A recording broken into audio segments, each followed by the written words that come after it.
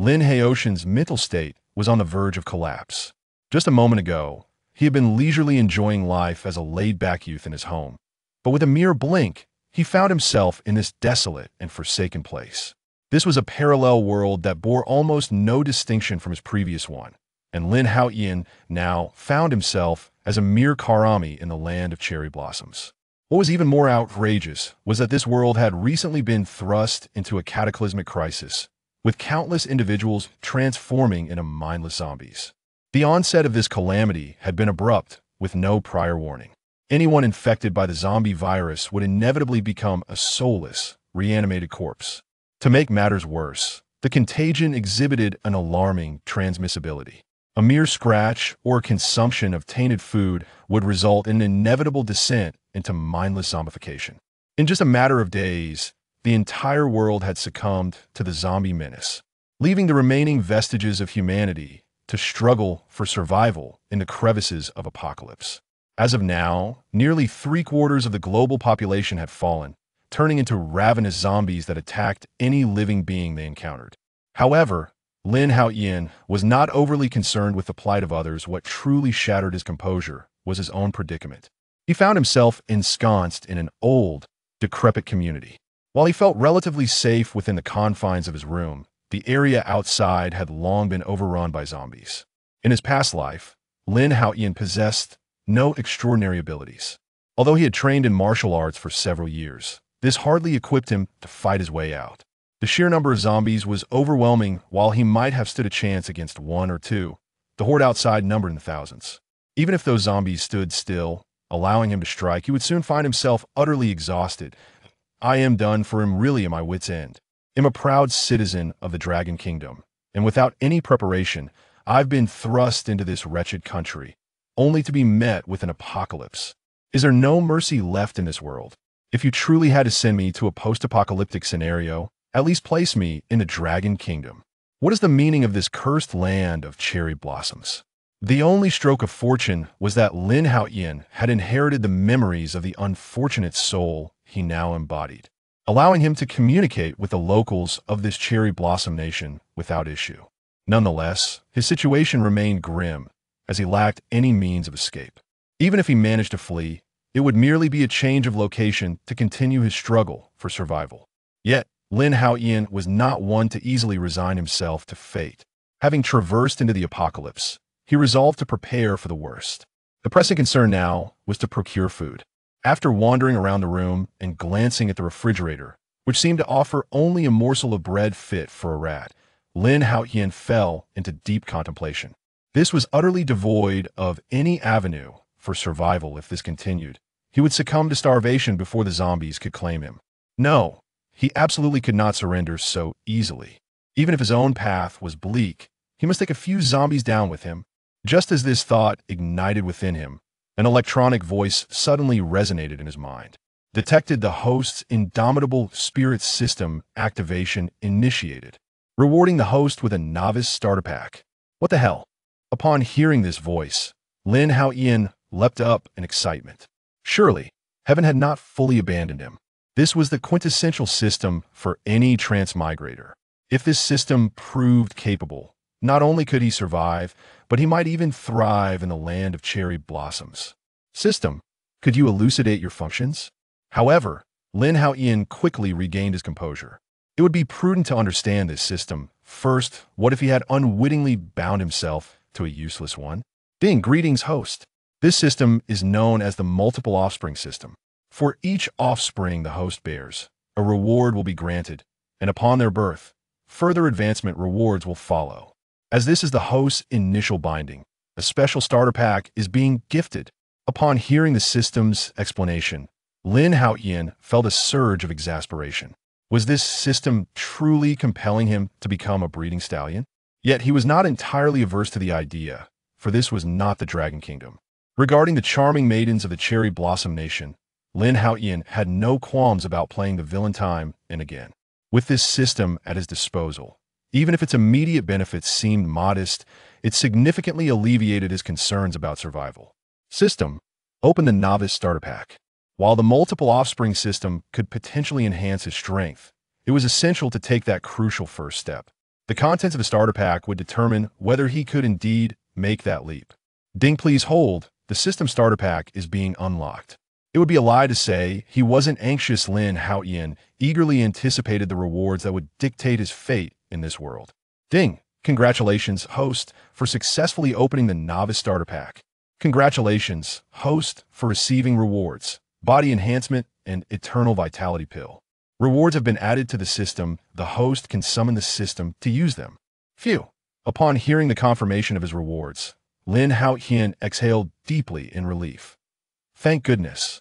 These rewards would prove immensely beneficial, at the very least sufficient to contend with the zombies lurking outside. Use the rewards immediately. Without hesitation, Lin Haotian commanded the system. In an instant, a tingling sensation coursed through his body, swiftly escalating into a wave of intense pain. The agonizing sensation made Lin Haotian's veins bulge, his jaw clenched tightly, and beads of sweat trickled down his cheeks. Time seemed to stretch indefinitely, but gradually, the pain dissipated, leaving Lin Haotian feeling invigorated and brimming with strength. Wow, I feel incredibly powerful. I feel as though I could fell a bull with a single punch. This calls for an experiment. Lin Haotian understood that the strength he felt was likely a mere illusion, and to gauge his true abilities, he needed to put them to the test. With this thought in mind, Lin Haotian raised his right hand and delivered a powerful punch to the wall. Bang! The sturdy surface of the wall instantly caved in, leaving a fist-sized hole in its wake. Stunned by this spectacle, Lin Haotian could hardly believe his eyes. The system had truly endowed him with extraordinary capabilities, transforming him into a veritable superhero. It was worth noting that this wall was made of reinforced concrete, and yet he had effortlessly punched through it. If this were to connect with a human, the consequences will be dire. Moreover, this was merely the novice starter pack. If he were to successfully bear offspring, just how formidable would his power become? Of course, to reap further rewards from the system, he would first need to find some maidens from the island nation. For his system thrived on the contributions of cherry blossom women, relying solely on himself would not suffice. Chapter 2. The country abundant in short films. Ding ding ding. The sound of the doorbell jolted Lin Haotian awake, leaving him feeling rather disoriented. This was already the second day since Lin Haotian had traversed into this world. After acquiring the system yesterday, he had ventured outside to eliminate a few zombies and, while he was at it, collected a substantial amount of supplies from the convenience store downstairs.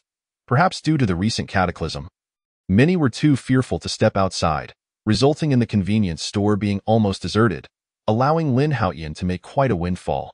Just as he had settled into a peaceful slumber, the sudden ringing of the doorbell disrupted his dreams. Groggy and irritable, Lin Haotian shouted towards the door, "What's the rush? Are you trying to summon death?" Already feeling disgruntled with his predicament, the incessant ringing of the doorbell only exacerbated his annoyance. However, in an instant, Lin Haotian was jolted awake, grabbing a nearby stool in a panic. He realized with a start that this was, after all, a post-apocalyptic world, and he had been rather careless. "Shoyuta, it's me?" "Keita!" A voice from outside pierced through his thoughts, tinged with a hint of desperation. After a moment, Lin Haotian finally processed the sound. Since someone was calling out, it was undoubtedly a human, for zombies do not speak. According to his memories, Shoyuta was the name of his original self, while the one named Keita was a close friend, who also had a strikingly beautiful sister. Although he had confirmed the identity of the visitor, Lin Haotian did not hastily open the door, for in this world, the most terrifying threat was not the zombies, but rather humanity itself. In this dire landscape, killing for a morsel of food was a common occurrence. Even with the enhancements provided by the system, Lin Haotian dared not let his guard down. He discreetly retrieved the fruit knife he had taken from the convenience store yesterday, concealing it within his sleeve before approaching the door. "What do you need?" Lin Haotian inquired. "Shoyuta, I beg you, please open the door. My sister is sick." Keita's voice was laced with distress. "Sick?" Upon hearing this, Lin Haotian furrowed his brow. No, she wasn't bitten. It's just a fever. And we've run out of food." Perhaps fearing Lin Haotian would misunderstand, Keita hastily clarified. "Are there zombies outside?" Lin Haotian asked. "No, but there are some on the street. I'm too scared to go out." "Shoyuta, do you have any food left? Or medicine would do." Keita's plea was reasonable, considering they lived in the same building. When Lin Haotian had ventured out yesterday, he had cleared the zombies in the corridor. Otherwise, Keita would never have made it to him today. Yet, Lin Haotian remained vigilant. After peering through the peephole and confirming Keita's terrified and frantic expression, he finally concluded that the young man was indeed telling the truth. He should be harmless, Lin Haotian thought to himself, though he was determined not to relinquish the knife in his hand. With a click, the door swung open, and Keita dashed inside as if fleeing from a specter. Only after a moment did he begin to regain his composure.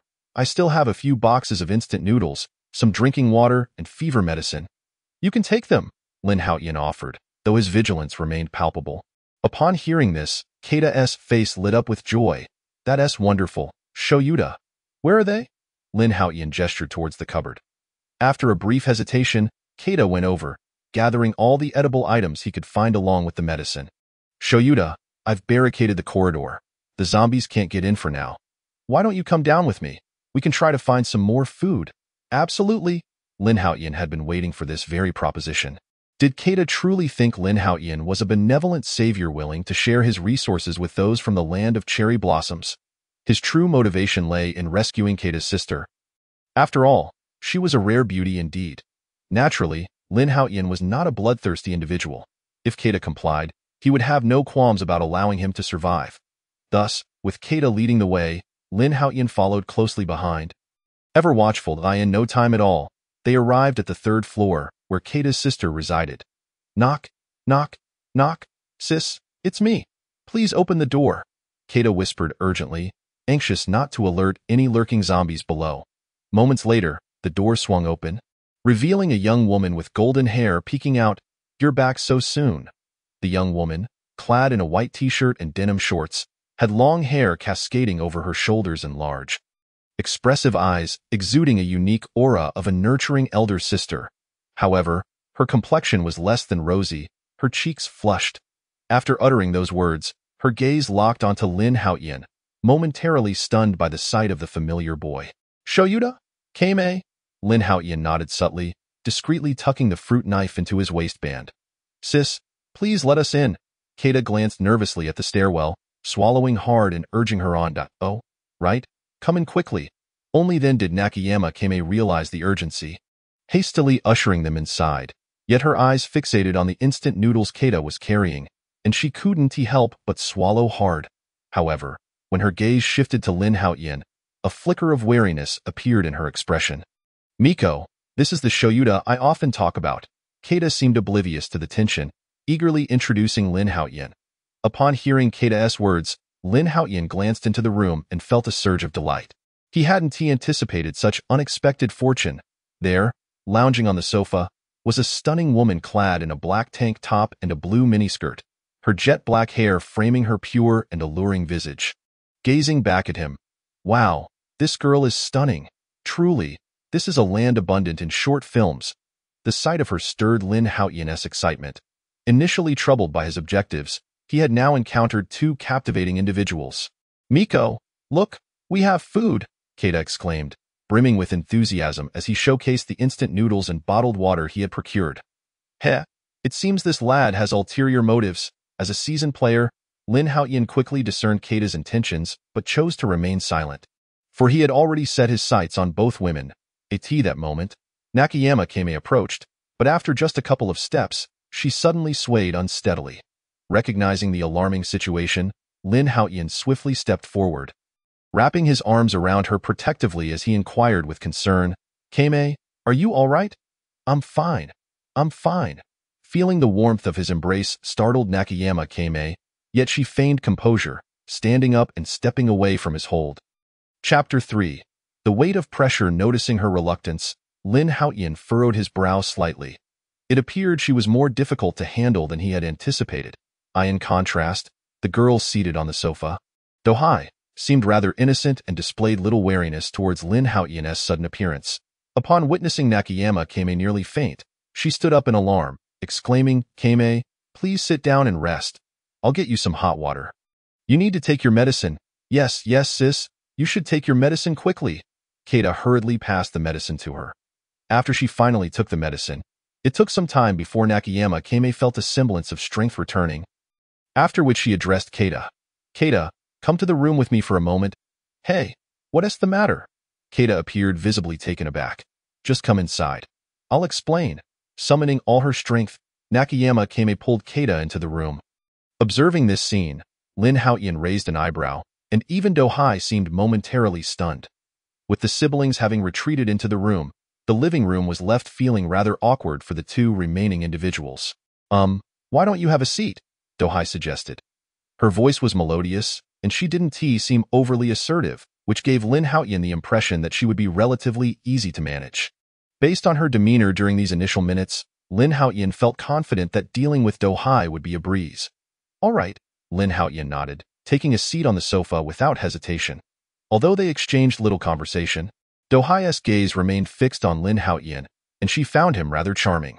Moreover, his kindness in sharing his supplies during such a dire time only endeared him to her further. Nakayama Kame was her dear friend? And just days ago, when she had come to visit, they had been thrust into the chaos of an apocalyptic crisis. Within a day, everyone around them had transformed into terrifying zombies. Countless individuals had fallen prey to the zombies, and the brutal, bloody scenes haunted her with nightmares. Those who had survived had long abandoned any semblance of morality, resorting to looting and violence. Dohai had witnessed a group of men forcefully invade the home of a solitary woman. The outcome was grim, of course. Those men met a fitting end, torn to shreds by the horde of zombies that descended upon them. This traumatic experience left a profound impact on Dohai, instilling a fear that kept her from venturing outside for several days. However, as time passed, the food in Kame's home had been entirely depleted, and with her sudden fever, it was in desperation that Keita had sought out Lin Haotian. Fortunately, the corridor had been cleared by Lin Haotian, and Qing Tai encountered no zombies along the way, enabling him to successfully locate Lin Haotian. In truth, Lin Haotian had no intention of avoiding conversation with the young lady before him. Honestly, based on his past experiences, winning over someone like Duo, she was not a formidable challenge. The reason he had remained silent until now was that he overheard the conversation between the siblings in the room. Perhaps due to the enhancement of his physique, his hearing had also become sharper. Lin Haotian was initially taken aback, but as he discerned the content of their discussion, his expression darkened ominously. Inside the room, the sister inquired, "What on earth is going on?" At that moment, Qing Tai was somewhat bewildered, unable to comprehend why his sister was acting so unusually. "Qing Tai, how could you casually bring a stranger home?" Nakayama Megumi spoke in a notably hushed tone. Xiang Tai is not a stranger. We have a great relationship, and besides, he is the one who gave me all this food." Qing Tai completely failed to grasp his sister's intent. "Are you foolish? Did you not see the news from a couple of days ago? Even Kyoto has fallen. Those once arrogant soldiers from Eagle Nation have turned into zombies. It's the apocalypse now. Exactly because it's the apocalypse that I called Xiang Tai over. After all, having one more person increases our chances of survival." Qing Tai still did not understand Megumi's point, scratching his head in confusion. "You nincompoop, how can you be certain he is not a bad person? What if he poses a threat to you and Duoshi? Would we be able to fight back? Think about that woman downstairs. Do you want us to end up like her?" Megumi's tone turned icy. Upon hearing this, Qing Tai's expression finally shifted, and after a long pause, he spoke uncertainly, "Sister, Xiang Tai shouldn't be that kind of person, right? What, are you planning to hand Duoshi over to him?" Megumi revealed her trump card. Upon hearing that Duoshi might be given away, Qing Tai shook his head vigorously, then that settled. "Furthermore, I'm worried he might turn against you." Megumi lowered her voice even further. No, Qing Tai was about to retort, but quickly realized that it was not an impossibility. After all, just not long ago, the fate of that single woman downstairs spoke volumes. "Qing Tai, you know that I don't wish to be with other men." Megumi bit her lip, gazing affectionately at Qing Tai. "Sister, rest assured, I also don't want you to be with anyone else." Qing Tai returned her gaze with equal affection. "But what should we do now?" Qing Tai regretted his earlier decision, yet he could not simply expel Lin Haotian. Who knew if he might suddenly lash out? After all, Qing Tai had no confidence in defeating Lin Haotian. Hearing this, Megumi shook her head as well, unable to devise a suitable plan. In truth, she did not wish to harm anyone, but in this apocalyptic world, even for her own sake, she had to steel her heart. Meanwhile, Lin Haotian, who had been eavesdropping in the living room, curled his lips into a cold smile. In the land of cherry blossoms, Everything revolves around beauty. Dear siblings, however, what truly caught Lin Haotian's attention was that he had not planned to make a move. Yet the other party seemed impatient. It must be said that Nakayama Megumi was indeed a clever woman. While Nakayama Qingtai appeared somewhat adorably foolish in comparison, that moment, Duo Shi, unable to bear the silence any longer, took the initiative to speak. I heard you were a university student before? Yes, Lin Haotian chuckled. However, the employment pressure before the apocalypse was overwhelming. Even university graduates struggled to find decent jobs. Upon hearing this, Duo Shi's expression dimmed slightly. Indeed, it's hard to say whether the arrival of the apocalypse is a blessing or a curse. Sigh, Lin Haotian also sighed. This was not mere pretense. Let alone in the land of cherry blossoms, even in the vast and resource-rich Dragon Nation, it was not easy for university graduates to secure employment after graduation. Chapter 4. Always be cautious of others. Lin Haotian did not wish to dwell excessively on this topic. After glancing around the room, he suddenly stood up and said, "It's getting late. Let us boil some instant noodles to eat. I'm feeling a bit hungry." Huh. Upon hearing this, Duo Shi was visibly taken aback. She was about to remind Megumi that they had not yet emerged, but then remembered that the instant noodles and water had also been provided by Lin Haotian, so she refrained from speaking up. "You must be Duo Shi, right? Come over and help me." Lin Haotian rolled up his sleeves and beckoned Duo Shi to assist him.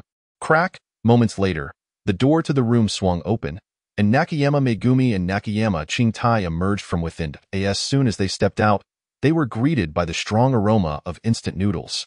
"Please wait a moment. The meal will be ready shortly." Duo Shi, now tying an apron, stood shoulder to shoulder with Lin Haotian, busy preparing the noodles.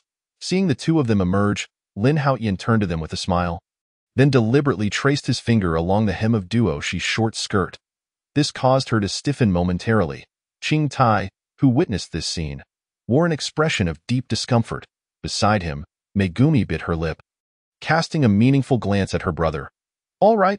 Lin Haotian observed their little antics but did not betray any sign of awareness. He simply carried the pot of cooked noodles over. Okay." Hearing this, Duo Shi finally snapped back to reality and hurriedly fetched the bowls and chopsticks. There was little left in the house. After this meal, they would have to venture out to find more food. Lin Haotian's statement was deliberately directed at the two of them. Rather than being on guard every day, it was better to create opportunities for them to reveal their weaknesses. Nakayama Qingtai and Nakayama Megumi exchanged glances and approached quietly. "Xiangtai, thank you so much."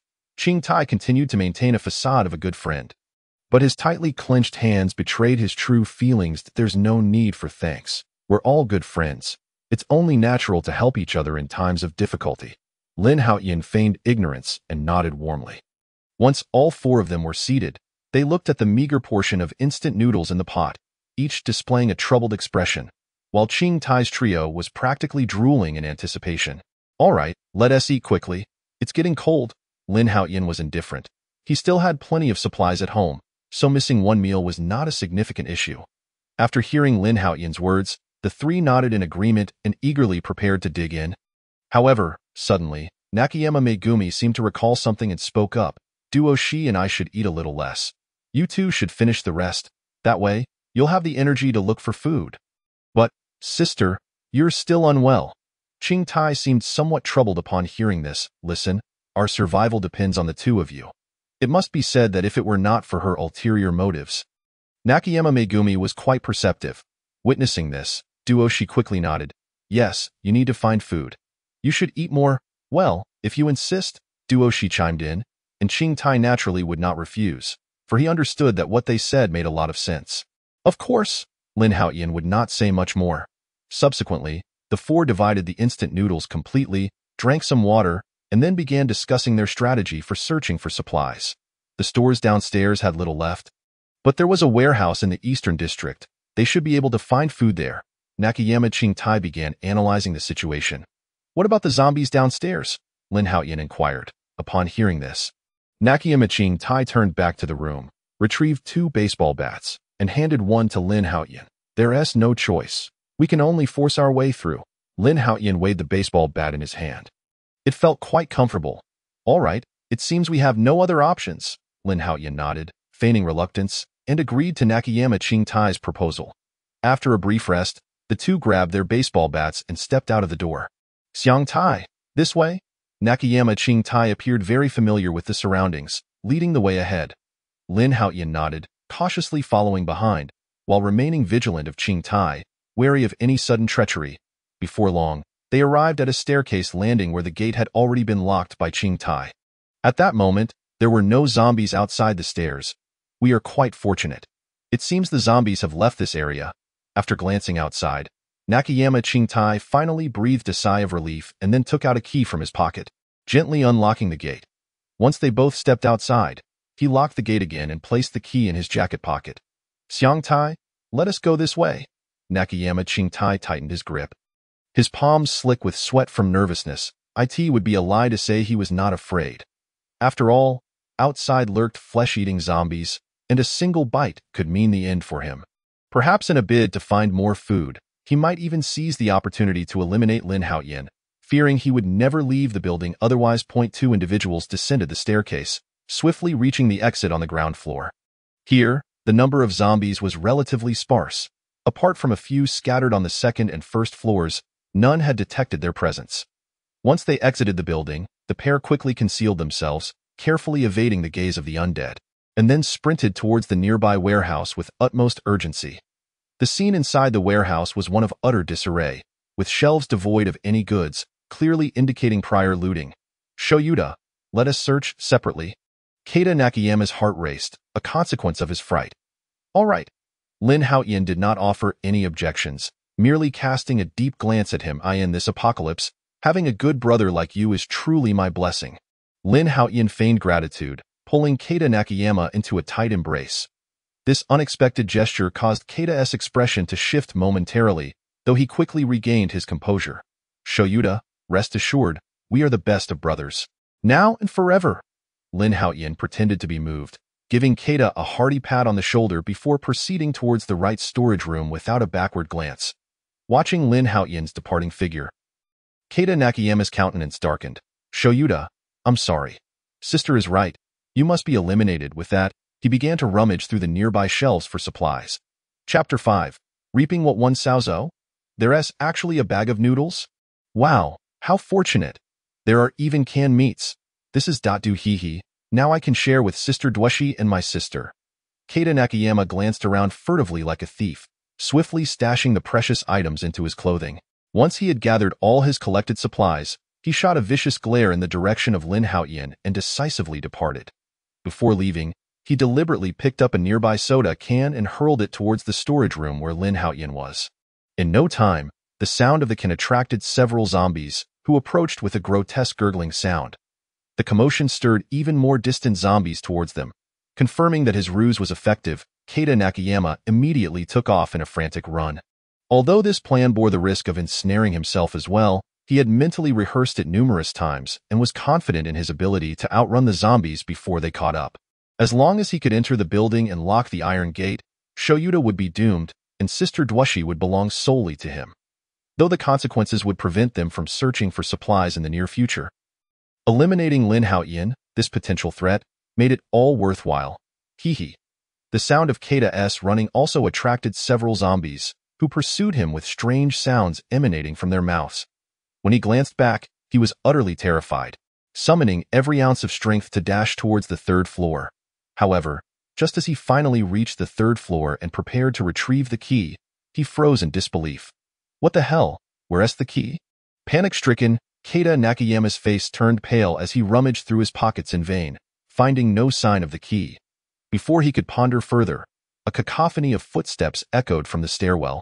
Turning around, he discovered a dozen zombies had already closed in on him. Sister, help me. Upon witnessing this, Keita Nakayama was paralyzed with fear, calling out desperately for his sister.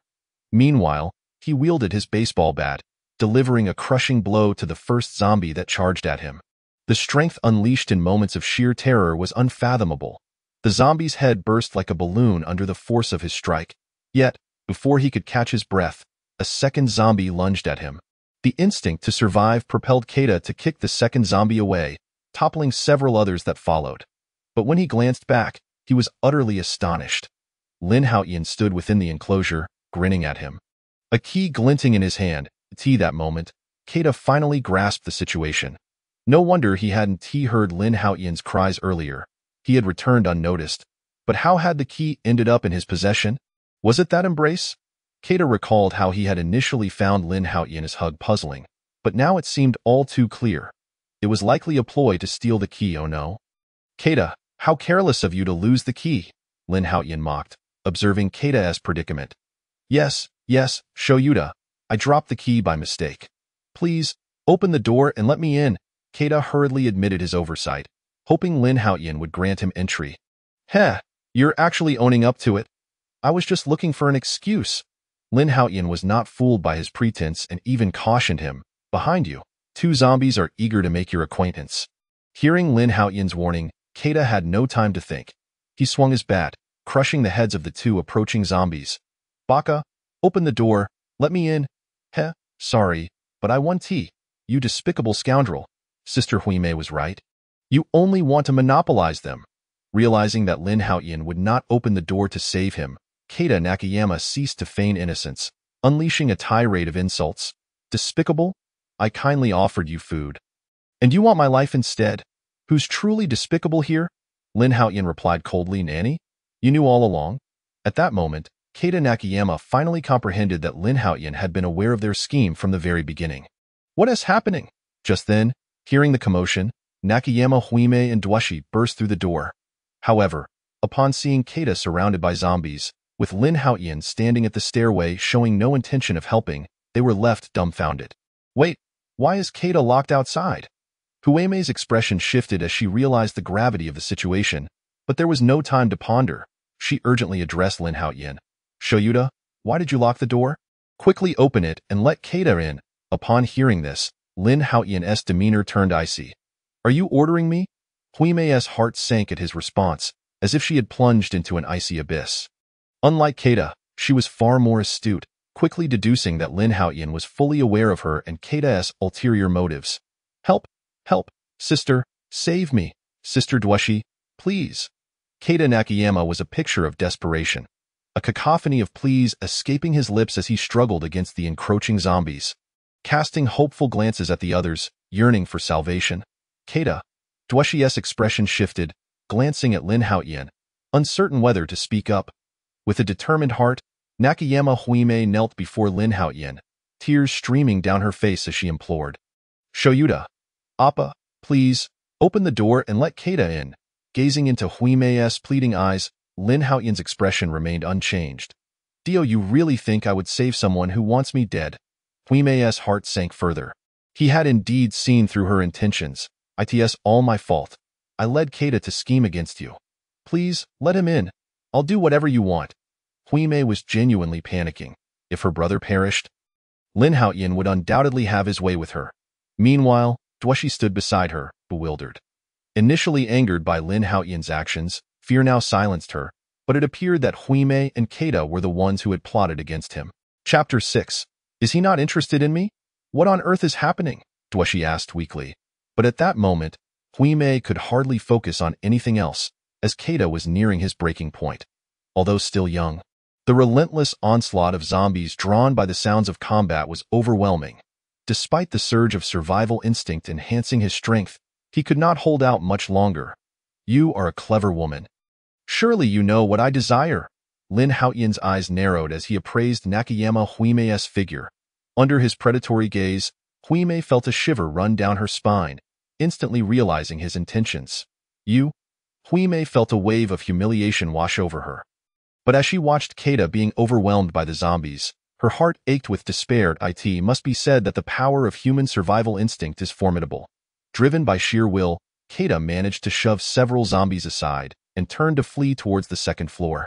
Unfortunately, the second floor corridor was also locked, rendering his efforts futile. Sister, please save me. I can't hold out much longer. Keita understood that his only hope for salvation lay with his sister. As his cries echoed in her ears, Huimei bit her lip, the weight of humiliation suffocating her. Despite the fact that the individual outside was her own dear brother, she could not merely stand by and watch. Huimei, I believe you wouldn't want to see your brother being bitten. Would you? A single remark from Lin Haotian shattered Zhongshan Huimei's composure. leaving her on the verge of collapse as she cried out desperately, "I beg you, let him in. I will comply with any demands you make." Observing Zhongshan Qingtai, who was still fiercely battling the zombies, Zhongshan Huimei rose and approached Lin Haotian, gently shedding her outer garment to reveal her graceful figure. Alas, it was too late. On the other side, Zhongshan Qingtai had already been overpowered by the zombies, their sharp fangs ripping into his carotid artery, crimson blood gushing forth. "Qingtai!" Upon hearing Zhongshan Qingtai's anguished scream, Huimei was utterly devastated, collapsing to the ground in a fit of inconsolable tears. Huimei, Duashi, her expression a tangle of emotions, gently placed a hand on Huimei's shoulder before directing her gaze towards Lin Haotian, her eyes brimming with complexity as she inquired, "Why must you treat Huimei this way?" "Heh, you just heard it. They wanted to kill me," Lin Haotian replied coldly, a smirk on his lips, his eyes devoid of any emotion as they fell upon the lifeless Zhongshan Qingtai. "If you wish to survive, come inside with me," Lin Haotian addressed the two of them. "Dummy?" Upon hearing this, Duashi's heart skipped a beat. She had witnessed Lin Haotian's ruthlessness and, feeling the unfamiliarity between them, was even more hesitant to be alone with him. "No, I think I should stay here and keep Huimei company. By the way, I must remind you, the gate is not particularly sturdy, and these zombies have a keen interest in the living with that." Lin Haotian turned his back on the two and returned to his room. Click. As the door closed behind him, Duashi exhaled a long breath, glancing at Zhongshan Huimei, whose delicate face was streaked with tears. Huimei was gazing blankly at Zhongshan Qingtai's corpse outside the fence, her entire demeanor resembling that of a statue. Witnessing this scene, Duashi opened her mouth but found herself at a loss for words, opting instead to sit quietly beside her. The following morning, Lin Haotian awoke feeling refreshed. His stomach rumbled audibly. After the tumult of the previous day, he had lost his appetite and had gone straight to sleep upon returning to his room. However, there was scarcely anything to eat at home now, leaving him with no choice but to endure. "Well, I might as well go back to sleep and conserve my strength." Lin Haotian decisively chose to continue resting. After all, the noise from yesterday had likely attracted a multitude of zombies downstairs, and even with his enhanced physique, surviving an onslaught of that magnitude was uncertain. Bang, bang, bang. "Open the door, please. The zombies are coming." It was Duashi's voice, pleading desperately at the door. "Are they rushing in?" Upon hearing her words, Lin Haotian's heart raced, and he swiftly opened the door. In an instant, the two girls burst inside, hastily shutting the door behind them. They stood with their backs to him, panting heavily, clearly shaken by the scene outside. The moment Duashi and Huimei entered, Lin Haotian caught a glimpse through the crack in the door, revealing the situation outside. The iron fence that had previously held back the zombies was now completely deformed. The building where Lin Haotian resided was an old apartment complex, and that iron fence had not been replaced in decades. Furthermore, Zhongshan Qingtai's corpse had attracted a horde of zombies, resulting in a veritable sea of bodies in the corridor, which had forced the fence to bend under the pressure. "Finally, we are safe." Duashi turned around, hands on her knees, gasping for breath, her heart racing as she realized how close she had come to danger. Zhongshan Huimei, on the other hand, maintained her composure, though the sweat on her forehead betrayed her inner turmoil. When Duashi turned to see Lin Haotian standing beside her, her body froze in place, her fear surpassing even her earlier horror at the sight of the zombies. We, overwhelmed by nervousness, Duashi stumbled over her words. Yet Lin Haotian paid them no mind. He merely cast a fleeting glance in their direction before retreating to his room. "Please do not disturb my sleep." Duashi. Zhongshan Huimei. Once Lin Haotian closed the door behind him, Zhongshan Huimei's body went limp, collapsing onto the floor. She had anticipated that this man, akin to a demon, would inflict great torment upon her. Yet his recent demeanor suggested he held little interest in her. Suddenly, it dawned on Zhongshan Huimei, and she turned sharply to gaze at Duashi, causing her to feel uneasy. "Huimei, why are you looking at me like that?" Duashi, equally flustered, recalled her own thoughts from moments ago, believing Lin Haotian might have intentions towards her. After all, with her appearance, any man would be unlikely to pass up such an opportunity. Yet, to her astonishment, Lin Haotian had not even spared her a glance. Could it be that he found her unappealing? Chapter 7. The evolved zombies. In the wake of this realization, Duashi felt a mix of fear and anxiety. After all, Lin Haotian was her sole means of support. If she held no value, what reason would he have to provide for her? Noticing Huime's gaze, Duoshi feared her own thoughts had been exposed, leading to her flustered state. Oh dear, what on earth am I thinking? The mere recollection of her prior thoughts filled her with embarrassment. The next day, Lin Haotian finally awoke feeling well-rested. He rubbed his empty stomach in exasperation. Even with his enhanced physique, hunger was still hunger. It had been 3 days without food. Even iron would falter under such circumstances. Click! He opened the door and stepped outside. Duoshi was seated on the sofa with her knees hugged to her chest, while Zhongshan Huime leaned against her. Upon seeing Lin Haotian emerge, Duoshi sprang to her feet, her sudden movement startling Huime. When Huime turned to see Lin Haotian, she bit her lip but remained silent. Naturally, Lin Haotian paid her no mind, sitting beside Duoshi and wrapping his arm around her. Duoshi stiffened, her knees instinctively tightening together. "You must be hungry after so many days without food," Lin Haotian remarked. Duoshi was taken aback, not expecting him to inquire about her hunger. Yet the protest from her stomach prompted her to nod obediently. "Yes, it's been 2 days since I last ate. Come, let us head to the kitchen," Lin Haotian instructed. Though Duoshi found it strange, she complied, following him into the kitchen. After about an hour, they emerged. Lin Haotian had eaten until he felt adequately satisfied, while Duoshi could hardly move from her meal. "Go fetch all of Qingtai's clothes," Lin Haotian commanded Duoshi, who was barely able to stand. "Huh? Why do you need so many clothes?" Duoshi questioned, puzzled. "No need for questions. Just do as I say." Duoshi's heart raced as she discreetly glanced at Zhongshan Huime. Seeing Huime's lack of reaction, she ventured into Zhongshan Qingtai's room and retrieved an armful of clothes. Lin Haotian selected a few fitting outfits, changing out of his now foul-smelling attire, and then fetched 2 pot lids from the kitchen. Taking up the baseball bat he had previously used, there was no other option. In such an environment, it was wise to prepare for any eventuality, regardless of one's strength. "There is a set of body armor beneath the bed in Qingtai's room," Zhongshan Huime suddenly interjected. Her words not only left Duoshi stunned but also caught Lin Haotian by surprise. "I killed your brother. Do you not wish for me to perish outside?" Upon hearing Lin Haotian's words, Zhongshan Huime merely pressed her lips together, remaining silent. Seeing her non-response, Lin Haotian did not pursue the matter further. Instead, he shot Duoshi a look, signaling her to retrieve the armor. Once they were prepared, Lin Haotian picked up the baseball bat and approached the door, turning back for a moment to quietly regard the 2 women. "Remember, if you wish to live, do not open the door for anyone until I return." Duoshi felt a jolt of fear at his words and nodded vigorously. Click! The door was firmly shut as Lin Haotian departed with the bat in hand. As the door closed behind him, Duoshi released a sigh of relief, though she could not bring herself to meet Zhongshan Huime's gaze. Her cheeks flushed with embarrassment. The streets outside were eerily quiet, the ground littered with severed limbs and stained with blood, turning the earth a deep brown. Thank goodness, it seems the zombies that gathered here a few days ago have dispersed. After surveying his surroundings, Lin Haotian felt a wave of relief wash over him. Although a few stray zombies remained, the situation had improved significantly compared to previous days.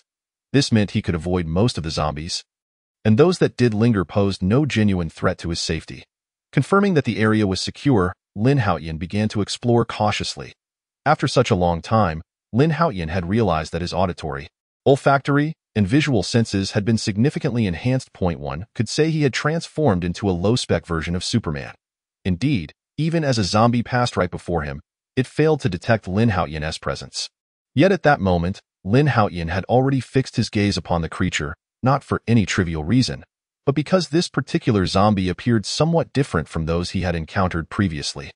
Typically, zombies exhibited signs of decay, but this one bore none, resembling an ordinary human from a distance, and moved at a pace faster than the average zombie. Lin Haotian keenly sensed that something was amiss. If his conjecture was accurate, this zombie had likely evolved. This was not a favorable piece of news for Lin Haotian. Although he was unaware of the reason behind this evolution, the existence of such a creature posed a threat to him. If he did not eliminate it swiftly, allowing it to continue to evolve could jeopardize his safety. It seemed that it was not significantly stronger than the ordinary zombies, and with his current capabilities, he believed he could handle it. Lin Haotian stealthily observed from a distance. The enemy was visible while he remained concealed. It was the perfect opportunity to strike. With a firm resolve, Lin Haotian cautiously controlled his footsteps, striving to make no sound as he inched closer to the zombie. As he closed the distance, the zombie became aware of the slight commotion Lin Haotian was making, turning its gaze toward his hiding spot. Come on, come on. Watching the zombie steadily approach, Lin Haotian could not deny the tension rising within him. After all, this zombie had undergone evolution, and no one knew how strong it had become. 0.5 meters. 3 meters. 0.1 meter. At last, the zombie reached the corner of the wall where Lin Haotian was concealed. Now was the time. Seizing the opportunity, Lin Haotian lifted his baseball bat and struck down hard on the zombie's calf. There was a sharp crack as the zombie's leg bent at a 90-degree angle, losing its support and tumbling heavily to the ground. Before the zombie could react, Lin Haotian advanced once more, delivering a blow to the creature's chest. Crack! The sound of shattering bones echoed again, creating a significant dent in the zombie's torso. However, Lin Haotian had no intention of sparing it. He incapacitated the zombie's limbs and even smashed its jaw, rendering it incapable of producing any sound. Chapter 8. Divine Weapons. Rest assured, you still have some utility. I shall not slay you. Lin Haotian gazed impassively at the struggling zombie on the ground. The reason he hadn't delivered a fatal blow to its head was that he wished to ascertain what made this zombie different. Since this zombie had evolved, it indicated that more such creatures would likely emerge in the future. It was prudent to understand his future adversaries thoroughly, so as not to be caught off guard later. Lin Haotian approached the zombie, scrutinizing the skin that had been caved in by his blows, and reached out to touch it. This led to a startling discovery. The evolved zombie's flesh was remarkably resilient, and its strength had increased several-fold. Even with its limbs rendered useless, the force it exerted still astonished Lin Haotian. As if he were grappling not with a disabled zombie, but rather with a bull. This was an ominous sign. Lin Haotian's expression grew increasingly grave, realizing he had somewhat underestimated this zombie. Based on the strength it displayed, should he engage it in direct combat, he would likely face considerable difficulty. Thankfully, these creatures lacked intelligence. If they possessed human-like cognition, even with his system, survival would be a formidable challenge. After a sigh, Lin Haotian continued his experiments with the zombie. Ultimately, he arrived at a remarkable conclusion. This evolved zombie exhibited strength and physical attributes approximately double that of a regular zombie, while many of the typical weaknesses found in ordinary zombies had vanished. For instance, methods such as snapping the zombie's neck or breaking its spine would no longer guarantee its demise. Even after Lin Haotian had eviscerated the creature and crushed its heart, it did not perish. It merely grew somewhat weakened. Thus, it appeared that to annihilate an evolved zombie, one would need to sever its head. Following the defeat of the zombie, Lin Haotian meticulously searched its body, but found no crystal cores or other extraordinary items reminiscent of those described in novels from his previous life. Alas, it cannot be said that zombies lack such things. It's merely that the one he encountered had yet to evolve sufficiently. Lin Haotian dared not entirely dismiss the elements of those stories. After all, this was his first encounter with a mutated zombie, and perhaps this creature's level of evolution simply wasn't adequate. After casting one last glance at the zombie's body and letting out a deep sigh, he turned to leave. 7, 8, 9. Throughout his journey, Lin Haotian deliberately avoided groups of zombies, targeting solitary ones instead. After all, the number of zombies was finite. By dispatching one more, he might just increase his chances of survival. Gurgle, gurgle. Just as Lin Haotian was immersed in his hunt, an unexpected rumble emanated from his stomach. Damn it, after searching for so long, not even a morsel of bread could be found. It wasn't that Lin Haotian was unwilling to eat, but the numerous establishments he had encountered along the way had been thoroughly ransacked, leaving not even a bottle of water behind. Feeling the pangs of hunger, Lin Haotian rubbed his almost sunken belly. Scanning his surroundings, this place seems promising. Soon, his gaze settled upon a two-story building. Upon reaching the wall, Lin Haotian pressed his ear against it. After confirming there were no zombie growls from within, he swiftly scaled the outer wall and entered the room through a window. Fortune favored the diligent. The room appeared quite tidy, and Lin Haotian discovered an abundance of snacks inside, as well as some meat in the refrigerator. Of course, the meat had begun to spoil due to the power outage. But the remaining snacks were sufficient to sustain Lin Haotian for a couple of days. However, the real delight awaited him. Beside a piece of artwork in the room hung a sleek, black long knife. Upon lifting it, Lin Haotian swung it lightly against the door frame, and with a swift whoosh, the sturdy frame was cleaved in two. Holy moly! Lin Haotian couldn't help but exclaim. This knife was undoubtedly a divine weapon. Clearly, the owner of this room was no ordinary individual, likely belonging to a wealthy family, for such a remarkable blade was not something the average person could afford. After thoroughly searching the room, Lin Haotian found nothing else of value, so he packed all the food and took the exquisite knife before making his way back home. However, after delivering the provisions to Duoshi, he set out once more with the knife in hand. This was not a time for idleness. The longer he delayed, the slimmer his chances of finding food would become. If he didn't gather as much as he could now, he would have nowhere to lament once everything was snatched away by others. This time, Lin Haotian chose to head in the opposite direction, hoping to procure more food. Found it. Having walked not far, Lin Haotian stumbled upon another small building, marked with the sign in the language of cherry blossoms. This means convenience store. Without hesitation, Lin Haotian entered the store, only to find it eerily empty, clearly having been plundered. Out! Lin Haotian keenly sensed something unusual in the convenience store and immediately shouted towards the corner storage room. However, after some time passed without a response, he squinted and approached to push the door open. Yet, upon making contact, he immediately sensed something was amiss. The door had been barricaded from within. Lin Haotian would not be so easily deterred. He stepped back a few paces and delivered a powerful kick, sending the already flimsy wooden door splintering into pieces. Along with the fragments of the door, a figure was flung out. Only then did Lin Haotian realize that it was a diminutive man. Discernible by his tattered clothing as the store clerk. 8 yakus. What a sight! The clerk, still unable to comprehend the situation, scrambled to his feet and brandished a small knife, lunging at Lin Haotian. Humph! Lin Haotian would not indulge him. With a cold smirk, he swiftly seized the clerk by the throat, lifting him off the ground, and then slammed him down heavily. Yet, even after the brutal impact, the man's face remained filled with a frenzied expression. The trials of the past few days had likely transformed him into a demon. To survive, he had slain every individual who ventured into the convenience store in search of supplies, as evidenced by the several decomposing bodies in the storage room. Chapter 9. You don't wish to become a zombie, do you? Smack! Lin Haotian delivered a resounding slap, finally bringing the crazed clerk to his senses. Tell me, do you know of any decent houses nearby? After receiving the slap, the clerk regained his composure, now fully aware of the disparity between himself and Lin Haotian. I said, Could you spare my life? Lin Haotian remained silent, his gaze cold as he fixed his eyes on the clerk. Don't kill me. I'll tell you everything. Perhaps startled by Lin Haotian's gaze, the shop assistant nodded in a flustered manner. Once you exit from here, head straight to the left for about 400 to 500 meters, and you'll find a villa. This villa was constructed by the wealthiest person in our vicinity. I've said all I needed to say.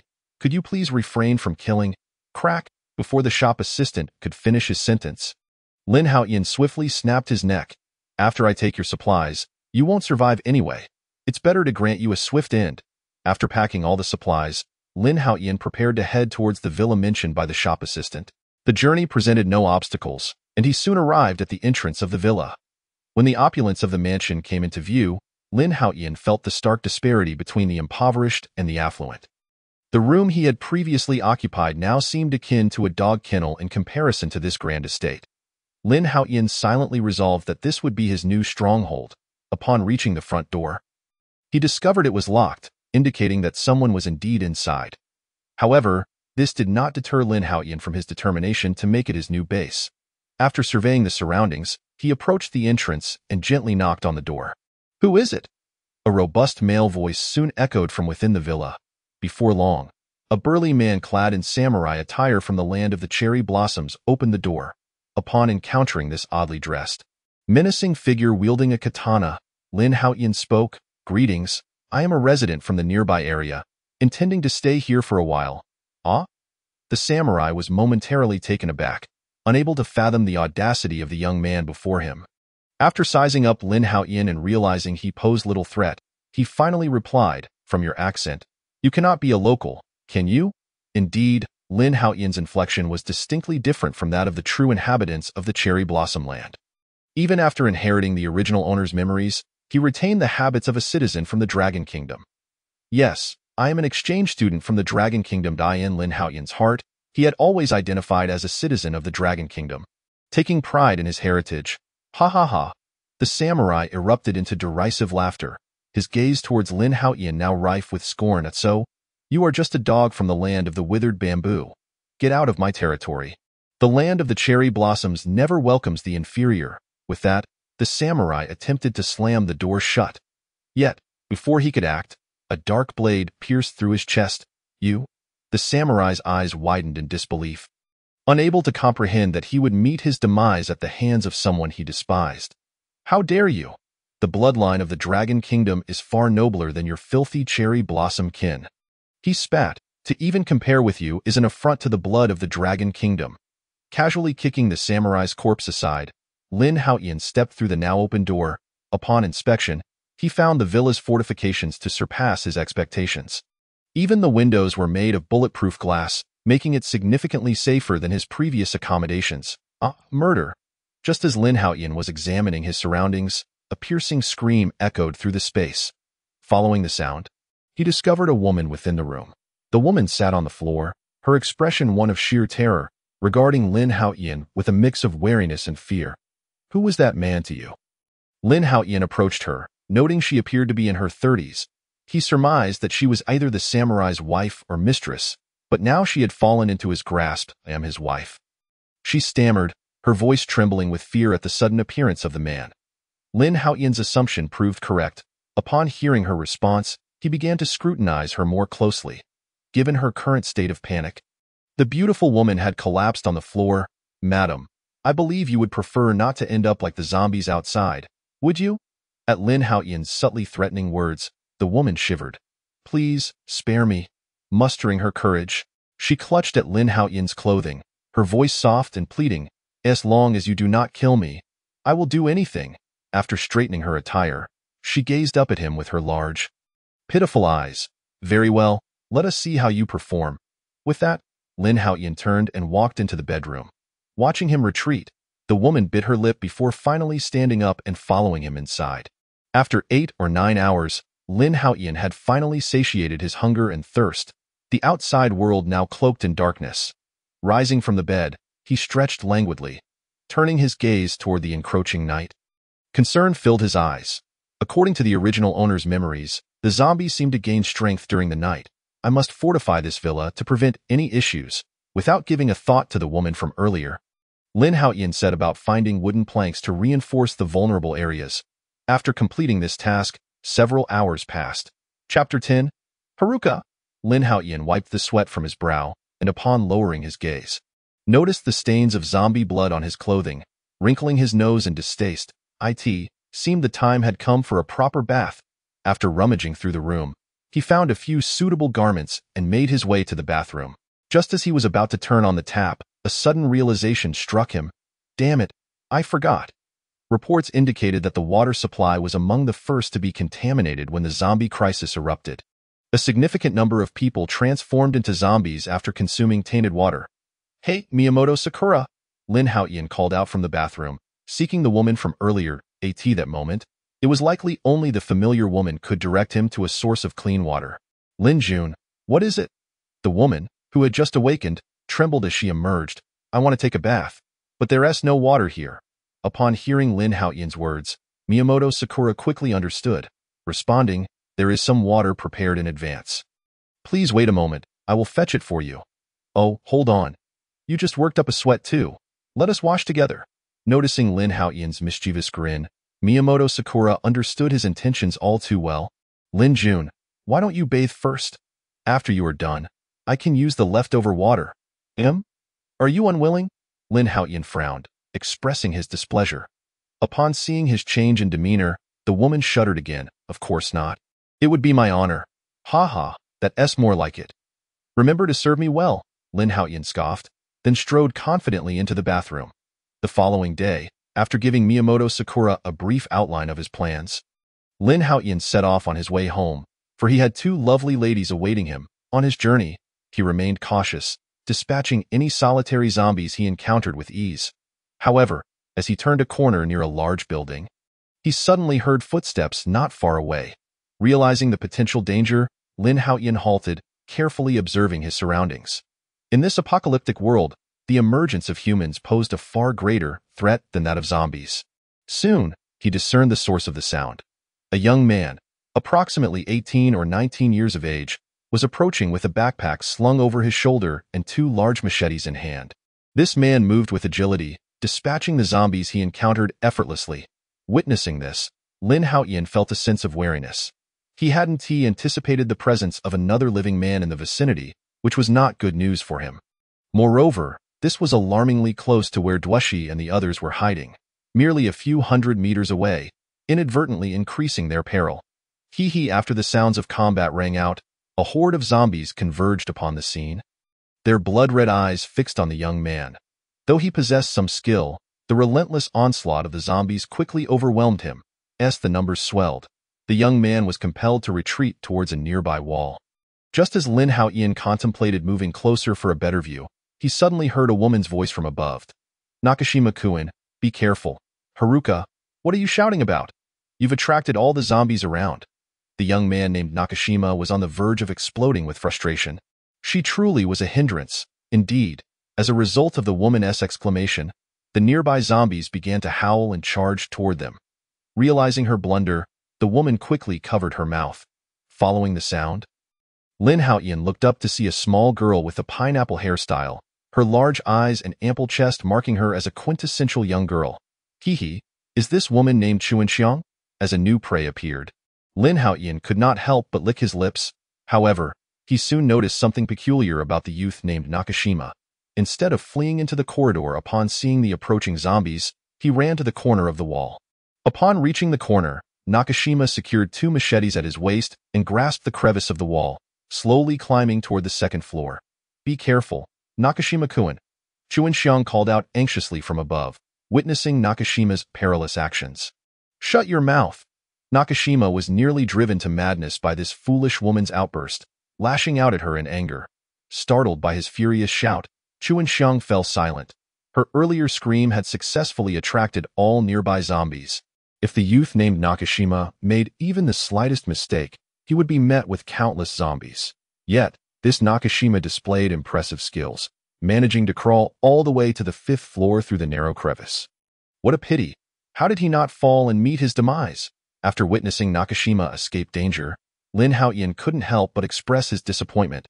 If Nakashima had perished here, it would have made things much simpler with only Chuanxiang remaining. But now, they still had Nakashima to contend with, complicating matters.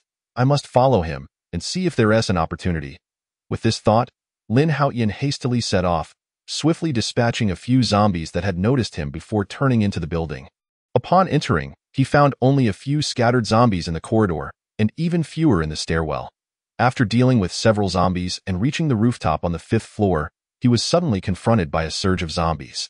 On the relatively small platform, at least hundreds of zombies had gathered, clawing at a metal fence while emitting a chorus of ghastly moans. At that moment, Lin Haotian noticed the barred gate at the corner, which was tightly locked and barricaded with furniture. No wonder that guy wanted to climb up. After voicing his thoughts, Lin Haotian turned to avoid the zombies and, like Nakashima before him, cautiously ascended to the floor where the two were located. Currently, Nakashima, having survived the ordeal, was seated at a small table with Chuanxiang, who was eagerly examining the supplies he had just procured. Chapter 11. I realized my mistake. Wow, there is so much food this time. And look, 2 drumsticks. Oh, are those eggs? Nakashima-kun, you're amazing. Where did you find all this? Chuanxiang exclaimed excitedly at the sight of the abundant food. Sigh, I had to scour many supermarkets to gather these. Food is becoming increasingly hard to find. The man named Nakashima seemed somewhat dissatisfied, but upon noticing Chuanxiang's downcast expression, he quickly offered her reassurance. It's all right. Next time I'll find even more. Don't worry, as long as I'm here. You want to go hungry? It's fine, Chuanxiang replied simply before darting into the room. I still have a bit of instant noodles at home. Let me cook for you. Great, after all this time. I am quite hungry. Hearing their conversation, Lin Haotian rubbed his nose. Indeed, with a strong man like Nakashima around, they wouldn't starve. Though their food supply wasn't plentiful, they could at least manage to eat. Given the situation, it would be difficult for Lin Haotian to lure Chuanxiang with food. As for whether to coerce or tempt her, that was out of the question. He hadn't even resolved matters with the others at home yet, so he wouldn't rush to take action against Chuanxiang. Moreover, he had the system at his disposal. He could outlast Nakashima indefinitely. Although Lin Haotian was determined to win Chuanxiang over, he wouldn't act recklessly without a complete strategy. The risk of failure was not worth it. Considering the current circumstances, as time passed, their chances of acquiring food would dwindle, and with the evolution of the zombies, Nakashima would increasingly be in peril. There's no need to rush. I'll assess the situation when I return. Resolute, Lin Haotian decisively left the area. Click. The sound of the key unlocking the door echoed as Lin Haotian feigned a frantic entrance. Upon stepping inside, he discovered Duoshi and Nakayama Megumi hiding behind the sofa, warily watching the door. When they recognized Lin Haotian, they sighed in relief. Damn, you wouldn't believe it. I was chased by dozens of zombies just now and almost kicked the bucket. Lin Haotian tossed his belongings to the floor and slumped down, feigning a state of distress. However, both women were captivated by the bulging package on the floor, surely filled with food, having already exhausted their supplies. Duoshi couldn't help but swallow hard. Shudakuen, are you all right? Perhaps sensing her gaze was too obvious, Duoshi quickly averted her eyes, regarding Lin Haotian with concern. Isn't that a given? If I were in trouble, would I even be able to come in? Lin Haotian rolled his eyes but suddenly noticed that Duoshi was still watching him warily. After a moment of confusion, he quickly realized. What? Do you think I was bitten by a zombie? And no, it's just that I heard if a person gets bitten, they turn into one of those monsters. Lin Haotian's gaze grew colder. Duoshi panicked. Initially unaware of such details, she had learned about the zombies through broadcasts mentioning how humans would mutate upon being bitten. Haha, I risked my life outside to bring you food, and you're afraid I'll turn into a zombie and harm you. Lin Haotian's expression darkened completely. Hearing his words, Duoshi's face paled, and she quickly shook her head. No, that's not it. I'm sorry. I don't know why I thought that. I apologize. Humph. Come here. Lin Haotian maintained his stern demeanor, his voice low. Given that Duoshi and Nakayama Megumi were entirely reliant on Lin Haotian for survival, she dared not defy him and obediently approached his side.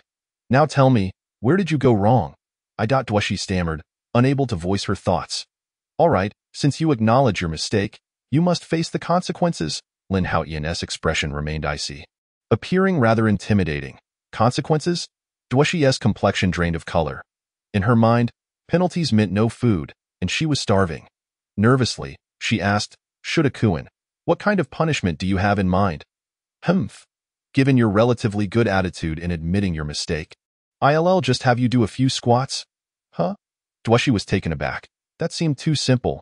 Before the apocalypse, she had been an active girl who frequently visited the gym, so she was well aware of what squats entailed.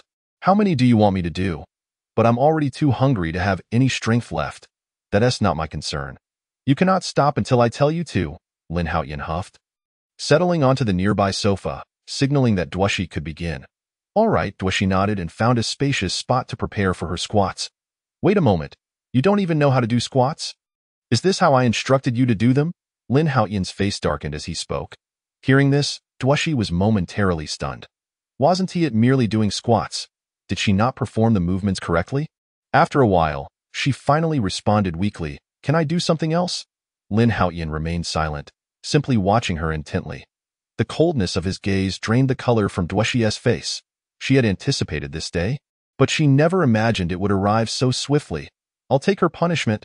Seeing her good friend in a difficult position, Nakayama Megumi suddenly stood up, ready to accept the penalty for Duoshi. To her surprise, Lin Haotian didn't even glance her way, his gaze fixed intently on Duoshi. Are you sure you want to accept the punishment? If you refuse, there will be no food. Furthermore, if you want your friend to eat, you must endure double the punishment. Duoshi trembled. Nakayama Megumi clenched her fists, shouting frantically at Lin Haotian. What kind of skill is it to bully her? If you have the ability, punish me instead. Watching her friend's desperate struggle, Duoshi's face turned crimson, and she gritted her teeth, determined. Fine. I'll accept the punishment. Chapter 12.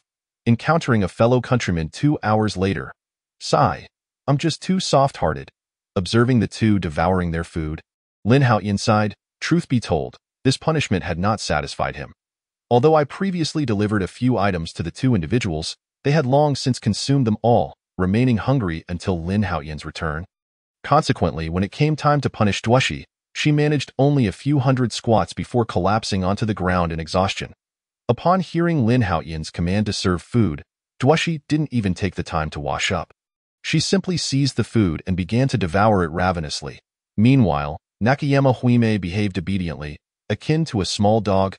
Huime, truth be told, Xiangtai isn't as wicked as he seems, Duoshi whispered to Nakayama Huime after Lin Haotian retired to his room to sleep. I know. Nakayama Huime nodded in agreement, acknowledging that if Lin Haotian were truly a heartless villain, she would surely have gone hungry today. While not entirely malevolent, he was certainly not benevolent either. Anyone who provoked him would meet a grim fate. Thank you, Duoshi. Nakayama Huime suddenly expressed her gratitude. No need to thank me. Upon hearing this, Duoshi's face flushed crimson. I didn't even manage to satisfy Xiangtai earlier. As she spoke, Duoshi felt her legs weaken, perhaps still fatigued from earlier exertions. The reason Xiangtai behaves this way must be due to his lingering resentment towards you, and Duoshi's words trailed off as she quickly realized her mistake. After all, it was only a few days ago that Qingtai had just I know everything.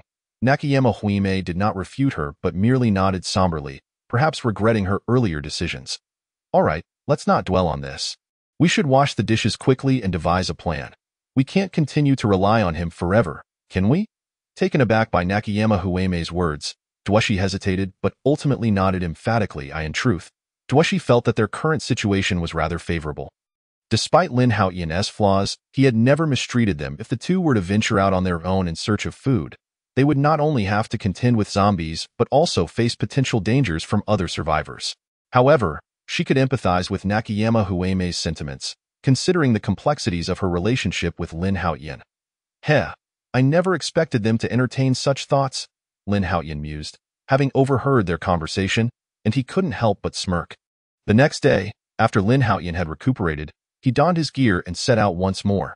He had no intention of bringing the two women to the villa just yet, as there were still numerous zombies lurking nearby. While he could ensure his own safety, he could not guarantee that unforeseen circumstances would not arise with the two women in tow. This time, he ventured into an area that had never been explored before. The facilities here were unlike those in most places, with bizarre props resembling a film set. Director, please take it out. I can't hold on any longer. Upon arriving, Lin Haotian was greeted by a familiar voice speaking in the language of Longhua. The moment he heard his native tongue, he instinctively froze. Who would have thought he would encounter a fellow countryman in the land of cherry blossoms?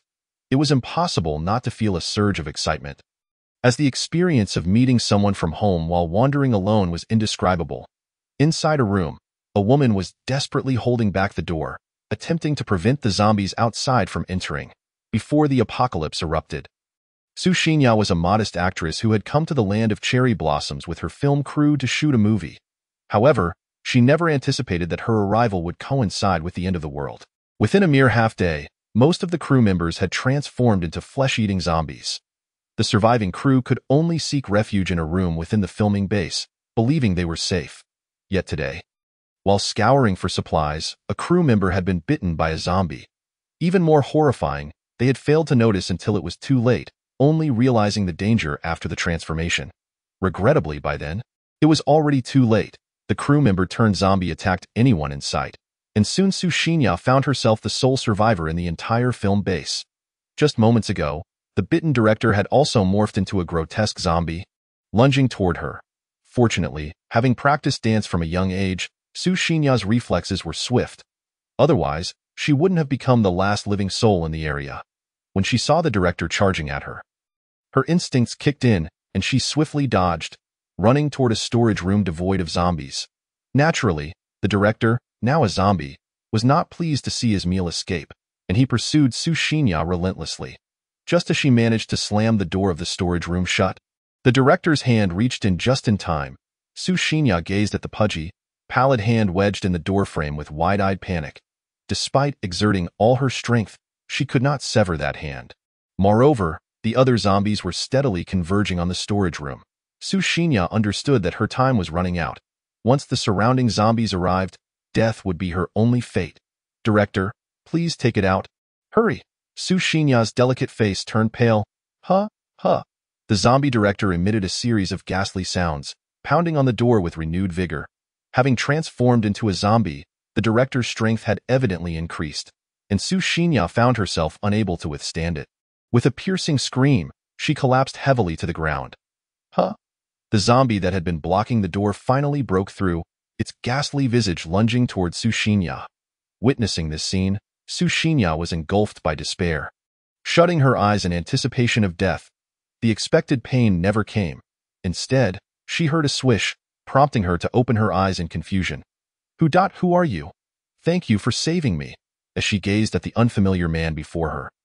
Su Xinya sighed in relief, though her heart began to race once more. In such dire circumstances, humans could sometimes be more terrifying than zombies. After all, her director had once harbored ill intentions, however, before he could act. He was bitten by a zombified crew member. Meanwhile, Lin Haotian paid her no mind, rising to effortlessly dispatch the pursuing zombies before securing the storage room door and finally exhaling a sigh of relief. Chapter 13. Oddities exist everywhere. After completing his tasks, Lin Haotian began to scrutinize the fellow countryman before him. Not bad. Her physique is both supple and pure. This compatriot is quite remarkable, perhaps sensing Lin Haotian's predatory gaze.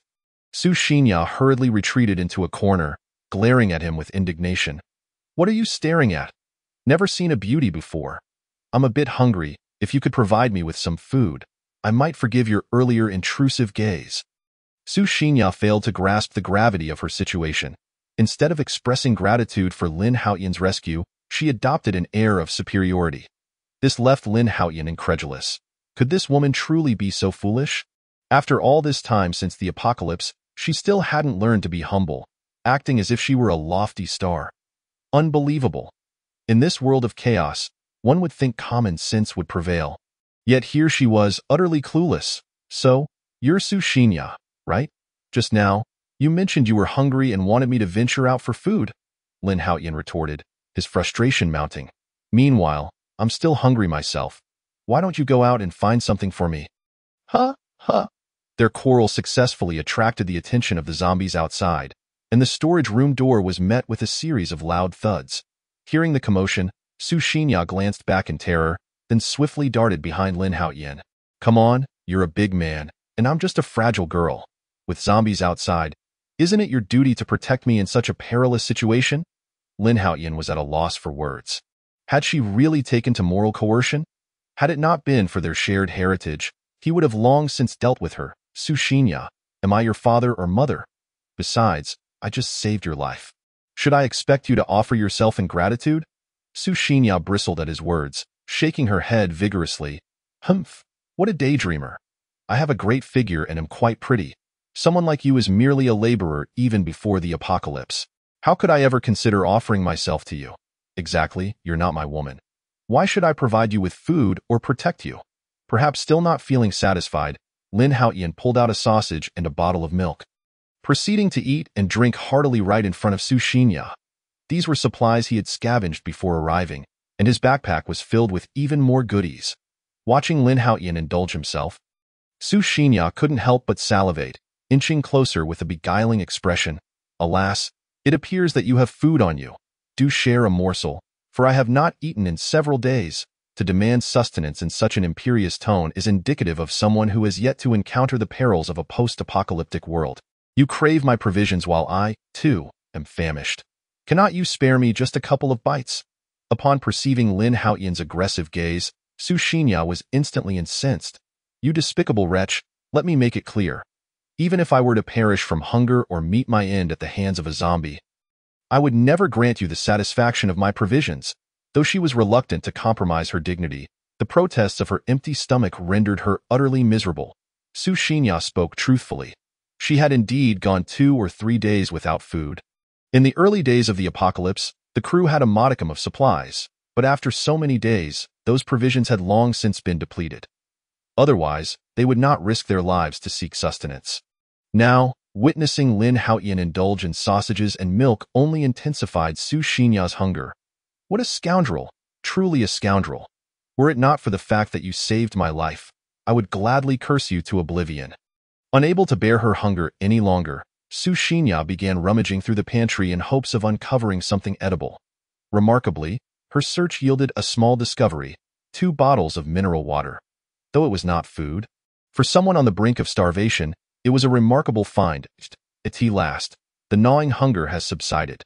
After downing the 2 large bottles of water, Sushinya felt somewhat alleviated. The sound of her search for food was proving to be an annoyance to Lin Haotian, and the incessant banging of zombies outside showed no sign of abating.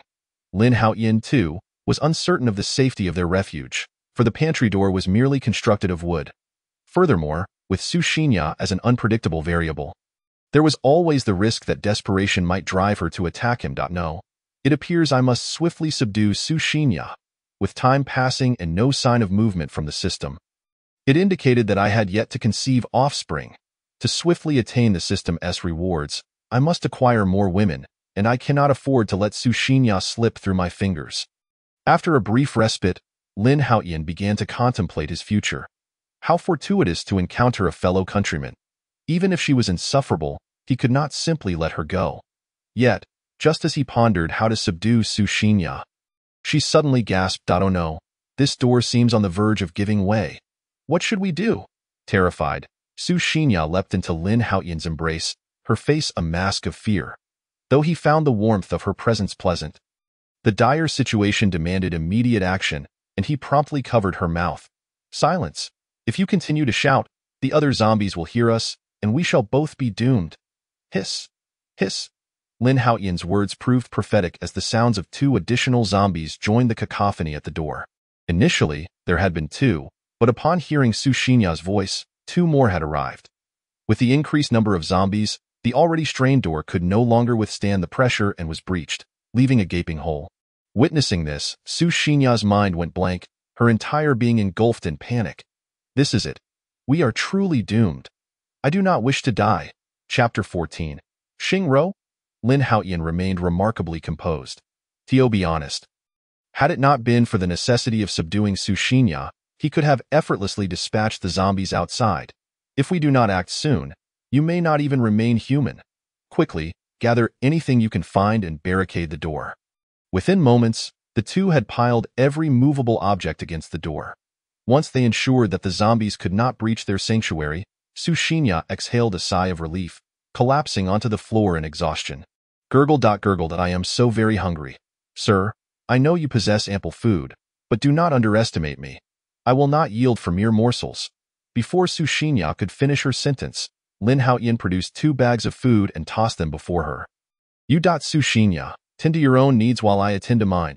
After moving so many items, Lin Haotian felt a bit warm and removed his jacket. Perhaps you are unaware of the state of the world. 90% of humanity has succumbed to becoming zombies. It is likely that before long, we, too, shall join their ranks. Since we are destined to die anyway, let us at least accomplish something meaningful before our demise. Upon hearing Lin Haotian's declaration, Sushinya grew anxious. No, you cannot do this. Lin Haotian lowered his voice, speaking ominously. When a woman says no, she is often lying. Sushinya shook her head. I am not. Very well, I shall not jest any longer. I hope you will seriously consider what I am about to say. The world has ended, and your identity as a superstar holds no weight now. You face but 2 paths. First, obediently become my loyal dog. You need not worry, for I possess the means to ensure your survival in this apocalypse. Second, should you refuse me, I will not provide you with sustenance without cause. And in this grim world, as a woman, your best fate would be to fall prey to those zombies. After contemplating Lin Haotian's 2 choices, Sushinya bit her lip, casting a furtive glance at him. Truth be told, Lin Haotian's words rang true. She recognized that should she find herself alone, her fate would likely be to be devoured by zombies. In this apocalyptic reality, the most unreliable aspect is human nature. Even if she refused now, she would inevitably become someone else's dog, perhaps even to multiple individuals. Very well, I accept your terms.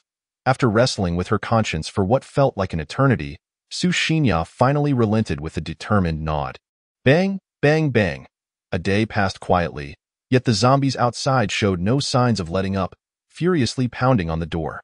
Inside the pantry, Lin Haotian gazed with satisfaction at the unconscious Sushinya, licking his lips in anticipation.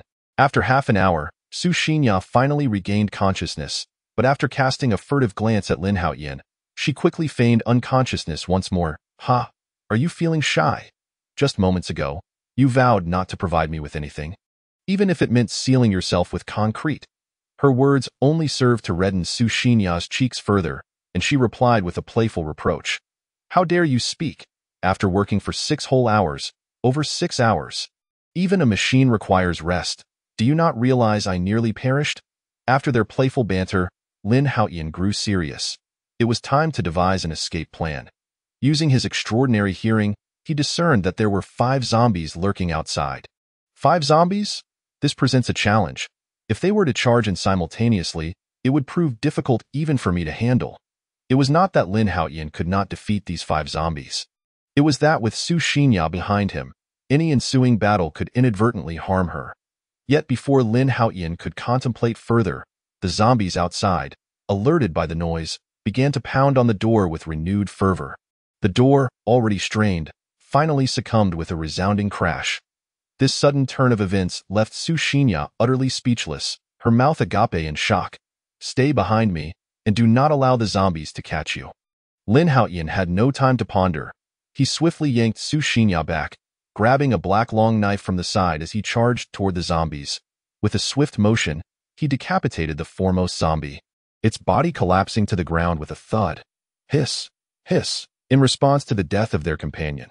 The remaining 4 zombies showed no signs of hesitation, mindlessly advancing toward Lin Haotian. Meanwhile, Su Xinya, whether from fear or some other reason, found tears streaming down her face uncontrollably in stark contrast.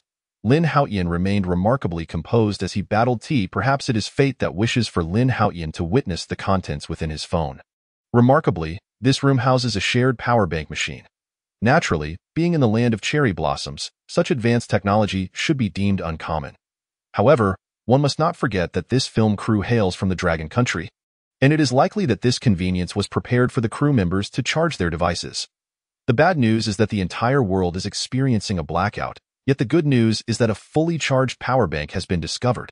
After Lin Haotian retrieves a power bank and connects it to his phone, a flurry of messages appears on the screen.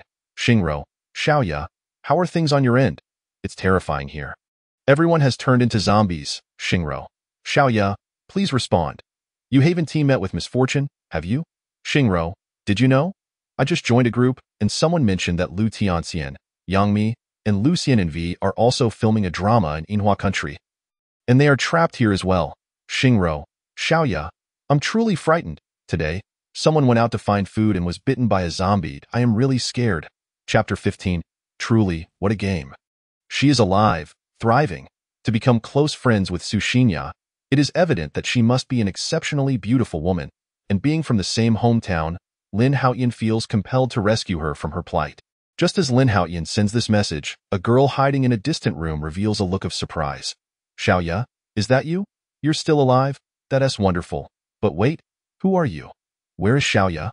Why hasn't she sent me a message? After the initial excitement, Su Xingro quickly realizes something is amiss and, with a worried expression, inquires, who exactly are you? Who am I? Lin Haotian glances at the still-dazed Su Xinya beside him and replies with a smile. I am the man of your future, the one who can save you. Please, big brother, this is the apocalypse outside and it's perilous. Nevertheless, I still thank you for coming to my rescue. After a pause, Su Xingro's response appears on the phone. As for whether you have the capability to become my man, let us discuss that once you've survived to this point. Moreover, I cannot ascertain how much longer I can endure. Perhaps a zombie will enter at any moment. By the way, is Xiaoya truly alive? You haven't harmed her, have you?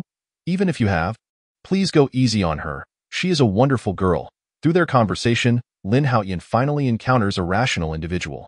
Despite the fact that over a week has passed since the apocalypse began, many people have yet to adapt and still cling to their naive pre-apocalyptic notions. Fortunately, Su Xingro has previously acted in numerous apocalyptic films. While they may not have been useful before the end times, she has proven to be one of the first to accept the reality of the apocalypse. Su Xingro understands well that in the perilous world of the apocalypse, if a beautiful girl is truly saved by a stranger, her fate will inevitably rest in the hands of that man. I hope Xiaoya is truly safe. However, it is rather peculiar. Even if she is being mistreated, surely she could spare a moment to send a message. Could it be that the man contacting me is deceiving me? Su Xingro is uncertain. For For she has yet to meet Su Xinya. I hope Xiaoya remains unharmed. If I could wish for something more, I hope to live on without incident.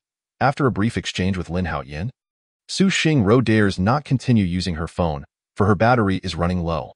What if Su Xinya attempts to contact her? If the critical moment arrives and her phone dies, her hopes would be utterly dashed. Half an hour later, Su Xingro's phone suddenly vibrates.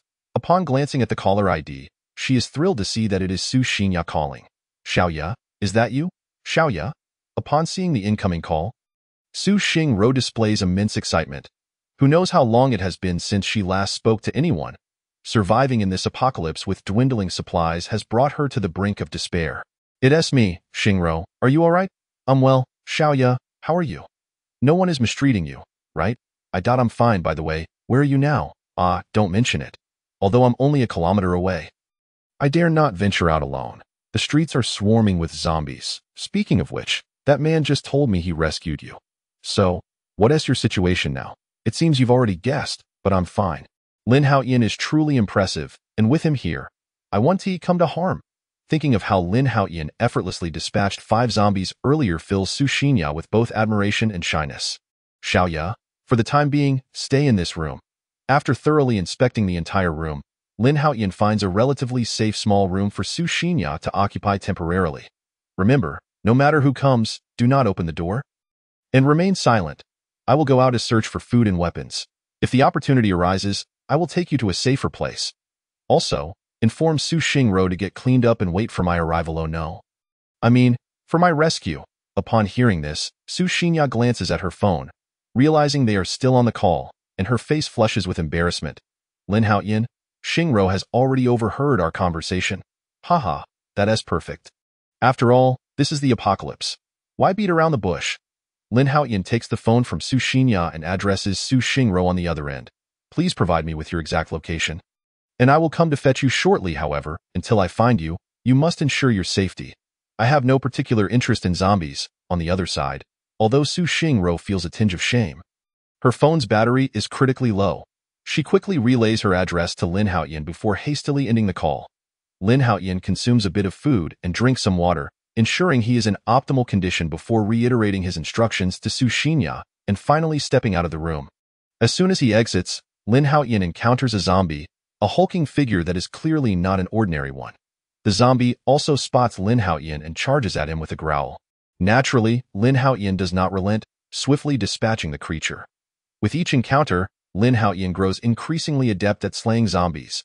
Even this evidently evolved specimen falls within moments. It appears his strength has significantly increased.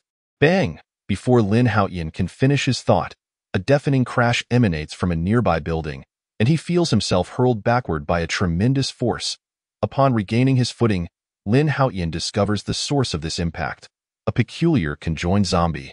One half is a female zombie clad in a work uniform, seemingly a secretary to some high-ranking official, while the other half is a male zombie standing behind her. It appears these two were happily working together when the zombie virus struck, causing them to become fused together. Perhaps they sensed the commotion from Lin Haotian's earlier scuffle and rushed out in response. At this moment, Lin Haotian is quite taken aback, as it is his first misstep since the onset of the apocalypse. Fortunately, they did not bite him outright. Otherwise, he would have truly found himself in dire straits. Damn, these fortunate people certainly know how to play. Chapter 16. Finally, this outrageous fortune has come my way. It remains uncertain whether they transformed into zombies while playing or if one was infected and the other merely followed suit. If one was the initial zombie, the expression of the other upon transformation must have been quite the sight. The thought of such bizarre imagery makes Lin Haotian chuckle.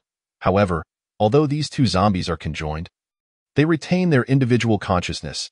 As they take a few steps, discord arises between them. Lacking rational thought, they move in opposing directions, one yearning to go east, the other west. Ultimately, after several attempts to pull apart, a loud snap echoes as the connection between the two zombies is forcibly severed. What that is incredibly brutal, they just tore apart. As a living person, Lin Haotian immediately feels a chill run down his spine. With the removal of their mutual restraint, the two zombies scream and charge at Lin Haotian.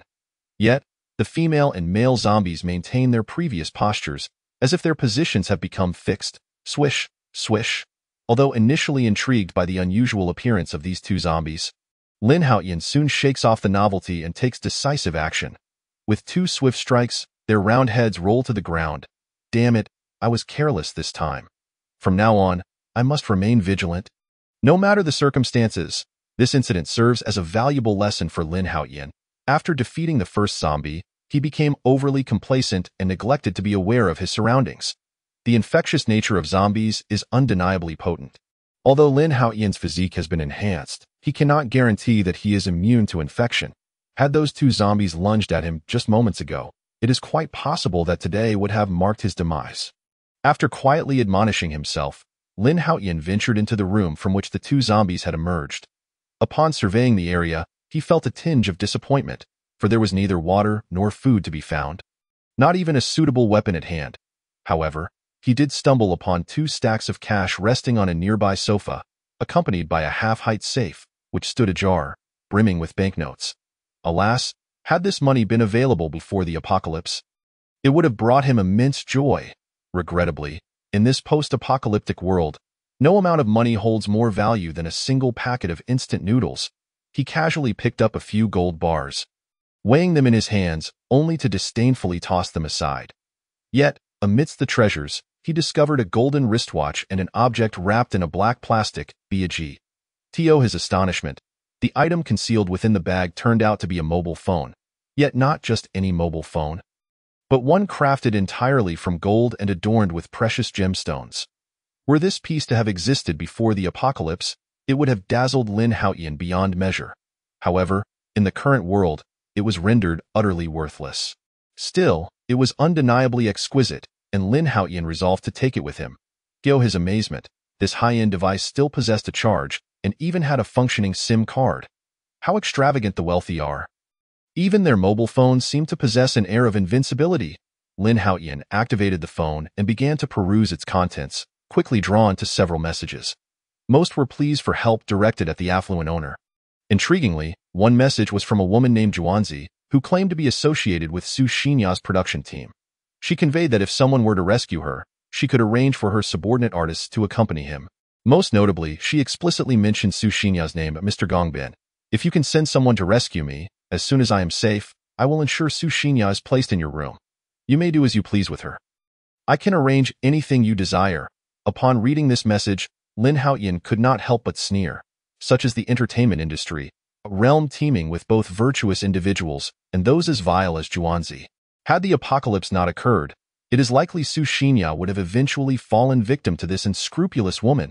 After scanning for any other valuable information and finding none, Lin Haotian prepared to stow away the phone. After all, these messages were 2 or 3 days old, and it was probable that this Juanzi had already met her demise. However, to Lin Haotian's bewilderment, another message suddenly popped up on the screen. Mr. Gongbin, how are you? I just received significant news. Su Xinya has been rescued, and the man who did so is formidable, rumored to be capable of dispatching zombies with little effort. It is likely that Su Xinya is now in that man's embrace.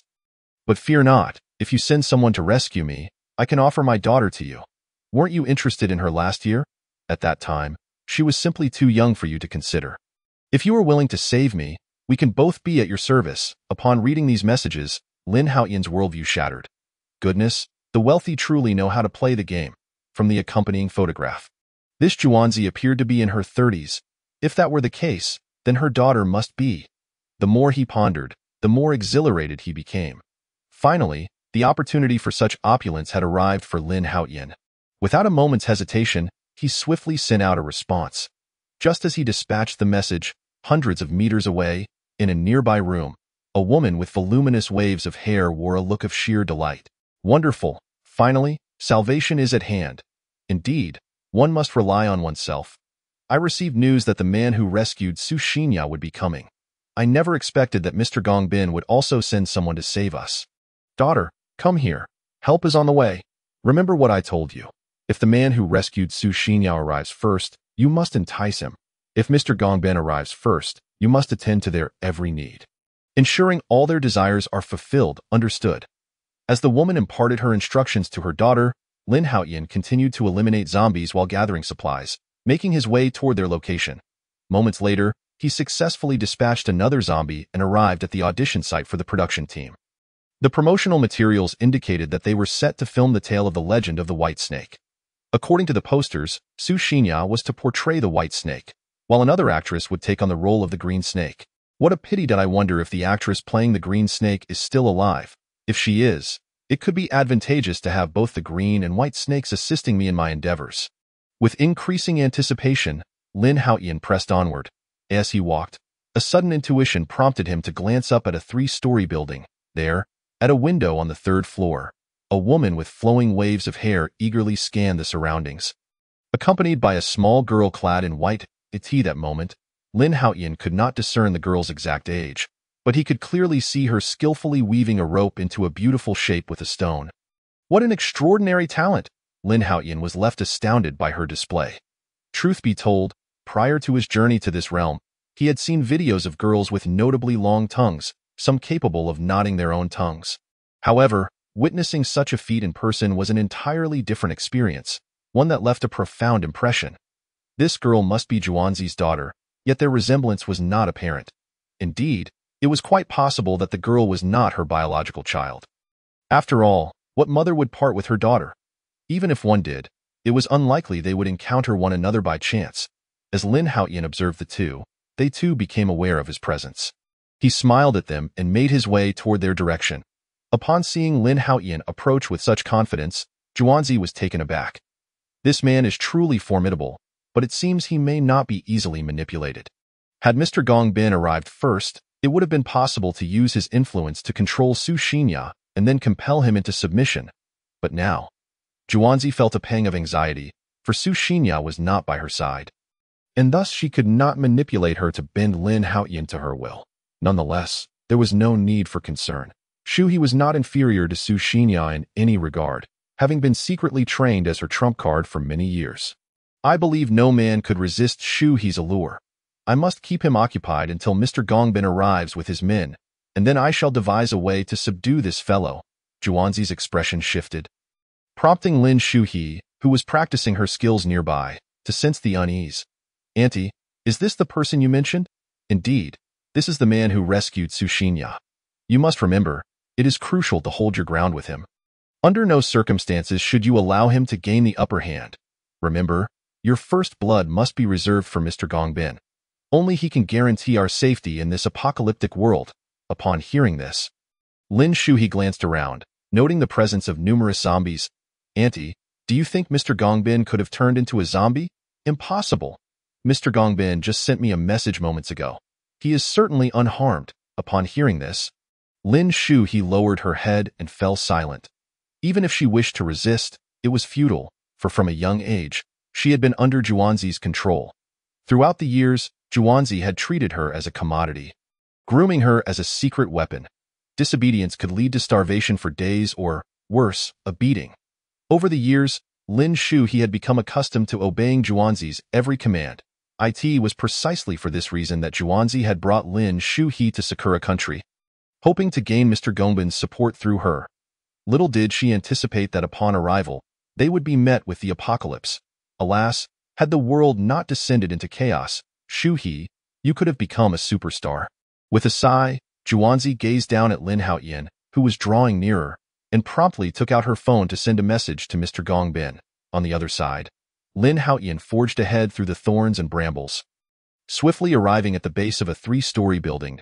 At that moment, his phone emitted a notification. He dispatched a nearby zombie with ease and, once he found a secure spot, he took out his phone to check the message. Mr. Miyamoto, that person has arrived. Are you close? Damn. The instant Lin Haotian read this message, he nearly spat out a mouthful of blood in frustration. That Zhuanzi was truly courting death. After a few cold chuckles, Lin Haotian replied, rest assured, I will be there shortly. All right, Mr. Miyamoto, hurry. After all, this is my secret weapon that I've nurtured for years. It would be troublesome if that brat took advantage of it. Oh, I can hardly wait. You can trust me, Mr. Miyamoto. Until you arrive, I will ensure that little beast does not lay a finger on Shuhe. If Zhuanzi knew that the so-called Mr. Miyamoto had already been dealt with by Lin Haotian, one could only imagine the expression on her face. Between the 1st and 3rd floors, there were numerous rooms, many of which emanated eerie hissing sounds. It was evident that this building housed dozens of zombies. which was why Juanzi and Lin Shu he dared not venture out. Lin Haotian was uncertain if there was food within those rooms, but even if there were, he could not be bothered to search for it. He had just told Juanzi he was feeling a bit impatient, and he truly was eager. Moreover, he was curious to see Juanzi's expression when she discovered that the person she had been chatting with was none other than him. Bang, bang, bang, bang. With sparks flying, Lin Haotian easily made his way to the third floor where Juanzi was located. After eliminating the surrounding zombies, he finally knocked on the door. Open up. I've taken care of all the zombies outside. Huh? Really? Are you sure there are no zombies left outside? A voice of disbelief came from behind the door. Upon peering through the peephole and seeing the ground littered with zombie corpses and the unscathed Lin Haotian, her shock was immeasurable. Goodness, this guy is unbelievably formidable. He single-handedly took down all these zombies. Teskase. Without Mr. Miyamoto, aligning with this fellow could be a wise choice. But alas. Chapter 18. Show me your skills. When Mr. Miyamoto arrives, I must, by all means, recruit this guy under my banner. With him at my side, no zombie could ever harm me. Resolutely making up her mind, Juanzi turned to Lin Shu-hee and signaled with her eyes before finally opening the door. Thank you, handsome, for saving me. Rest assured. As long as you obediently follow my instructions and help me and Shu-hee gather food, I will. Slap, slap, slap. Before Juanzi could finish her sentence, she was struck senseless by a flurry of blows. Lin Haotian's movements were so swift that she had no time to even register the pain until she found herself kicked to the ground, feeling a burning sensation on her cheek. Ah, you bastard! How dare you hit me? You're dead meat. I will make you pay. Mr. Miyamoto is on his way, and he will bring a group of highly skilled bodyguards with him. I will make sure to eliminate you at the first opportunity. Once a prominent star, Juanzi knew many influential people and looked down on Lin Haotian, who clearly lacked any background. However, being struck by someone she deemed inferior was a humiliation beyond measure in her mind. While she could be at the mercy of someone like Mr. Miyamoto, she absolutely could not allow a poor wretch like Lin Haotian to lay a finger on her. Miyamoto? Which Mr. Miyamoto are you referring to? Lin Haotian feigned ignorance, wrapping his arm around Lin Shu-hee's waist and looking down at Juanzi, who appeared deranged. With a playful expression, if looks could kill, Juanzi's gaze could have slain Lin Haotian 100 times over. Let me enlighten you. Mr. Miyamoto is the largest film studio owner in the entire Sakura nation. His power is beyond your imagination. Do you think you're strong? To be frank, there are hundreds of individuals with your level of strength under Mr. Miyamoto. And as for Shu-hee in your arms, do you know who she is? She is someone Mr. Miyamoto has preordained, and if you dare to lay a hand on her, he will not spare you. Not only you, but also Su Shinya, whom you have already obtained. She will not fare any better. Once he eliminates you, Su Shinya will become nothing more than Mr. Miyamoto's dog. Juanzi spat out a mouthful of blood-tinged saliva, glaring fiercely at Lin Haotian. Now do you understand the might of Mr. Miyamoto? I can assure you, I just contacted him, and he will be here soon. If you now obediently release Shu-hee, kneel before me, and bow several hundred times, then maybe I will spare you. Perhaps realizing that Lin Haotian's combat prowess was indeed formidable, dispatching a zombie with a single blow and knocking her down with just a few slaps, she feared provoking him further. Her voice softened slightly. I know you're powerful. If you could just be my subordinate, a bright future awaits you. When Mr. Miyamoto arrives, I could even speak a few good words on your behalf. Otherwise, before she could finish her sentence, Juanzi found herself speechless, her throat seemingly constricted as she stared in shock at Lin Haotian's phone, her pupils widening. How is this possible? Why does this phone look identical to Mr. Miyamoto's? Lin Haotian chuckled softly, offering no response, but instead opened his phone and sent Juanzi another message. Why don't you take a guess at who I am? Upon seeing the message on the screen, the once arrogant Juanzi was rendered utterly dumbfounded. And even Lin Shu-hee, who dared not move in Lin Haotian's embrace, was left speechless in shock. Brother, I was wrong. I was just joking. Please, have mercy and do not hold it against me. Rest assured, Su Shinya still listens to me, and Shu-hee can be yours. Just spare me, and I will ensure Shu-hee serves you well. Juanzi was no fool. She quickly realized that the person she had been communicating with was Lin Haotian. Having already offended him, she understood that if she did not quickly beg for mercy, her life would be forfeit. Lin Haotian had no intention of letting them off the hook, but he knew the time was not yet ripe. His combat strength was not to be trifled with, and he could not resolve the situation in an instant. Didn't you just boast about how you would kill me once Mr. Miyamoto arrived?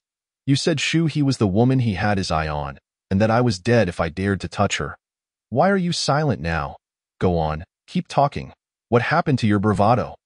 Hearing Lin Haotian's relentless taunts, a flicker of hatred crossed Juanzi's eyes, yet she maintained a facade of ingratiating smiles. I was wrong, brother. I was wrong. Please, I beg you. Let me off this once. Observing Lin Haotian's disinclination to forgive her, Juanzi truly panicked. Brother, look at my obedient daughter. She is entirely my creation, and her specialty is giving you an exhilarating experience. I have invested considerable effort in her training, even seeking out professionals to ensure your satisfaction.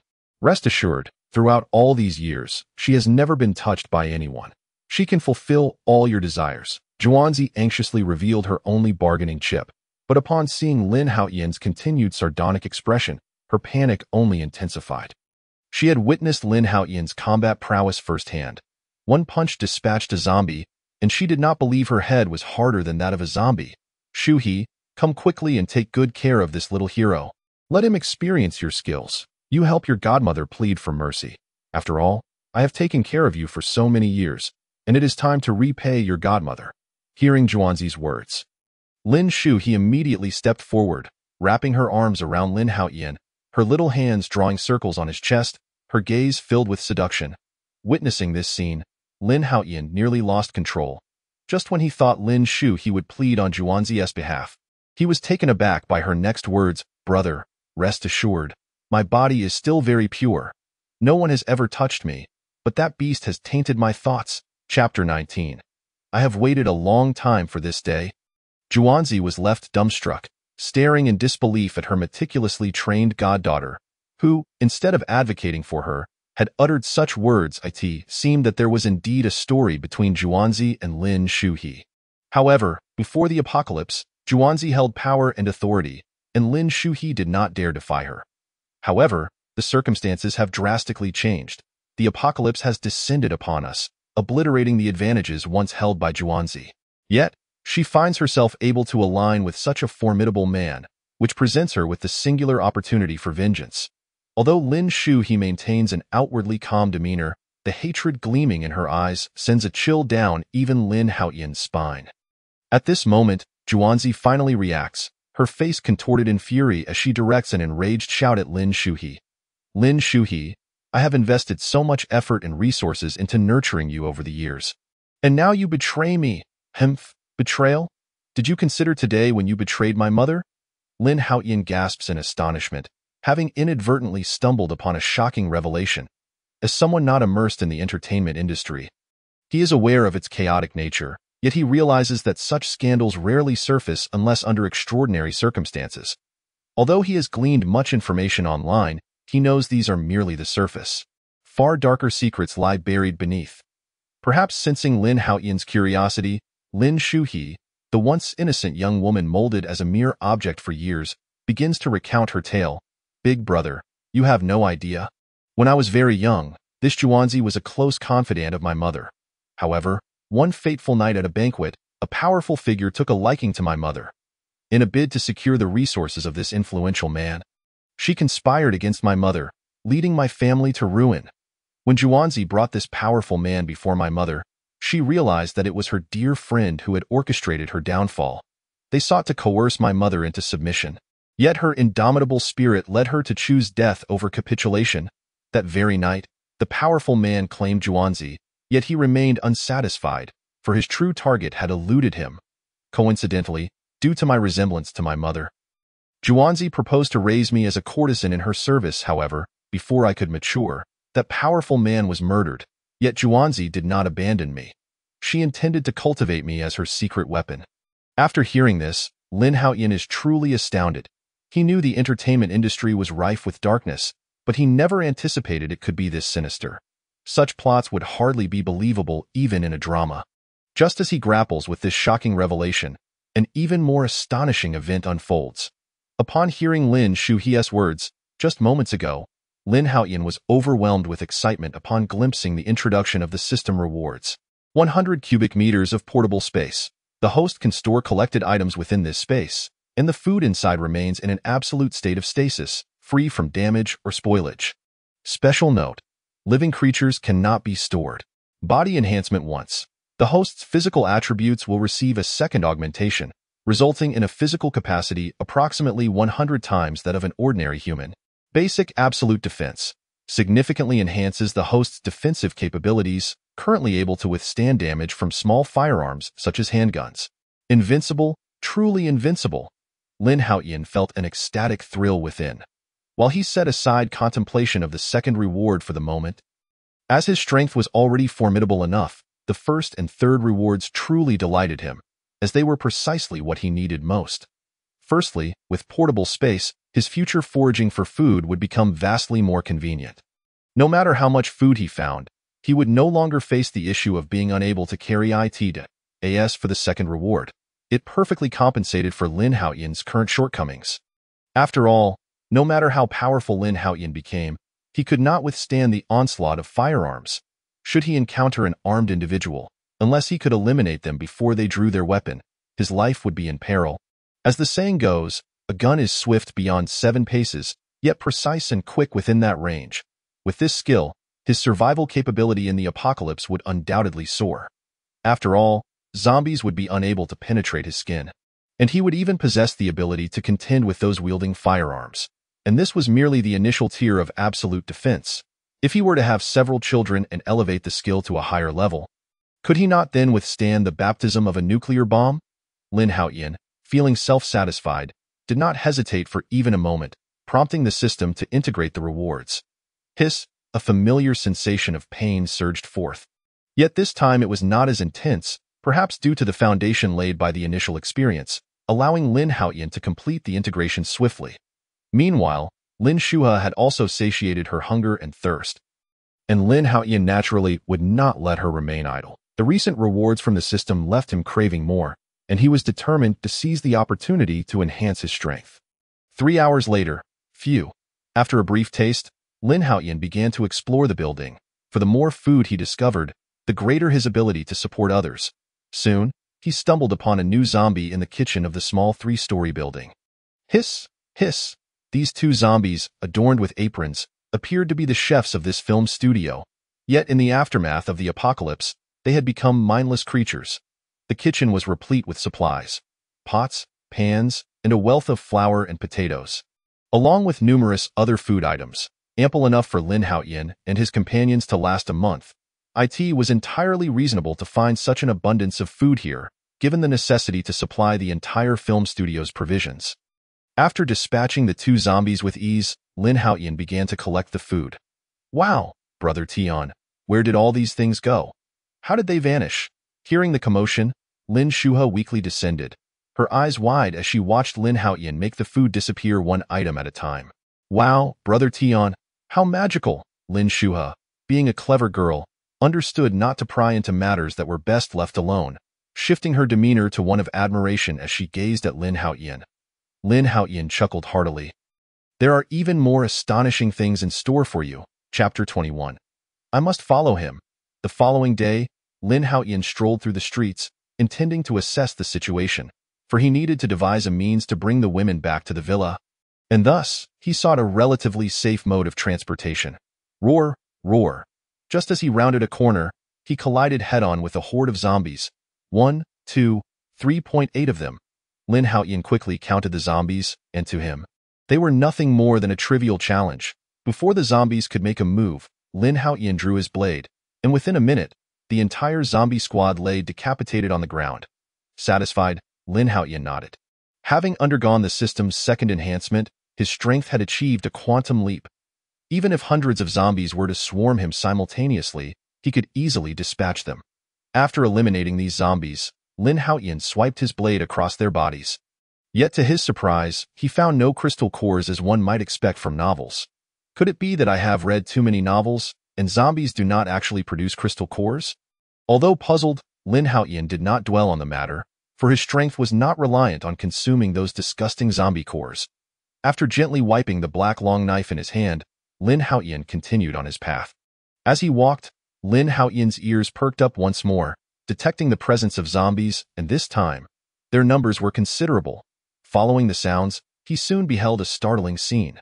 There was a survivor's stronghold, yet the situation was dire. A throng of zombies surrounded it, while atop the roof, several individuals were frantically scrambling in a state of panic. Observing this, Lin Haotian merely smirked, showing no intention of intervening. What a joke. What could these people possibly achieve? Even if he rescued them, would they express gratitude? Far from it. They would likely seek to eliminate him, given that he possessed ample food resources. Even if they were grateful, what good would it do?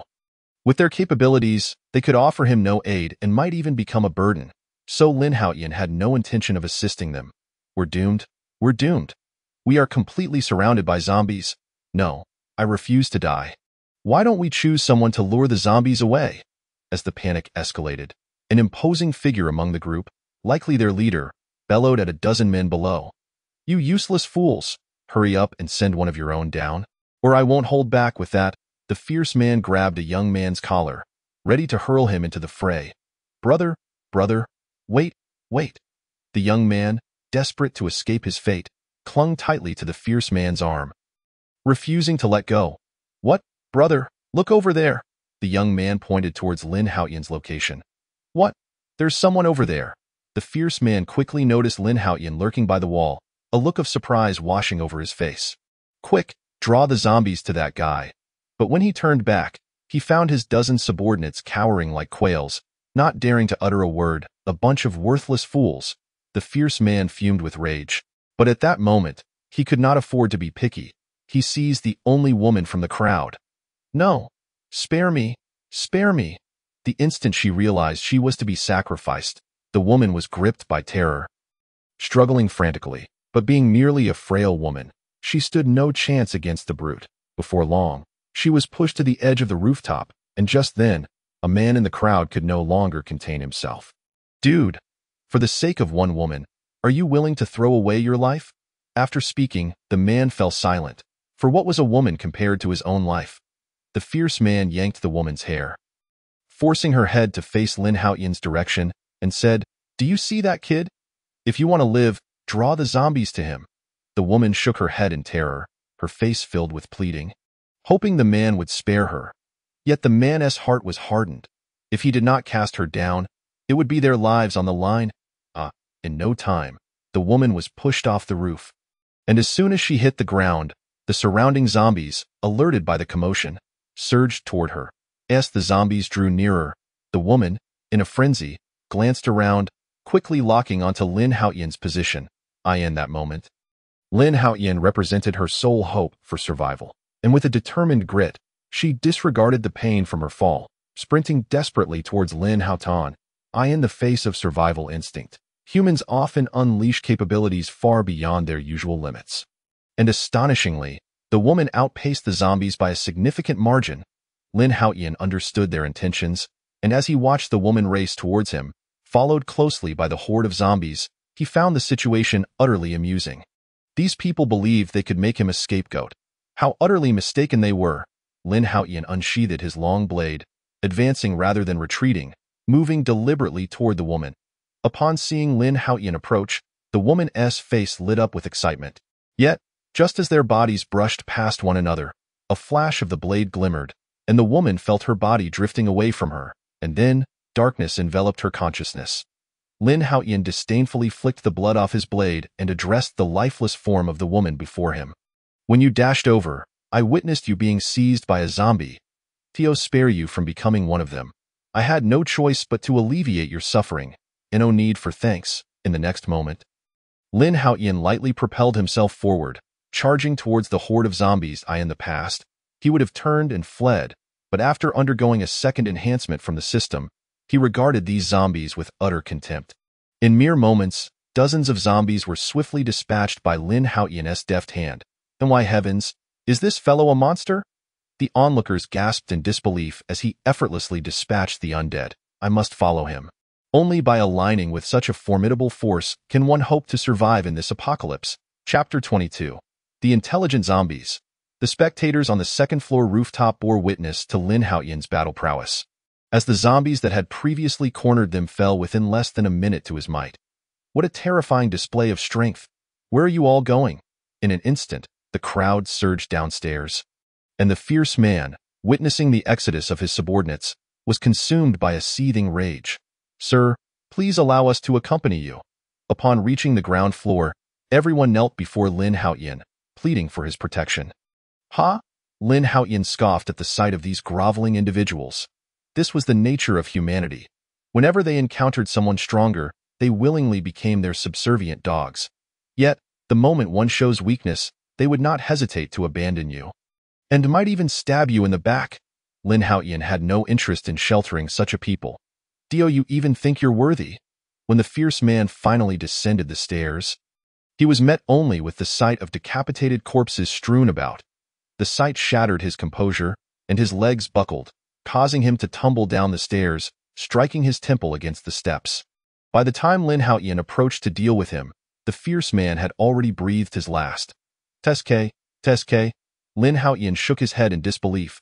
Retribution had come swiftly.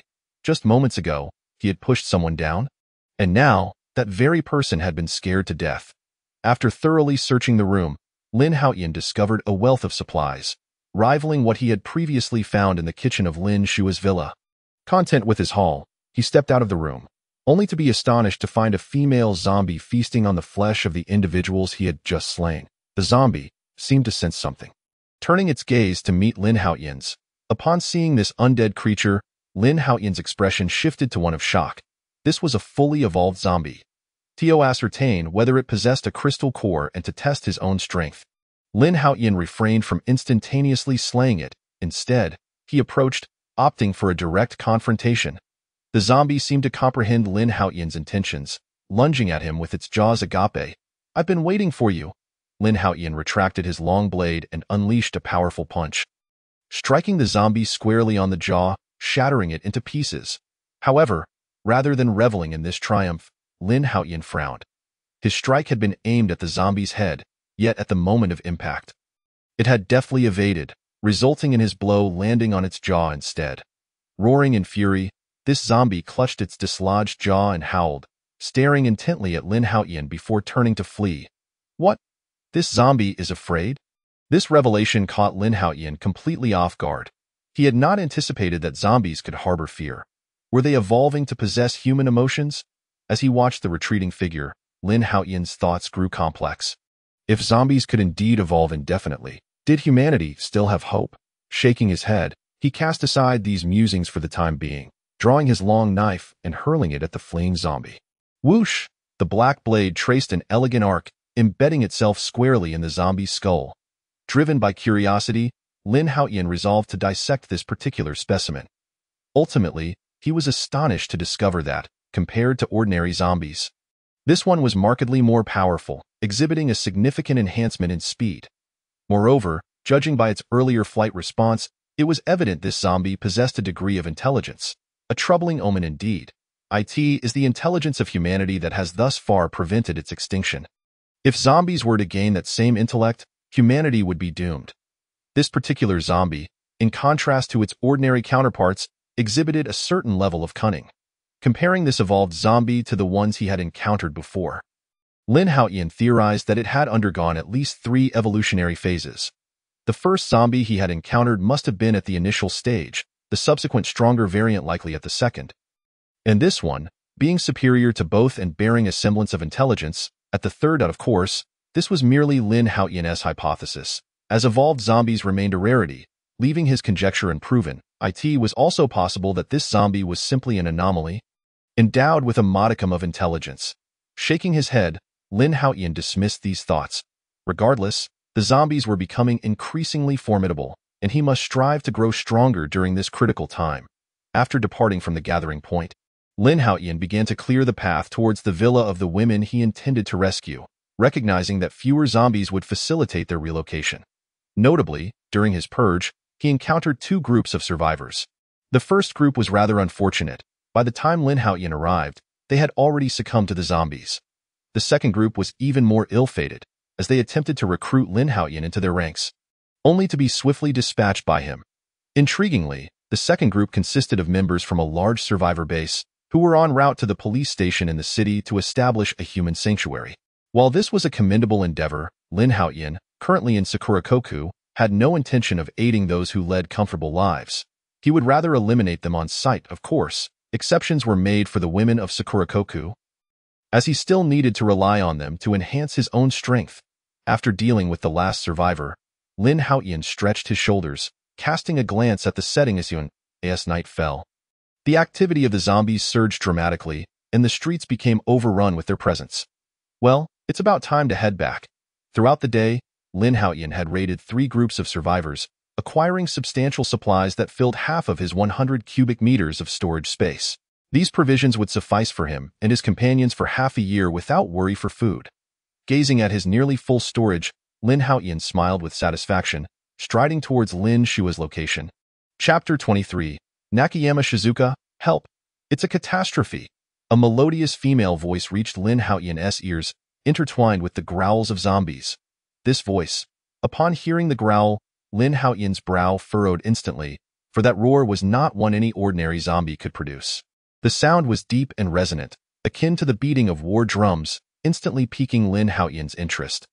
Though he had initially intended to return and contribute his humble efforts, the allure of this new type of zombie was far more compelling. After all, in this apocalypse, it was imperative to understand every type of zombie. Neglecting such knowledge could lead to dire consequences in encounters with higher-level foes. Resolute, Lin Haotian swiftly made his way towards the source of the zombie sounds. After a brief search, he arrived at a residential area, the very place from which that enchanting voice had emanated. Steeling himself, Lin Haotian inhaled deeply, unsheathing his black blade, and ventured into the neighborhood. After navigating a series of twists and turns, he finally located the source of the sound. Before him stood a zombie towering at least 3 meters high, its massive frame accentuated by disproportionately long arms stretching over 2 meters. Undoubtedly, this was a formidable adversary. Why was it described as disproportionate? Because the arms of this zombie were excessively thick and lengthy, nearly brushing its ankles when lowered. At that moment, the creature was relentlessly battering an iron gate, seemingly attempting to breach it, likely in pursuit of the survivors inside. Observing the imposing figure of the zombie, a surge of battle fervor ignited within Lin Haotian. At last, he had found a worthy opponent. Without hesitation, he advanced towards the colossal zombie, black blade in hand. Before long, the giant zombie detected his presence, ceasing its assault on the gate and charging at Lin Haotian.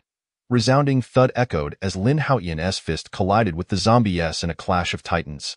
Alas, what immense strength! As Lin Haotian felt the power coursing through his arms, a sense of gravity washed over him. He had not anticipated the formidable might of this zombie. Indeed, those robust arms were not for naught. Nevertheless, regardless of its strength, Lin Haotian's physical prowess eclipsed that of an ordinary human by several hundredfold. While the creature's power was considerable, it paled in comparison to his own. With a sudden surge of force, Lin Haotian unleashed his might, sending the zombie crashing to the ground. Without granting the undead a moment to react, he swiftly brought his blade down, severing its massive head from its body. With a sigh of relief, Lin Haotian was not merely relieved by the cessation of pressure from the zombie, but rather by the revelation that this particular specimen lacked intelligence. This indicated that not all zombies had evolved to possess cunning. The intelligent one he had previously encountered was likely an anomaly. This was a far more manageable situation. He would prefer to face 100 mindless zombies than one with intellect. Following customary procedure, Lin Haotian began to examine the corpse. It did not take long for him to discern that this zombie's evolutionary path diverged from that of its kin. Its muscles and bones were exceptionally robust, suggesting a focus on destructive power, with its most formidable weapon being its own arms. They were covered in a dense array of bone-like protrusions. Even when Lin Haotian struck with his trusty black blade, it barely penetrated an inch into the surface. This revelation astonished him. This black blade was his most reliable weapon, and despite not knowing its material composition, it had cleaved through numerous zombies without so much as a dent, remaining remarkably sharp, indicating its extraordinary quality. Yet, even with such a razor-edged weapon, bolstered by Lin Haotian's immense strength, it could only carve a mere inch into the zombie's arm, underscoring the creature's formidable defense. After completing his examination of the corpse, Lin Haotian turned his attention to the security door. The recent attack from the giant zombie had severely deformed it, and with little effort, he stepped into the room, where he soon discovered a woman emitting cries for help. Upon seeing Lin Haotian enter, the woman immediately understood that the danger had passed.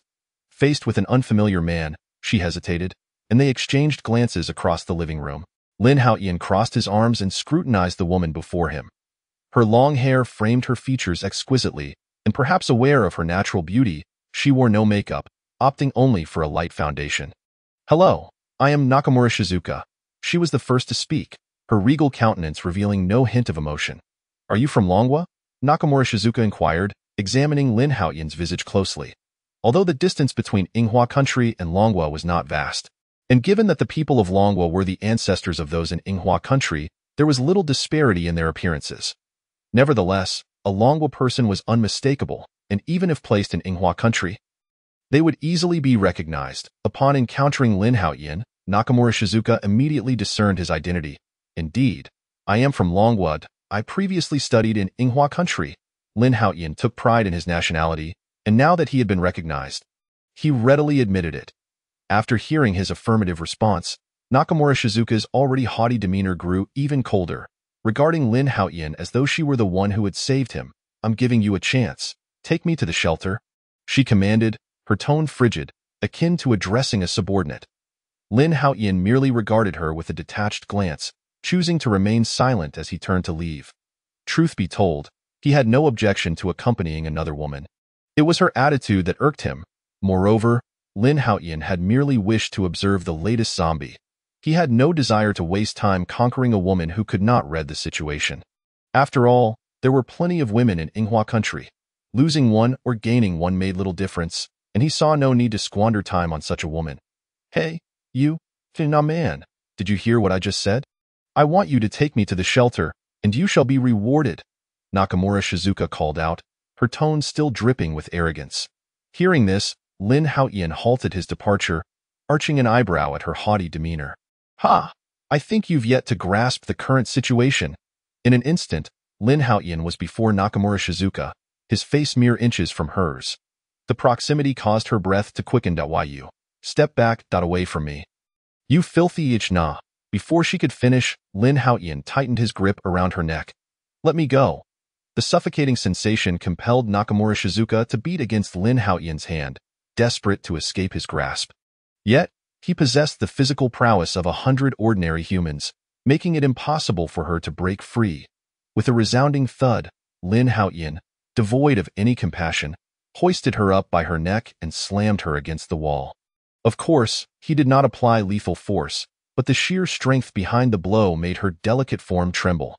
"You people from Sakura Country are truly insufferable and remarkably foolish. The zombie you feared moments ago was slain by me. Why do you fear it while remaining unafraid of me?" Lin Haotian's expression remained impassive, and he gradually increased his grip. The intense feeling of suffocation rendered Nakamura Shizuka speechless until her face turned a shade of purple. Only then did Lin Haotian release her.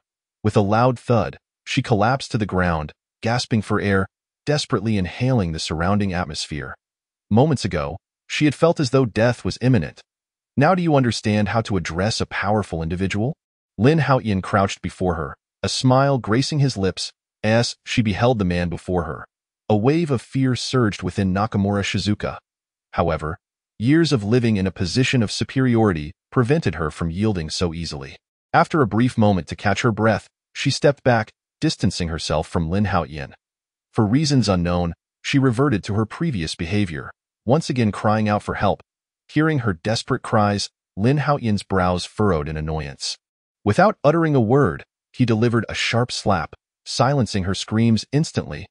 The stinging pain on her face brought forth tears, visibly swelling her right cheek. "Go on. Scream again. I dare you." Lin Haotian's smile remained, a mocking glint in his eyes as he observed her. Now, with another swift motion, he struck her again. Unyielding, she lifted her head defiantly. "Still want to shout?" as he raised his hand once more. Nakamura Shizuka recoiled in fear, shielding her face and shaking her head vigorously. Observing the trembling woman cowering in the corner and glancing at the now darkened sky outside, Lin Haotian realized he had no time to waste on her. If he were to punish her, it would have to wait until they returned. "Come with me," he commanded, his tone brooking no dissent as he grasped her arm and led her out. Perhaps due to the recent slaps, Nakamura Shizuka felt a surge of fear and did not resist, allowing him to guide her forward. Upon stepping outside, she was confronted by the scattered remains of zombies, and a shiver ran down her spine, leading to a newfound respect for Lin Haotian's capabilities.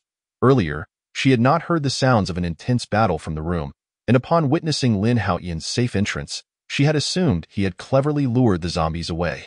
However, it now appeared that he had vanquished them all in an instant. She forgot the pain in her face, staring blankly at the gruesome scene before her. Could humanity truly triumph over such terrifying creatures?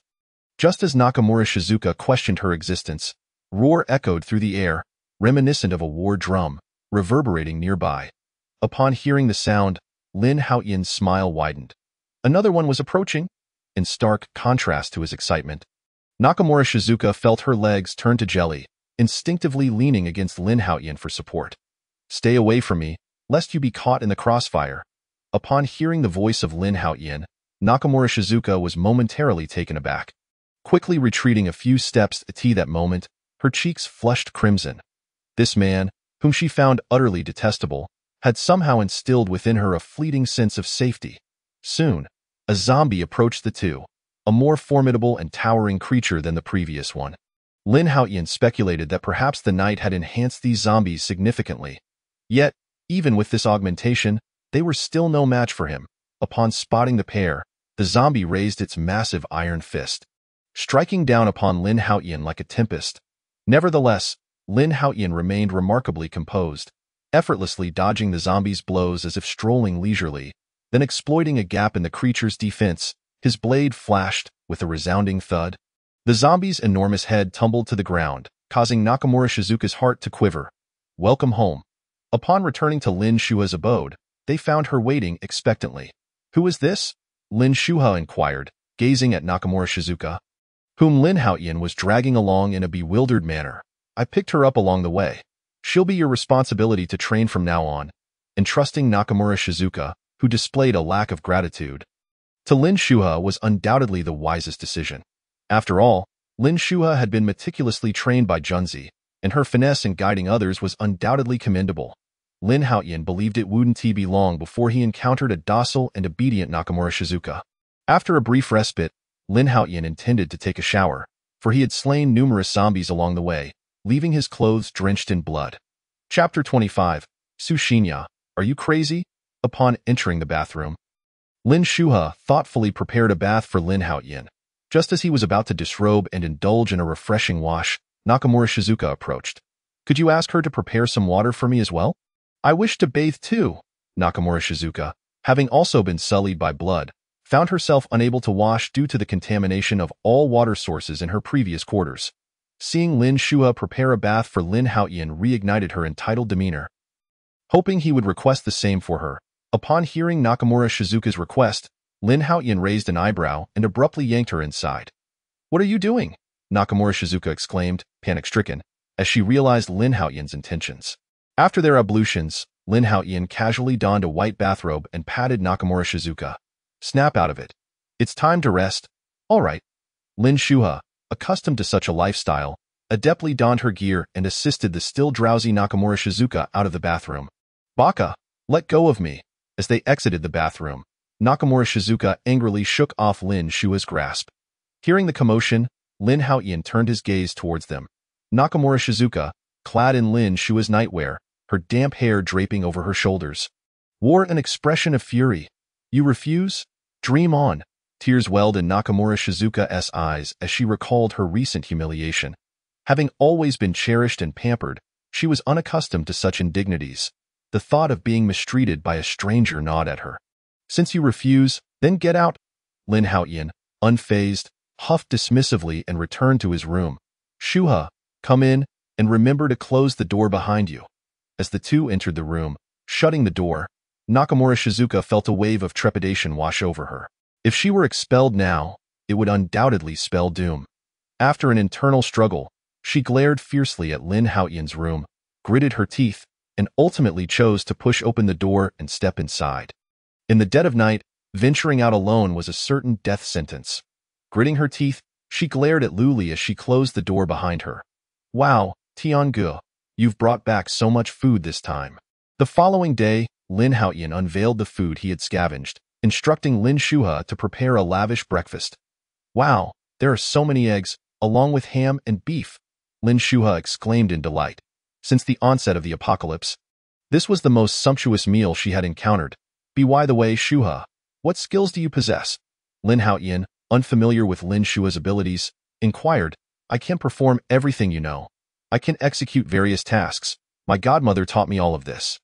Lin Shuha replied, casting a sly glance at Lin Haotian. Cough, cough, indeed. Your skills are quite impressive. Aside from that, I dabble in a few other areas. I can play musical instruments, chess, and even cook exceptionally well, Lin Shuha added, realizing her previous assertions might not suffice to impress Lin Haotian. Oh, that is splendid.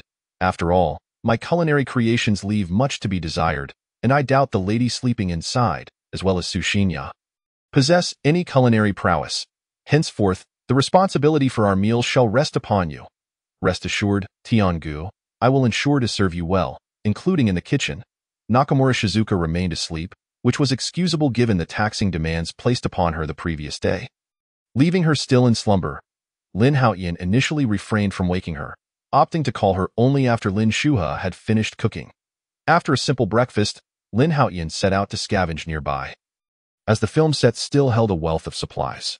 Naturally, he refrained from venturing too far, for the priority was to escort the women safely to the villa. Before long, noon arrived, and Lin Haotian, accompanied by Lin Shuha and Nakamura Shizuka, stood outside the room where Sushinya was settled. Sushinya, I'm back. Open the door. Upon hearing Lin Haotian's voice, Sushinya, who had been hiding inside, eagerly flung open the door. The scant provisions Lin Haotian had previously left her had dwindled, and that morning she had managed to consume only a sausage and sip a little water. That meager fare was insufficient to even satisfy her hunger. Thus, her gaze fixated on Lin Haotian's hands, eager to discern how much food he had brought back this time. To her dismay, however, there was no food in sight, only two stunning women, both in figure and beauty. Rivals to her own. Upon catching sight of them, a wave of intense insecurity washed over Sushinya. She had not anticipated Lin Haotian would return so swiftly with two equally alluring women, which posed a considerable dilemma. Without Lin Haotian, her survival in this apocalyptic world was uncertain. Sushinya was deeply troubled. She had seen on television that without value, one might meet a grim fate. Gazing at Lin Shuha, who was younger yet more enchanting, and Nakamura Shizuka, whose icy demeanor and striking beauty matched her own, Sushinya felt genuine panic. However, she was not the type to succumb to despair. Faced with a crisis, she resolved to take action. Without hesitation, Sushinya stepped forward, deftly maneuvering her way to Lin Haotian's side. What the hell, Sushinya, are you insane? Chapter 26. This is our vehicle, Tiangu. She's frightened of being abandoned and is eager to prove her worth to you. Yet, Lin Shuha noted that Sushinya still needed more experience in this regard.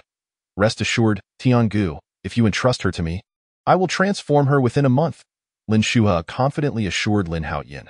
Very well, when you have the time, make sure to train her well. However, the most pressing task at hand remained, satiating their hunger.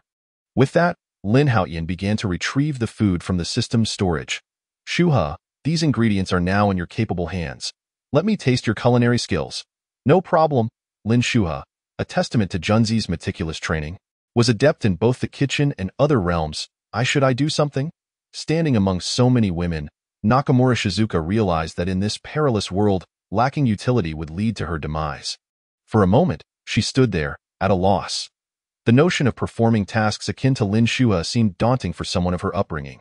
Enough standing around. You and Sushinya both hail from affluent backgrounds. Surely, you can dance? Upon hearing Lin Haotian's words, Nakamura Shizuka felt a twinge of embarrassment, but for the sake of proving her worth, she nodded in agreement. Sushinya, on the other hand, was practically beaming with excitement. Seeing the two comply, Lin Haotian plopped down on the sofa, eagerly anticipating the sight of Nakamura Shizuka and Sushinya dancing gracefully. To enhance the ambience, Lin Shuha, the attentive maid, even took a moment to play a melodious tune on her phone. With the enhancement of music, The atmosphere at the scene became even more vibrant. Until now, Lin Haotian finally comprehended why ancient emperors had so many foolish rulers. To be honest, had Lin Haotian been an emperor in ancient times, he too would have succumbed daily to this gentle allure. Before long, the aroma of rice wafted from the kitchen. Although the apocalypse had only been underway for less than half a month, it felt as if everyone had been living in this end-of-days scenario for over half a year. Now, even the most unremarkable rice, which was a staple before the apocalypse, could already satisfy their appetites. Tiangu, come quick and taste my culinary skills. Soon, a variety of delicious dishes adorned the table, with Lin Haotian thoughtfully serving Lin Haotian a bowl of rice. That delightful.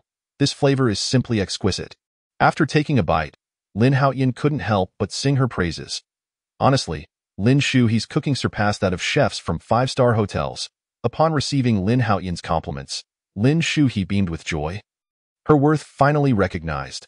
Meanwhile, standing aside, the already ravenous Nakayamasika and Su Shinya thought that after Lin Haotian finished cooking, they could finally eat. However, unexpectedly, Lin Haotian suddenly winked at them and then knelt down to the ground.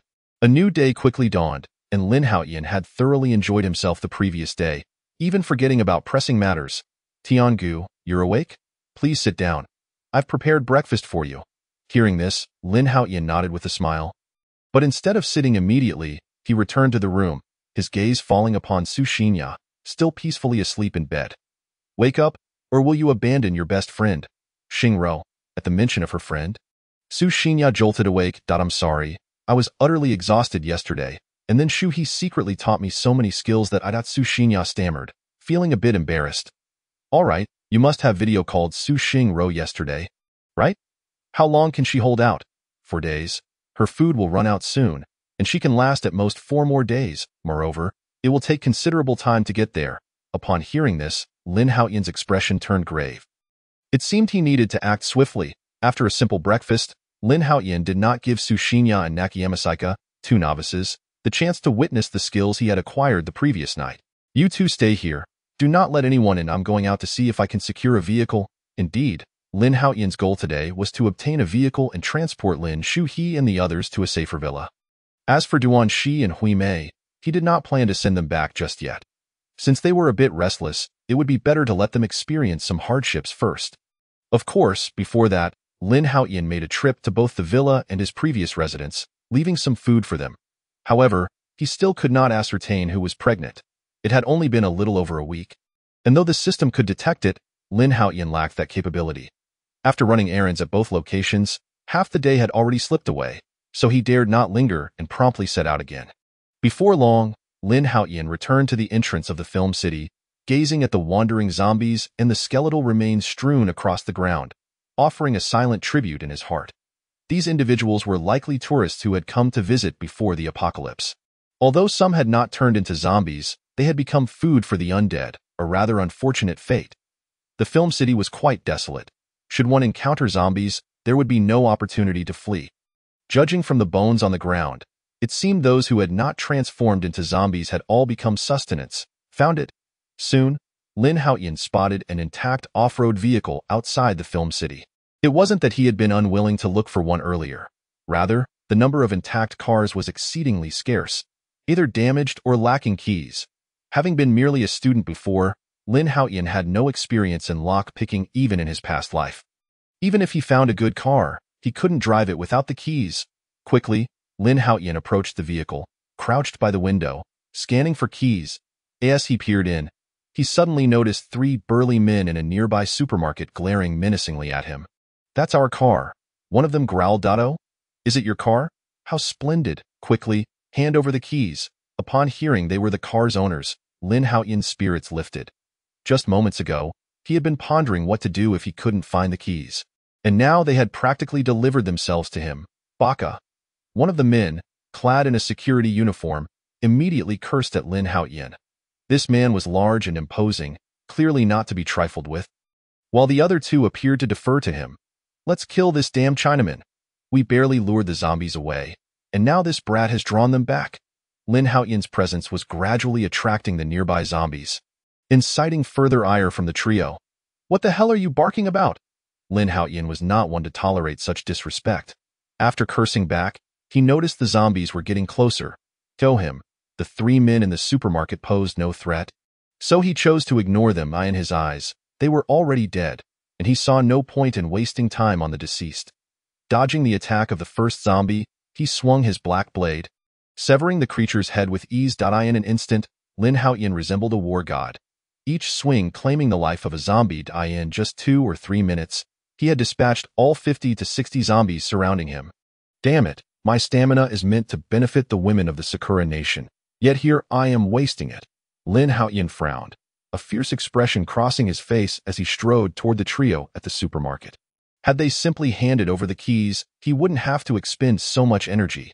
The three men inside the supermarket were dumbfounded, having never anticipated Lin Haotian's formidable combat prowess. What now? This Chinaman is too fierce, too powerful. Even if the three of us teamed up, we probably couldn't defeat him. How about this? We pretend to be his underlings and catch him off guard. Their hushed discussion was overheard by Lin Haotian, whose hearing had been honed to perfection through 2 system enhancements. He felt no inclination to engage with such a despicable group. Without further ado, he delivered a powerful punch to the bulletproof glass. Bang! The extraordinary force of his blow shattered the glass into countless fragments. Wow, big brother, you're incredible. Can we follow you from now on? Yes, yes. From this moment, all resources in this supermarket are yours. Big brother, you have no idea.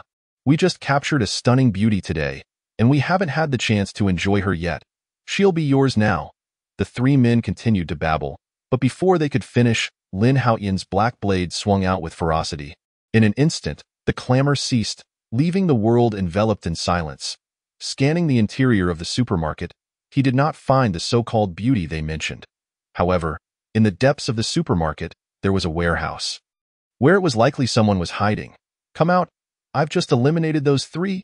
Lin Haotian approached the iron door, gently knocking and speaking softly. I can go in a matter of moments. The entire supermarket had been nearly emptied by Lin Haotian. At that very moment, the warehouse door creaked open just a crack, and a woman cautiously peeked through the opening, her eyes wide with intrigue. Good heavens! Were all the goods in the supermarket? Surely you haven't taken everything, have you? Staring at the desolate shelves, the girl was utterly taken aback. She had thought Lin Haotian was merely pulling her leg. After all, how could one person possibly carry off so many items? Yet the scene before her compelled her to accept the reality, especially as the 3 individuals who had just captured her now lay lifeless on the ground. Did you kill these 3 people? Lin Haotian caught a glimpse of the girl's half-hidden face through the gap, but the appearance of her face made him somewhat queasy. What on earth have you smeared on your face? It's utterly revolting. Do wash it off before you speak to me. The girl's peripheral vision caught sight of the numerous corpses of zombies outside the supermarket, a sight so overwhelming that it sent shivers down her spine. Were these all killed by this man? How terrifying! Though she had initially intended to refuse him, her courage faltered in light of the gruesome reality. I'm afraid of being bullied, so I deliberately dirted my face. Perhaps realizing that the man before her was not someone she could resist, the girl resignedly opened the iron door and retrieved a bottle of mineral water to cleanse her face. My goodness, Lin Haotian.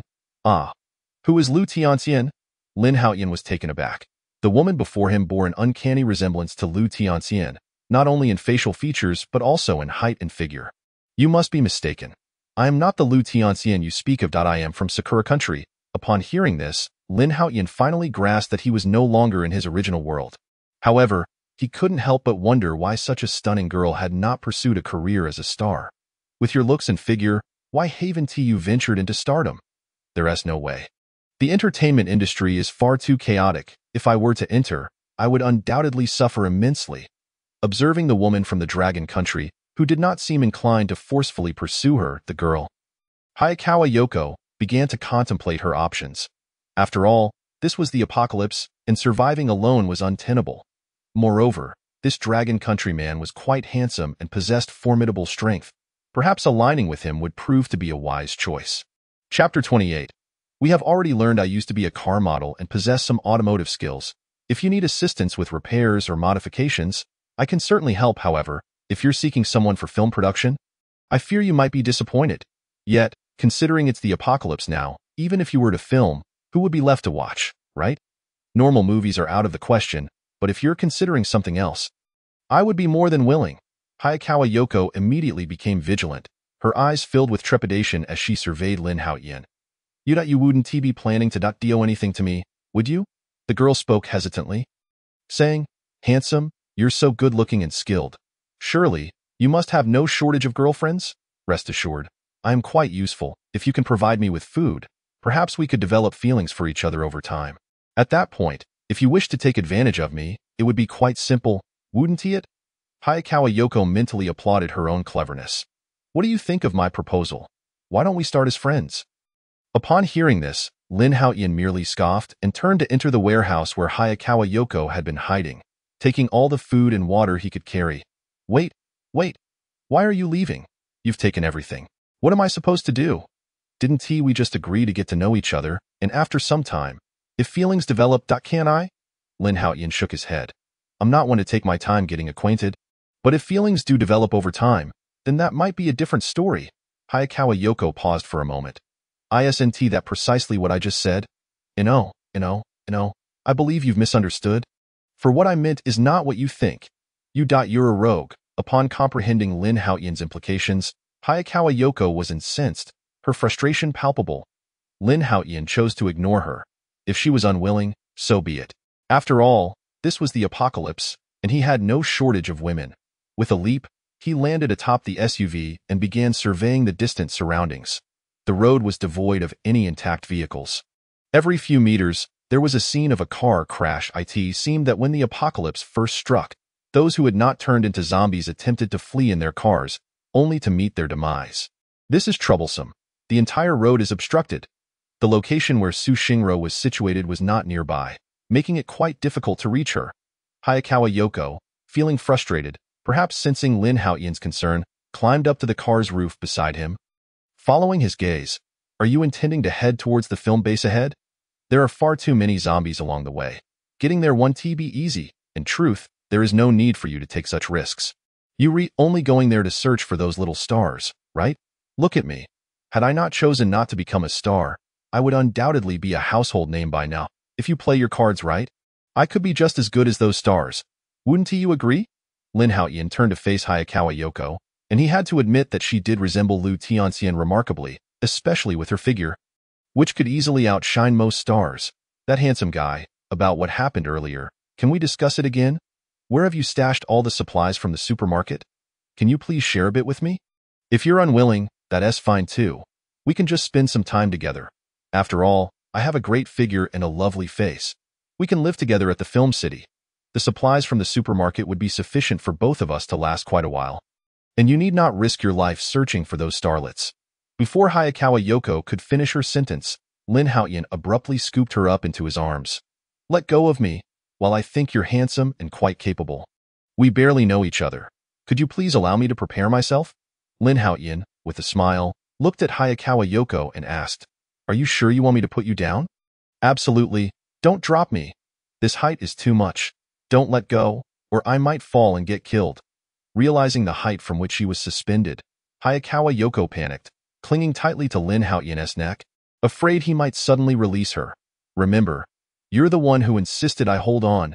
Don't later claim I bullied you. I promise I won. Lin Haotian held on to Hayakawa Yoko, but her fear made her grip him even tighter. Her legs clinging around him, terrified of slipping off. However, her actions left Lin Haotian feeling in the next moment. Lin Haotian set down his weapon and drew forth another one. Help! On top of the SUV. Hayakawa Yoko, already acrophobic, began to scream in despair.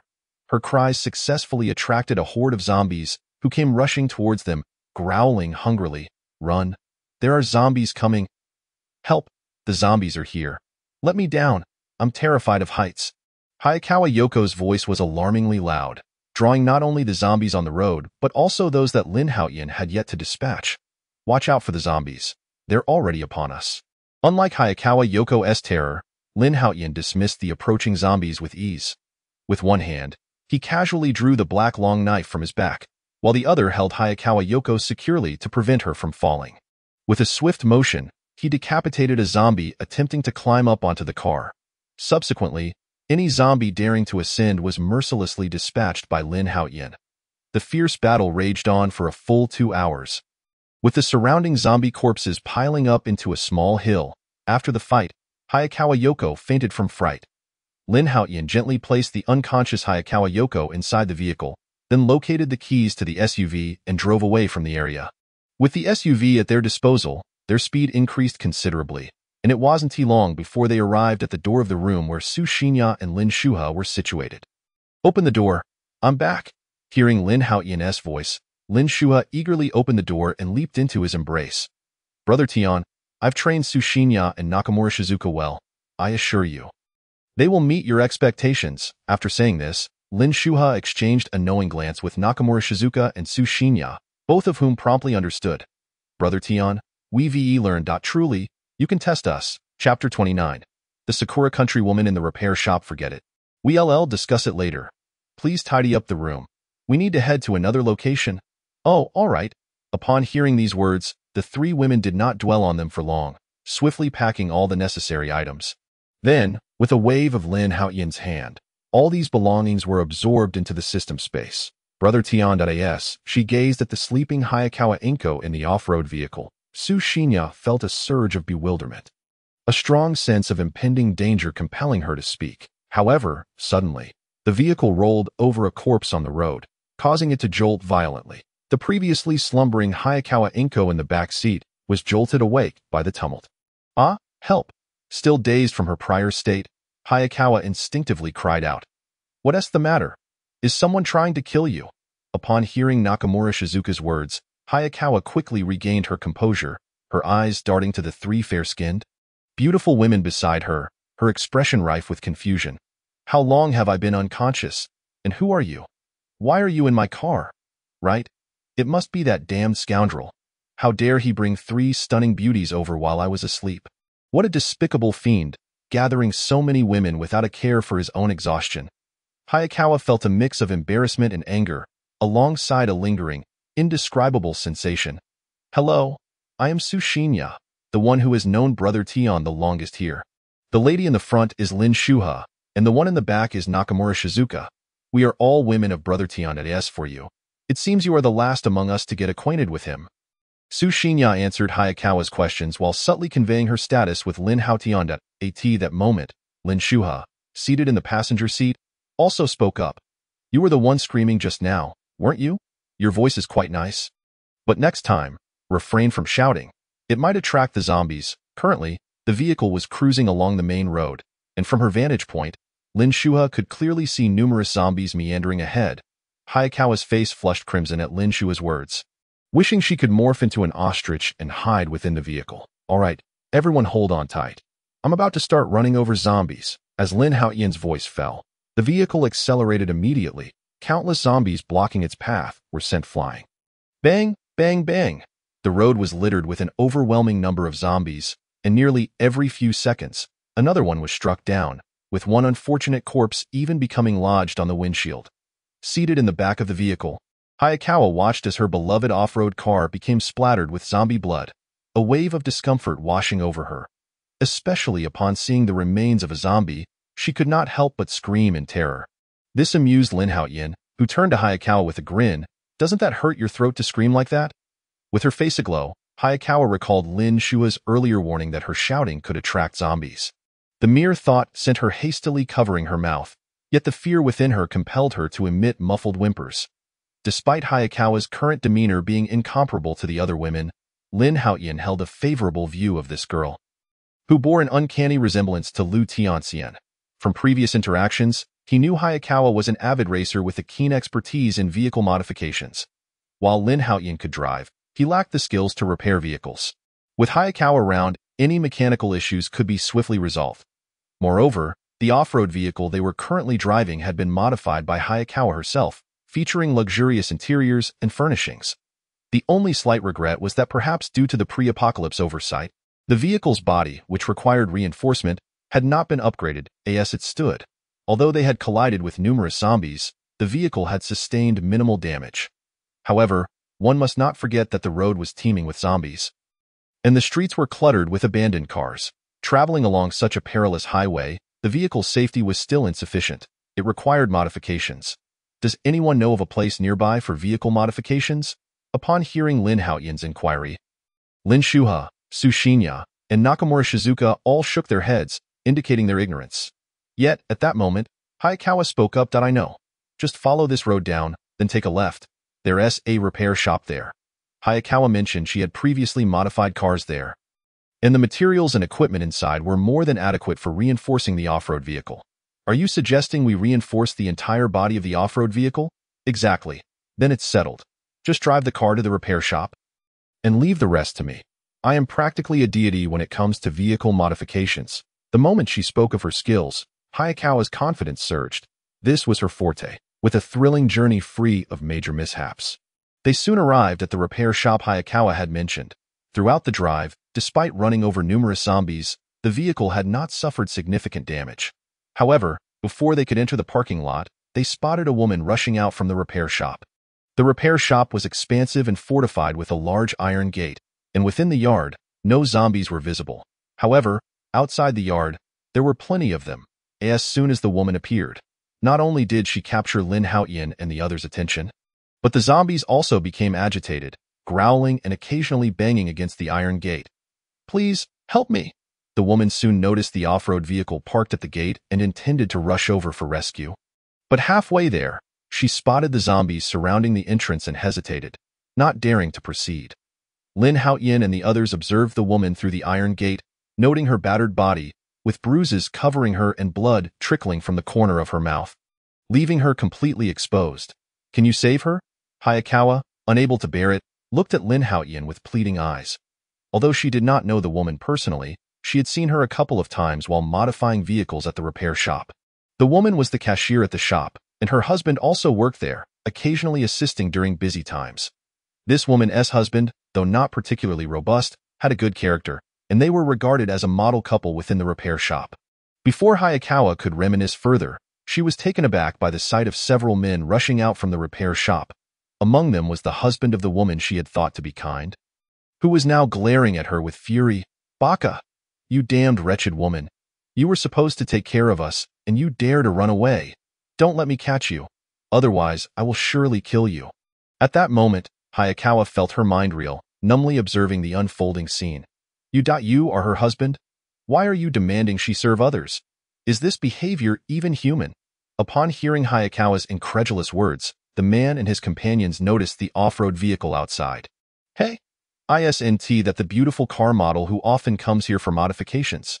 Yoshi, it truly is her. We are in luck, brothers. Hayakawa, both in figure and appearance, was exquisite, naturally attracting attention.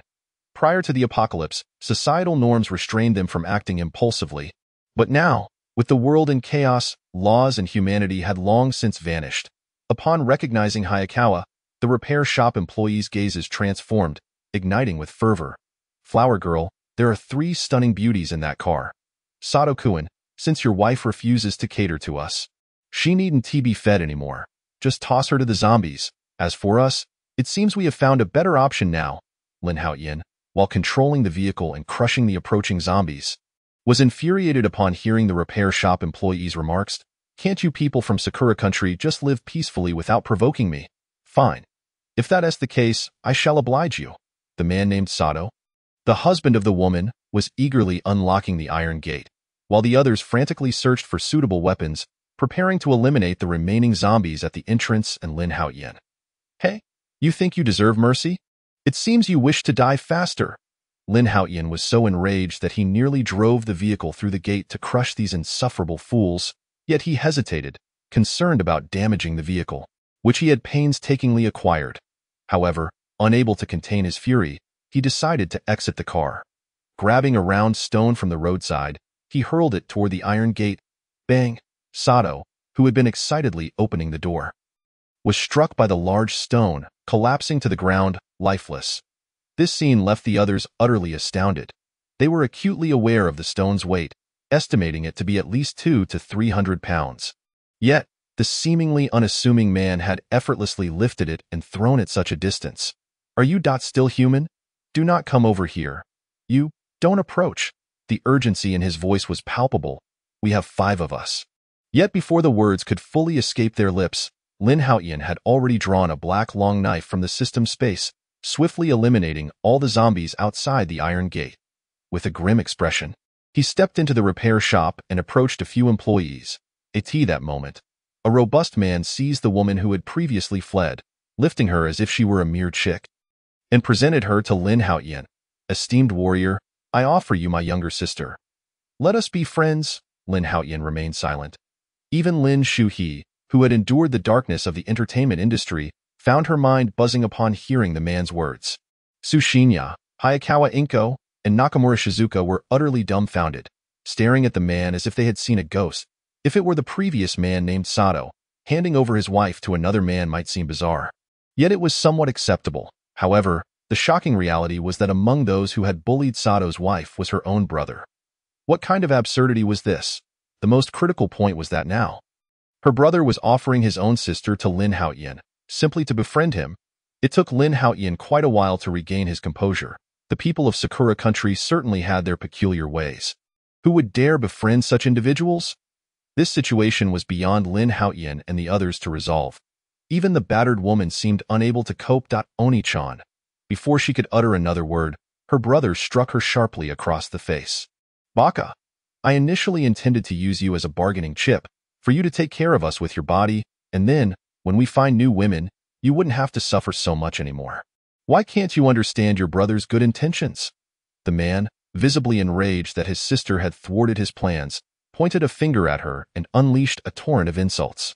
Yet, when addressing Lin Haotian, he instantly donned a sycophantic demeanor. Your Excellency, you are so formidable. We wish to follow you. I am well acquainted with this area and know where to find food and beautiful women. If you would take us in, I assure you we can provide you with more food and beauty, allowing you to live a better life. Observing the man's ingratiating smile, Lin Haotian replied coldly, What I need, I can procure myself. As for you lot, it would be best for you to die quietly. Upon hearing this, the expressions of the men shifted dramatically, tightly gripping their weapons. Do not fear. He is but one man. Together, we can surely defeat him. The robust man declared, shoving his sister towards Lin Haotian. Seizing the opportunity, the other four men charged at Lin Haotian with their repair tools raised menacingly. However, at that moment, the strong man scoffed derisively and turned to flee. The four men, initially intent on fighting Lin Haotian, were left dumbfounded by this sudden turn of events. Baka! They attempted to continue their insults, but Lin Haotian would not grant them that opportunity. A flash of black light passed, and in an instant, the four men lay lifeless, their bodies severed. The injured woman, having been shoved to the ground by her brother, cast a venomous glare at him as he retreated out of sight. In her life, she had never harbored such intense hatred for anyone. She could not comprehend what her brother was thinking, nor why he treated her in such a manner. Chapter 31.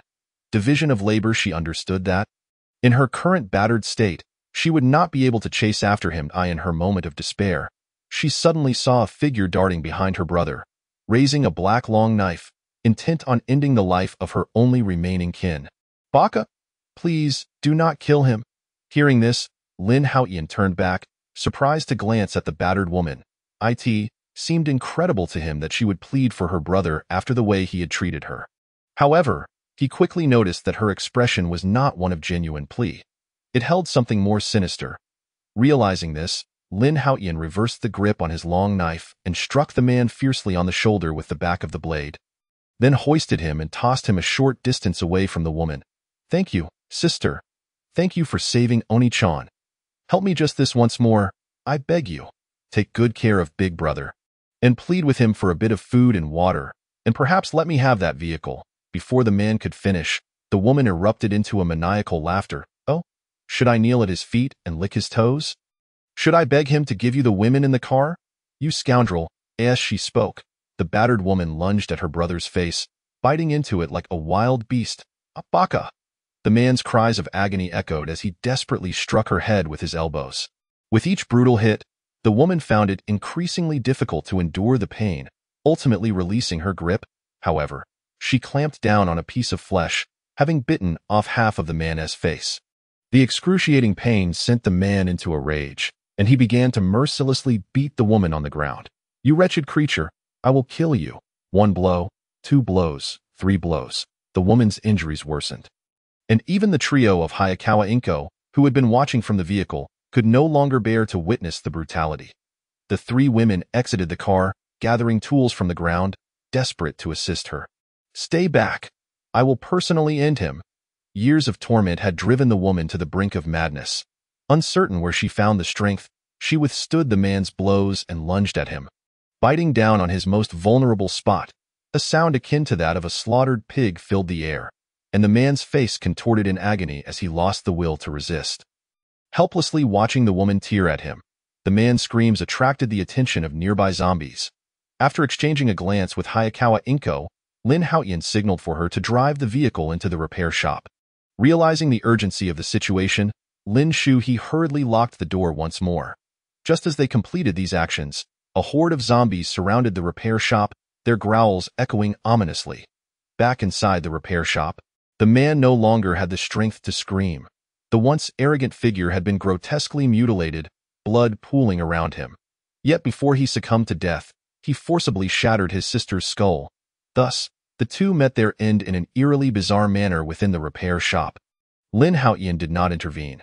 He had recognized that the woman's spirit had already perished, and she was intent on taking her brother down with her. Although she did not escape the clutches of death, she had at least avenged herself, dying with a semblance of closure. The events that transpired left an indelible mark on the nerves of the 4 women. Lin Shuhe gazed at Lin Haotian, feeling grateful to have encountered a man of such integrity. Otherwise, her fate would have been dire. Su Xinya shared the sentiment, relieved that it was Lin Haotian who had come to their aid. She knew she would not have survived otherwise. Nakamura Shizuka's perception of Lin Haotian transformed entirely. Compared to these men, he was a paragon of virtue. Though Hayakawa Inko felt that Lin Haotian had taken advantage of her, he was 100 times better than the individuals in the repair shop. "If he desires my company again, I shall oblige, but not today. The pain is unbearable." Indeed, as Lin Haotian had suggested, Hayakawa Inko found herself developing feelings over time. Lin Haotian remained oblivious to the women's thoughts, and even if he were aware, he would not have cared. After resolving the situation at the repair shop, he drove the vehicle into the maintenance area. To his surprise, he found an abundance of equipment and materials available, more than sufficient for fortifying the vehicle. "Leave it to me. Vehicle modifications are my forte." Following the previous events, Hayakawa Inko underwent a transformation. Without Lin Haotian's prompting, she eagerly showcased her skills. "How long do you plan to work alone?" "I shall assist." Nakamura Shizuka stepped forward to help. Although she was not well versed in vehicle modification, she could lend a hand. "All right, while you all work on the vehicle, I will prepare a meal," Lin Shuhe declared, leaving only Su Xinya without a task. She desperately wanted to suggest, "I can dance. Shall I perform for you?" But the words were swallowed back. Everyone was too preoccupied to appreciate her dance. "How about this? You all focus on your tasks, and I will keep watch. If any zombies approach, I shall alert you." Thus, the group divided their labor and quickly set to work. The repair shop may have lacked in certain aspects, but it was brimming with enough equipment and materials to reinforce the vehicle. Moreover, Hayakawa Inko's skills were indeed impressive. Not only could she fortify the vehicle, but she could also add an artistic flair to it. Ultimately, Lin Haotian discovered an excavator's bucket tooth and welded it onto the front of the vehicle, reinforcing it with several steel bars, significantly enhancing its sturdiness. With this formidable weapon in place, any approaching zombies would likely find themselves swiftly decapitated. Hayakawa Inko gazed at her completed creation, unable to contain her awe. "Dinner is ready." On the other side, Lin Shuhe had also prepared a feast and brought the delectable dishes to the dining table. The mere mention of food, everyone rushed over in excitement. "It smells divine. I can hardly wait. I must eat now." Though it was merely plain rice, at that moment, each person regarded it as the most exquisite food on earth. Lin Shuhe, being mindful of etiquette, served Lin Haotian first, refraining from using her chopsticks, signaling for him to eat first. Chapter 32. I spared them out of mercy. Su Xinya, who was on perimeter watch, was the last to arrive. Upon seeing the delicious spread, she could not suppress her salivation. Meanwhile, Hayakawa Inko, who was ravenously devouring her meal, quickly invited her to sit and join them. However, to her surprise, Su Xinya did not rush to eat but exchanged knowing glances with Nakamura Shizuka. Adeptly that it's always like this. Aren't you afraid you'll exhaust yourself one day? So annoying. Can't even enjoy a meal in peace. Ikawa Inko felt overwhelmed, nearly on the verge of tears. Yet, when she recalled the fates of those individuals in the supermarket and the woman at the repair shop, she realized that perhaps these circumstances were not entirely intolerable. Lin Haotian, unbothered by her musings, after satisfying his hunger and completing his tasks, went to inspect the modifications made to the vehicle. This inspection quickly revealed a new issue. The tires were struggling to bear the vehicle's weight. Due to the addition of the excavator's bucket at the front and several large steel plates at the rear for balance, the tires were unable to withstand the load. Consequently, the group busied themselves again, fitting the best tires available in the repair shop. The final touches were entrusted to Ikawa Inko, while Lin Haotian wandered around the facility, collecting gas canisters and other items used by the others for cooking. After a while, Lin Haotian approached the entrance of the repair shop, glancing at the iron gate that was on the brink of being breached by zombies, and immediately began to set up defenses. He pushed an old vehicle in front of the gate and doused it in gasoline. Boom! After executing this plan, the already precarious iron gate could no longer hold, and hundreds of zombies surged in with an ear-splitting roar. Just in time, Lin Haotian chuckled, pulled out a lighter, ignited it, and tossed it onto the ground. Kaboom! The flames erupted, igniting the zombies standing in the gasoline. However, these zombies felt no pain nor fear, even in the face of raging fire. They charged forward relentlessly. "Come here, everyone!" Lin Haotian shouted from behind the car, luring the surrounding zombies closer. Boom! The fuel tank of the car reached its limit, and with a louder explosion than before, dozens of zombies were instantly obliterated. The flying sparks ignited the remaining zombies, yet they continued to charge forward with wild abandon. "Brother Tion, get in the car." Ikawa Inko and the others had already climbed into the modified off-road vehicle. Upon hearing their calls, Lin Haotian swiftly severed the head of a flaming zombie that was still trying to bite him and leaped onto the roof of the car. Indeed, Lin Haotian did not enter the vehicle but rather perched on its top.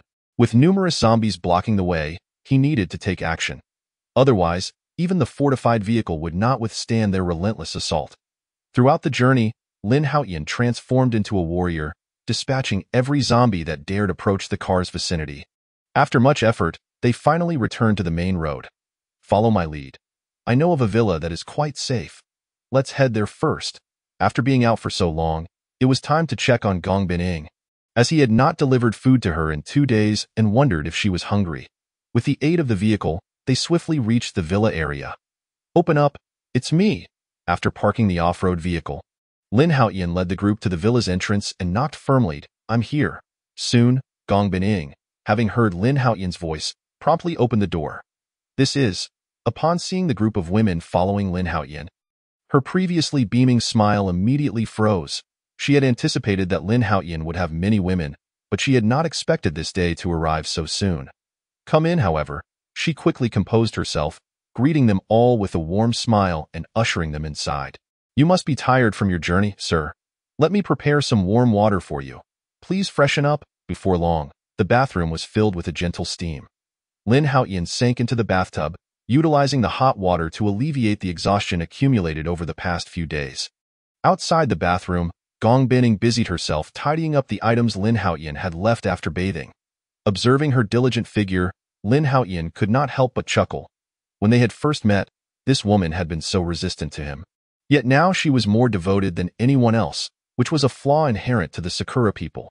As long as you were stronger than them, they would be willing to be your loyal servant. Albeit a dog that could bite its master at any moment. "Sir, do you intend to establish a shelter here?" After a prolonged silence, Gong Bining finally broached the subject, glancing at the other women outside. "A shelter?" Hearing this, Lin Haotian opened his eyes, but then shook his head. In this apocalypse, humanity's greatest enemy was humanity itself, especially in a scenario where order had completely collapsed. Humans were far more dangerous than zombies. For Lin Haotian, the fact that he had not exterminated all the Sakura people was already a great kindness. As for whether he would shelter them, don't make me laugh. Unless the individual in question was an exceptionally stunning beauty, he would have no interest in their fates. Huh? What is it, sir?" Upon hearing Lin Haotian call her name, Gong Bining instinctively halted her movements. "Come over here." This time, Lin Haotian was unable to proceed with his plans. He realized that the person who had previously borne his offspring was none other than Gongbin. This revelation left Lin Haotian feeling somewhat embarrassed. After all, Gongbin already had a child, and if he continued to disregard her, wouldn't he that make him a beast? You all stay here in this villa. I have some matters to attend to. Once I return, we will set off to find Su Xingro. The next day, after a simple breakfast and brief instructions to the women, Lin Haotian hurriedly departed. Chapter 33. Survivors. This time, Lin Haotian did not drive. The noise from the engine was too loud and could easily attract nearby zombies and other survivors. If it were just the zombies, that would be manageable, but if other survivors were drawn in, the women in the villa could be in danger. Upon exiting, Lin Haotian noticed that the number of zombies in the vicinity had significantly decreased. After being out for so long, he had only encountered AFEW. It seemed likely that other survivors nearby had lured the zombies away. Lin Haotian did not believe that he was the only survivor in this area. After all, it had only been a little over half a month since the apocalypse began, and food was still relatively easy to find. Many households had a habit of stockpiling food, and just these reserves would suffice to sustain them for 10 days to half a month. With this thought in mind, Lin Haotian remained vigilant. He wasn't afraid of these survivors, but worried about his own stronghold being compromised. Supplies in this apocalypse were also crucial. He should first check the pharmacy for any medications. In the midst of the apocalypse, ailments such as headaches and fevers could prove fatal, so it was wise to prepare some medicine in advance. However, after searching several places, he found that the pharmacies had already been stripped bare. Nonetheless, Lin Haotian still managed to collect some supplies. Eventually, he stumbled upon an intact clinic. Although there were quite a few zombies inside, the potential rewards were substantial. After stowing all the acquired items in the system space, Lin Haotian prepared to continue his search for a pharmacy. Just as he arrived at a women's clothing store, intending to procure some garments for the women, he suddenly heard a commotion from within, followed by a woman's exclamation, "Murame-sakuen, I just changed into this dress, and it's the only one left in the store. Yoshi, it's fine. There are plenty of clothes here. There are zombies, if they come here. We redone 4. What is there to fear? The zombies around here have already been drawn away by me. There are none left now. Humph, Kyuko, don't forget who saved you. If you don't behave, don't blame me for being rude." Hiding nearby, Lin Haotian listened to their conversation, gathering significant information from their dialogue. It is no wonder that the number of zombies in the vicinity has diminished this week.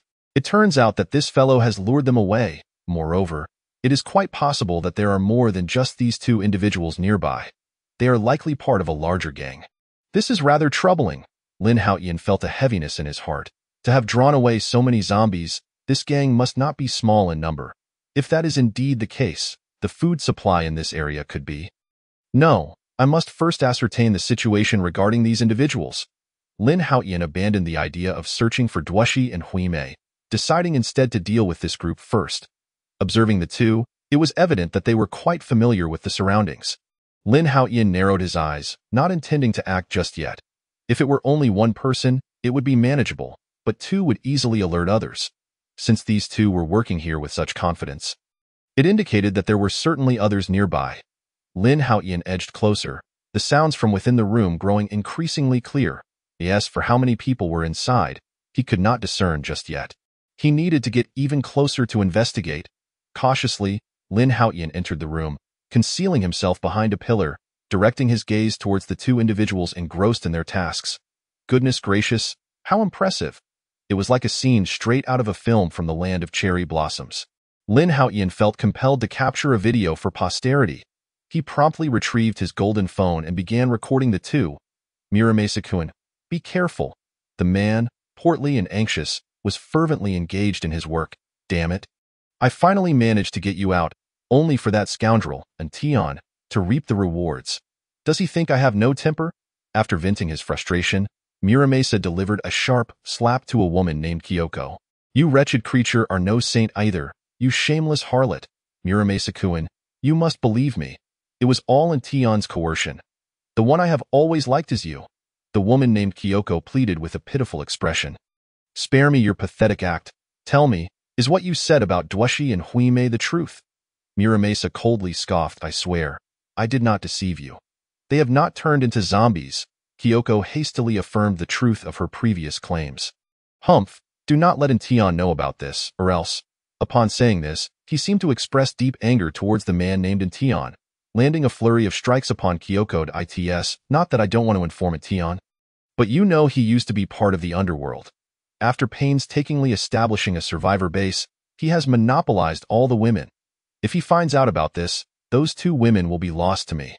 After uttering this, he wore a nostalgic expression. Ever since I saw them once before the apocalypse, I have dreamt about them every night. What about that boy? Suddenly, Kyoko inquired. Damn it, it's the apocalypse. What do I need a grown man for? Just kill him and be done with it. Muramasa was infuriated by the woman's foolishness and slapped her several times.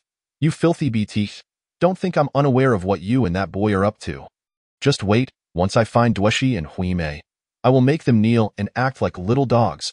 A cruel expression crossed Muramasa's face. Hiding behind the pillar, Lin Haotian felt a surge of murderous intent upon hearing this. Initially, he had no intention of eliminating the 2 so soon, but this fool dared to lay his hands on his woman, and thus he could not be spared. However, Lin Haotian did not rush to act. He needed to ensure that there were no others around. It appeared that within 100 meters, there were only these 2. After surveying the surroundings and listening carefully, confirming that it was indeed just the 2 of them, he stealthily approached from behind. Lin Haotian moved silently, making almost no sound, and Muramasa, preoccupied with his work, remained oblivious to his presence. Once behind Muramasa, Lin Haotian no longer hesitated. He drew the black long knife from his inventory and swiftly struck at Muramasa's neck. With a clean slice, Muramasa's head fell to the ground, blood gushing forth like a fountain. Upon hearing the commotion, Kyoko turned around, nearly losing her composure at the sight. Silence! Lin Haotian pressed the black long knife against Kyoko's neck. She immediately ceased her cries, her eyes filled with terror as she gazed upon the headless corpse of Muramasa. Lin Haotian was about to threaten her to ensure her compliance when unexpectedly, the previously terrified Kyoko suddenly stood up and delivered a fierce kick to the headless body. You disgusting bastard, die! After cursing, she hurriedly knelt before Lin Haotian, adopting a pitiful demeanor as she spoke. Sir, thank you for saving me. I was coerced by him. Rest assured, I will not scream. You can do as you please. I used to be a model. Look at my figure. Isn't it stunning? Kyoko, clad in nothing but her skin, spun around before Lin Haotian, showcasing her physique. This took Lin Haotian by surprise. This woman was quite clever, albeit it was fortunate for her, as otherwise, she would be dead. As for engaging in any activities, he decided against it. Truthfully, Lin Haotian found her somewhat unclean, yet he could not show his disdain just yet, for until he understood how many survivors remained, this woman still held value. Indeed, you are quite the rare beauty. Lin Haotian feigned a lecherous grin. Hearing this, Kyoko's heart soared, though inwardly she felt disdain. Typical man, unable to resist a little temptation. Despite her internal contempt, she outwardly displayed even greater respect towards Lin Haotian. All right, come with me. Upon hearing Lin Haotian's command, Kyoko offered no resistance and obediently stood up. Truth be told, she had no intention of escaping. After all, in this apocalypse, one was as good as another, compared to the previous men. While this one might be somewhat fierce, at least he was handsome. Let us head this way. Listening intently to their surroundings, Lin Haotian pointed in a direction. Sir, please wait. Kyoko abruptly halted, then rushed over to Muramasa's corpse. Searching it up and down in a short while, she triumphantly retrieved 3 sausages, her eyes lighting up with delight. Witnessing this scene, Lin Haotian felt a pang of regret.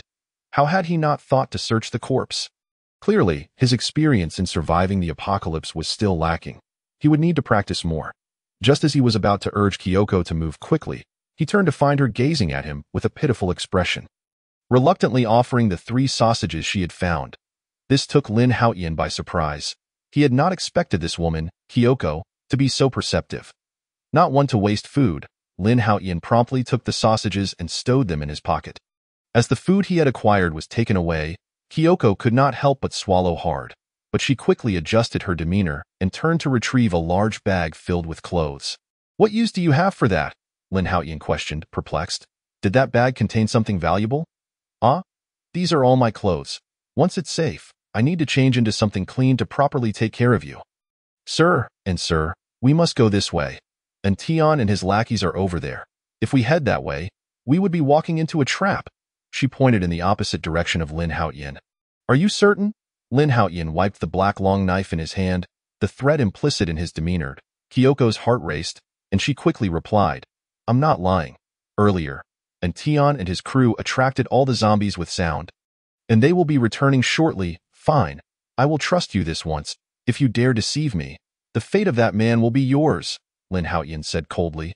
Kyoko nodded frantically in agreement, following Kyoko's guidance. The two swiftly made their way out, with Lin Haotian now intent on finding a vantage point, a place to overlook the entire street. That location looks promising. Before long, Lin Haotian discovered a suitable spot. You should know the best route to the highest point over there. Lin Haotian indicated a tall building. Looking at Kyoko, I know. Sir, follow me. Kyoko nodded, leading Lin Haotian as they navigated the streets, soon arriving at the entrance of the tallest building. It was a hotel, and there were only a few scattered zombies inside. All right, let us go in. Wait, sir, there are zombies inside. Upon hearing this, Kyoko trembled, not wanting to become a meal for the undead. What is there to fear? Just a few zombies. Lin Haotian's expression darkened. While there would indeed be zombies, there were not enough to deter him from entering. Let us go. However, to avoid exposing his strength, Lin Haotian decided to let Kyoko enter first. Though Jingzi felt an overwhelming sense of dread, she realized that if she did not enter, Lin Haotian might very well strike her down in the next moment. Thus, she steeled herself and ventured forward. As soon as she stepped into the hotel, she immediately attracted the attention of several zombies, and in the blink of an eye, they were charging towards her with guttural cries. Run! Lin Haotian could have easily dispatched these few zombies. But in an effort to appear more like a normal person, he pretended to struggle, grasping Jingzi's hand and sprinting towards the elevator. However, after only a few steps, they found themselves face to face with two zombies.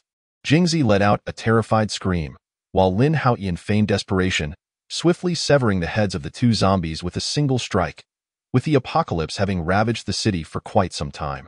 Power had long since been cut off, rendering the elevators useless. The only option left for the pair was to take the stairs. Along the way, Lin Haotian continued to act as though he was laboriously fending off several more zombies. Until at last, they reached the top floor of the hotel. Perhaps that level had been uninhabited before the end times, for they encountered no zombies there. Upon entering a relatively clean room, Jingzi's legs weakened, and she collapsed onto the floor, gasping for breath. The fright from the zombies, combined with the exertion of climbing multiple flights of stairs, had utterly exhausted her. In stark contrast, Lin Haotian felt no fatigue whatsoever. Once inside the room, he immediately moved the sofa to barricade the door and then approached the window to survey the area below. To his surprise, the hotel's view was quite decent. There were no obstructions in sight. However, not far down below, at the corner of the street, a horde of zombies was gathering on the other side. He noticed 7 or 8 individuals laboring to transport supplies. To make matters worse, a few women, already battered and bruised, were being tossed into the zombie crowd, presumably as a means to divert the undead's attention. Chapter 35. Even with 8 lives, she wouldn't dare, Lin Haotian murmured, recognizing the unfortunate predicament of those survivors. Hearing his mutterings, Jingzi approached the window, her teeth clenched in anger. Survivors Alliance. Lin Haotian's brow furrowed.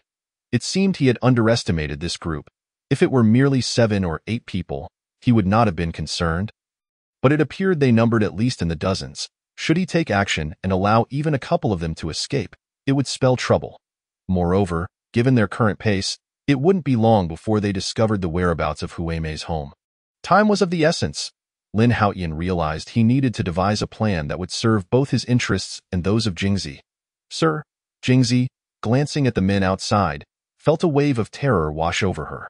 Despite Lin Haotian's evident malevolence, she had witnessed the brutality of the individuals outside. If she were to fall into their hands, her fate would likely involve becoming zombie fodder. What troubled Jingzi further was Lin Haotian's apparent disinterest in conversing with her since their arrival. Did he not like her? This thought gnawed at her, for he was her greatest ally, and if she failed to maintain his favor, he might very well eliminate her. Yet, if he truly disliked her, why had he brought her to this place? Surely it was for the sake of the Survivors' Alliance. Yes, that must be it. Given the trajectory of the Survivors' Alliance, It was only a matter of time before they encountered Lin Haotian.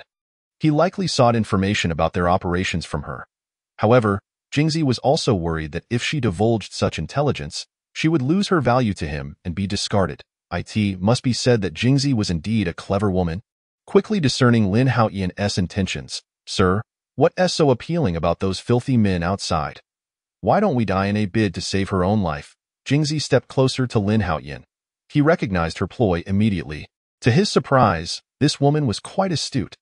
Although Lin Haotian was reluctant, he resolved to make a sacrifice for the sake of information.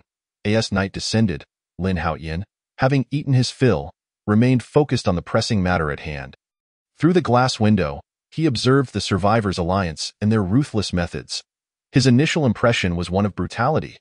They first employed the living and nearly dead women to gather all the zombies together, subsequently stripping the areas devoid of the undead of all supplies and women. Furthermore, Lin Haotian noted the sheer number of individuals involved. He counted no fewer than 30 men, the majority of whom were young and robust.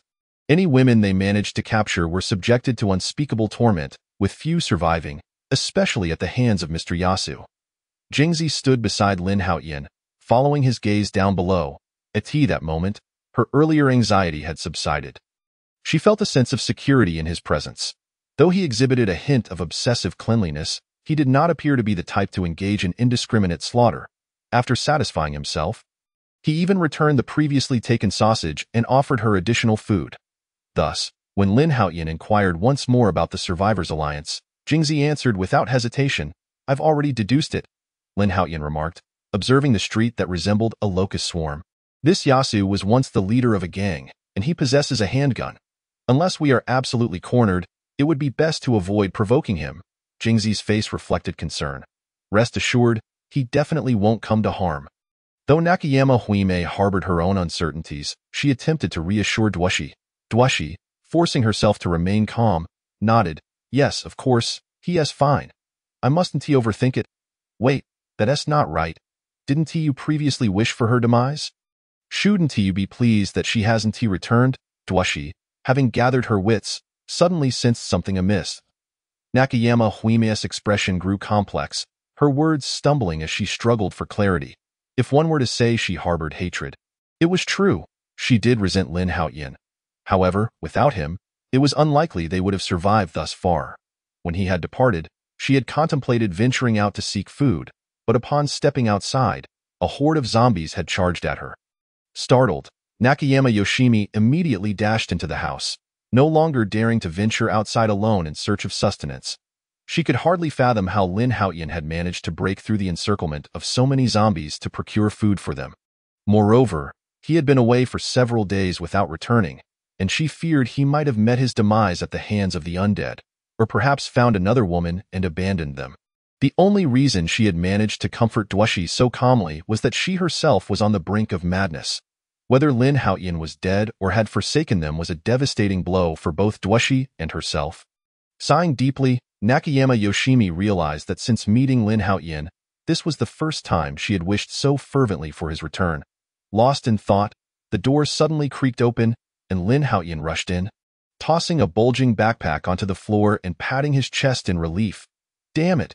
After searching for several days, I only managed to find this little bit, and almost lost my life in the process."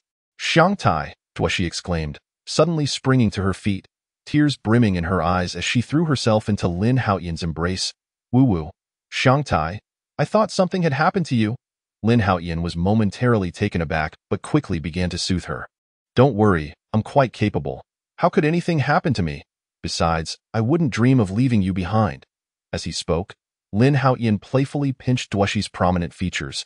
Her cheeks flushed crimson, and she hastily released him. "I'll go prepare dinner." Nakayama Yoshimi first poured a glass of water for Lin Haotian and then volunteered to cook. Lin Haotian merely nodded, not bothering to look at her. Sensing the awkward atmosphere, Duoshi quickly stood up. "I'll help too." Once in the kitchen, they meticulously sorted through the food Lin Haotian had brought back. It was undeniable that this man, despite his flaws, possessed a remarkable ability to procure food, consistently returning with enough provisions for 3 to 4 days. "With this much food, we could last 4 or 5 days, Duoshi exclaimed joyfully. "If we ration it well, we could stretch it to a week." Alas, the zombies outside are multiplying, and I've heard some have even evolved. Obtaining food is becoming increasingly difficult. Who knows how much longer we can endure? At this, their expressions darkened. Just a week prior, they had lived in relative comfort, but an unforeseen calamity had forced them to rely on their own bodies for sustenance while facing the dangers of the undead in such bleak times. They could only wonder how much longer they would manage to hold on. By the way, did you hear the sound of a car yesterday? Do you think it could have been the military coming to rescue us? Nakayama Yoshimi suddenly spoke up. I don't know, but the commotion yesterday was significant, and all the zombies were drawn to it. So there must be quite a few people out there. Dwashi shook her head but shared her thoughts nonetheless. Upon hearing this, Nakayama Yoshimi's eyes brightened with hope. If we seek their assistance, do you think we? Dwashi's expression immediately shifted, glancing at Lin Haotian outside before hastily shaking her head. No. What if they aren't military? And with the world in ruins, even if we encounter the military, aren't you afraid they might? Nakayama Yoshimi fell silent, recognizing the possibility. However, given her current relationship with Lin Haotian, staying would only complicate her situation further. The sight of her dear friend desperately trying to please Lin Haotian for a mere morsel filled Nakayama Yoshimi with guilt. Yet, the pangs of hunger were relentless. She did not wish to perish either. Oh, I almost forgot to mention this, Dwashi exclaimed, smacking her forehead, frustrated that she had overlooked something so crucial. What? Nakayama Yoshimi blinked in surprise, but soon realized that Lin Haotian had returned so late yesterday and had gone straight to bed, leaving them with no opportunity to discuss this matter. It was not trivial.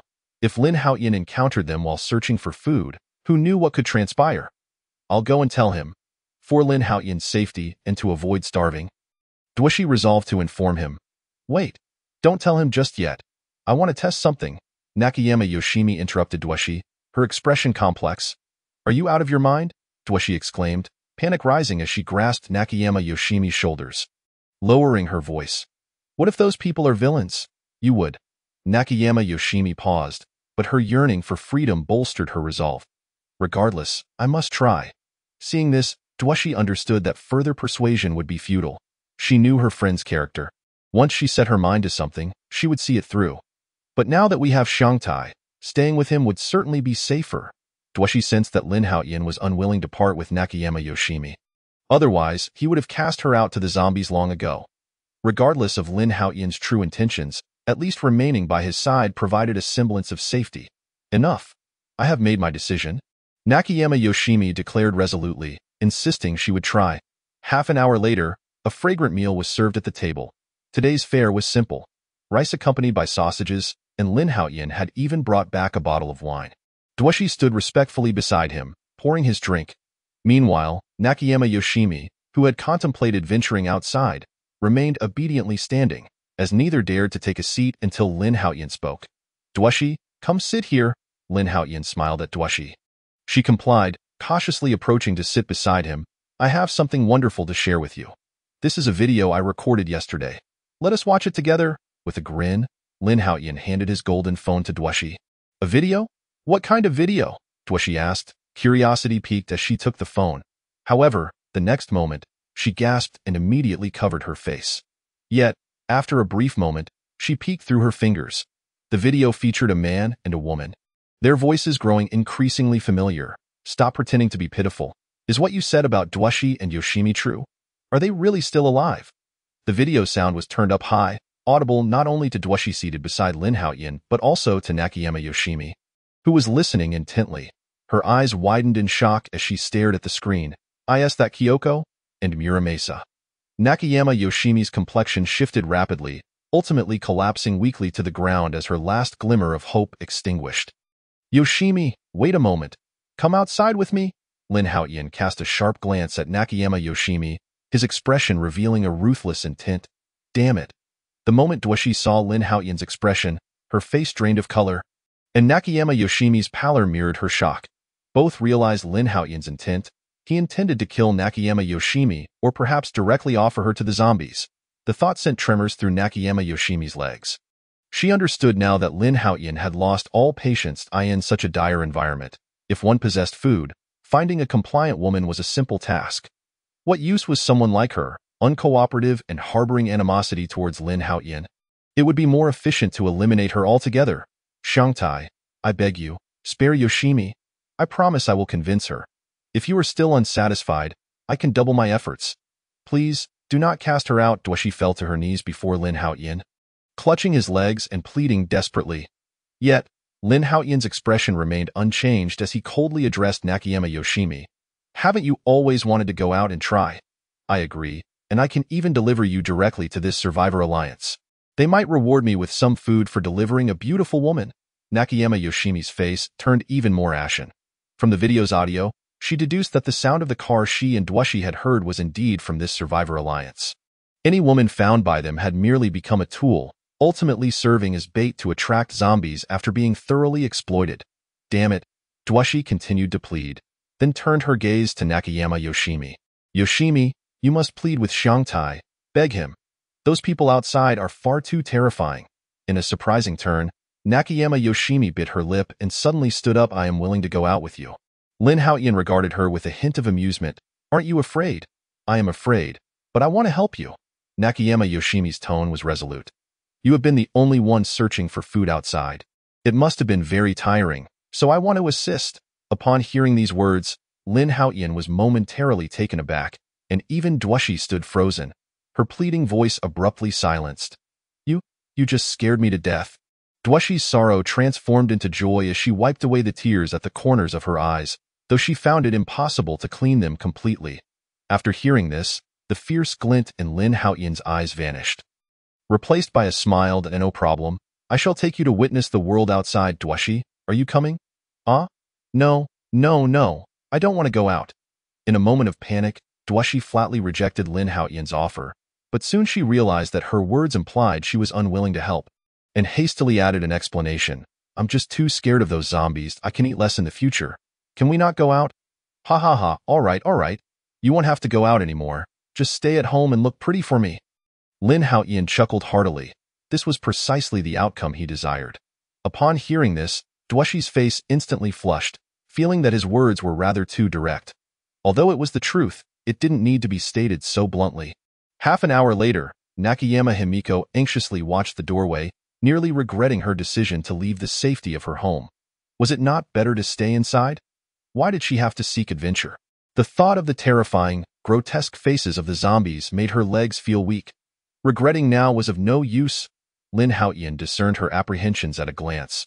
After calling out to her, he flung open the door and dragged Nakayama Himiko outside. Be careful. Duashi's warning barely left her lips when the zombies, intentionally left behind by Lin Haotian, surged forward relentlessly. Some of the zombies slammed against the locked security door, while another wave pursued Lin Haotian and the others. Himiko's spirit nearly fled in fright as she allowed Lin Haotian to pull her along. Fortunately, Lin Haotian had only left a few zombies to guard the entrance, and there were none in the lower levels, allowing them to reach the ground floor unscathed. Nevertheless, Himiko was so frightened that she felt utterly drained, collapsing to the ground and gasping for breath once they reached safety. She couldn't help but wish to slap herself. Why was she so foolish to seek thrills when she could have simply stayed in her room? Turning her gaze to Lin Haotian, she noticed he was surveying their surroundings. The place they had just exited was already swarming with zombies. This was a disaster. They couldn't return.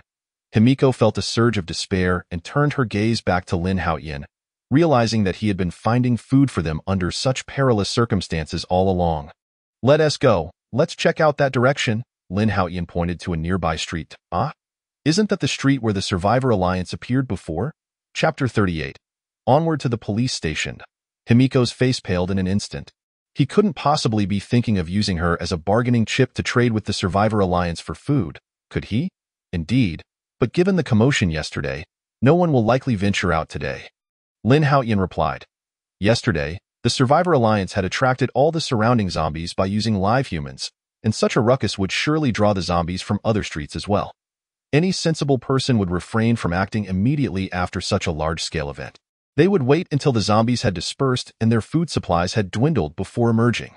Lin Haotian's speculation was indeed correct. Throughout their journey, they did not encounter any members of the Survivor Alliance. And instead, the number of zombies increased. As for these zombies, Lin Haotian paid them no mind, for his objective lay elsewhere. He aimed for a shopping mall located 3 streets away, which also served as a gathering point for the Survivor Alliance. Of course, it was impossible for him to go there now, especially since he was with Himiko. Even the zombies along the way would keep Lin Haotian occupied. What he had said earlier was indeed true. This outing with Himiko was purely for excitement. The impact of that video had far exceeded Lin Haotian's expectations. He had merely intended to give Himiko a wake-up call, but it had inadvertently shattered her naive ideals. Now, Himiko had abandoned her previous innocent notions, and Lin Haotian felt no need to continue his admonishments. Come, I shall take you to a delightful place. I'll take you to find some clothes.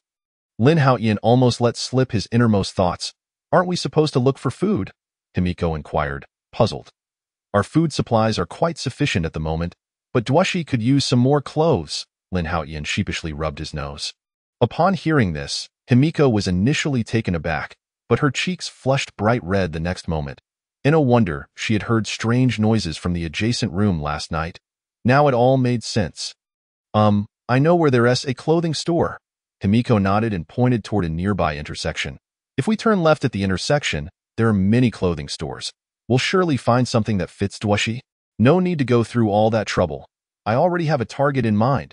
Himiko was taken aback but soon nodded, having shed her earlier rebelliousness, leaving only compliance. After walking with Lin Haotian for a while, they turned into a narrow alley and stopped at a hidden corner. Looking up, they spotted the clothing store Lin Haotian had mentioned, which was not particularly large, with 3 large characters written in cherry blossom language on the sign. Wow! Himiko's face immediately turned crimson. Are you looking for such clothes? The items inside are certainly not limited to just clothing, Lin Haotian chuckled, glancing at Himiko. Your country may not have much, but such stores are absolutely everywhere. I specifically chose the best one. Observing Lin Haotian's gaze, Himiko bit her lip, remaining silent, for she had already grasped his intentions. Let us go. Lin Haotian was eager to waste no time and pulled Himiko towards the entrance. Can we not go in? I'm afraid there might be zombies inside. Himiko attempted to resist. Are you sure you don't want to come in with me? Lin Haotian's brows furrowed, his expression turning somewhat cold. Seeing Lin Haotian's anger, Himiko gritted her teeth and slowly entered. From noon until 4 in the afternoon, the two were not seen emerging in this place known as the Cherry Blossom Nation, while there may not be much of anything else. There was certainly no shortage of such items. Throughout the afternoon, Lin Haotian was thoroughly occupied. They explored a plethora of strange and unfamiliar items, allowing Himiko to experience them all. Moreover, when Lin Haotian left, he cleared out everything in the store, as these items could be useful for others in the future. Let us go. I'll take you home, Lin Haotian said with a smile, eyeing Himiko, who was now carrying several additional items. Ah? Aren't we going to look for food? Did you think I brought you out just to find food? Lin Haotian chuckled. Himiko's face flushed instantly. However, Lin Haotian had just mentioned taking her home first, which implied that he intended to venture out again afterward. It was nearly dark. Did he really plan to go out again?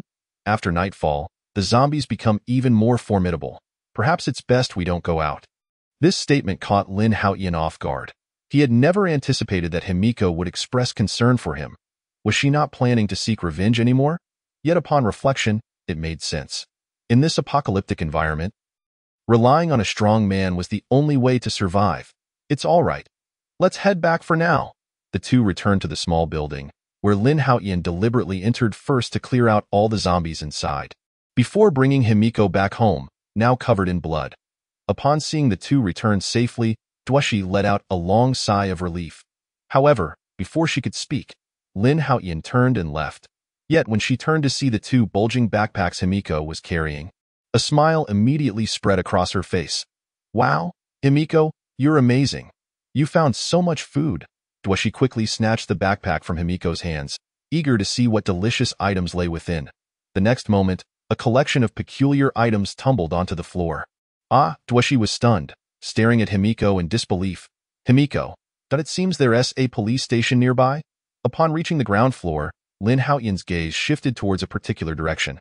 Kyoko had previously mentioned that there were 2 police officers within the Survivor Alliance, and this realization struck him.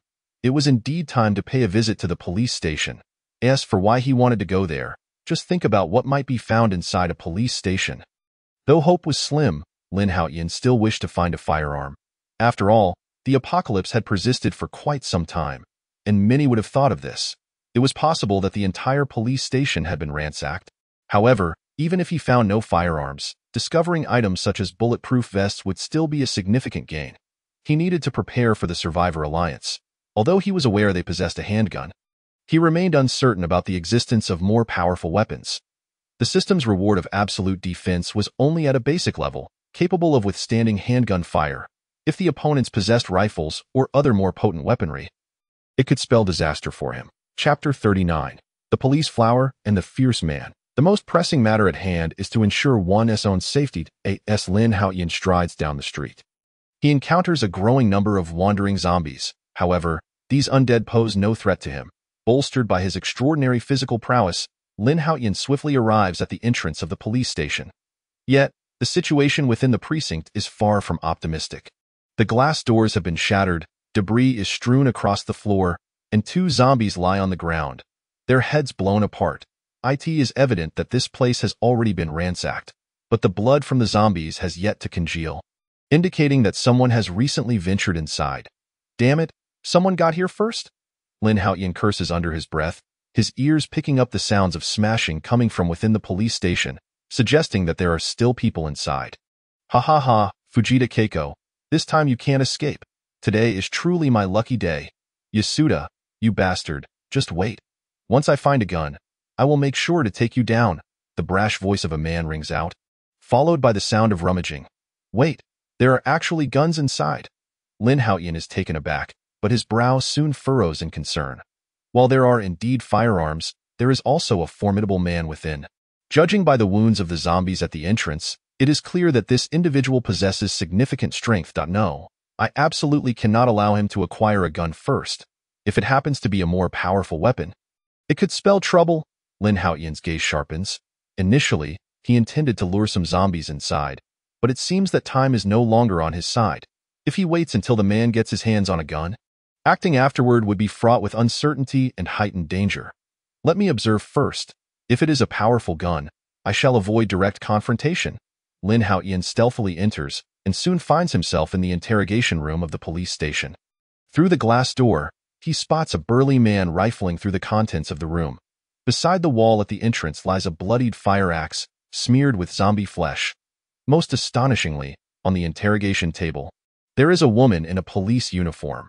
The gentle rise and fall of her chest indicates that she is alive, merely unconscious. She is not dead. It seems that this robust man is rather vigilant, having thought to search for weapons first, especially in the presence of such a beautiful policewoman in her 20s. His restraint indicates that he is not merely a man of brute instincts. If he hasn't found a gun, then I should eliminate him directly. If he has procured a weapon, I'll retreat and attract the zombies outside. At the very least, I need to draw in 30 to 40 zombies to ensure success. Despite Lin Haotian's enhancements from the system, he understands the necessity for caution in this apocalyptic world. No matter how strong one is, recklessness could lead to disaster. Should he resort to the second plan? It would be unfortunate for the policewoman inside. Although she is a police officer from Sakura Country, that does not prevent Lin Haotian from indulging in some intriguing diversions. Furthermore, judging by her profile, this woman certainly deserves the title of a flower of the police. If he were to gather a horde of zombies, she would undoubtedly meet her demise.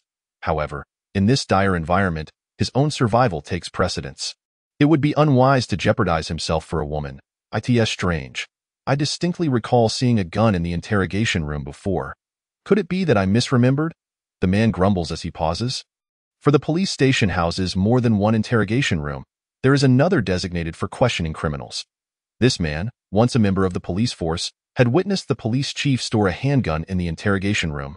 When the zombie outbreak occurred, he and the chief fled in a panic, with the chief having left the gun behind.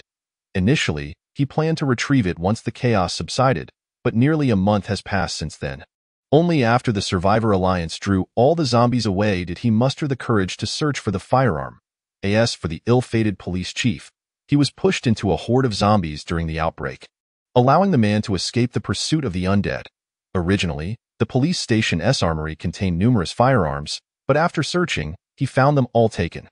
Now, the gun hidden by the chief has become his sole hope. I must obtain that handgun today, no matter what. The man silently vows, glancing back at the unconscious policewoman with a lewd grin. "Just wait here for me, and once I have the gun, I will ensure you experience ecstasy beyond measure."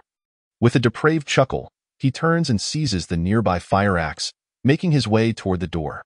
Soon, he arrives at the entrance to another interrogation room, and as he flings the door open, 2 zombies in police uniforms lunge at him. This man is indeed ruthless. He swings the fire axe, shattering one zombie's skull, and with another powerful swing, he decapitates the second. However, the ordeal does not end there. For 5 or 6 more zombies remain within the interrogation room, 2 of whom are in police uniforms, while the rest appear to be ordinary civilians. It seems that prior to the apocalypse, they were individuals caught up in wrongdoing, who met their fate during the outbreak and subsequently transformed into zombies. The man is undeniably fierce, charging into the horde of zombies as if slicing through vegetables, easily dispatching several of them. Damn, he is impressive. Lin Haotian, observing from a distance, is left in awe. If it weren't for the System's enhancements, he would undoubtedly be no match for this man. But alas, he possesses the system. "Kid, you're lucky today." Lin Haotian glances at the zombies confined in the holding room, a cruel smile gracing his lips. "Let me lend you a hand." He strides over and flings open the door to the holding room. And in an instant, a dozen zombies surge forth. Lin Haotian deftly sidesteps, but the man inside the interrogation room is far less fortunate. Damn. Noticing the commotion behind him, the man turns to find dozens of zombies charging at him. And he tenses in fright. A cacophony of chaotic battle ensues. Chapter 40. Have I been? Through the crack of the door, Lin Haotian can clearly see blood and flesh splattering everywhere. The man's combat prowess is indeed formidable. Even surrounded by so many zombies, he manages to slay several. However, the cramped space of the interrogation room proves to be a significant disadvantage. Even with a gun, it would be impossible to fend off such a multitude, let alone with only a fire axe. Before long, the sounds of anguished cries and the gnashing of teeth fill the air. After half an hour, Lin Haotian finally pushes open the door to the interrogation room. At this point, the muscular man has been reduced to a mangled wreck, half of his neck bitten away. What catches Lin Haotian's attention most is the handgun still clutched in the man's hand. Damn it, so it was just a handgun. I've been worried for nothing. Lin Haotian feels a twinge of disappointment. Had he known it was merely a small revolver, he would have dealt with the man long ago. But why hadn't he fired the gun? Lin Haotian finds this puzzling. After eliminating all the zombies in the interrogation room, he approaches the man and picks up the revolver. Damn it, it's unloaded. Lin Haotian inspects the revolver, feeling exasperated. The handguns from Sakura Country are worthless. This outdated revolver has been obsolete for over a decade. With a short range, minimal firepower, and a capacity for only 6 bullets. It is frankly easier for Lin Haotian to slay zombies with his black long knife. However, while he may have no use for it, it could serve the women in the villa area well. Keeping the handgun in the villa would enhance their defensive capabilities. Even if the gun is subpar, it is still a firearm. For everyone except Lin Haotian, it would likely mean life or death. What irks Lin Haotian the most is that he has the gun but no bullets. Undeterred, he begins to search the room once more. Indeed, within moments, he notices a few golden bullets lying beneath the man's feet. Haha, there's actually something here. It seems the man had found the bullets earlier, but the sudden arrival of the zombies prevented him from loading them, thus benefiting Lin Haotian. Now, all of this is mine. Delighted, he gathers the bullets and counts them, discovering there to be over 30. Not bad, not bad. Today has truly been fruitful. Humming a tune, Lin Haotian secures the revolver and bullets before rising and traversing the corridor back to the interrogation room. Gazing at the still unconscious policewoman, he finds himself unable to restrain his desires. Such a stunning beauty, it would be a waste not to die in the dim light. Fujita Keiko dreams of being adrift at sea.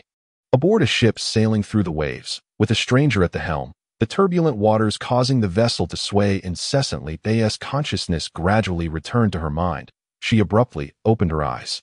The first thing that caught her gaze was a glaring emergency light.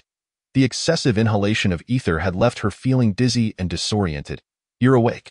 Suddenly, a voice pierced through her daze. Keiko Fujita jolted in surprise, struggling to stand up, but her mind was still clouded, and her body felt as though it had been battered 1,000 times. Never mind, allow me to assist you.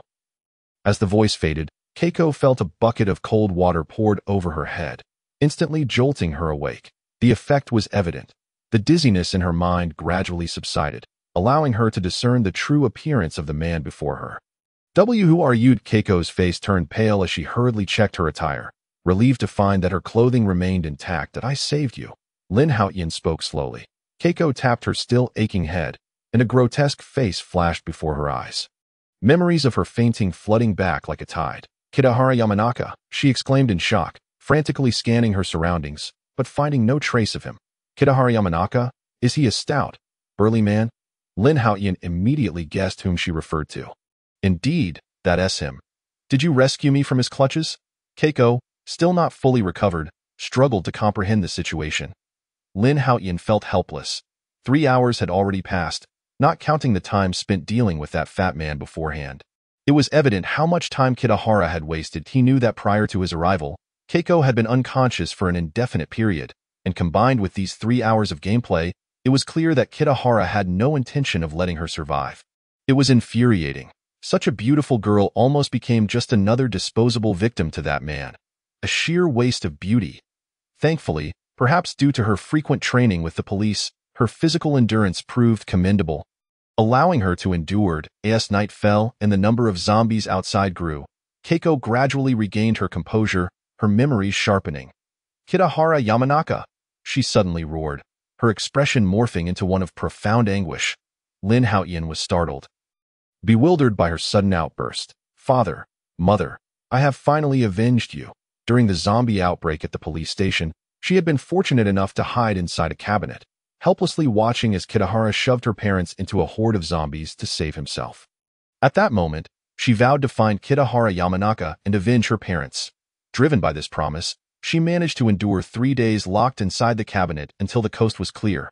Familiar with the layout of the police station, she subsequently hid in an office, surviving for over 10 days on meager snacks and tap water. During that time, she plotted her escape and aimed to confront Kitahara Yamanaka for retribution. However, just as she was ready to leave, the very man she had been fleeing from reappeared. Upon seeing her nemesis, Keiko lost her rationality in an instant, charging at him without a second thought. The outcome was predictable. She was knocked unconscious, nearly falling victim to that fat man.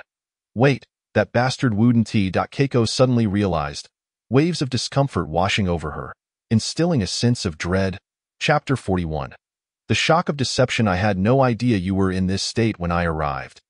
Lin Haotian certainly wouldn't admit his involvement, especially since Kitahara Yamanaka was now dead and could bear the blame.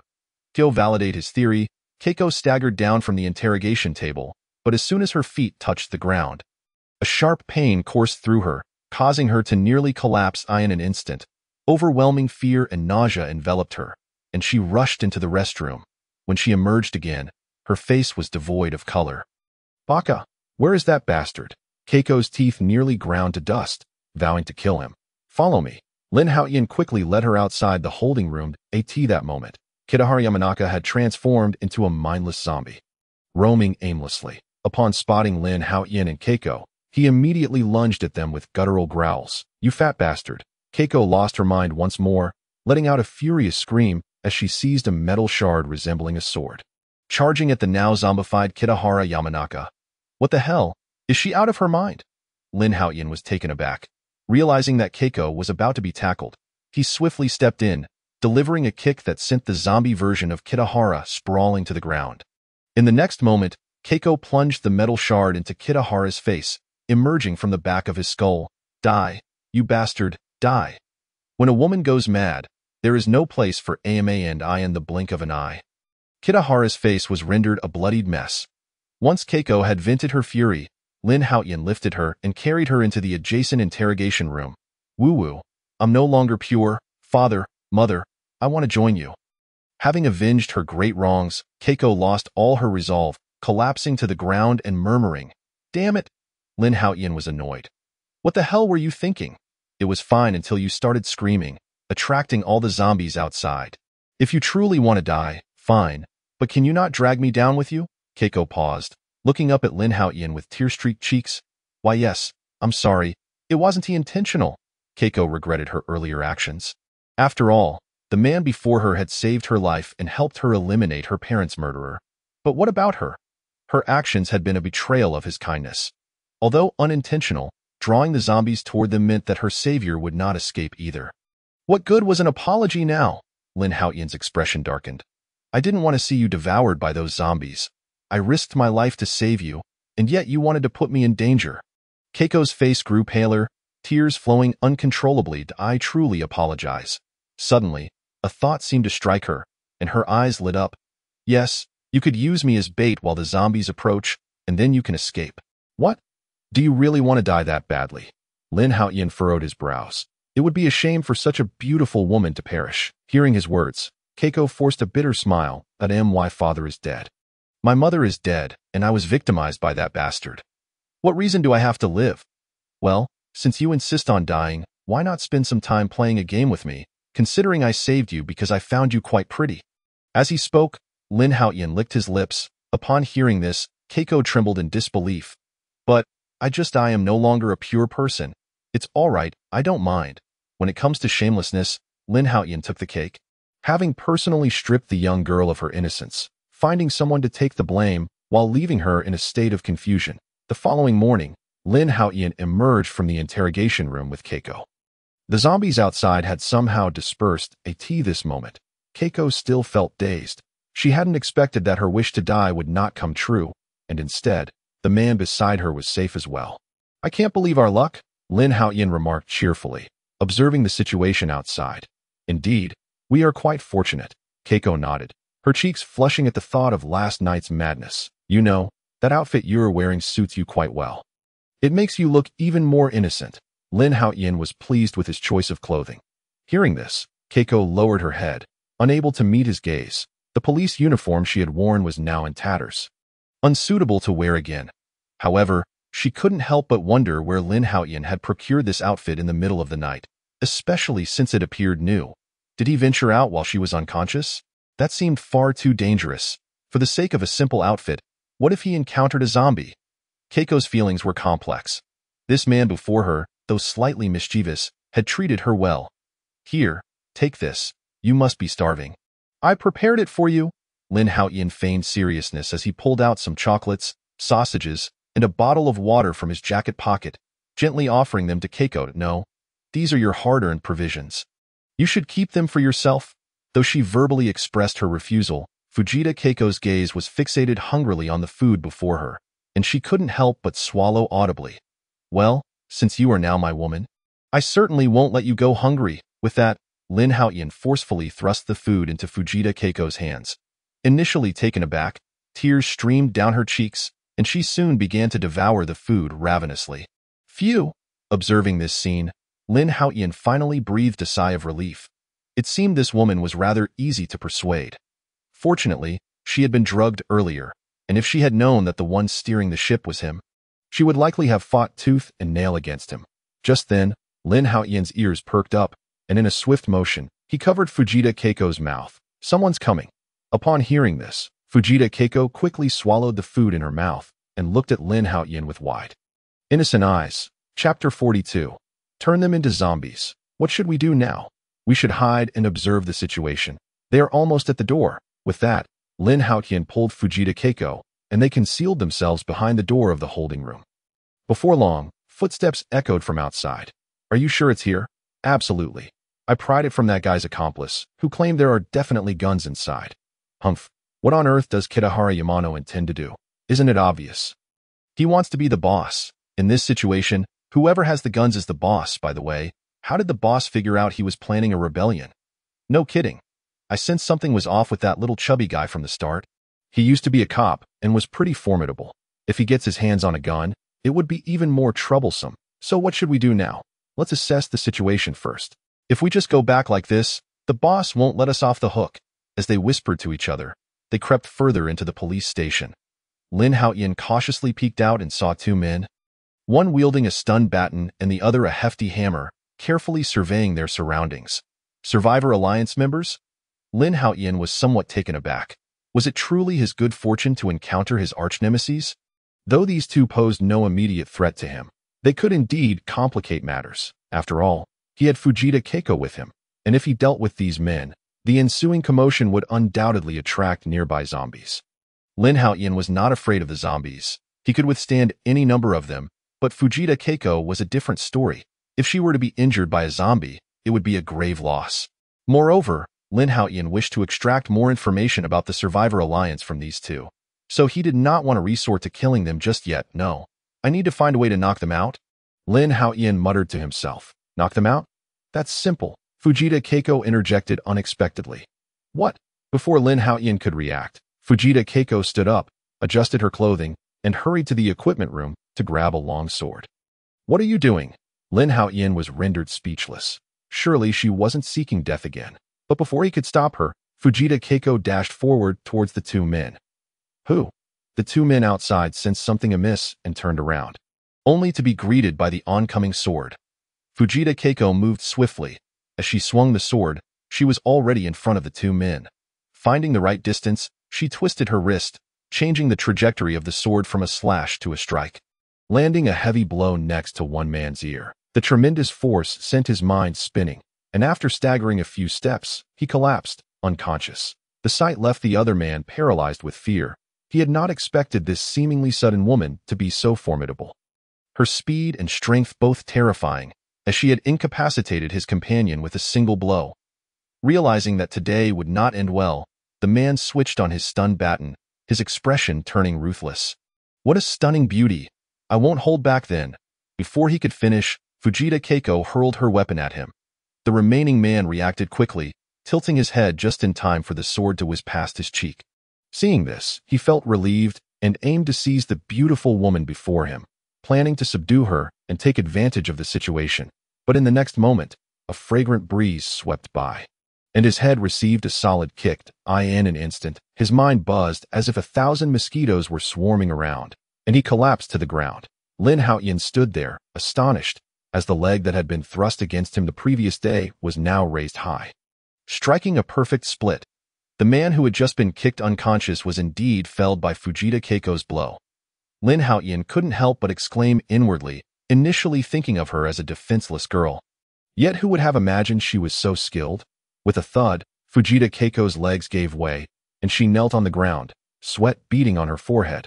Are you hurt? Seeing this, Lin Haotian rushed over. Fearing she had sustained injuries during the scuffle, I'm not hurt. I'm just too hungry and a bit weak. Fujita Keiko took a few deep breaths before continuing. They aren't dead. I struck their temples. And if the force is right, it can knock them out. Yes, I noticed. Lin Haotian nodded, realizing that if the physical attributes were similar, even 10 of them combined would not be a match for Fujita Keiko. It made sense. She had been a police flower, likely receiving professional training, and with her father being the police chief, she was certainly a key focus of development, thus having such formidable skills was only natural. Is there a syringe here? Lin Haotian asked, looking at the two unconscious men. Yes, there's a first aid kit in my father's office. It must have one. Fujita Keiko was quite familiar with the layout of the police station. Bring it here. Fujita Keiko nodded and headed to her father's former office, retrieving a first aid kit from a small drawer. After a brief search, she quickly found a disposable syringe. What do you need the syringe for? Fujita Keiko asked, slightly puzzled. To kill them. Of course, kill them. Fujita Keiko turned to the two unconscious men, increasingly confused. Hadn't they just agreed to only knock them out? Why the sudden shift to killing? Isn't it said we wouldn't kill them? Fujita Keiko felt her mind was struggling to keep up with the rapid shifts in Lin Haotian's intentions. That's fine. You don't need to worry about it. Just keep an eye on them. If they wake up, knock them out again. Lin Haotian did not elaborate further and walked out with the syringe. Soon, he found himself before a previously dispatched zombie. Inserting the syringe into its arm and drawing out a vial of black blood, Fujita Keiko was momentarily startled, but she quickly grasped Lin Haotian's intentions. He planned to use this method to deal with the two men. If she still didn't understand Lin Haotian's plan at this point, she would be utterly foolish. During this time, she had learned that the zombie virus could control a human's mind, inducing a profound sense of hunger, which drove these creatures to pursue and bite humans. Chapter 43. Becoming increasingly unrestrained. If a living person were infected with the zombie virus, they would also turn into a zombie. Though this would take some time, roughly around an hour, Fujita Keiko had heard the sounds from earlier on the road and speculated that there might be a survivor base nearby, and a rather sizable one at that. Her father's murderer was among them, indicating that these survivors were not to be trifled with. Lin Haotian's plan was to have these two infected with the zombie virus and then send them back, using them to eliminate those survivors. Now do you understand what I intend to do? Lin Haotian approached with the syringe, locking eyes with Fujita Keiko. Yes, Fujita Keiko nodded, although she felt that this course of action was somewhat cruel. She had come to realize a truth after experiencing the death of her parents. In an apocalypse, if one is not sufficiently ruthless, they will inevitably be the one to perish. This team is called the Survivor Alliance. And your father's killer is one of them. With that, Lin Haotian crouched down and injected the black blood into the bodies of the two men. Done? Now let's search for anything valuable on them. And then we can keep watch outside. Fujita Keiko nodded, as she had no other options. Damn it, you scoundrel. A furious curse rang out as one of the men rubbed his head and gradually rose to his feet. But in the next moment, he was startled, quickly checking his body that I'm not dead. Damn, that scared me to death. I thought I was a goner. Glancing at his unharmed body, the man secretly sighed in relief. But the next second, he realized that all the food he had brought with him and the supplies he had scavenged along the way had mysteriously vanished. What a curse, the supplies I toiled so hard to find. The good news is that I am still alive, yet the bad news is that everything of value has been taken away. After rousing the comrade lying on the ground, the two recalled the chief's orders. They searched high and low but found no sign of a pistol. Instead, they stumbled upon the corpse of Kitahara Yamano. Not only did they fail to locate the firearm, but they also had all their belongings stolen. Coupled with an unexpected physical discomfort, they were compelled to return. Upon exiting the police station, they hurried towards the underground parking lot of the mall. Quickly, keep up with them, Lin Haotian urged, pulling Fujita Keiko along. Once the inspection was completed and no wounds were found, one must commend the vigilance of these survivors.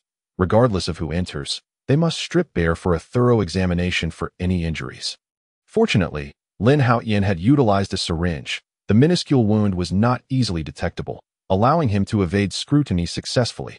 After the examination, the two navigated through the mall, and soon the scene unfolded before them. The entire mall appeared to be divided into 4 distinct areas. The living quarters for men, primarily inhabited by youthful and robust males. Most lounged idly on the ground, some engrossed in local comic books, while others polished their weapons. Only a scant few had received the chief's rewards, shamelessly toying with women, inflicting upon them grievous upon entering the private quarters of Yasuda Takasuke. Fujino Eri and Kawasumi Aya were immediately confronted by the sight of Yasuda brandishing a large machete, with a handgun holstered at his waist. What had transpired? Yasuda's mood was far from pleasant, having been disturbed at a crucial moment by the commotion outside, nearly transforming him into a coward. Someone had been infected with the zombie virus without being detected upon entry. Fujino Eri began to explain. That moment, a sturdy iron sheet crashed to the ground as a dozen unarmed individuals rushed in, followed closely by several zombies. It was unfortunate for them. Typically, if one were merely bitten by a zombie, it would take an hour or 2 to transform. However, those who died from a zombie bite were a different story. Having lost their self-defense mechanisms, the virus would swiftly seize control of the human brain, completing the transformation in a mere 4 to 5 minutes. In a confined living area where escape was impossible, being caught by a zombie meant certain death. Quickly, block their path. Yasuda Takasuke commanded the two to move forward. However, the scene before them filled Fujino Eri and Kawasumi Aya with trepidation. Despite having dispatched numerous zombies before, facing such a horde made their nerves fray, particularly for Fujino Eri, whose combat abilities were lacking. Upon seeing so many zombies, he felt an overwhelming urge to flee. Yet he was acutely aware of his leader's temperament. If he hesitated to act, he would likely find himself at the wrong end of Yasuda's gun in an instant. Do not panic. These are merely ordinary zombies. As long as we strike their heads, we can eliminate them. Yasuda shouted to calm the frayed nerves of those around him. Yet, no one paused. They were far too close to being bitten to heed his words. Baka, if anyone dares to run again, you will face dire consequences. Yasuda, now resolute, drew his gun and aimed it at those attempting to flee. Chapter 45, Fortune Awaits. Damn it, if you have the guts, then shoot. One of the individuals shouted in anger. Ice this bastard who has been exploiting us. Brothers, let us take him down. The fear instilled by the zombies had long since shattered their courage, and years of oppression ignited a collective fury. Amidst the chaos, a cry rang out, and the pent-up resentment burst forth. In an instant, a throng of survivors, alongside the zombies, charged toward Yasuda and his companions. Act quickly. Seeing this, Yasuda's expression shifted dramatically as he beckoned his two companions to engage. True to their loyalty to Yasuda, Fujino Eri and Kawasumi Aya advanced at the moment the command was given. Initially, they had intended to rally the recently gathered subordinates, only to turn and discover that those individuals had fled in panic. Some daring souls even dashed toward the supply area to grab food and weapons. In truth, Yasuda and his companions had contemplated fleeing as well, but the thought of losing the hard-earned supplies anchored them to the spot. Reluctantly, they chose to fight. True to their gangster nature, they fought fiercely, killing anyone in sight and dispatching zombies with precise headshots. However, just as they were reveling in their combat, the most skilled of them, Kawasumi Aya, suddenly felt a sharp pain in his back, turning to see a dagger embedded in him. He realized he had been ambushed by a short man with a fierce countenance. The man twisted the dagger forcefully, creating a gaping wound, and then kicked Kawasumi toward the zombies. The sight of fresh meat delighted the undead, who immediately descended upon Kawasumi Aya, tearing into him. Dazed, Kawasumi Aya fought through the agony to eliminate one zombie, only to be beset by two more. As the horde overwhelmed him, Yasuda's top enforcer met his end at the jaws of the undead. Spitting contemptuously toward Kawasumi, the assailant then turned his gaze to Yasuda, who was valiantly fighting against the mob. Against all odds, Yasuda was carving a path through the chaos, but his expression was grim. Among the trio, he was now the sole survivor. Fujino Eri had fled at the first sign of trouble and, unfortunately, was recognized and swiftly dispatched as a meal for the zombies. Yasuda's countenance darkened. He dared not linger and chose to flee. The reason Yasuda did not opt to use his gun: the timing was not right. He had only 4 bullets remaining, and even expending them all would not eliminate many zombies. However, preserving his ammunition would allow him to wield the deterrent power of his gun once he escaped, potentially allowing him to re-establish a survivor alliance. The supplies they had labored to gather were no longer a priority. After all, supplies could not compare to one's life. Yasuda had never anticipated the rapidity of the zombie transformations. In less than half an hour, nearly half the people had become zombies, even if Yasuda was formidable. He could not eradicate every undead, especially with so many enraged locals seeking his demise. As he sprinted toward the parking area, Yasuda wasted no time and leapt into the only remaining vehicle. The survivor base certainly had more than one vehicle, but the others had long since been commandeered by the deserters, including his prized modified car, Baka. He cursed as he cranked the engine, flooring the accelerator and carving a bloody path through the horde. Ha ha ha! Yasuda laughed maniacally, believing he had succeeded. Once he reached the road, he could leverage his gun to mount a comeback. Bang!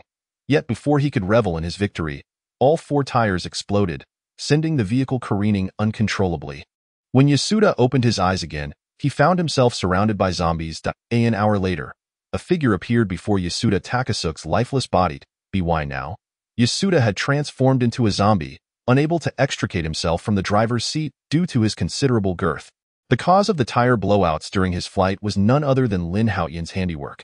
Upon arriving at the survivor base, Lin had scattered nails across the ground. Lin Haotian had come for Yasuda's handgun. Soon, Lin's gaze fell upon Yasuda's waist, where a holster contained the desired gun. Unfortunately, it held only 3 bullets, far from sufficient. Well, I'll have to find more ammunition later, Lin Haotian mused, shaking his head. He had no immediate use for the handgun. Primarily keeping it for the protection of the women. 3 bullets should suffice for now. Securing the handgun at his waist, Lin Haotian turned and made his way into the survivor base. Upon entering, he encountered a dozen aimless zombies. Without hesitation, Lin dispatched them with ease. He cut through the chaos and swiftly arrived at the supply area. The first things that caught his eye were flour, rice, various snacks, beer, drinks, and bottled water, all piled over 2 meters high. Another section was stocked with an array of weapons, and Lin even discovered generators and walkie-talkies, essential items for the apocalypse. Damn, it's true that searching an entire city pales in comparison to raiding a group. Lin Haotian was genuinely astounded. The supplies here dwarfed everything he had previously found. If it were just Lin and his companions, the food alone would sustain them for 2 to 3 years. Moreover, the most valuable items were the diesel generators. With these, the villa could be powered. Such treasures, and now they are all mine. Lin Haotian wasted no time, sweeping everything into his system space. Chapter 46. A new page in the family tree as Lin Haotian reveled in his bounty. Elsewhere within the film city base, Su Xingro hid in a restroom, clutching a few chocolates, her last morsels. Though hunger gnawed at her, she dared not consume the chocolates, as they represented her only hope of survival. It had been 4 or 5 days since she last communicated with Su Xinya, and her dwindling food supply had now been reduced to those few chocolates. If she did not receive additional sustenance, she would surely starve within 3 days. She wondered if Lin Haotian had arrived, but with so many zombies on the road and the distance involved, even if he was powerful, it would likely take him some time to reach her. A sense of despair enveloped Su Xingro. She was uncertain how much longer she could endure and feared that at any moment, a zombie might burst in and devour her. After licking the chocolate, she turned on the faucet and drank her fill. Su Xingro then collapsed onto the ground, striving to maintain a semi-conscious state, for it was only in this manner that she could conserve her physical energy and endure until Lin Haotian arrived to rescue her. Meanwhile, after toiling for over half an hour, Lin Haotian finally managed to secure all the useful supplies within the survivor base into the system space. Accompanied by Fujita Keiko, he picked up Duishi and Nakayama Hiromi, and the group proceeded towards the villa area. However, just as Lin Haotian had driven the vehicle to the entrance of the villa district, he was suddenly met with a cacophony of noise emanating from within. The sound indicated a considerable number of individuals, all of them men. Lin Haotian sensed that the situation was dire. He instructed Duishi and the others to remain in the vehicle while he hastened towards the villa. As he drew closer, Lin Haotian's expression darkened. The wooden board he had previously used to secure the door had been dismantled and carelessly discarded to the side. Realizing that something was amiss, Lin Haotian panicked and rushed into the villa. "Open the door! You scoundrels, don't think you're safe hiding inside. Come out and give us a taste of your company, and perhaps we'll spare your lives." Otherwise, as he spoke, he began to pound on the door forcefully. The wooden door of the villa began to buckle under the relentless assault of the 4 individuals. "Third brother, you take a turn." Upon hearing these words, the Miyamoto Sakura nodded slightly. Although she was unaware of who Su Xingro was, she understood that in the future, Lin Haotian would undoubtedly attract many women. After all this time, she had grown accustomed to Lin Haotian returning with a woman each time. Once several women nodded in acknowledgement, Lin Haotian led Lin Shuha and the others out of the villa. "As long as our vehicle isn't surrounded by a horde of zombies, we will encounter no danger," said Hayakawa Inko, glancing at the seemingly endless swarm of zombies ahead. Currently, there aren't too many zombies, for the survivors have managed to eliminate quite a few. However, if we truly enter an area devoid of survivors, our situation may not be so optimistic. Looking at the countless zombies, Lin Haotian felt a twinge of headache. Along their journey, they not only faced the threat of zombies, but the abandoned vehicles littering the road also added considerable difficulty to their progress. Sure enough, it wasn't long before they encountered the scene of a multi-car pileup, with dozens of small cars colliding, completely blocking their path. "Can we accelerate past?" asked Lin Shuha, seated in the passenger seat, eyeing the situation ahead. Upon hearing this, Hayakawa Inko shook her head. "No. If we force our way through, even if the vehicle can withstand it, we'll end up trapped on the road. There are simply too many abandoned vehicles here." Given Hayakawa Inko's understanding of vehicles, it was clear that if she said they couldn't get through, then they certainly couldn't. Naturally, Lin Haotian had no intention of charging through. "Inko, see if you can find a way to circumvent it. It's too far now. Let me reassess when the vehicle gets a bit closer." Hayakawa Inko had just finished speaking when she suddenly noticed something else and continued, "Haotian-kun, it seems someone ahead is calling for help.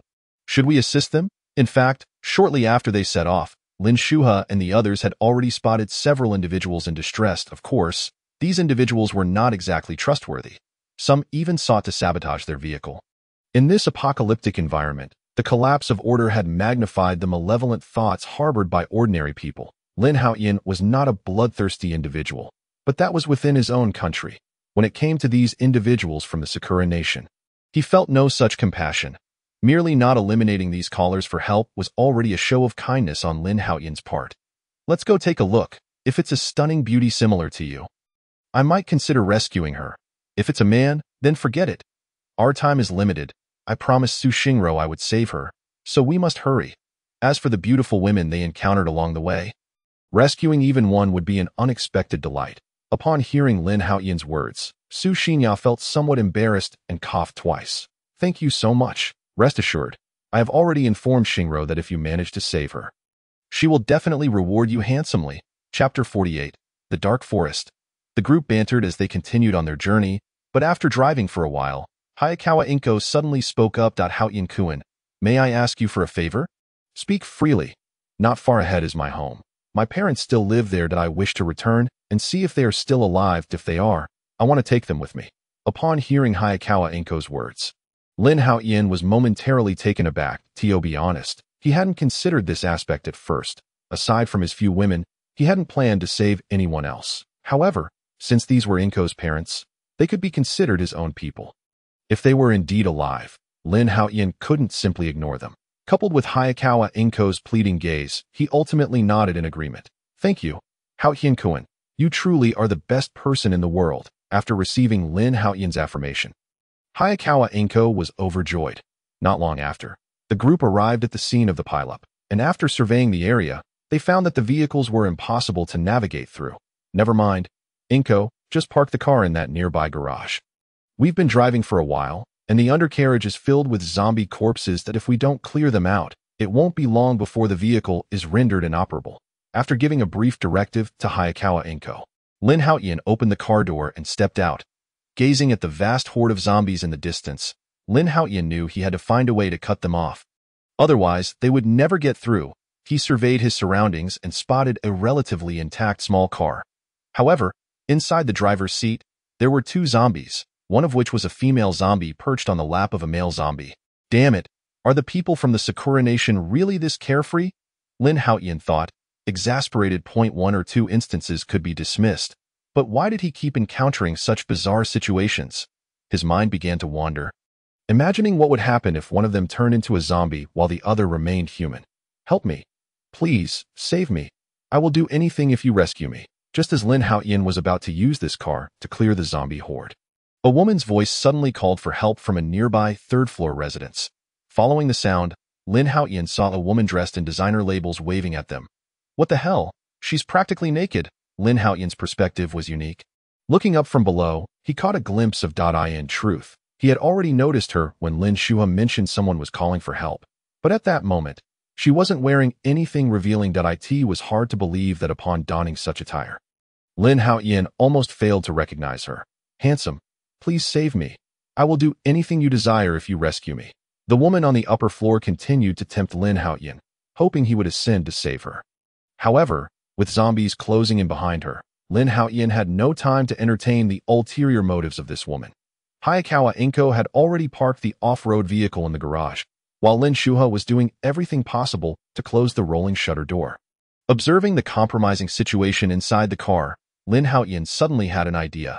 He promptly retrieved a large barrel of gasoline from the system's storage and poured it all over the small car. Drawing from his previous experience at the repair shop, Lin Haotian found this task remarkably straight. A few individuals exchanged glances, motivated not only by the significance of their means of transportation, but also by the allure of 3 breathtakingly beautiful women.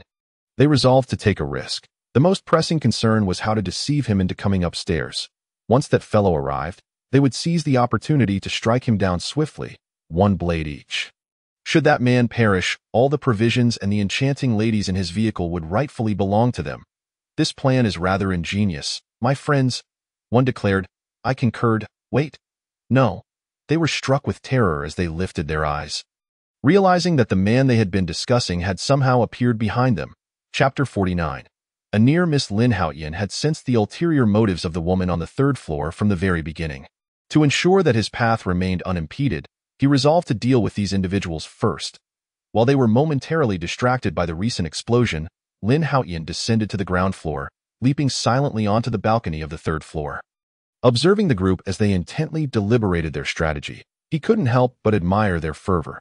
However, when they finally registered his presence, fear washed over their faces. What are you staring at? Continue your discussion and act according to your plan. Upon hearing Lin Haotian's words, the group exchanged glances before arming themselves, attempting to ambush him. Alas, they were far too slow. He had neither the time nor the inclination to indulge them in their folly. With a shake of his head, Lin Haotian summoned his black blade, swiftly dispatching the would-be attackers with a single motion. Spare me, spare me. I can be your woman. Just take me with you. One woman, utterly terrified by the unfolding scene, fell to her knees, pleading for mercy. Humph, take a moment to reflect on your worthiness to be my woman. After dealing with her, Lin Haotian proceeded downstairs, clearing the surrounding area of zombies. Shuha, we are leaving. You can bring the vehicle out now. The three individuals anxiously waiting in the car, upon hearing Lin Haotian's voice, immediately opened the roll-up door and stepped outside. Wow, Brother Tian, you're incredible. You've managed to lure all the zombies away. Their eyes sparkled with genuine admiration, a testament to their respect for his prowess. Haotian, what should we do now? The road ahead is completely blocked. We cannot pass. Su Xinya expressed her concern, acutely aware that any delay could place her dear friend in greater peril. Do not worry. There will surely be a solution. Akawa Inko replied confidently, although her gaze drifted towards a direction 2 kilometers ahead where her parents resided. She couldn't help but wonder about their well-being. Were they safe, or had they succumbed to the fate of the undead? Akawa Inko's heart brimmed with anxiety as she envisioned the worst outcome. Her parents transformed into zombies. All right, Inko, let's head straight to your home. After surveying their surroundings for some time, Lin Haotian finally spoke, having devised a plan. The road ahead was choked with vehicles, impeding their progress. However, the walls beside the road appeared easily collapsible, with a mere push. Lin Haotian could clear a path, allowing their off-road vehicle to pass through. Before long, Lin Haotian and his companions successfully navigated around the accident scene, bringing the vehicle onto the main road. Aside from the recent crash site, the path ahead was relatively clear. With Akawa Inko's urgency propelling them forward, they drove much faster than before. Yet, even amidst the apocalypse, no matter how skilled a driver one might be, the roads were far from the smooth thoroughfares of the past. The brief 2-kilometer journey took a grueling 10 minutes, a testament to the treacherous state of the world. Upon entering the residential area, Akawa Inko parked their vehicle beneath her parents' building, which was situated on the 6th floor. Before the car had even come to a complete stop, she leaped out, only to find zombies that had been lingering at the stairwell suddenly charging towards her. Lin Haotian, following closely behind, drew his blade and swiftly dispatched the approaching undead. Inko, be cautious. Do not let the zombies harm you, he cautioned. Akawa Inko, shaken by her earlier impulsivity, nodded in acknowledgement. From that point on, she dared not act recklessly. She waited until Lin Haotian had cleared the nearby zombies before cautiously advancing. Yet, just as he dealt with the last of the undead, he sensed a disturbance above him. Without a moment to spare, he swiftly dodged to the side. Crash! A large flower pot shattered upon the ground where he had just stood. Damn it, an ambush! You'll pay for this, Lin Haotian fumed, narrowly avoiding a potentially deadly blow. Meanwhile, on the 13th floor, a woman of similar stature to Su Xinya watched the fleeting figures below, a sense of urgency gripping her heart. Why did he leave? I just called for help. I wonder if he heard me. He is my only hope. Little did Koikawa Junko know that Lin Haotian was seething with rage, intent on punishing the one who dared to attack him. Open the door. Junko, I have given you ample time to consider. If you do not open it soon, do not blame us for forcibly entering, a voice outside threatened, accompanied by the sound of banging on the door. At that point, merely taking care of ourselves will not suffice. Another voice chimed in, Dai Xiangkuan. Why waste breath on her? Let us just break down the door together. After all, it's the end of the world. Once we capture this little wench, I will teach her a lesson. The first man's words were met with a chorus of agreement, and one declared, Step aside. I found a heavy hammer. Once I break down this flimsy door, we'll all have our turn. Hearing the men outside, Junko's face paled. The first speaker was her neighbor, with whom her family maintained a good relationship, often calling each other sister. It was a bitter realization that, since the apocalypse, his true nature had surfaced, and he was now leading a group of survivors determined to capture her. The thought left her heartbroken. Bang! The sound of the door being struck reverberated through the air. As the men outside grew impatient, using the hammer to batter Junko's door. Most doors in Sakura Country were not particularly sturdy, constructed from wood to withstand earthquakes, minimizing potential damage. Chapter 50. A different approach to eliminate her. For young and vigorous men, a single blow could create a substantial hole, and it wouldn't take long before the entire door was breached. Through the growing gap, Junko caught sight of the men's fierce faces, and they appeared even more terrifying than the zombies outside. Meanwhile, Lin Haotian led Sakura Country upstairs, effortlessly dealing with every zombie they encountered along the way. They chose not to scavenge for supplies, as the corridor was littered with the bodies of fallen zombies, indicating the presence of survivors. The flower pot that had nearly struck Lin Haotian had undoubtedly been discarded by these survivors. Lin Haotian's earlier declaration of vengeance was not mere rhetoric. He had resolved to eradicate these individuals once he located Sakura Country's parents. Soon, they arrived at the 6th floor where her parents resided. Standing before her family's door, Sakura Country felt a foreboding sensation. Haotian-kun, could it be that my parents? Fear gripped her heart at the thought that upon opening the door, she might find her parents transformed into zombies. You wait here. I will assess the situation, Lin Haotian declared, stepping ahead to open the door. However, upon witnessing the scene inside, he found himself frozen in place. Sakura Country, upon entering the room, was met with a heart-wrenching sight. Tears streamed down her face as she rushed towards her lifeless parents on the floor. Dad, Mom, she cried, her voice filled with anguish. Who could have done this? Monsters. How could they? Sakura Country's parents had not turned into zombies. The wounds on their bodies revealed that they had been brutally murdered in their home, and the disarray inside indicated that survivors had ransacked the place. Shuha, Sushinya, stay with Inko. I'm heading upstairs to settle the score with those scoundrels.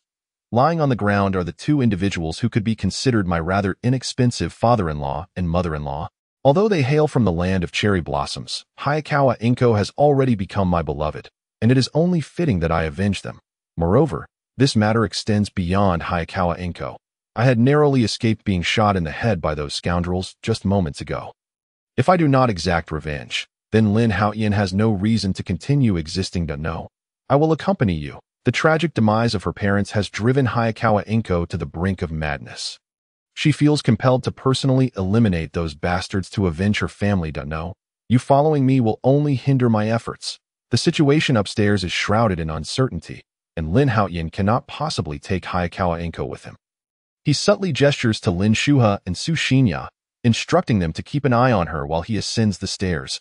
The higher he climbs, the more zombies he encounters in the corridor. Lin Haotian speculates that there must be more than just one or two individuals involved. It is likely a gang. Those who dare to ambush me shall face death, regardless of their numbers. At this moment, on the 13th floor, the door to Xiao Lianchunzi's room has been completely destroyed. 6 burly men have forcefully invaded her home. Ha, brothers, we are fortunate. This wench is quite a sight. Indeed, far superior to my own drab wife. The group exchanges excited banter as they approach the bedroom door, which stands as Xiao Lianchunzi's final line of defense. Sister Chunzi, are you not going to open the door to welcome us? They taunt. This door is not nearly as sturdy as the one outside. If we break it down, you won't even have a chance to plead for mercy. I know you're just a young girl and likely unaware of a man's worth. Rest assured, if you open the door, we will ensure you experience it firsthand.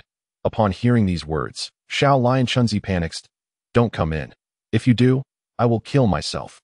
Even in death, I refuse to give you beasts the satisfaction. After she utters this declaration, the laughter outside grows even more raucous. No worries. If you wish to end your life, go ahead. We will be inside shortly, and by then, your body will still be warm. We are not picky. As the door is battered, it echoes with loud thuds. Just a few strikes create a large hole, through which the men could almost crawl inside. Little beauty, here I come. Do you want us to line up to take care of you? Or shall we all attend to you at once? Cowering in the corner, Xiao Lianchunzi's face is a mask of terror. But in the next moment, she freezes, her gaze fixed on the door. A formidable figure silently approaches the group of ruffians from behind, appearing to her as a hero descending from the clouds to rescue her. At last, I have found you all. Now, tell me, who just hit me with that flower pot, if you still think you're tough? Step forward. The once jubilant Xiao Lianchunzi is now rendered speechless upon realizing that the so-called hero is not there to save her, but rather to eliminate her. Hearing the commotion behind her, the men in the living room turn to look, their expressions shifting to shock and anger upon seeing Lin Haotian. Who the hell are you? Do you believe I won't send you back to where you came from? Before he can finish, Lin Haotian's black blade flashes like lightning, and the arrogant man is instantly cleaved in two. The remaining 5 individuals, along with the terrified Xiao Lianchunzi, are left in stunned silence. Xiao Lianchunzi's heart races as she realizes just how powerful this man truly is. However, her thoughts quickly turn to anxiety. Should she confess that she was the one who threw the flower pot? Yet, her intent was not to harm, but rather to summon help. As she wrestles with her dilemma, the leader of the gang speaks up that it's all a misunderstanding. We just arrived and definitely did not throw any flower pots. If you must find a culprit, it was definitely that filthy wench who did it. Lin Haotian follows their gaze. Wow, what a stunning beauty. If she really did throw the pot, I wouldn't let her off that easily. However, there are many ways to deal with her. I think I'll opt for a different approach. In the living room, the 5 surviving men do not dare to make a move. Lin Haotian's display of power has successfully intimidated them. As he remains silent, the leader can no longer contain himself and cautiously asks, "Brave warrior, this incident has nothing to do with us. Can we leave now?" As he speaks, he frantically gestures to his companions, who begin to inch toward the door. Noting their subtle movements, Lin Haotian smirks coldly and replies, "I never said you could leave."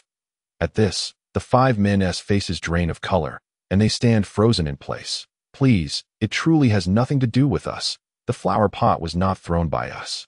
We beg you, just let us go. Yes, great warrior. You are so formidable that we wouldn't dare oppose you. This situation is not our doing. I can assure you, the flower pot was definitely thrown by that wretched girl. If you have a problem, take it up with her. Do as you wish." Xiao Lianchunzi is acutely aware of their intentions, to use her as a distraction to divert Lin Haotian's attention away from them. Truth be told, she would rather die than submit to these scoundrels. Yet, for the man she views as a heroic figure, she wouldn't mind if something were to happen between them. After all, the nature of people from the land of cherry blossoms is to willingly serve the strong.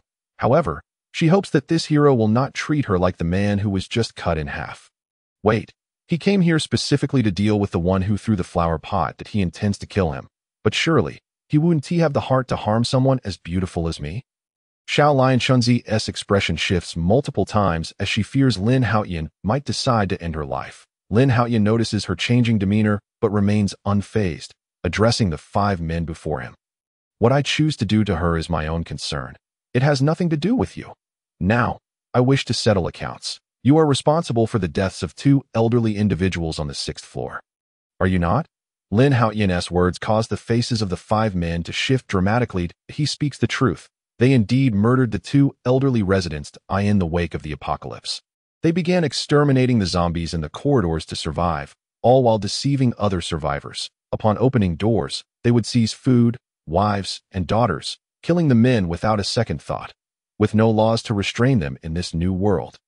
They acted with impunity. The 2 elderly individuals downstairs had been their recent victims. Seeing their guilty expressions, Lin Haotian is certain that Hayakawa Inko's parents were killed by these scoundrels. It seems you are the very murderers who took their lives. In that case, you all shall die. Without further ado, Lin Haotian strikes swiftly, sending each of the 5 men to hell in under half a minute. Xiao Lianchunzi stands in stunned silence as she watches him eliminate them before confidently striding into her bedroom. "So, you were the one who threw the flower pot, were you? I warned you that I would not let her go. And now it is your turn." Meanwhile, downstairs, Hayakawa Inko weeps inconsolably over her parents' lifeless bodies.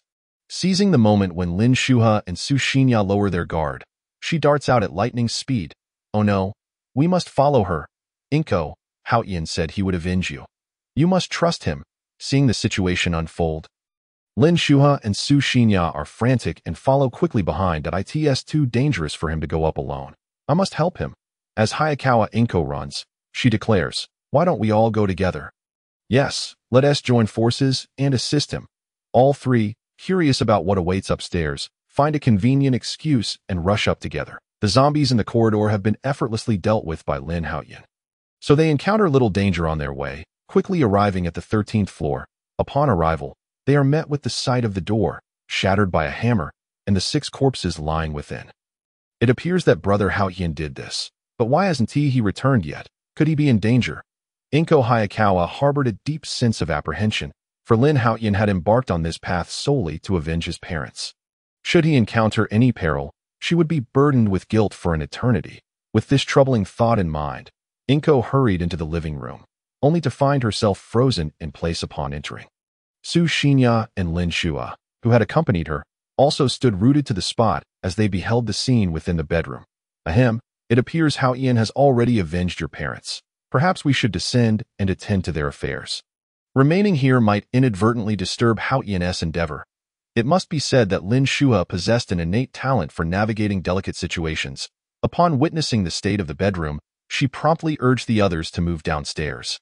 Su Xinya, her cheeks flushed with embarrassment, chimed in, Yes, let us quickly descend and manage your parents' posthumous matters. Inko nodded in agreement and, along with Su Xinya and Lin Shua, proceeded downstairs to address the affairs of her deceased parents. As for Lin Haotian on the 13th floor, he was engrossed in playing a video game. Although the specifics of his gaming prowess eluded understanding, the cacophony emanating from the screen incessantly hinted at the intensity of the match. Upon returning to the 6th floor, with the assistance of Su Xinya and Lin Shua, Inko dressed her parents in fresh attire. She wished to lay them to rest within the confines of the community. Yet the lingering presence of numerous zombies outside necessitated Lin Haotian's aid. Despite the profound sorrow that enveloped her heart due to her parents' demise, Inko recognized that life must continue. Her parents would undoubtedly wish for her to persevere rather than follow them into the abyss. Once assured that Inko would not succumb to despair, Lin Shua and Su Xinya embarked on a quest within the building in search of supplies. Chapter 52. The difficulty of encountering one's own kind. It must be noted that the two women possessed remarkable luck. They discovered a considerable stash of rice and vegetables within the building, albeit accompanied by a solitary zombie. However, having weathered many storms, they deftly handled the unaltered zombie with ease. Alas, I wonder how much longer Haotian will be occupied. His strength continues to grow. Thankfully, our numbers are sufficient. Otherwise, we would struggle to contend with him. Let us prepare a meal in the meantime.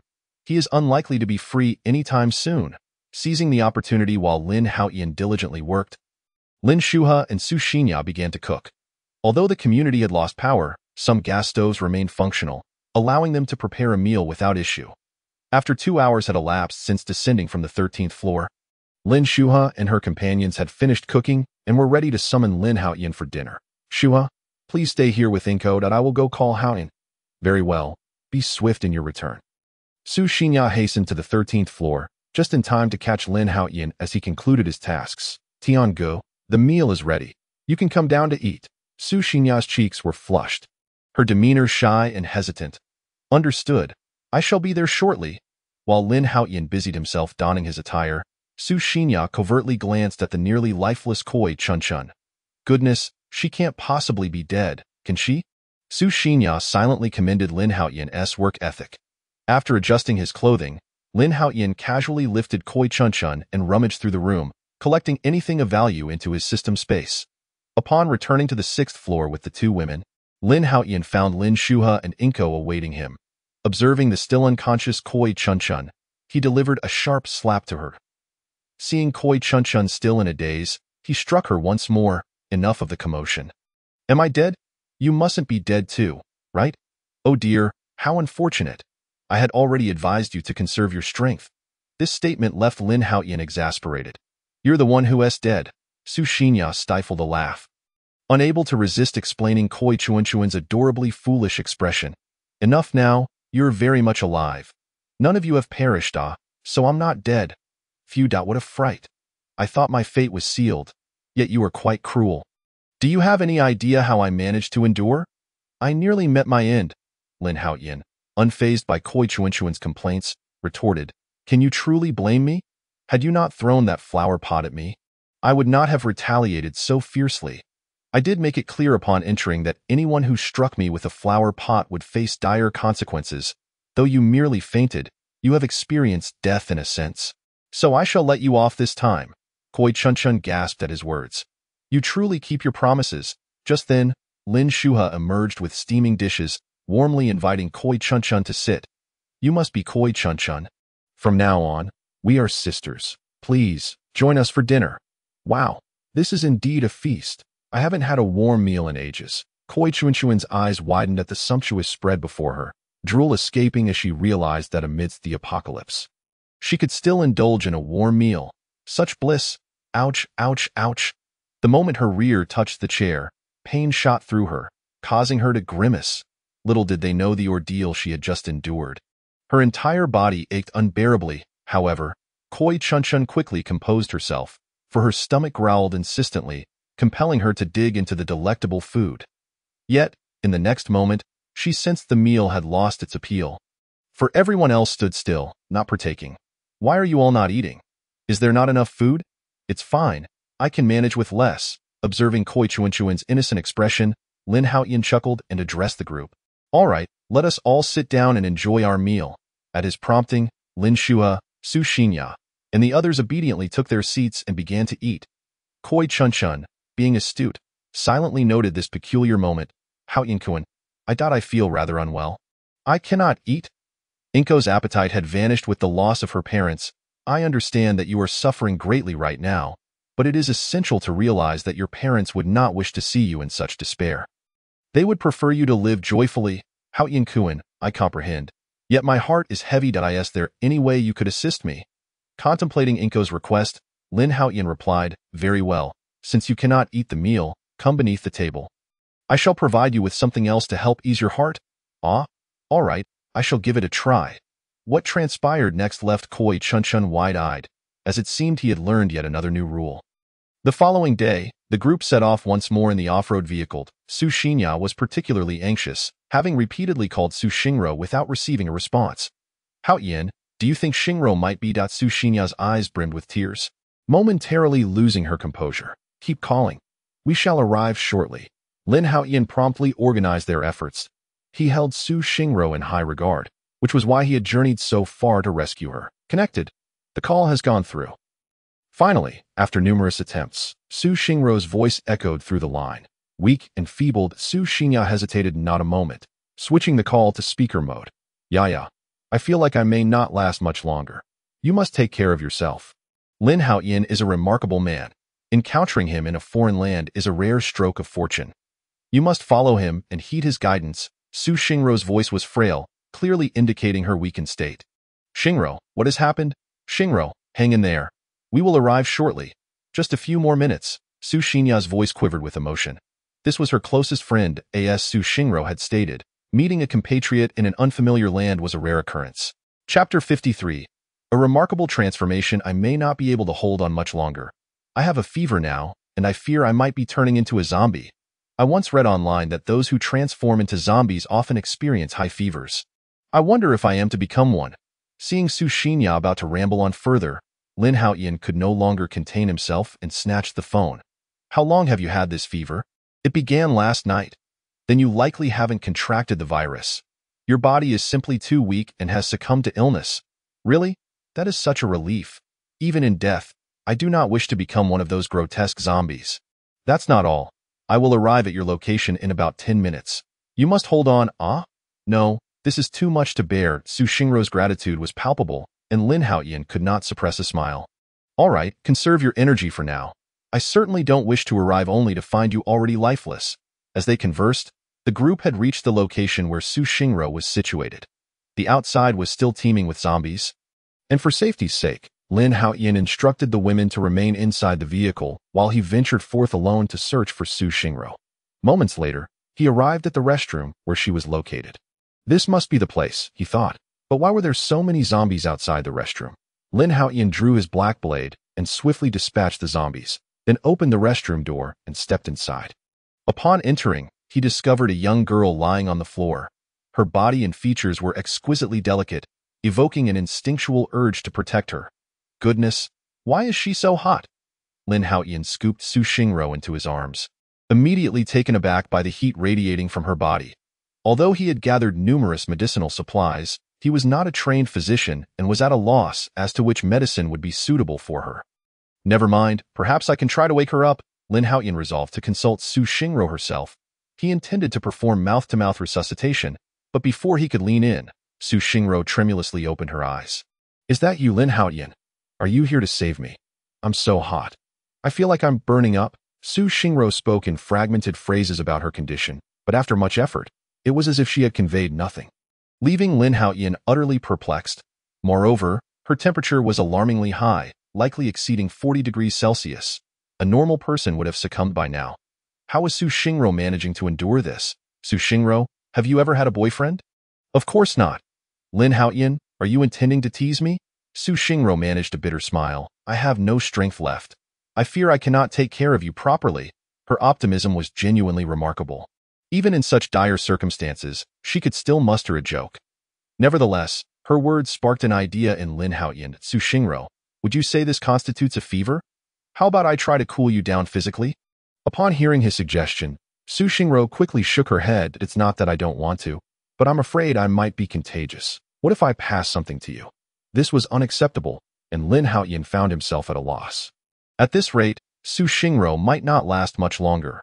With a mindset of desperate times call for desperate measures, he retrieved a plethora of cold medicine and administered a bit to Su Xingro.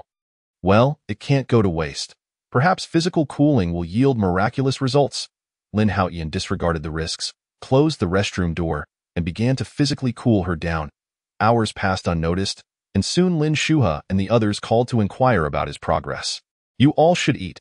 I'll be out in a moment. By this time, the burning sensation engulfing Su Xingro had subsided significantly due to Lin Haotian's efforts, but the exertion had left her utterly fatigued. After consuming a small amount of food, she drifted into a deep slumber. Unbeknownst to her, Lin Haotian had already carried her back to the off-road vehicle. When she next opened her eyes, she found herself on the road back with Lin Haotian and the others. Xingro, you're awake. I'm so relieved you're all right. Yaya, I can finally see you again. The two sisters, having not seen each other for ages, could no longer contain their emotions and embraced each other, weeping, in contrast to their arduous journey to this point. The return trip was remarkably smooth. It had taken them an entire day to arrive earlier, most of which was spent clearing the road.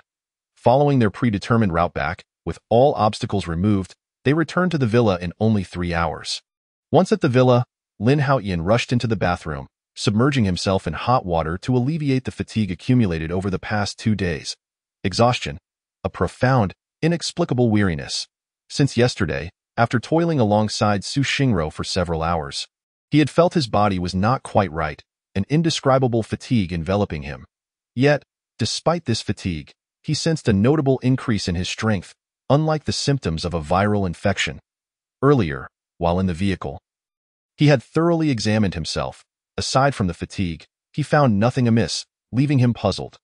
Lost in thought, Lin Haotian dozed off in the bathtub, and only when the water began to cool did he hear Nakamura Shizuka's voice from outside the bathroom.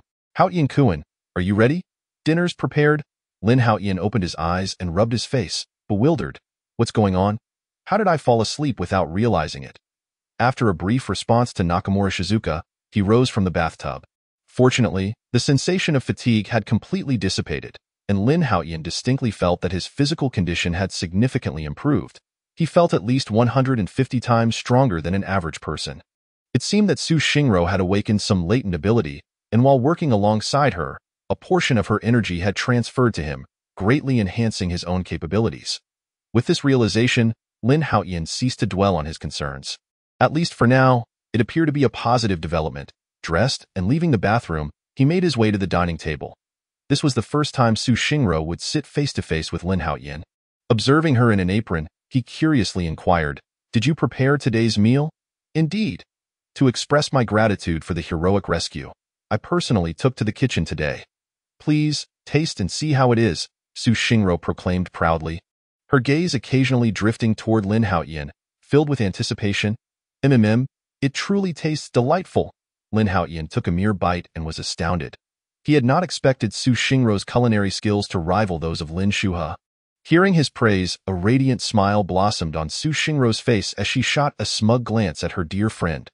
The following morning, fully recovered, Lin Haotian embarked alone on a quest for supplies.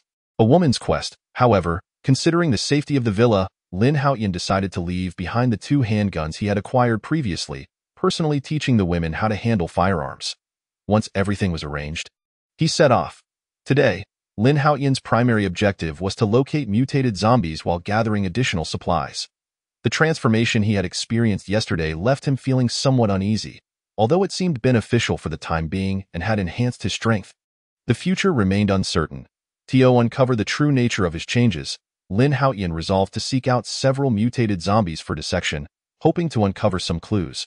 Recalling his previous encounters, he made his way to the commercial district, a hotspot for zombies. Yet, upon arrival, he was struck by an oddity. The once crowded zombies had vanished, leaving only remnants behind. What on earth happened here?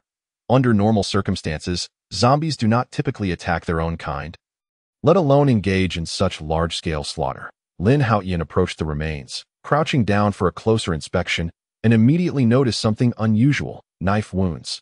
These zombies had not perished from infighting. They had been slain by human hands. Furthermore, the wounds were clearly inflicted by different individuals, suggesting a group had been involved. To his astonishment, just after dealing with one survivor's alliance, he encountered evidence of another. Lin Haotian felt somewhat speechless. Did all the survivors in the vicinity congregate? Why did they insist on intruding upon his territory? Nevertheless, the emergence of survivors indicated a potential risk to his villa, prompting Lin Haotian to consider it prudent to ascertain their intentions first. Standing still, he closed his eyes and attentively listened to the surroundings. Following yesterday's peculiar transformation, his hearing had significantly improved. Within a 3-kilometer radius, he could discern every sound with clarity. Over there! Lin Haotian suddenly opened his eyes and sprinted in a specific direction. Bro, is this what you call a mutated zombie? It doesn't seem nearly as formidable as the legends suggest. We could easily take it down. In the street, 4 men wielding swords had encircled a mutated zombie, effortlessly evading its attacks. Indeed, this creature is merely faster than an ordinary zombie, and its attack power is even inferior. A man clad in traditional samurai garb dodged the zombie's bite and swiftly severed one of its arms. Stop chatting. Let's finish this thing off and take it back to the boss for a report.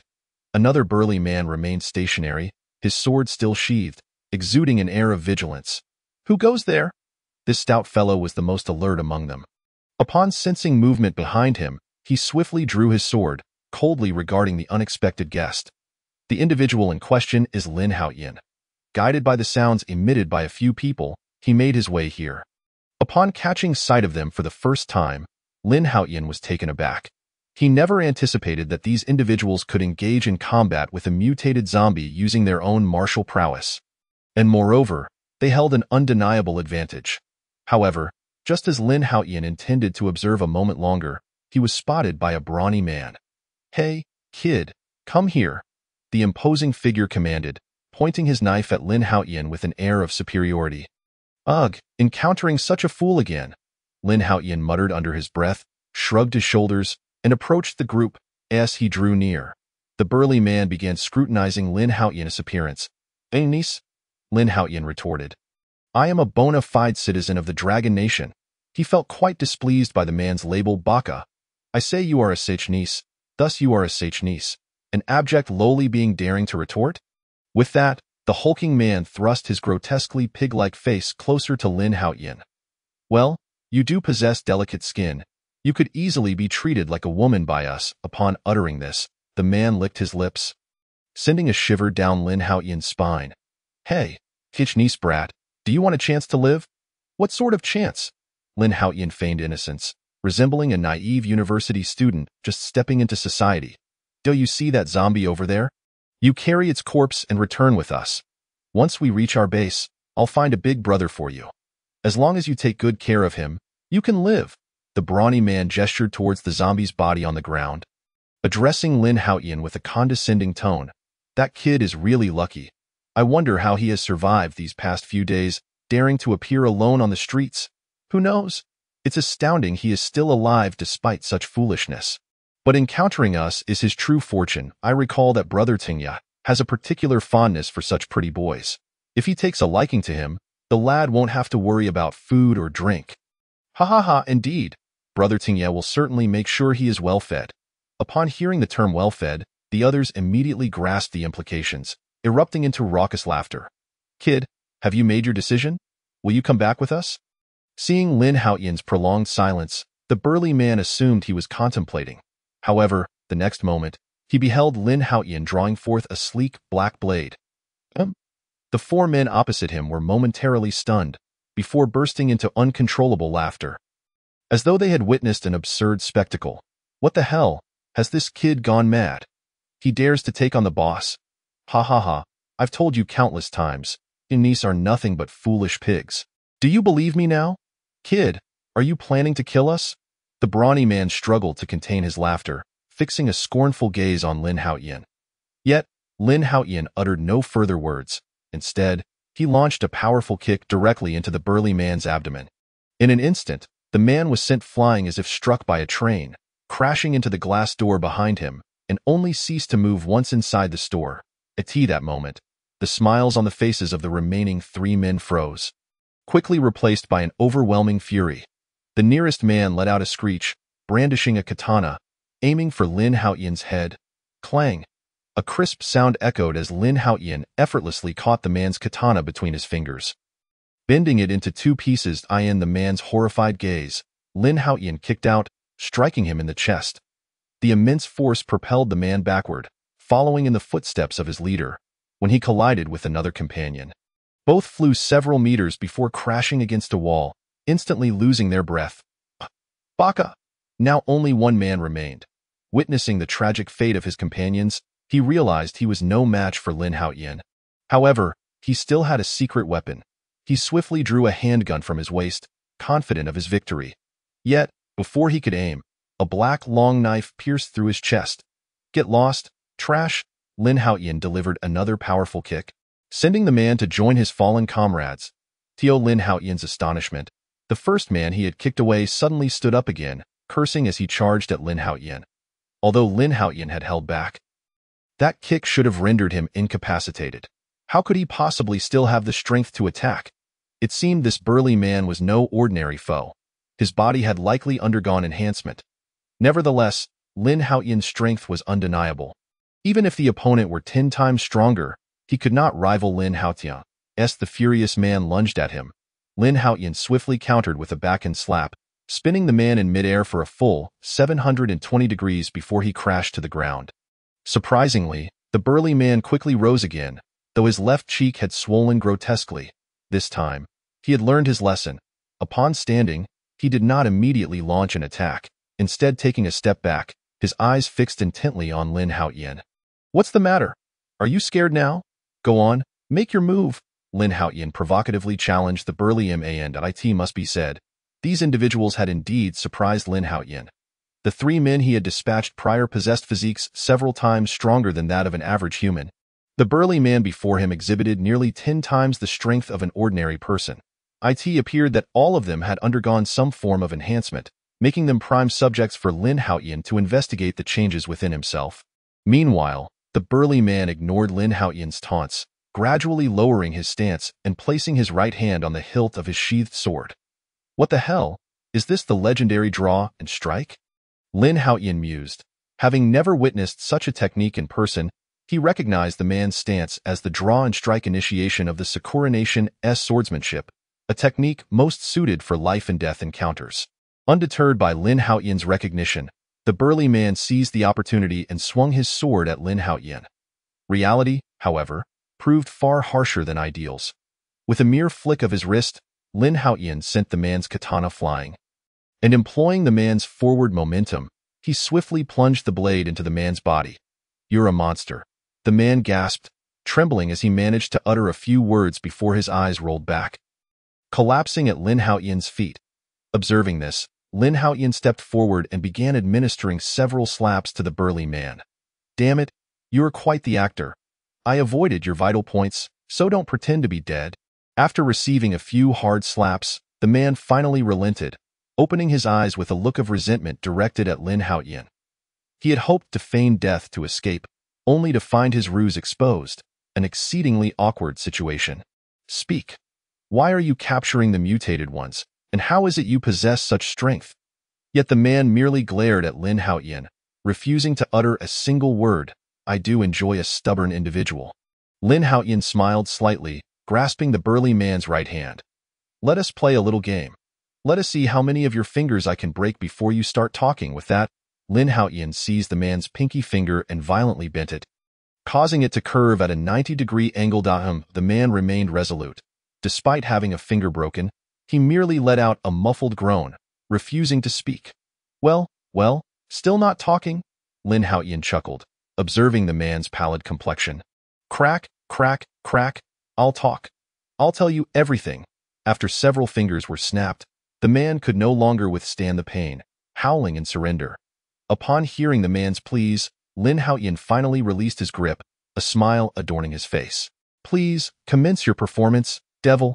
The person before me is a devil, the man thought to himself, his heart filled with dread as he gazed at Lin Haotian's smiling face. 2 nights ago, the moon suddenly turned red. We do not know the cause. Humanity underwent evolution, granting us formidable power. As for why we capture mutated zombies, it is because after the mutation, we formed a society to study the reasons behind human evolution using these zombies. With this revelation, Lin Haotian finally comprehended why Su Xingrou's body had felt so feverish. She had likely been one of those undergoing evolution at that time.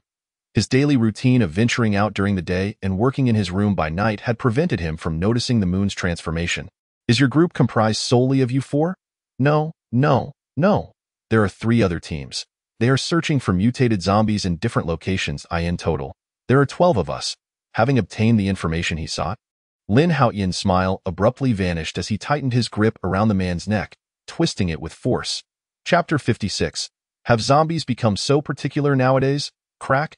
The man was unceremoniously discarded to the ground by Lin Haotian, as if he were nothing more than a puddle of mud. Roar. Just as Lin Haotian was about to depart, he was suddenly startled by the roar of a zombie behind him. I almost forgot about you. Turning his gaze back to the zombie that had been besieged by several people, he found it now lying in a pool of blood, its limbs severed, writhing desperately in an attempt to bite Lin Haotian. Witnessing this scene, Lin Haotian could not help but scoff. Thankfully, it was a tenacious zombie. Had it been an ordinary human, such injuries would have been sufficient to claim a life 1,000 times over. Approaching the zombie, Lin Haotian placed his foot upon its head and exerted a slight pressure. Bang! The zombie's skull burst open like a watermelon. After eliminating this creature, Lin Haotian made his way toward the tallest office building nearby. Although his hearing was sharp enough to detect all sounds within a 3-kilometer radius, it was prudent to ascertain the status of the remaining teams visually. With Lin Haotian's current eyesight, he could easily survey the entire city if there were no obstructions ahead. Soon, he arrived at the top floor of the office building, surveying everything below. According to the burly man's earlier account, there were 3 other teams in the vicinity, totaling 9 individuals. Their presence posed a threat to Lin Haotian, and he needed to devise a plan to eliminate them. It appears there truly are other teams. While scanning the rooftop, he did not find any trace of the others, but he did observe the remains of the zombies that had been cleared away. How curious, where could these individuals have hidden? Lin Haotian searched for a considerable time but failed to locate anyone. Just as he was about to explore elsewhere, a small shop in the distance piqued his interest. So, this is where you've been hiding. Oddly enough, there were 5 of them. Could it be that one of the teams had suffered casualties and the remaining 2 had merged? Lin Haotian withdrew his gaze, mentally noting their positions, and then turned to descend toward their direction. Yudo, have you managed to contact those individuals?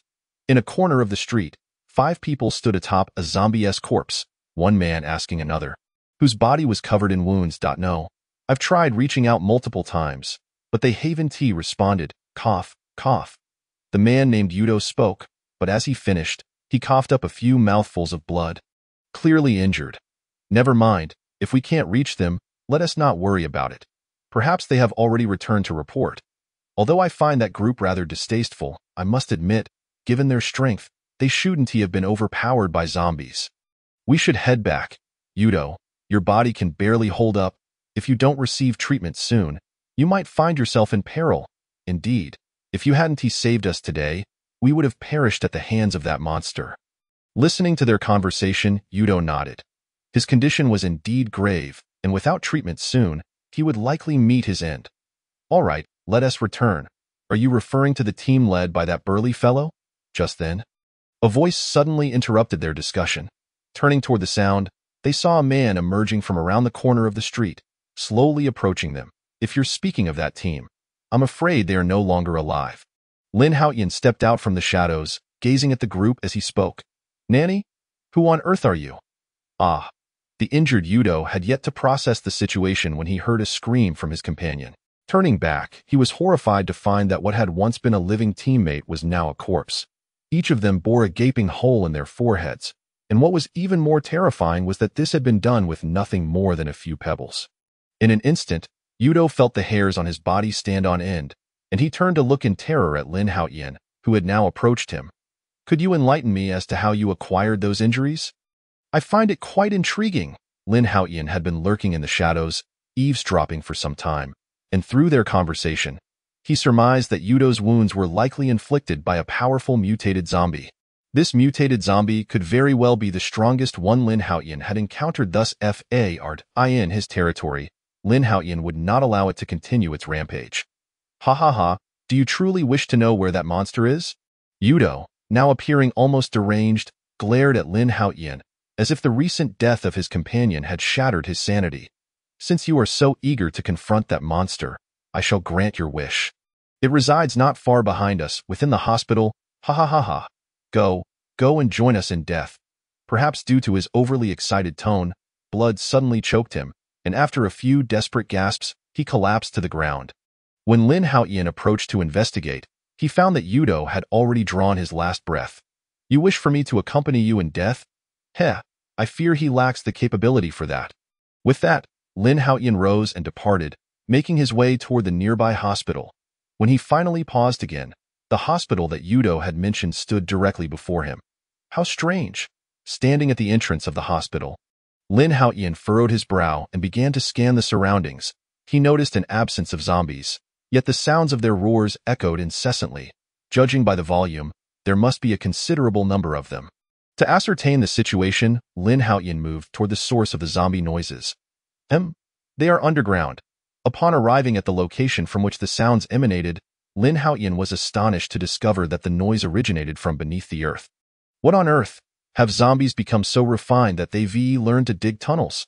To be honest, this was Lin Haotian's first encounter with zombies burying themselves underground. Damn it, how foolish of me. Who said that zombies underground must have dug tunnels? Lin Haotian knocked his head a few times, realizing that perhaps it wasn't the zombies who had learned to dig, but rather that there was a large underground facility, and the zombies were residing within this vast structure. In this cursed place known as Sakura Country, land is indeed limited, and during previous conflicts, many air raid shelters had been constructed to protect against enemy bombings. This must be one of them. Chapter 57. The terrifying mutated zombie. At last, I have found it. After much searching, Lin Haotian finally discovered a massive cement door at the underground level of a nearby building. This was likely the entrance to the air raid shelter. Standing before the door, Lin Haotian attempted to push it open with sheer force. What the hell?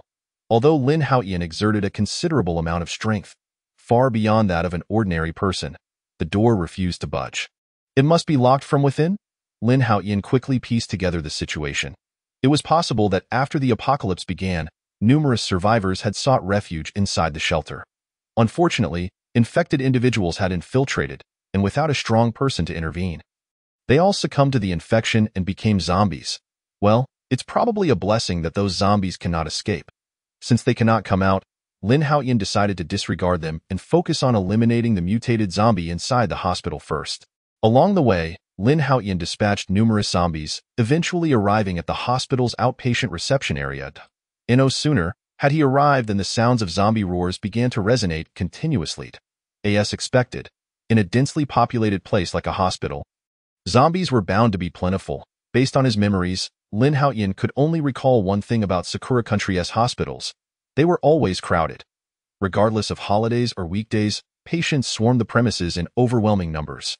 Given such a dense population, it was inevitable that this area would become a disaster zone after the outbreak of the zombie virus, for even those fortunate enough to avoid infection would find it impossible to escape amidst such chaos. Drawing his black dagger, Lin Haotian cautiously pushed open the hospital's doors and stepped inside the lobby. The moment he entered, the previously aimlessly wandering zombies all turned their gazes toward him in unison. Half an hour later, the last zombie in the lobby fell to Lin Haotian's blade. How fascinating. It seems that after becoming zombies, their strength is determined by their condition prior to transformation. After eliminating the zombies within the hospital, Lin Haotian noted a significant difference between these creatures and ordinary zombies. Perhaps it was because they were all once patients. Even more absurdly, before Lin Haotian could even make a move, several zombies collapsed on their own. Unable to rise from the ground, those who had been paralyzed prior to their transformation remained so even as zombies. After clearing the lobby of zombies, Lin Haotian chose not to ascend further. Following the earlier incident with the air raid shelter, he had a strong intuition that his target was likely located underground. However, when Lin Haotian descended to the first basement level, he was met only with the sight of an empty underground parking lot. Scanning the area, he saw no zombies. The eerie silence was almost unsettling, and even with Lin Haotian's keen hearing, he detected no signs of movement. It was likely that the mutated zombie resided here. Upon witnessing the circumstances here, Lin Haotian became increasingly convinced that the mutated zombie was indeed present. The eerie silence was unsettling. Where there was abnormality, there must be something amiss. Ordinarily, even the most remote of places would harbor some semblance of human existence. Let alone the underground parking garage of a hospital. Before the apocalypse, the garage would have been bustling with life. How could it possibly be devoid of even a single zombie? Gripping the black longsword tightly, Lin Haotian advanced cautiously, every fiber of his being alert. Suddenly, a chill washed over him, causing the hairs on his neck to stand on end. His senses were issuing a warning. Before him stood a zombie. Eerily quiet, neither roaring nor charging towards him, merely standing there in stillness. This zombie was unlike any he had encountered before. It bore an uncanny resemblance to a living human, with skin that was not the typical ashen hue and lacking the grotesque form of a typical abomination. Were it not for the context of the apocalypse, this creature could easily be mistaken for an ordinary person. It was him. Lin Haotian's adrenaline surged as he observed the zombie clad in a doctor's uniform. This was undoubtedly the most formidable zombie he had ever faced. With a swift motion, the mutated zombie, having assessed Lin Haotian for a moment, lost its patience and lunged at him. Good heavens, it was fast. The creature's speed surpassed Lin Haotian's expectations, reaching him in the blink of an eye. Even with his extraordinary physical prowess, he barely managed to react in time. Clang! He raised his black longsword defensively, and a sharp sound echoed as the zombie's hand collided with it, creating sparks. Incredible, its strength was astonishing. Caught off guard, Lin Haotian was abruptly pushed back several steps. This seemingly frail zombie exhibited greater power than the robust ones he had encountered previously. Realizing the gravity of the situation, Lin Haotian retaliated with a powerful kick to the zombie's chest. Bam! The creature was sent hurtling backward, crashing violently into a nearby vehicle, crumpling it upon impact. Yet, the zombie arose as if unscathed, revealing a grotesque grin that sent chills down Lin Haotian's spine. This was an intelligent zombie, possessing a level of cunning that far exceeded any he had previously encountered. Without a moment's hesitation, Lin Haotian drew his handgun and fired 3 shots at the creature. Bang, bang, bang. Yet, only the first bullet found its mark, while the other 2 were deftly evaded by the zombie. As Lin Haotian paused to assess the situation, he noticed that the first bullet had merely left a faint dent in the zombie's chest. Failing to penetrate its skin, unbelievable, Lin Haotian was left speechless. The creature's defensive capabilities were formidable enough to withstand a handgun's fire. This revelation altered Lin Haotian's understanding of the zombie's physical resilience. Its defensive prowess rivaled his own. No wonder the previous 5-man squad had suffered such heavy losses, and why they trembled at the mere mention of this creature. For them to have escaped its clutches was nothing short of miraculous. After the 3rd shot, the mutated zombie seemed incensed by Lin Haotian's actions, letting out a piercing roar before charging at him once more. Very well, let us see how you fare against my blade. As the zombie barreled toward him, Lin Haotian tightened his grip on the longsword, his muscles coiling like springs. When the creature reached him, it extended its hand, clawing toward Lin Haotian's face. Chapter 58, The Female Doctor. At this moment, Lin Haotian abandoned all notions of defense, transforming his black longsword into a swift arc aimed at the zombie's neck. Ding! Lin Haotian was quicker than the zombie, successfully striking its neck. However, a sharp sound followed as the sword became lodged halfway. The zombie's hand was now perilously close, and in a split second, Lin Haotian pivoted his attack, using all his strength to thrust upward. Slicing through the air, the zombie's hand was sent flying, crashing through several cars before falling silent. Phew! Lin Haotian exhaled deeply, reaching to touch the corner of his eye, only to find blood. The zombie's extraordinary defense had managed to breach his own. This underscored the creature's immense strength. Yet, Lin Haotian had no time to ponder this. He dashed towards the spot where the mutated zombie had fallen. Seizing the moment, he understood that if he did not act swiftly, his own life could be forfeit. Upon reaching the fallen zombie, he discovered it lay motionless, half of its head severed, red and white fluids pooling around it. Clearly, it was dead. Following protocol, Lin Haotian cleared the debris from the zombie's body and knelt to examine it closely. Upon dissecting the creature's head, he finally understood the cause of its demise. After realizing he could not sever its neck, he had summoned all his strength for an upward thrust, inadvertently driving the black longsword into its brain. It appeared that while the evolved zombie possessed formidable physical defenses, its brain remained vulnerable and fragile. Lin Haotian mentally noted this critical insight. In addition to decapitation, destroying the zombie's brain could easily lead to its demise. Should he encounter another zombie with such overwhelming defense, he could utilize this method to eliminate it. This approach was upon perceiving that Lin Haotian harbored no ill intentions, the woman gradually lifted her head. Her pale, delicate face appeared somewhat frail, and the dark circles beneath her eyes indicated that her life had not been particularly kind. You see, I am a living human being, though not be afraid. I mean no harm. Hearing Lin Haotian's gentle words, the woman began to relax, eventually collapsing to the ground. Goodness! Upon recognizing the woman's features, Lin Haotian was taken aback. Initially, he had merely sought a doctor skilled in medicine. With no particular requirements regarding her appearance, any female would suffice. However, upon closer inspection, he was astonished to discover that she was, in fact, a striking beauty. As her body relaxed, the small hills that had been obscured became apparent. Chapter 59. The Second Offspring. It must be said that little Sakura had quite the flair for design. The garments she created certainly sparked some intrigue. Were these outfits donned by someone of less desirable physique? They might be rather shocking to behold. Yet, on this woman, they appeared exceptionally flattering, accentuating her curves in all the right places, a veritable match made in heaven. How long have you been here? Lin Haotian inquired. I don't know. Ever since these monsters appeared, I have been hiding here. Goodness gracious. Lin Haotian was momentarily dumbfounded. The zombie crisis had persisted for nearly a month, meaning she had survived solely on glucose reagents. What remarkable vitality she possessed. The door here is broken. You can no longer stay. Come with me, and I shall take you to a safe place. Upon hearing Lin Haotian's words, the woman finally noticed that the door to the storage room had been kicked in. Realizing she could no longer remain, she prepared to follow Lin Haotian out. Struggling to support herself on her knees, she attempted to rise but found her malnutrition had brought her to her limit.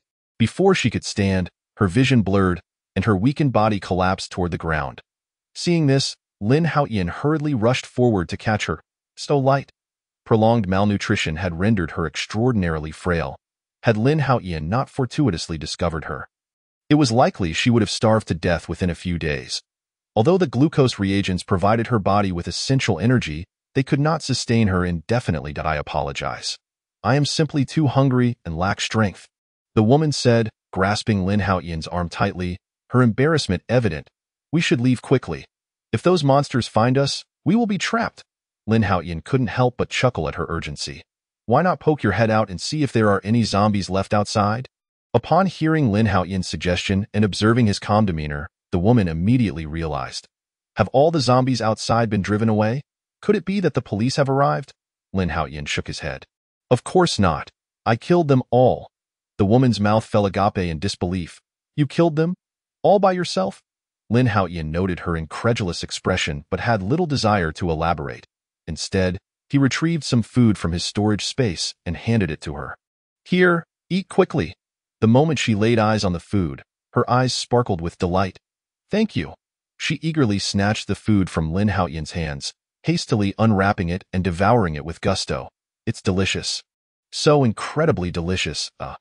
After only a few bites, the woman suddenly widened her eyes and began to pound her chest with her fists. Slow down. No one is going to snatch it from you. Lin Haotian was alarmed by this spectacle and quickly offered her a bottle of mineral water. This woman was a rare find. If she choked to death right now, he would surely berate himself. Feud that nearly cost me my life.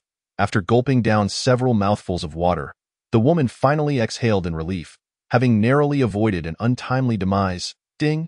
The system detected that the host had once again conceived offspring and rewarded them with a special gift package. Just as the woman was devouring her meal, Lin Haotian suddenly heard the system's notification sound. What the? Upon comprehending the system's message, Lin Haotian's mouth widened in a grin. Just moments ago, he had been lamenting his insufficient power, and now someone was pregnant. System, open the gift package. Without hesitation, Lin Haotian commanded the system in his mind. Ding. Opening gift package. Ding. Congratulations, host. You have received 1 instance of body enhancement, a passive skill, intermediate absolute defense. 1 weapon enhancement card and toxin immunity. Intermediate absolute defense. Significantly enhances the host's defensive capabilities, capable of withstanding the vast majority of damage from firearms, excluding large-caliber artillery. Toxin immunity. Grants immunity to any toxin. System, activate body enhancement. Utilize intermediate absolute defense skill. Activate toxin immunity. Without further ado, Lin Haotian commanded the system to enhance his physique. Ding. Enhancement complete. The host's current physical attributes are approximately 500 times that of an ordinary person. With no pain or discomfort, Lin Haotian had effortlessly augmented his physical prowess by more than 3-fold. Clenching his fists, he began to assess his condition, discovering that he was brimming with strength.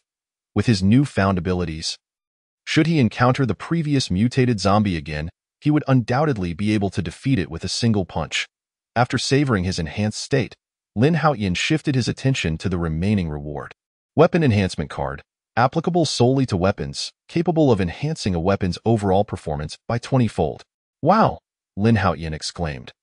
This was indeed a fortunate turn of events. During his battle with the mutated zombie, he had sensed that his black long knife was no longer capable of fully showcasing its capabilities. Although the weapon was formidable, even with his enhanced physique, it had begun to feel inadequate. Without this enhancement card, Lin Haotian feared that a full-force strike could shatter the blade into pieces. System, apply the enhancement, Lin Haotian declared, brandishing the black long knife toward the system. Ding. Weapon enhancement card in use. As the system's voice echoed, an orange card materialized in the air before Lin Haotian. Before he could fully comprehend it, the card swiftly merged with the black long knife. Instantly, the blade began to transform. Intricate orange runes manifesting along its once pitch-black surface, and its weight increased several-fold. The edge glimmered ominously, rendering the weapon exceptionally alluring. Weighing the enhanced weapon in his hands and feeling the surge of power coursing through him, Lin Haotian found it increasingly difficult to contain his excitement. The sudden influx of strength left him feeling slightly uncomfortable, as his body had yet to acclimate to the drastic enhancement. I must go outside to adapt. Without a moment's hesitation, Lin Haotian exited, wielding the black long knife. First floor of the hospital cleared. Second floor of the hospital cleared. Third floor of the hospital cleared. It was not until dusk that Lin Haotian returned to the first floor. Chapter 60. Please, take me with you? Lin Haotian felt fortunate that he had not preemptively eradicated all the zombies within the hospital. Otherwise, he would have had to venture outside to familiarize himself with his enhanced abilities. Glancing outside, he noted that nightfall was approaching, and feeling satisfied with his day's achievements, he decided to head home. Handsome, could you take me with you? Just as Lin Haotian was about to step out of the hospital, he heard the voice of the female doctor behind him. Turning around, he saw her anxiously rubbing her hands together. She had witnessed Lin Haotian dispatching the zombies with ease and now regarded him as her beacon of hope for survival, a chance she was determined to seize. No, you cannot follow me. Without turning back, Lin Haotian decisively rejected the female doctor's request and stepped through the hospital's entrance. The female doctor stood frozen in shock, taken aback by the firmness of his refusal. Why won't you take me with you? You even shared food with me earlier. Lin Haotian remained silent, continuing to walk forward. Observing his retreating figure, the female doctor clenched her fists, her heart racing with anxiety. What should I do? He seems to dislike me. She had initially assumed that even if Lin Haotian turned her down, he would not be so resolute, and that with some persistence, he would eventually relent. However, he now appeared utterly indifferent, and she felt a sense of urgency. No, I absolutely cannot give up. Resolutely, the female doctor sprinted after Lin Haotian. Meanwhile, Lin Haotian, noticing the woman trailing him, could not help but smile. He certainly would not so easily relinquish such a remarkable talent. However, without properly nurturing the other party, inevitable complications may arise in the future. Thus, he deliberately adopted the attitude he had just displayed. Under Lin Haotian's careful attention, the two safely returned to the villa. Upon opening the door, Miyamoto Sakura and the others hurried over to greet them. After these days of interaction, the women had formed a sisterly bond, united by their shared affection for the same man, which rendered their communication devoid of any barriers. Welcome back, Sir, who is this? Miyamoto Sakura's gaze immediately fell upon the female doctor standing behind Lin Haotian. Noting her ragged attire and the way she kept her head lowered, maintaining her distance from him, this subtle atmosphere inadvertently led the women to suspect the worst. Could it be that Lin Haotian had with the female doctor? Upon hearing Miyamoto Sakura's inquiry, the doctor finally lifted her head to survey the interior of the villa, and that single glance left her utterly stunned. 10 stunningly beautiful women. Coupled with the opulent villa and the faint aroma of delicious food wafting through the air, for a fleeting moment, she thought she had returned to the days before the apocalypse. Lin Haotian did not respond to Miyamoto Sakura's question. He merely stated, "I need to take a shower," before heading upstairs once again. Watching him ascend to the second floor, Nakamura Shizuka and Miyamoto Sakura hesitated to speak further, pretending not to notice the female doctor. The doctor, witnessing their reaction, felt an overwhelming sense of despair wash over her. She realized that if she did not seize this opportunity, she might very well perish on the streets by the following day. Bang! Gritting her teeth, the female doctor fell to her knees at the entrance, addressing the women inside. "I beg you, please take me in. I can do anything. I will handle all the chores around the house." After a moment's thought, she felt that her plea lacked weight, so she resolutely continued, "I possess medical skills. Keeping me around would be immensely beneficial. I can be your servant. Please, I implore you to take me in." The doctor had thrown caution to the wind, fully aware that this was her only chance at survival. Observing the doctor's demeanor, the women were rendered speechless, their gazes shifting towards Lin Haotian, for he was the true master of the household. The decision of whether or not to take in this woman rested solely upon his words. That moment, Lin Haotian had reached the staircase on the second floor. Upon hearing the doctor's words, he turned to face her kneeling form and declared, "All right, I will give you a chance." After uttering this, he maintained his cold demeanor and turned towards the bathroom, while Nakamura Shizuka, understanding his intent, followed him inside. Thank you, the doctor exclaimed, nearly jumping in excitement upon hearing Lin Haotian's consent. "Get up quickly. The floor is cold." After receiving Lin Haotian's approval, Miyamoto Sakura rushed to help the doctor back to her feet. "From now on, we will be like family. By the way, what is your name?" "I am Nanace Ruri," the doctor replied, taking a deep breath. "Hello, I am Miyamoto Sakura. This is Hayakawa Inko, and she is Dwashi." Miyamoto Sakura smiled as she began to introduce the women within the villa one by one. "Oh, and the master's name is Lin Haotian. Previously, he went by Shota, but for reasons unknown, he has changed his name. Please do not call him by the wrong name, otherwise he may become upset." Lin Haotian. Nanace Ruri mentally repeated the names of the women multiple times until she was certain she had committed them to memory. "Looking at your complexion, it is evident that you have not had a proper night's sleep in quite some time. Come with me to rest." "Thank you." Nanace Ruri bowed deeply in gratitude to Miyamoto Sakura before following her into the room. "Please wait here for a moment. I will fetch something."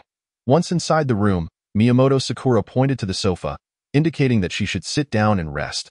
Although unsure of Miyamoto Sakura's intentions, Nanace Ruri nodded and obediently settled onto the sofa. However, as she gazed around at the villa's lavish decor, she felt increasingly restless, beginning to long for her former storage space, as it seemed the only place suited to her. "Here, these are for you." Just as Nanace Ruri was lost in thought, Miyamoto Sakura returned to her side, holding a set of sleepwear. "Considering your figure, we are likely about the same size. These are my pajamas. You should be able to wear them. I will take you to the bathroom, so you can wash up and change out of those dirty clothes." Saying this, Miyamoto Sakura led Nanace Ruri to a bathroom that Lin Haotian seldom used. As he had his own exclusive one, upon entering, Nanace Ruri was once again struck by the bathroom's opulence. Unable to resist, she reached out to touch the surface of the bathtub, finding it completely free of any water stains, indicating that this bathroom had never been used. Chapter 61. This kid is quite ruthless. Yet, despite all this, it was fully equipped, and even the bathroom size was several times larger than the storage space she had previously hidden in. Shaking her head, Nanace Ruri pushed the thoughts from her mind, quickly washed up and made sure to clean any traces of her presence before stepping out. "You finished so quickly?" Just as she reached the door, she found Miyamoto Sakura waiting for her. "Come on, I will take you to your room. We have already tidied it up for you." The women in the villa were not foolish. They could discern from Lin Haotian's previous behavior that he held the female doctor in high regard. Otherwise, he would not have allowed her to accompany him back to the villa. Moreover, they understood the significance of a doctor in the apocalypse, so they welcomed Nanace Ruri's arrival. Leading the way, Miyamoto Sakura took Nanace Ruri to a maid's room on the first floor, as instructed by Lin Haotian. Upon reaching the door, Miyamoto Sakura apologetically told Nanace Ruri, "This room might be a bit small. I hope you do not mind." However, once they entered, Nanace Ruri was utterly astonished.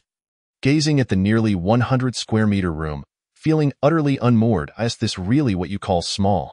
If this is deemed small, then my home before the apocalypse must have been a mere doghouse. No, no, no, this is quite spacious." At that moment, Nanace Ruri comprehended the profound disparity between the lives of the impoverished and the affluent.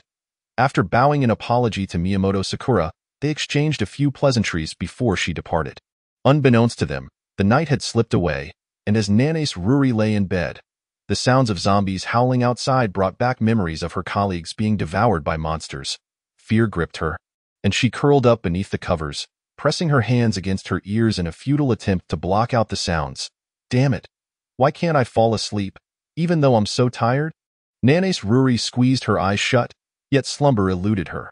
The following morning, Lin Haotian awoke and proceeded to wash up, while Lin Shuhe and Duoshi planned to prepare breakfast in the kitchen. "Wait a moment," Lin Haotian called out to the women about to start cooking.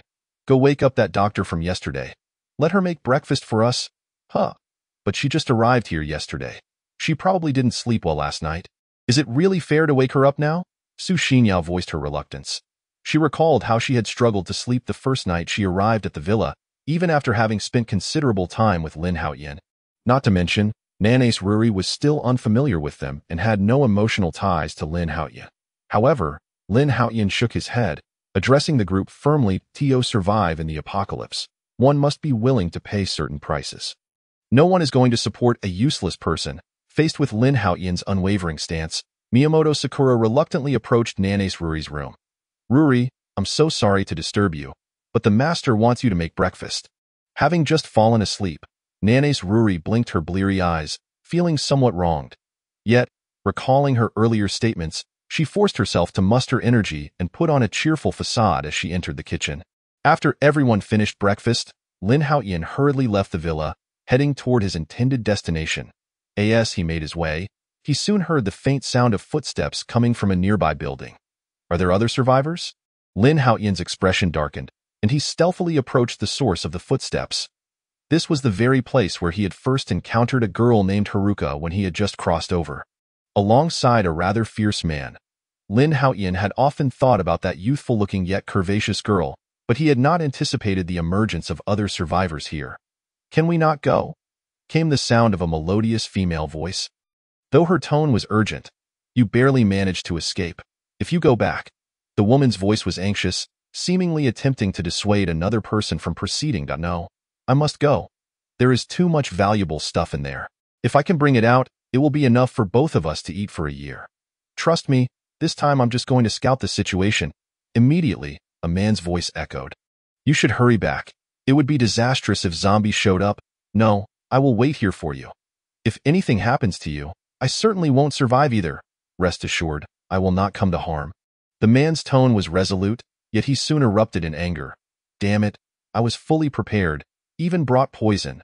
But who would have thought that two idiots would get infected, ruining my entire plan?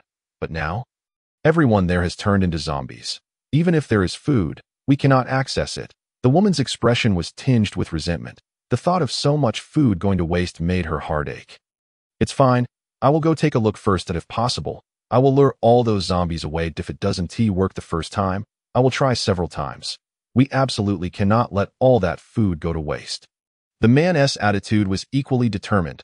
"All right, but you must be very careful. I will wait for you here." "Okay." After overhearing their conversation, Lin Haotian's expression darkened. He had not anticipated that these two were remnants of the Survivor Alliance he had previously eradicated. It seemed the mall must have other exits, and they had escaped through a different one. Suddenly, Lin Haotian realized that such a large mall could not possibly have only one exit. These two must be aware of a hidden passage that allowed them to escape. Connecting the dots from their dialogue, Lin Haotian's heart sank further. The most cunning among the Survivor Alliance was likely this man. The passage they had used to flee must have been prepared by him long ago. And he had even brought the woman out beforehand and settled her here. Even if Lin Haotian had not intervened back then, it was likely that the entire Survivor Alliance would have been poisoned by this man, allowing him to hoard all the survival supplies for himself. Damn it, this guy is ruthless. Lin Haotian's heart sank. It appeared this man, like himself, only trusted in his own capabilities. Although their methods differed, their ultimate goals were the same. He must not be allowed to live. Chapter 62. He is my biological brother. Such a person would inevitably pose a threat. Lin Haotian would never allow him to dig a pit for him. Concealed in the shadows, Lin Haotian waited patiently. There was still one person above. He did not intend to act here, lest he alert the woman and leave himself vulnerable. After 5 or 6 minutes, he finally spotted a figure stealthily descending. Now was the moment. Seizing the opportunity, Lin Haotian struck as the man barely emerged, cleaving him in two with a single blow. The nearby zombies, roused by the scent of blood, began to stir restlessly, frowning slightly at the scene. Lin Haotian realized that if these zombies were truly drawn in, it would surely alert the woman above. If she managed to escape, it would be a disaster. With no time to ponder further, Lin Haotian hurriedly ascended the stairs, and upon reaching the corner, the woman finally heard his footsteps. "Onaizen?" Lin Haotian did not respond, only quickened his pace. The woman, not thinking much of it, immediately dashed down the stairs, arms outstretched in excitement. "Onaizen, how did you return so quickly?" But before she could finish her sentence, the figure that appeared before her startled her half to death. However, she quickly reacted, drawing a dagger from her waist, pointing it at Lin Haotian and demanding, "Who are you?" Surprisingly quick to react, Lin Haotian remarked, deciding to abandon his concealment since the opponent was merely a woman, as long as he ensured she did not escape. Upon seeing the unfamiliar man, the woman's expression shifted to one of terror. "Don't come any closer." But in the next moment, she suddenly recalled something and hurriedly asked, "Did you come up from downstairs?" "Indeed," Lin Haotian acknowledged, surprised to find that the woman was not just an ordinary individual. Her beauty was striking. Clad in a university uniform from Sakura Country, she appeared quite young. "Likely no older than 18 or 19. Have you seen my brother?" the woman inquired, her innocent wide eyes fixed on Lin Haotian, retreating slightly. "Your brother? Is he your biological brother?" Lin Haotian was taken aback. Having assumed a different kind of relationship, he had not anticipated it was her own brother. "Yes, he is my biological brother. Have you seen him? Why hasn't he come up?" As she spoke, she gazed at Lin Haotian with her innocent eyes, gradually backing away. "As for that fellow, I have him tied up." Lin Haotian shrugged nonchalantly. "What did you say? Why did you tie my brother up?" The girl's face drained of color, disbelief etched on her features as she looked at Lin Haotian. "Heh, I was the one who annihilated the previous Survivor Alliance. Dio, you want to know why?" Lin Haotian replied coldly. Upon hearing this, the woman froze for a few seconds before suddenly collapsing to the ground, sobbing uncontrollably and then pleading with Lin Haotian. "Please, sir, can you release my brother? He just wanted to find some food for me. I am so very hungry. There are many zombies below. If they discover my brother, he will surely perish. I beg you." "Oh? It seems you are quite intent on saving your brother. In that case, let us see how reasonable you can be." Lin Haotian's gaze began to scrutinize the girl from top to bottom, his eyes revealing no pretense. Upon noticing Lin Haotian's suggestive glance, the girl's complexion turned pale, and she frantically attempted to retreat. "Please spare me." The girl's voice trembled as she desperately crawled backward, her eyes brimming with tears, pleading with Lin Haotian. Unbeknownst to her, it was precisely this display that further fueled Lin Haotian's anger. "Damn it," the girl wept, her tears flowing like rain, but to Lin Haotian, such pleas held no weight. "I beg you, please don't kill me. Rest assured, if you obediently comply, I shall not take your life." Lin Haotian smiled. Hearing this, the girl completely relinquished her resistance, for she understood that no amount of struggle would be of any use. In fact, in a bid for survival, she approached Lin Haotian.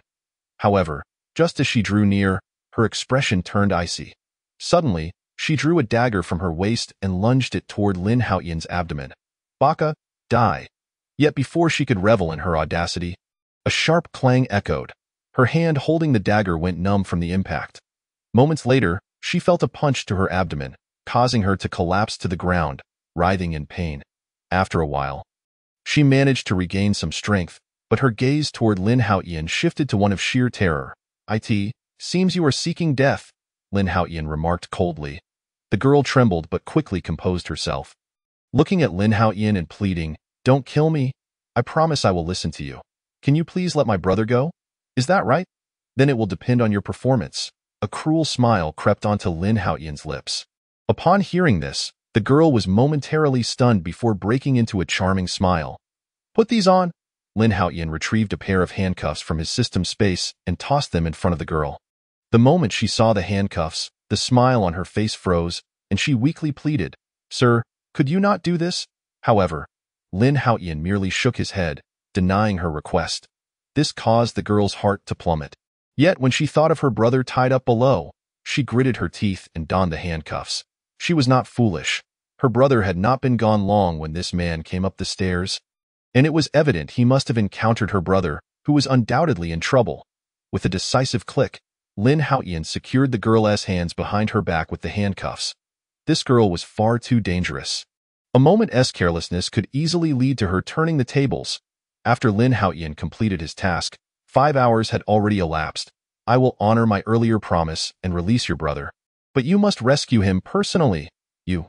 Chapter 63. 2 hours for a bowl of instant noodles. The woman raised her head in indignation, her face streaked with tears and exhaustion.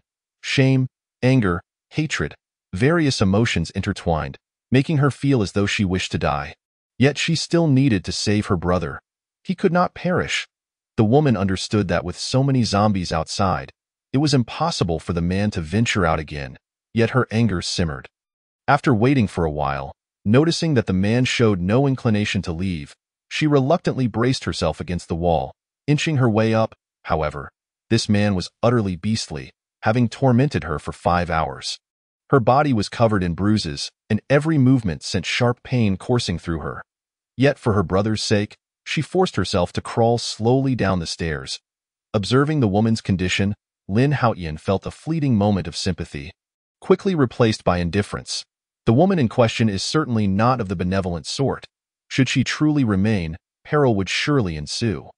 Just as moments ago, had it not been for the skill of absolute defense, I would have likely met my demise. Contemplating this, Lin Haotian's gaze toward the woman turned to one of sheer indifference. By the time Lin Haotian had gathered himself and descended from the building, the woman had already met her end, lifeless beside her brother. With a single iron nail, she had chosen to conclude her existence. "Alas, do not hold me accountable. Such is the apocalypse," Lin Haotian uttered coldly. Before turning to depart at that moment, within an adjacent edifice, a sense of urgency permeated the air. "Nakajima-kun, we have exhausted our food supply," lamented Momozawa Haruka, wearing a face full of despondency. "Fear not, I am still here. Give me a moment, and I shall venture out to return with an abundance of provisions, enough for you to feast upon," Nakajima Ichinos declared confidently, thumping her chest in assurance. Upon hearing this, Haruka couldn't help but cast a skeptical glance. "Do not assume I am unaware. Securing food is not as simple as it once was. Regardless of whether you find any, you must ensure your safe return," she expressed with concern as she gazed out at the street. "Rest assured, there exists nothing in this world that can thwart me. Just remain at home and await your sumptuous meal," Nakajima Ichinos proclaimed with overflowing confidence. After consuming the last morsel of food, she donned her gear and, after surveying the situation below, addressed Haruka, "I am setting off now. Take care of yourself at home." "Understood, but please exercise utmost caution."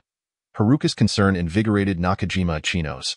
Navigating along the edges of the building, she descended with agility, eventually locating a zombie-free zone before leaping down. After assessing her surroundings, Nakajima Ichinos swiftly vanished from sight. 4 hours later, she emerged from a nearby complex, her 2 backpacks stuffed to the brim with supplies she had painstakingly gathered. To procure these resources, she had scoured 2 residential buildings, visiting dozens of households to fill her bags. Much of what she collected would have been discarded on the streets before the apocalypse, such as moldy flour or expired instant noodles. Yet in this dystopian context, they were treasures, and the thrill of discovery left her exhilarated. Alas, I have been out for too long. I must return swiftly, lest the sun sets, she thought, quickening her pace as the sky dimmed. The thought of Haruka awaiting her at home filled Nakajima Ichino's with boundless energy.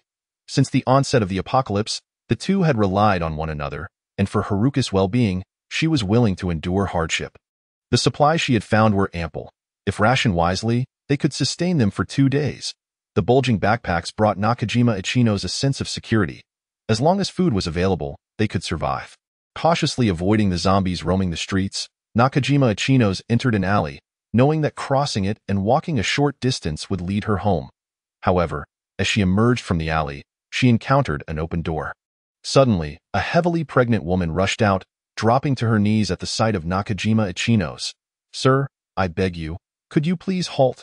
Observing this scene, Nakajima Ichino's paused, her gaze toward the pregnant woman filled with suspicion. She was no fool.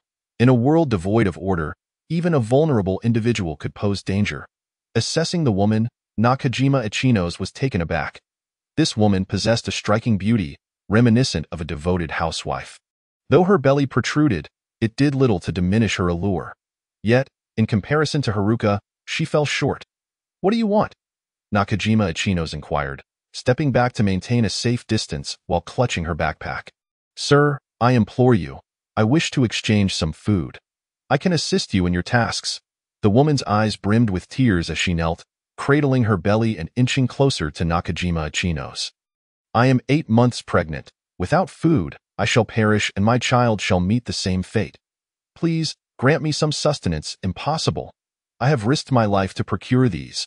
Nakajima Ichino's flatly refused.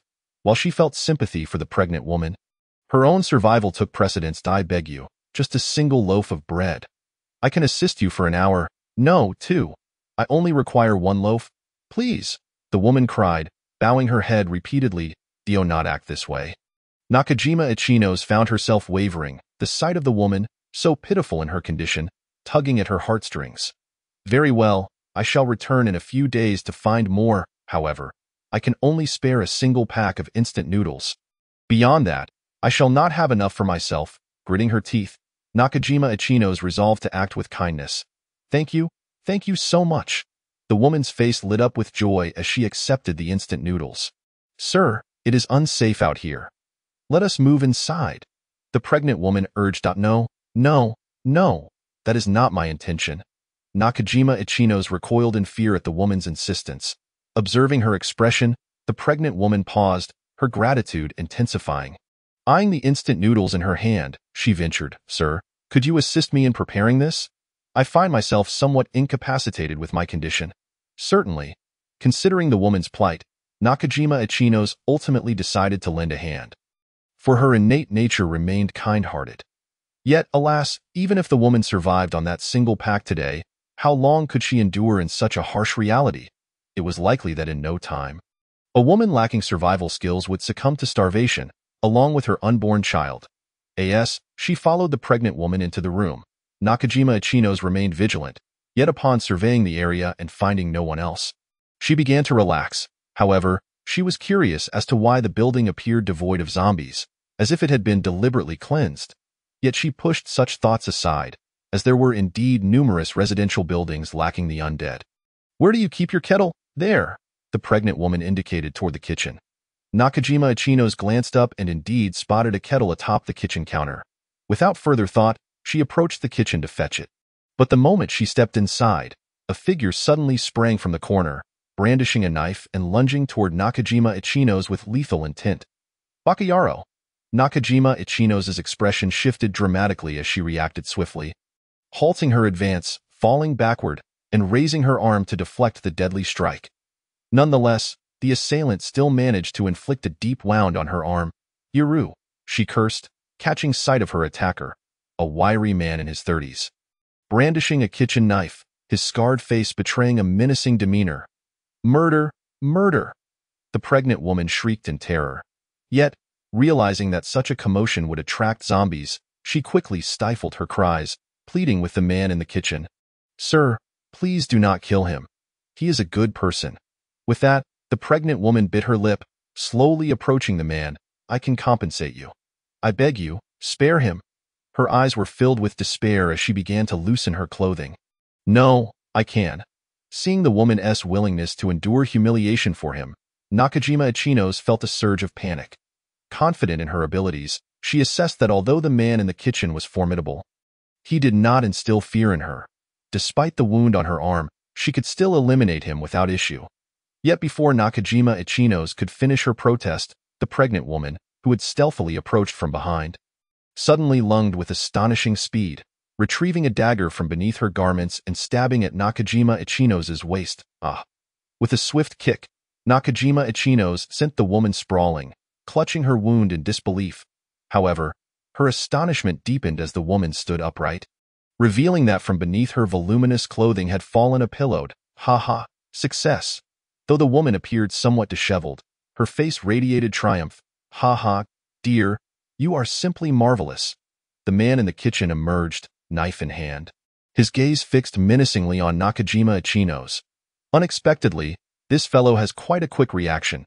If it weren't for you, my wife, he might have escaped." The woman casually tore off her oversized clothing and immediately turned to scold the man with fury. "What a useless fool, moving so sluggishly. If it weren't for me taking action, we would have been doomed today." Despite possessing a beautiful visage, her words sent chills down one's spine. At that moment, Nakajima Ichiya was consumed with regret. He never anticipated that this woman would disguise herself as a pregnant woman to deceive him. Blood continued to seep from his waist, and his consciousness gradually blurred. Yet, the thought of Tachibana Haruka waiting for him at home urged Nakajima Ichiya to muster his strength. "No, I absolutely cannot die here. I must return to see her one last time." Clenching his teeth, Nakajima Ichiya secretly gathered his resolve, preparing to escape when the two were distracted. "I'm sorry, handsome, but had you agreed to work with me earlier, I would have gladly spent 2 hours with you. After all, your charming face is quite appealing. Unfortunately, you rejected my offer, so I'm left with no choice but to eliminate you." The woman smiled, her words laced with mockery, though her gaze fixated on Nakajima Ichiya's backpack. Gasping for breath, Nakajima Ichiya felt his injuries soaking his pants. After surveying his surroundings, he realized that all the windows were sealed, and the only exit was blocked by the woman. His sole chance of escape lay in breaking through her obstruction. Moreover, time was of the essence, for his injuries were worsening, and the man was slowly closing in on him. If he hesitated any longer, he would surely meet his demise. Thus, as the woman finished speaking, Nakajima Ichiya bore the excruciating pain, seizing a nearby chair and swinging it towards the man approaching him without a second thought. He didn't even check if he struck true. He charged towards the woman at the door, ignoring the agony. "Oh no." The woman's expression changed, but for the sake of sustenance, she gritted her teeth and grasped a dagger. However, Nakajima Ichiya had already embraced the resolve of a doomed man, disregarding the dagger in the woman's hand, and barreled forward, knocking her to the ground. "Quick, pursue him. We cannot let him escape." With the prospect of a meal slipping away, the woman grew frantic, scrambling to her feet and instructing the man beside her. The man cursed as he brandished his large machete and gave chase. Back in the alley, Nakajima Ichiya felt his strength waning, his escape becoming increasingly sluggish as the two pursued him relentlessly. "No, I must divert their attention." Reluctantly, Nakajima Ichiya unfastened his backpack and hurled it towards a few wandering zombies nearby, continuing his flight without looking back. "Stop, don't run. I will surely kill you." The man remained determined to hunt Nakajima Ichiya down. Yet, the woman intervened, scolding him. "You fool, why are you chasing him? Hurry and grab the bag." Chapter 65. "I do not agree to this condition," the man finally realized, as several zombies were already drawn to the noise. If they didn't retrieve the bag quickly, it would be too late. For the sake of food, they were forced to abandon their pursuit of Nakajima Ichiya and turn towards the backpack. "I wonder how those two are faring," Lin Haotian mused as he walked down the street. "So much time has passed. I wonder if the man beside Haruka is still alive. If he is still breathing, I will need to put in some effort." Disposing of the zombies along the way, Lin Haotian soon arrived at the previously blocked staircase. Just as he reached it, he heard a faint sound of weeping from within. "Ichiya, please don't die. What will I do if you perish?" After a moment, Nakajima Ichiya's weak voice emerged. "Haruka, do not trust anyone in this apocalypse, especially those pretending to be pregnant. I was deceived by them, and they sought to kill me and take my food. Please, don't speak. You will be fine. By the way, there is gauze in the room. Let me bandage you." Tachibana Haruka panicked, setting aside their feelings for one another. If Nakajima Ichiya truly died, she would not be able to survive either. It's too late. Nakajima Ichiya had already returned on the brink of collapse, and now he was utterly spent. Ichiya-kun. Seeing Nakajima Ichiya faltering, Tachibana Haruka wept even harder. "Remember, do not seek revenge for me. Live well." With that, Nakajima Ichiya's head tilted, and he breathed his last, leaving only the sound of Tachibana Haruka's cries. Is he truly dead? Lin Haotian was rendered speechless. It seems that arriving early is not as fortunate as arriving at the right moment. However, masquerading as a pregnant woman to commit murder and theft, this is merely an upgraded version of a scam. Is it not? I wonder where Nakajima Ichiya encountered such misfortune. Rest assured, I will avenge you. I must take revenge.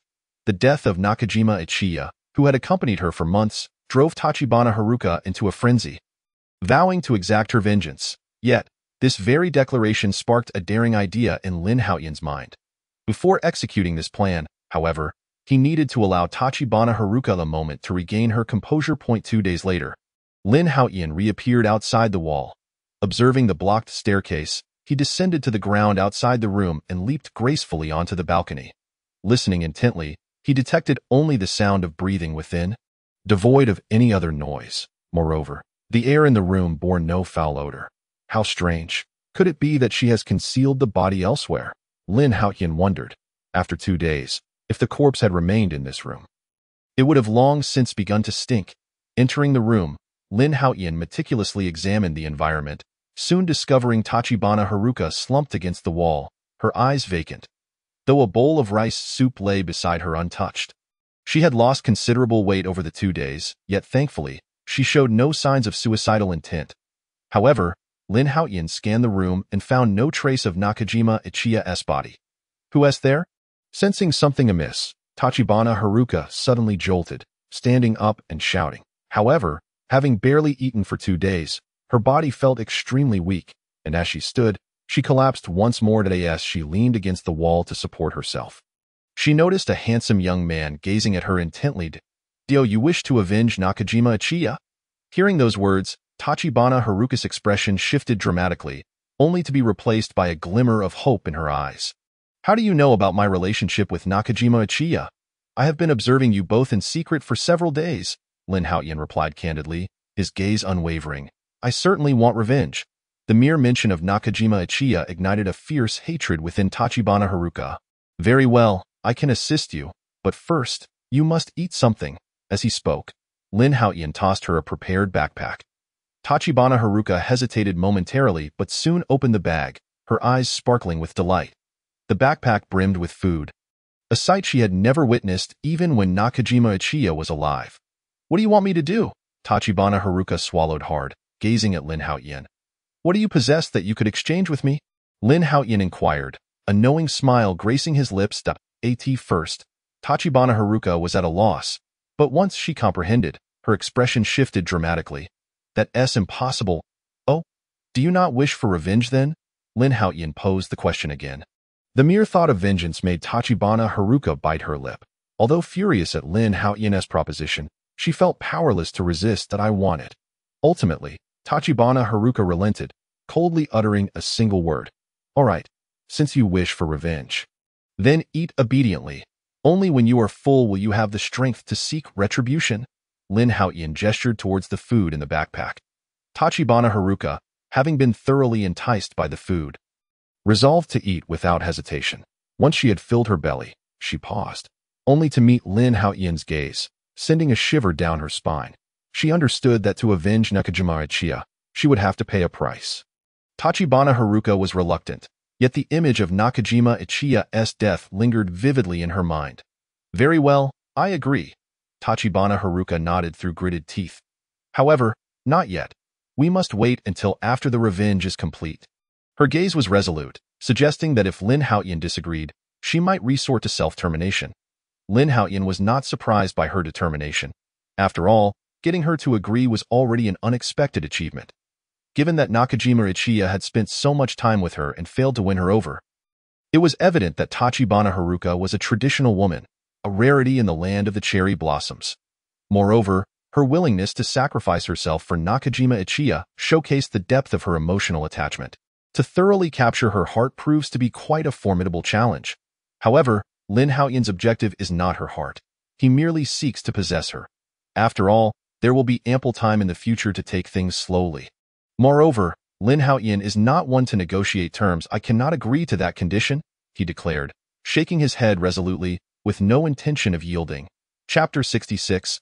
I am afraid alone. Taoza Chuanxiang felt a heavy weight in her heart as she watched Lin Haotian approach her step by step. Summoning her courage, she drew a fruit knife and pressed it against her neck. Don't come any closer, or I'll end my life right here. Lin Haotian's expression darkened instantly, yet he did not halt his advance, continuing to stride toward her. Seeing this, Chuanxiang grew increasingly frantic, feeling the blade draw blood from her neck. Only then did Lin Haotian stop, realizing the immense effort he had expended. It would be a tremendous loss if she were to perish just like that. Taoza Chuanxiang, are you truly willing to die? His gaze was icy and unwavering. Chuanxiang found herself grappling with her emotions. After enduring the apocalypse for so long, even Nakajima Ichiyo had failed in his pursuits. How could she, a stranger to Lin Haotian, expect any different? Regret washed over her.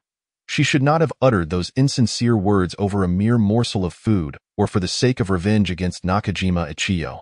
Yet before she could articulate her thoughts further, a wave of weakness swept over her, and she collapsed to the ground, utterly drained. Rest well today. I shall return tomorrow. After satisfying his hunger, Lin Haotian spoke to Chuanxiang.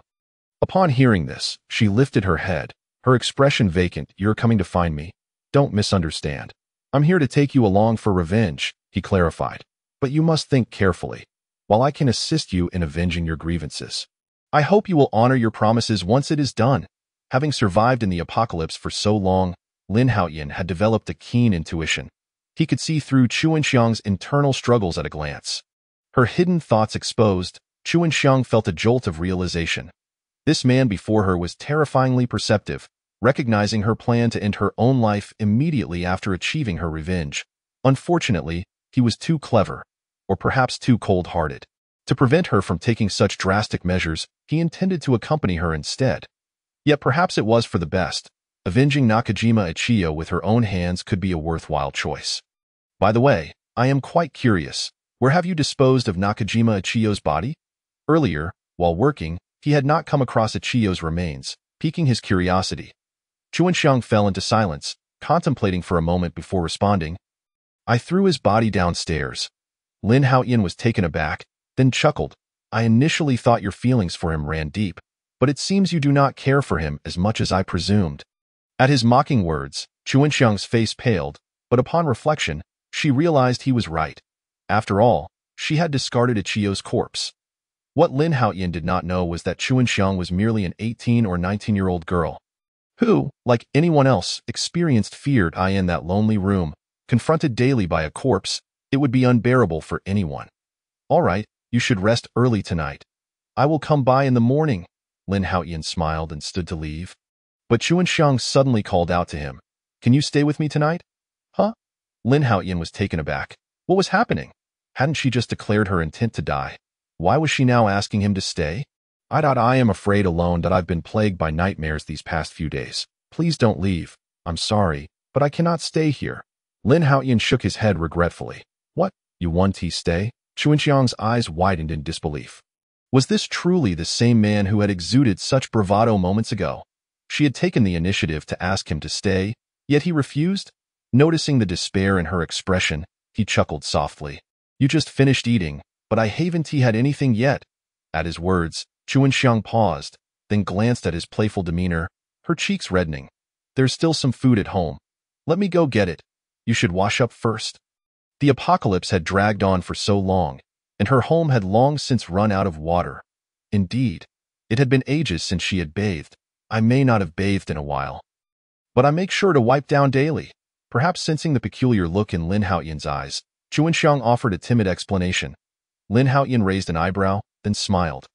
All right, then wait for me here. After saying this, he leaped out of the window. As she watched Lin Haotian's retreating figure, Chuanxiang suddenly thought of Nakajima Ichio. Oh no. What have I just done? She slapped her cheeks vigorously, casting away any inappropriate thoughts. Downstairs, Lin Haotian rummaged through the rooms in the community and found a backpack. He retrieved some food and water from his storage space, then checked the time, determining it was nearly time to return. Before long, he was back at the rooftop. From a distance, he noticed a faint glow emanating from Chuanxiang's room, likely the flickering flame of a candle. The area below was shrouded in darkness, filled with the eerie sounds of zombies groaning from all directions. Approaching the door, Lin Haotian did not even need to knock. It swung open automatically. At that moment, Chuanxiang had changed into a different outfit, her hair slightly damp, indicating she had just washed. The once disheveled room was now tidied up, with unused clothing neatly piled aside. The delightful fragrance wafting through the air caused Lin Haotian's internal hormones to surge. Though the girl was dressed simply, her doll-like face rendered her utterly irresistible. Surely no man could withstand such charm. What are you waiting for? Come in. Noticing Lin Haotian's intense gaze, Chuanxiang's cheeks flushed as she hurriedly invited him inside.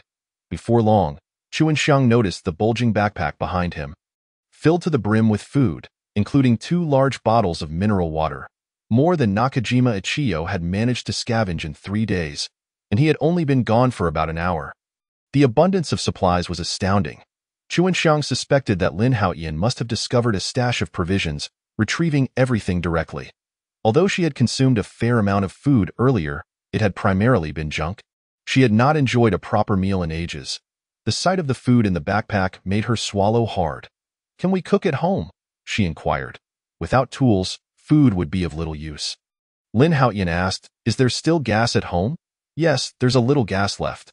It should be enough to prepare a meal. Chapter 67. Why is no one here? Then, it seems the task of cooking falls to you. Lin Haotian declared as he opened the backpack to reveal its contents. Despite having suspected as much, Chuanxiang's eyes widened in astonishment at the sight of what lay within. Not only were there instant noodles, but also rice and various fresh vegetables, seemingly just picked. To her disbelief, there were even fruits. She nearly thought she had traveled back to the pre-apocalyptic days alongside Lin Haotian. Here is a little treat for you, he said, producing a bottle of cola, affectionately dubbed Happy Water. Seeing these items brought tears to Chuanxiang's eyes, whether from nostalgia for Nakajima Ichio or from being touched by Lin Haotian's generosity, she could not tell. In no time, 2 sparkling clean glasses were set on the small table in the living room. Chuanxiang placed the freshly cooked rice on the table, followed by the prepared vegetables and meat. Everything's ready. We can eat now. In that moment, Lin Haotian felt a sense of disorientation. This scene resembled that of a newlywed couple. If she were an ordinary woman, after the events of the afternoon, she wouldn't have been making dinner. She'd have likely tried to poison him instead. How intriguing, Lin Haotian mused to himself. If things continued down this path, they might even enjoy another meal together that evening. Across the table, Chuanxiang savored her food, devouring nearly half of what was laid out before her. After days of hunger, this was undoubtedly the best meal she had had in a long time. Her once flat stomach now felt pleasantly full. After finishing her meal, a mix of emotions swirled within Chuanxiang, yet she dutifully cleaned all the dishes. Just as she completed her task, Lin Haotian suddenly leaned in closer. Ah! Chuanxiang gasped in surprise, instinctively retreating, a pair of chopsticks poised defensively against her throat. But we agreed. Lin Haotian sighed, realizing his second meal was not meant to be. Well, tomorrow is another day. He stepped back, maintaining a safe distance before asking, where will I be sleeping tonight? Seeing that Lin Haotian had no intention of pursuing the matter further, Chuanxiang breathed a sigh of relief and pointed to a spot next to the bed. A makeshift bedding had already been prepared, evidently arranged in advance by Mamozawa Haruka. All right, although the space is a bit cramped, it will suffice for sleep. Lin Haotian nodded nonchalantly. Next to him, Mamozawa Haruka remained silent, merely tidying up the bedding before lying down. Witnessing this scene, Lin Haotian smiled faintly, and then lay down directly behind her. Haruka shivered slightly, but chose not to say anything further, quickly drifting into a deep slumber. Lin Haotian, however, was left in a state of bewilderment. Did this girl truly trust him, or was she simply oblivious? How could she possibly sleep under such circumstances? Unfortunately for him, he found himself tossing and turning on the makeshift bedding, unable to fall asleep. This was truly torturous. He resigned himself to letting her sleep undisturbed. Lin Haotian decided to give up and got up to wander around the room, only feeling a hint of drowsiness around midnight. However, before he could lie down, Momozawa Haruka suddenly began to talk in her sleep. "Kanzuya, please don't die. I'm sorry. Even though we're married, we still can't." "Boo-hoo, Kanzuya.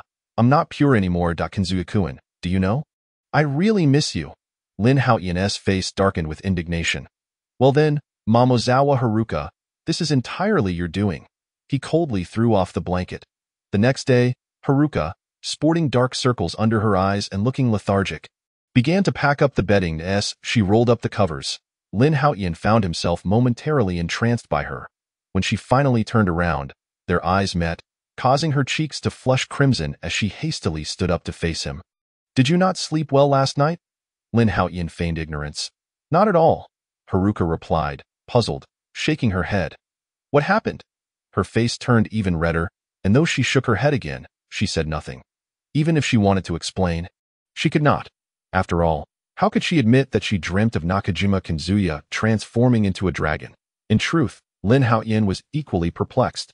Given the commotion from last night, it was hard to believe that this girl had slept soundly. What on earth was going on? He needed to ascertain whether she was feigning sleep or truly lost in slumber. "But I had a nightmare last night." "A nightmare?" Lin Haotian inquired, intrigued. "Yes, a very frightening one. It felt like I was running for ages, and now my legs ached terribly." Lin Haotian shook his head, dismissing her claims. Whether she was pretending or genuinely confused was of little concern to him now, as she was already his. "Let us eat quickly. Soon I will take you out for revenge." Hearing this, Haruka finally focused, her expression turning serious. Haruka lacked the strength to scale walls, so Lin Haotian needed to clear the zombies downstairs and unblock the staircase. With a black blade in hand, he swiftly dispatched numerous zombies. Haruka, witnessing this display of valor, was left stunned.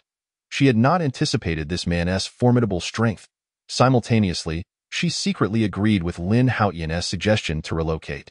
To be frank, Haruka had little attachment to this place. Merely seeing it triggered nightmares, often involving the ghost of Nakajima Kanzuya. How could she possibly remain here? Moreover, after avenging Kanzuya, Lin Haotian would undoubtedly not allow her to leave. Even if she wished to return, it would be impossible. "Do you see that alley ahead? They should be there." Haruka pointed toward a nearby alley. Under Lin Haotian's overwhelming might, they quickly navigated through the alley. However, to Haruka's surprise, while there were plenty of zombies, she did not spot the two individuals who had killed Nakajima Kanzuya. How strange. Kanzuya-kun mentioned this place. Didn't he say he threw food into the horde of zombies? It should have attracted many zombies, causing those two to relocate. After analyzing the situation, Lin Haotian spoke. "It's them. What should we do? Am I to remain unable to avenge myself?" The thought of her enemies escaping filled Haruka with despair. "You need not worry. With so many zombies around, even if they flee, they cannot go far." Lin Haotian was correct. Those two lacked Lin Haotian's strength. Even if they ran, they would likely only find a hiding spot away from the zombies. Not far at all. With keen ears, Lin Haotian soon sensed something amiss and led Haruka toward another alley. They encountered a few scattered zombies along the way, but Lin Haotian dispatched them effortlessly. Before long, they arrived at their destination, only to find no sign of life, just zombies. "Come, have something to eat. This tastes good. This one is delicious." Lin Haotian tirelessly fed Haruka until she could eat no more. I truly cannot eat another bite." In the aftermath of the apocalypse, it was the first time Haruka had grown to despise food. She felt as though she might vomit from being overstuffed. She could not understand why Lin Haotian insisted on feeding her incessantly. Even with ample food supplies, it was wasteful. "If you don't eat, how can we trap that couple?" Lin Haotian whispered into her ear. This revelation jolted Haruka awake. Disregarding her fullness, she began to eat again. Not long after, Lin Haotian noticed unusual sounds ahead. Realizing they had indeed caught a fish, they moved forward a few meters and turned a corner. they discovered a heavily pregnant woman, pale and weak, approaching them. "Kind souls, please, I beg you for some food." Upon seeing her, Haruka's heart raced with excitement. Glancing at Lin Haotian, apprehension creeping in, Lin Haotian regarded the woman with a calm demeanor. Suddenly speaking with feigned indignation, "My dear lady, please take care. After all, you are pregnant. If you become too excited and something happens, I cannot bear the responsibility." Haruka was taken aback. This man was truly a natural performer. Had she not known him, she might have been deceived. However, she quickly regained her composure, standing beside Lin Haotian with a fierce glare directed at the woman. According to Nakajima Kanzuya's description, this woman was the one who had deceived him. The pregnant woman, bewildered, wondered what was happening in this apocalyptic world. Was there truly a hot-blooded youth with such compassion? "I'm so sorry. I'm just so hungry. I haven't eaten in days. Could I trade you for some food?" The woman dabbed at her tears, her plight seemingly genuine. "It's not just me. My baby needs nourishment as well. Of course, no problem. However, dear lady, can your body handle it? After all, I am in excellent shape."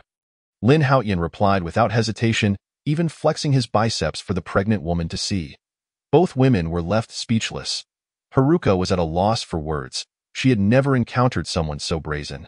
Although Lin Haotian was indeed strong, there was no need to boast before others, was there? The pregnant woman was frightened.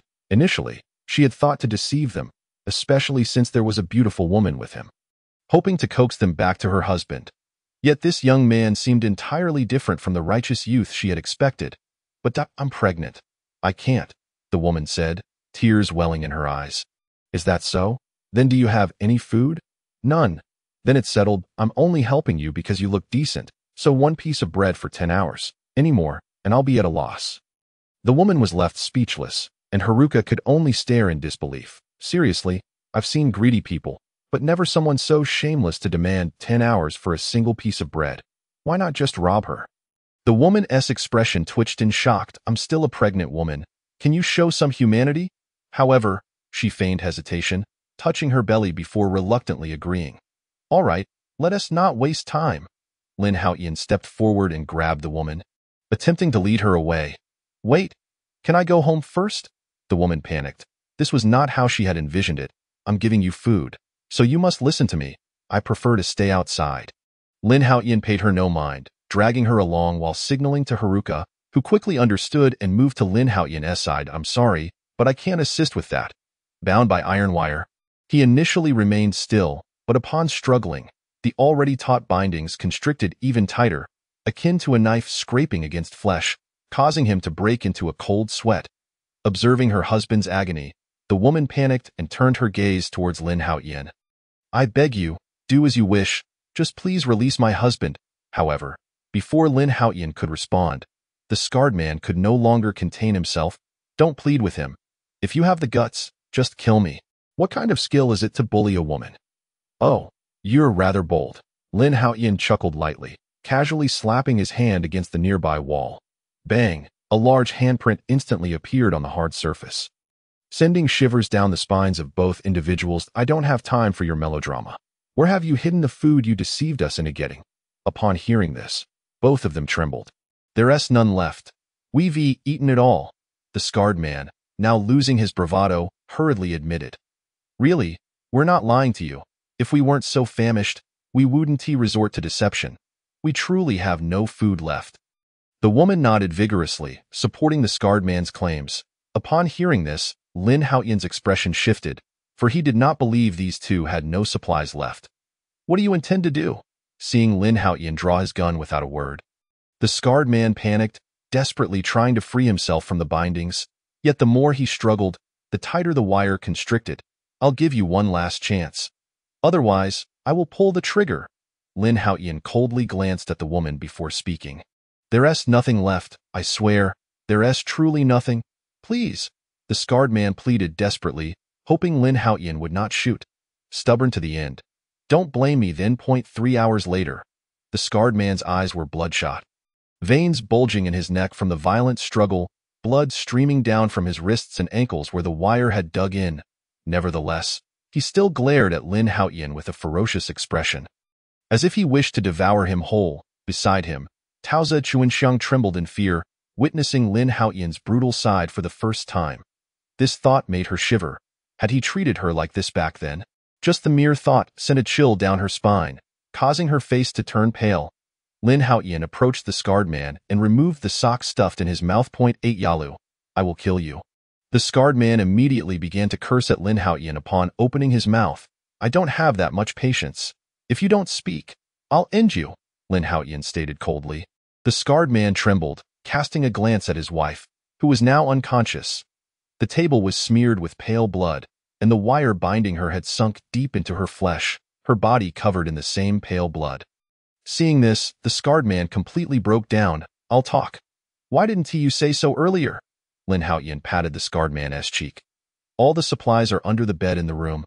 I swear, I'm not lying." The scarred man, now numb from torment, simply wished for Lin Haotian to grant him a swift end.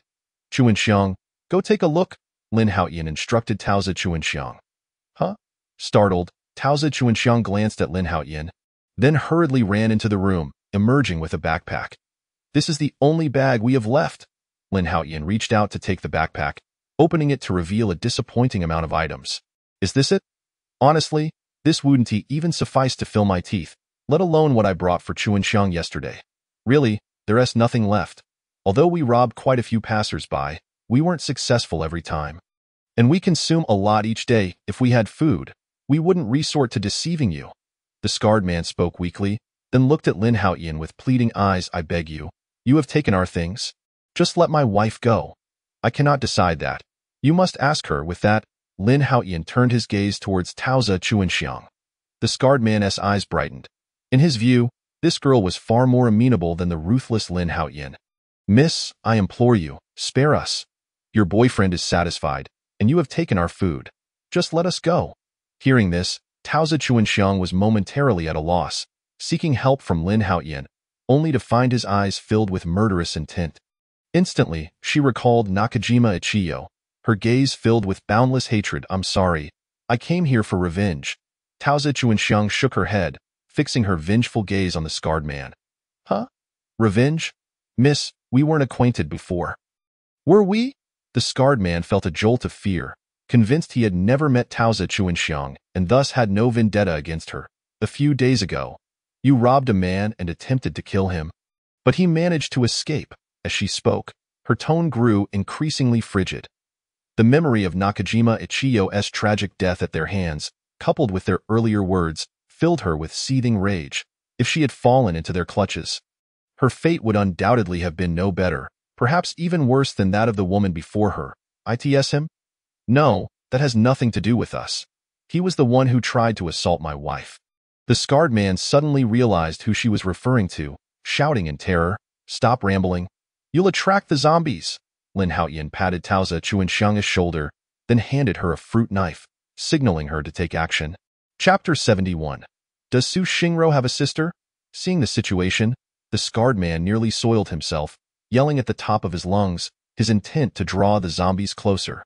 Since he could not survive, he would drag Lin Haotian down with him. Hearing his incessant shouting, Tao Chuanxiang felt anxious, picking up the fruit knife and stabbing at the scarred man in a frenzy. Thud, thud. This was purely a reflexive action from Tao Chuanxiang. Once she regained her senses and saw the bloodied man collapsing, she immediately dropped the fruit knife in terror. "I'm sorry, Ichiyo-kun. I'm so sorry. I thought I couldn't." Once she came to her senses, recalling her recent actions, Tao Chuanxiang trembled in fear, lacking the courage to retrieve the fruit knife from the ground. "Enough. You're simply too kind. This is not your fault." Her inability to act did not mean Lin Haotian shared the same hesitation. Approaching Tao Chuanxiang, he picked up the fruit knife from the floor and swiftly lifted the barely breathing scarred man, slitting his throat. Splat! Vivid red blood gushed forth, and the already feeble scarred man kicked his legs, ultimately succumbing to death. That moment, the woman on the table regained consciousness, her eyes widening in horror as she witnessed her husband being killed. In a fit of rage, she tore at the iron wire, freeing herself from the table.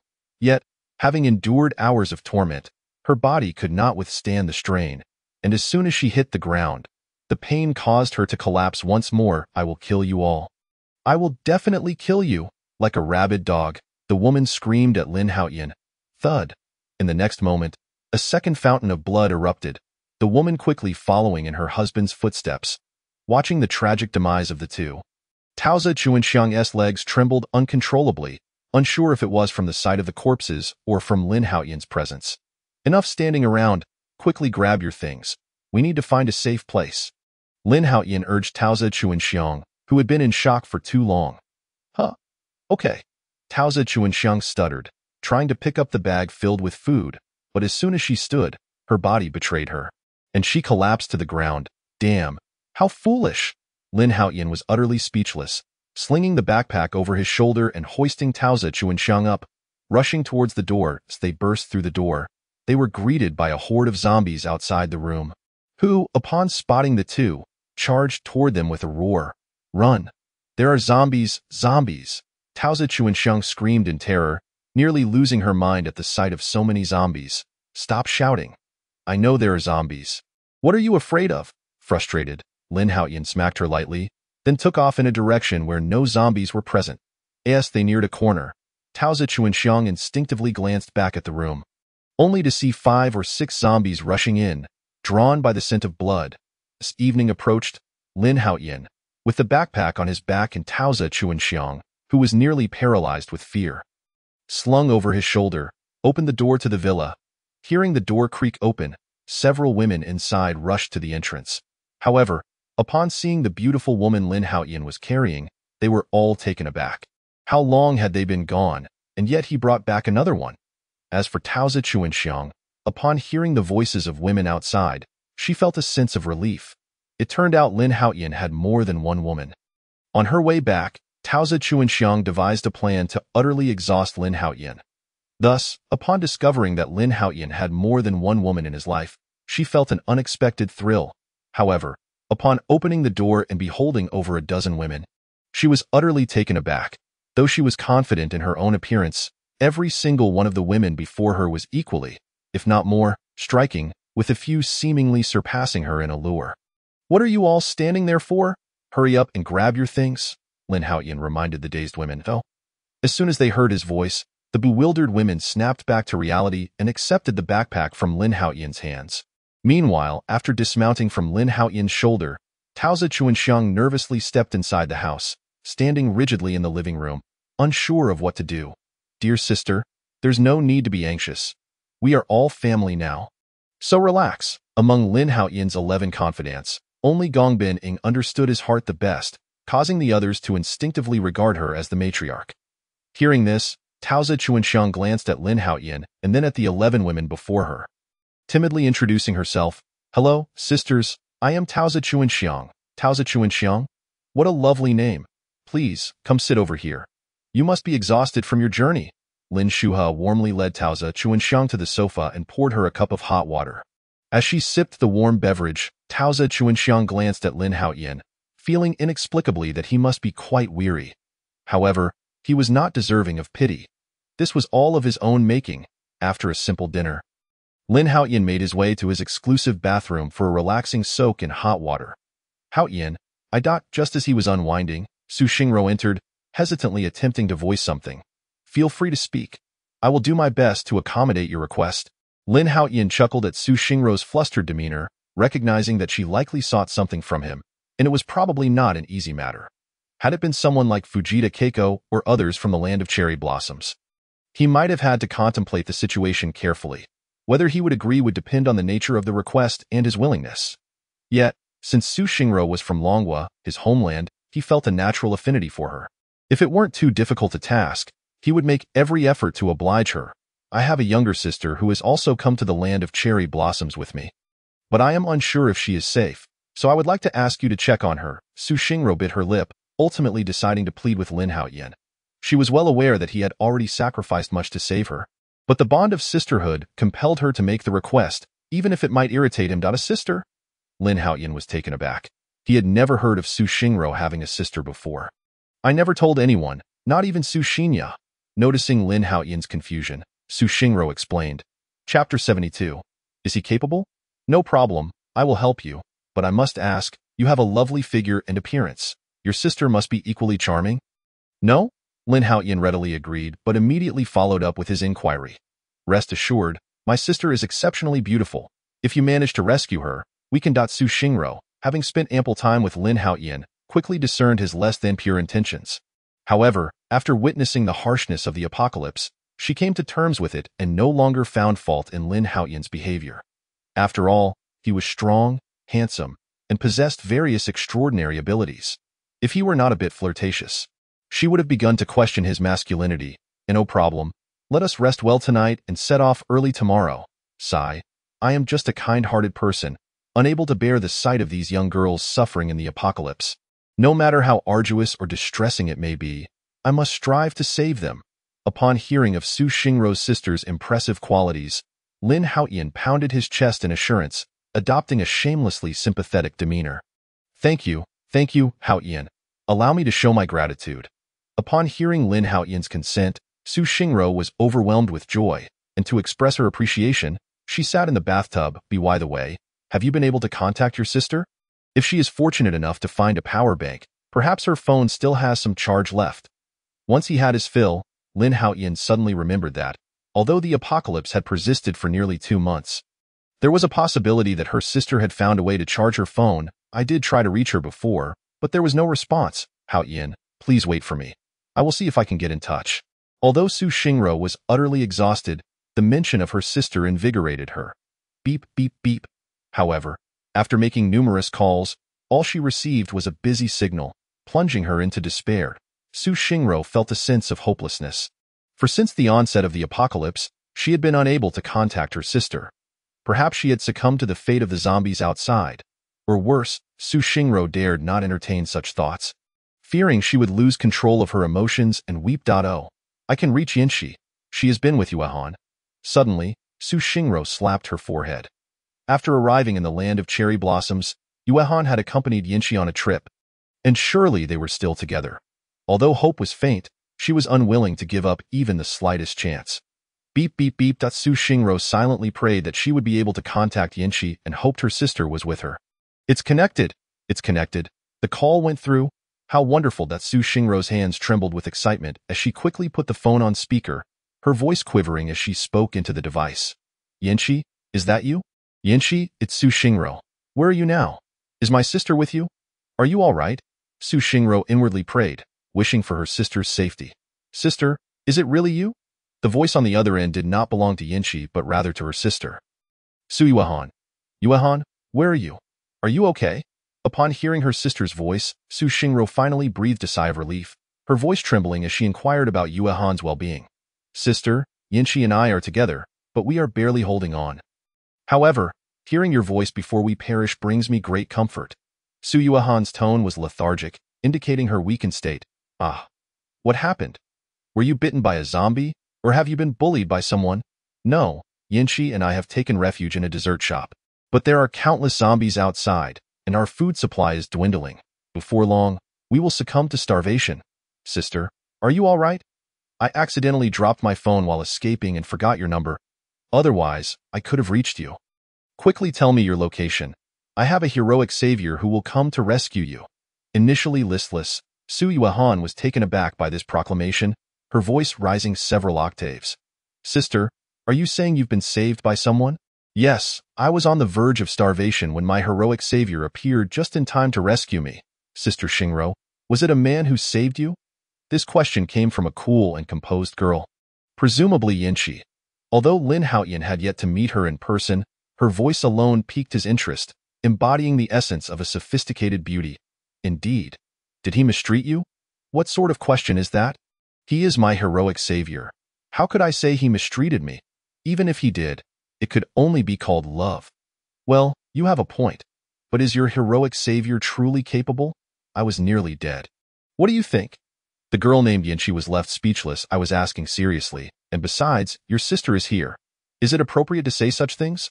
Regardless, he is quite formidable. When I encountered some nefarious individuals, he swiftly dealt with them. Can he take on zombies? I mean, a multitude of them. Absolutely.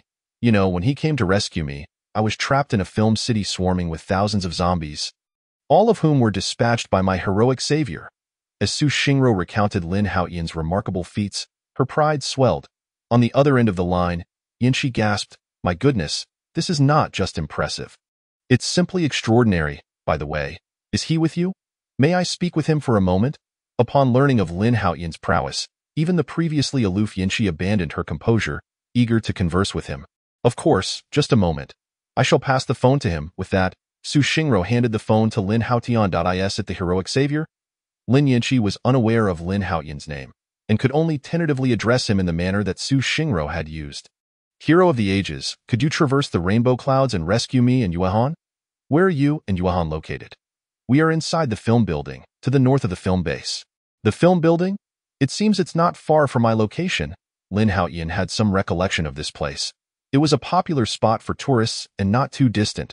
Chapter 73. The Proud and Arrogant Young Lady. The film building was situated midway between the villa and the film base, approximately 10 kilometers away. "Is that true?" "That's splendid, however. Do not rejoice too soon. It will take me some time to get there. Given the current state of the roads, which are quite treacherous, and there are many zombies on the way." "I understand. Do not worry.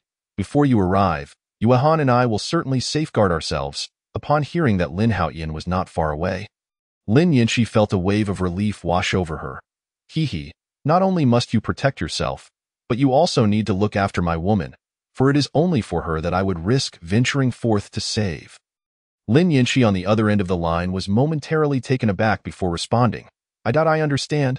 Lin Yinshi cleverly withheld a definitive answer, refraining from agreeing to become Lin Haotian's woman. Having been a wealthy young lady, she naturally harbored her own pride. Were it not for the apocalypse, it would have been nearly impossible for someone like Lin Haotian to even catch a glimpse of her. Nevertheless, Lin Haotian was not anxious. He possessed numerous strategies to handle such a privileged young lady. Moreover, Lin Yinshi had yet to fully comprehend the gravity of the apocalyptic situation. After a little education, he believed she would eventually be begging Lin Haotian for assistance. As for Su Yuehan, Lin Haotian was not overly concerned, especially with Su Xingro around. With her guidance, this young girl would be easily manageable. Early the next morning, Lin Haotian retrieved several power banks from the system space and distributed one to Su Xingya. Su Xingro, Hayakawa Inko, and Lin Shuha each. This was to prepare for any unforeseen circumstances, ensuring they could communicate via phone if necessary. Initially, Lin Haotian had intended to bring only Su Xingro and Hayakawa Inko along. Su Xingro was a must, as she would certainly want to rescue her sister. As for Hayakawa Inko, her expertise in vehicle repair was invaluable. Should their vehicle break down en route, she would be their lifeline. Su Xingya insisted on accompanying them after learning they were going to save Su Xingro's sister, while Lin Shuha simply wished to care for Lin Haotian during the journey. Since bringing along one or two additional people made little difference, Lin Haotian decided to take them all. Alas, I wonder how many survivors are left. Sitting in the vehicle, Lin Haotian, feeling somewhat bored, took out his golden phone to browse online information. "Help! Help! Is there a kind-hearted person willing to rescue me? If someone can save me, I can offer them 10 million, no, 1 billion. I am a university student, and if someone comes to my aid, I will allow them to do whatever they desire." Although it had been nearly 2 months since the apocalypse began and the city's power grid had long since collapsed, there were still numerous ways to charge a phone. However, it was unlikely that the world's internet infrastructure would last much longer, as no one was maintaining it anymore. "Oh, there's actually a female university student calling for help. This is a rare find. I haven't encountered a female university student in such a long time." Lin Haotian was quickly captivated by the online plea for help from the female university student. Yet as soon as he saw the distance involved, he promptly abandoned the idea. "Damn it, over 300 kilometers? Even if I made it there, she would probably starve to death." Resolved to disregard the university student, Lin Haotian continued his browsing, hoping to rescue a few stunning beauties along the way to save Su Yuan. To his surprise, as he scrolled, he actually found a potential target. What bad luck. I just bought a new car and now I'm facing the apocalypse. However, thankfully, my sister's new car is bulletproof. No matter how many zombies there are, they can't get in. It's just a pity about my driver. He has already turned into a zombie and nearly bit me. It has been a month and 20 days since the apocalypse began. Is there anyone who can come to my rescue? My food supply is nearly depleted, and if someone comes to save me, I will sincerely thank them. Lin Haotian was astonished as he read the messages sent by Akaji Makako after the apocalypse. This girl was living an extravagant life. At the onset of the apocalypse, She was drinking 1982 Lafite and feasting on the most expensive Wagyu from Sakura Country. Lin Haotian couldn't help but suspect that she was trying to show off, but if all this were true, then she must have been incredibly wealthy before the apocalypse. What truly caught Lin Haotian's attention was the bulletproof vehicle in the photos. He recognized it as a creation designed by the extraordinary designer Milan Levanov, a luxurious bulletproof RV. The entire vehicle resembled a tank. Even if one were to spray it with a submachine gun, the occupants inside would remain unharmed, in terms of both appearance and intimidation. It was the lifelong aspiration of every man.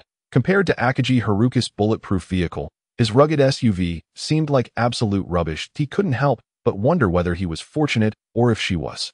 Lin Haotian quickly turned to Su Xingro and the others, as they were all former stars. Perhaps one of them knew Akagi Haruka. Akagi Haruka? Brother Haotian, are you interested in her? For Lin Shuha, anything that piqued Lin Haotian's interest naturally drew her own curiosity, and if she could assist him, that would be even better. Su Xinya shook her head. I don't know her.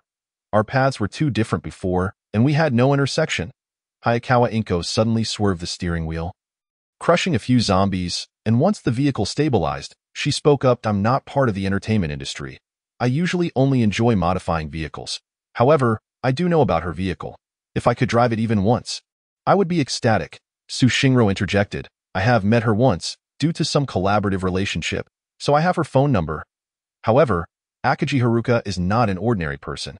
She is the daughter of a major underworld figure in Sakura Country, having lived a life of luxury since childhood.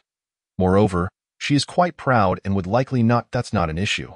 Whether she wants to or not, we'll bring her back. Lin Haotian chuckled. It's the end of the world. Who cares about her status as a young lady? No matter how impressive she was before the apocalypse, she will have to behave herself now. Even if she has a temper, the trials of the apocalypse will cure any princess syndrome. Oh, Xingro, you needn't search. I actually have her contact information. Wow, she even has WeChat. Truly the phone of a big boss. Lin Haotian was surprised to find Akagi Haruka's contact information in the golden phone, indicating that the previous owner had indeed been in touch with her. Originally intending to make a phone call, he decided to go ahead and initiate a video call instead, given the WeChat contact. Chapter 74. How I Wish I Could Fly. Moments later, the video call connected, and a girl with a doll-like face, Akagi Haruka, appeared on the screen. Little rat, why are you calling me? Huh? Who are you? Upon seeing Lin Haotian on the video, Akagi Haruka was momentarily stunned. Lin Haotian, for his part, was speechless. He had not expected Akagi Haruka to refer to a man in his 40s or 50s as Little Rat. Truly, she was the epitome of a top-tier rich second generation, exhibiting an utter lack of respect. Hey, I'm asking you, who are you, and why did you call me?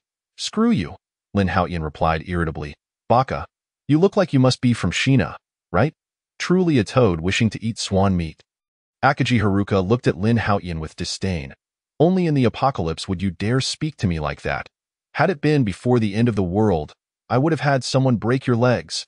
Is that so impressive? Lin Haotian replied with a cold smile. Humph, there was once a fool who dared to whistle at me. Do you know what happened to him? Akagi Haruka adopted a lofty demeanor, looking down at Lin Haotian.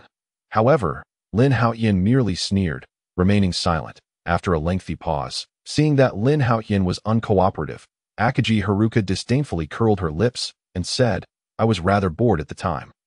So while waiting for the bodyguards my parents sent to arrive, I chatted with him. Once the bodyguards came, I had him castrated. But you just said you wanted to sleep with me. Guess what will happen to you once my parents' bodyguards arrive? Don't think I'm just trying to scare you. I assure you my parents' bodyguards are on their way, and you will face the consequences. Had it been before the apocalypse, Lin Haotian would have been uncertain of his fate. But now, with the world having ended, his strength was not to be underestimated. As long as he wasn't facing a regular military unit equipped with heavy weaponry, he had no fear of anyone. However, the girl's words vexed Lin Haotian immensely. It was simply intolerable not to teach her a lesson. Akagi Haruka, is it? I am merely 2 kilometers away from you now. I shall arrive shortly. What, are you suggesting you will come to my rescue? Very well, if you manage to save me, I shall forgive the utterances that just escaped your lips. Ha! Do not get ahead of yourself.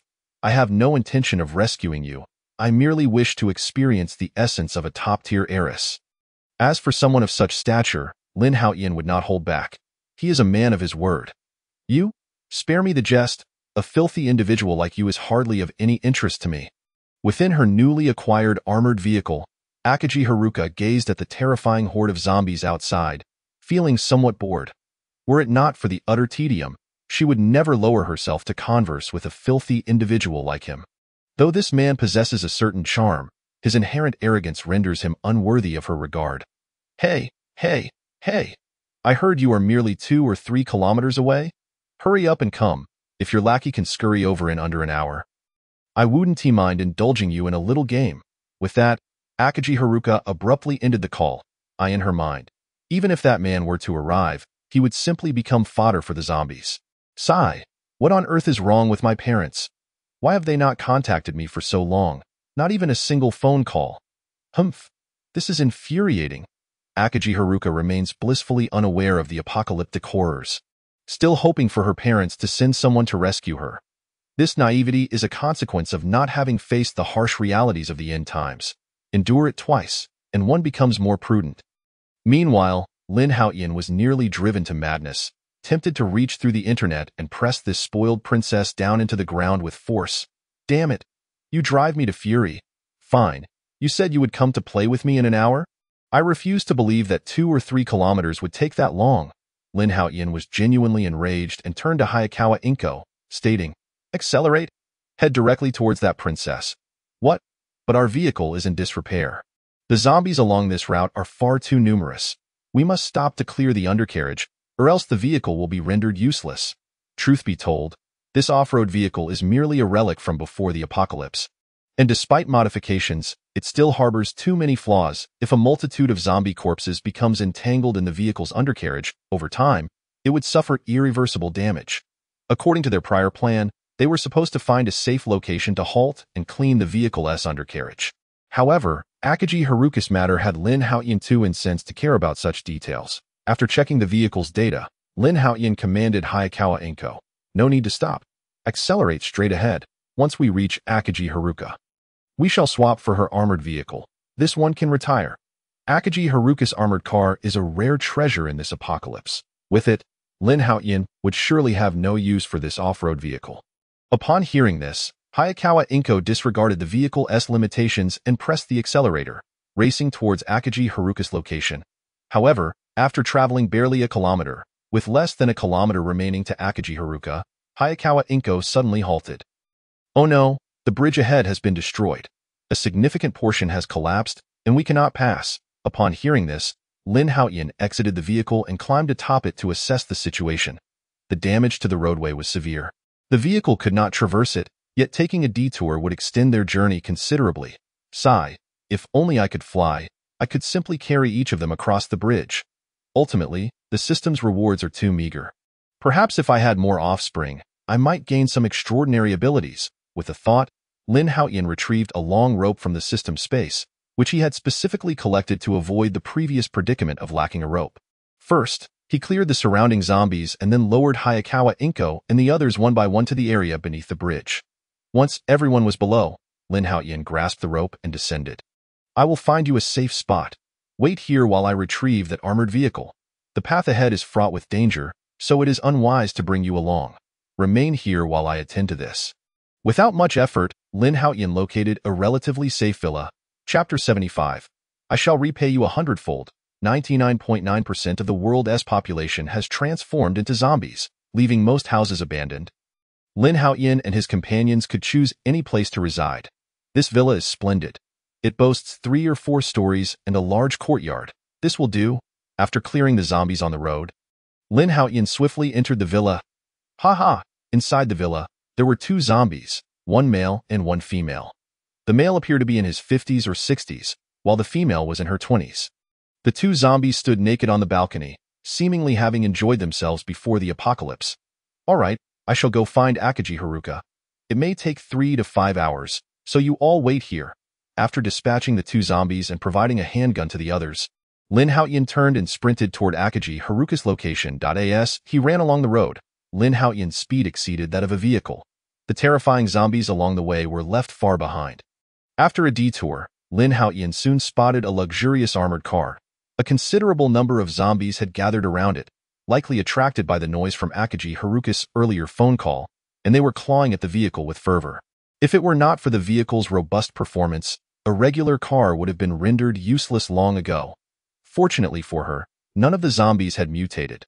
Otherwise, a single blow from one of those giant armed zombies would have turned even the mightiest armored car to scrap. Damn zombies, can't you keep your distance? You are truly bothersome. As Akagi Haruka watched the zombies incessantly pounding on the armored car, she felt her patience wearing thin. Mother and father, have you forgotten your little princess? If you do not send someone soon, your darling will be done for. After a few complaints, Akagi Haruka felt a thirst arise and rose to the vehicle's water dispenser for a drink. This is bad. How could there be no water left? I need my daily shower. This is quite troublesome. Akagi Haruka was rather carefree, even lamenting the lack of drinking water when her primary concern should have been survival. Never mind.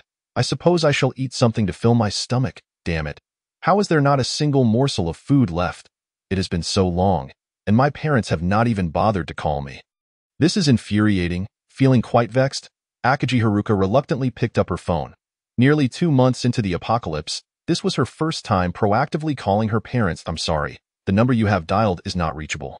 After several attempts, each met with the same response, she opened her contacts and called several others, only to receive either a busy signal or no answer. Faced with such a situation, panic began to creep into Akagi Haruka's heart. What to do? What to do? Why is no one answering my calls? Have they all turned into zombies? After a moment, Akagi Haruka remembered the little fellow she had contacted earlier. She still did not know his name, but he had mentioned being only 2 or 3 kilometers away. She wondered if he could come help her. Growing increasingly anxious, Akagi Haruka decided to initiate a video call. The video connected swiftly. Although the image on the other end was chaotic and made her head spin, yet soon, her expression froze as she recognized her armored vehicle in the video, even spotting a heap of zombie corpses on the ground. It was that man. He actually came. My goodness, this guy is incredible. He has slain so many zombies.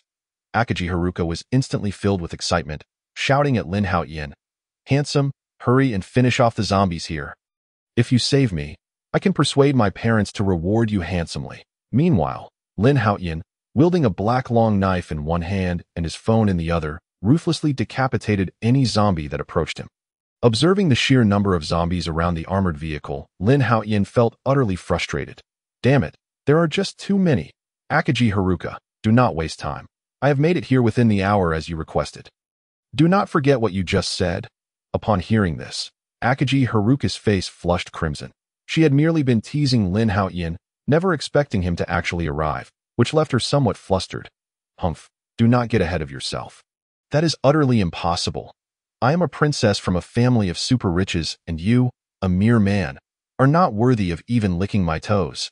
You think you could have something with me? Do you think you are worthy? Upon hearing this, Lin Haotian nearly spat blood enraged. That moment, he even considered turning back, wanting this spoiled girl to experience the harshness of the apocalypse. Yet for the sake of the armored vehicle, once he dealt with these zombies, he would certainly teach her a lesson. Even if the King of Heaven himself arrived today, I shall ensure you cannot move an inch. Lin Haotian gnawed at his front teeth, glaring fiercely at Akagi Haruka. If you have the guts, come over here. I have hundreds of zombies right here. Can you get past them? What the hell have you done to attract so many zombies? I haven't done anything. The apocalypse just came, and I was feeling quite down. So I turned the music up loud to ease my mood. Damn it, you wild fool. Lin Haotian was utterly speechless at her bizarre behavior. In the midst of an apocalypse, she had turned it into a large-scale disco party. Did she want to die faster? To adequately punish this foolish girl, Lin Haotian hung up the video call, retrieved a knife from the system space, and charged into the horde of zombies. Half an hour later, the last zombie fell to the ground, and the knife he had just taken from the system was rendered completely useless. My heavens! Is this person even human? She single-handedly killed all these zombies? The most shocking sight was Akagi Haruka in the RV. The dense swarm of zombies had been eliminated by her alone. No movie would dare depict such a scene.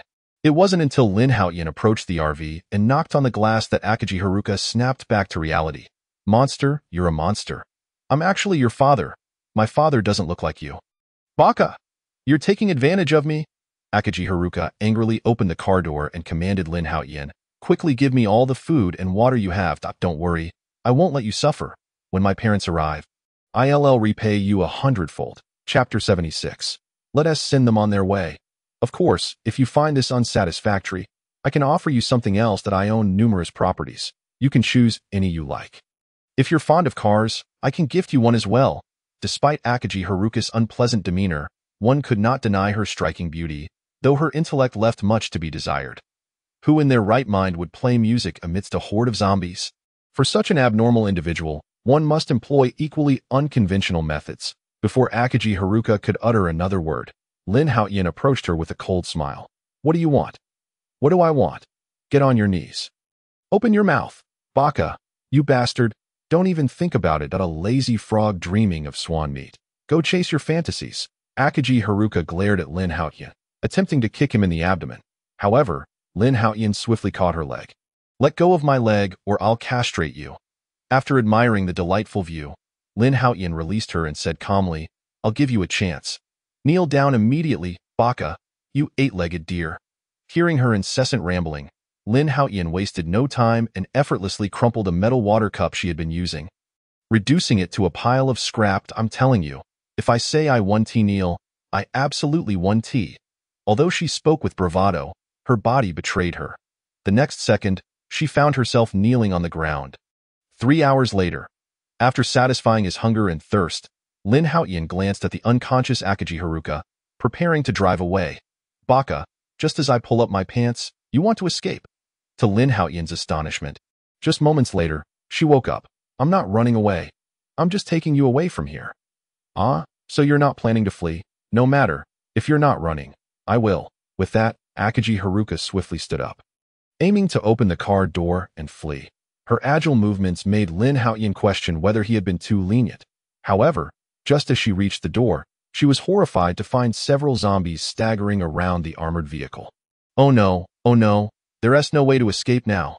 It was unclear what was going through Akaji Haruka's mind, but realizing her predicament, she quickly turned to Lin Haotian. "Handsome, can I rest for a moment and then have some food and water? After all, we just had a moment together. Consider it my reward." Hearing this, Lin Haotian didn't look back and tossed her a bottle of milk and 2 pieces of bread. "Hee, I didn't expect you to be quite nice." Lin Haotian. After opening the bread package, Akaji Haruka found she couldn't bring herself to eat it. "What is this garbage? I want to eat this kind of bread. Go find me something better. At least something made by a Michelin 3-star chef. If that's not available, head to a 5-star hotel and grab one of their signature dishes.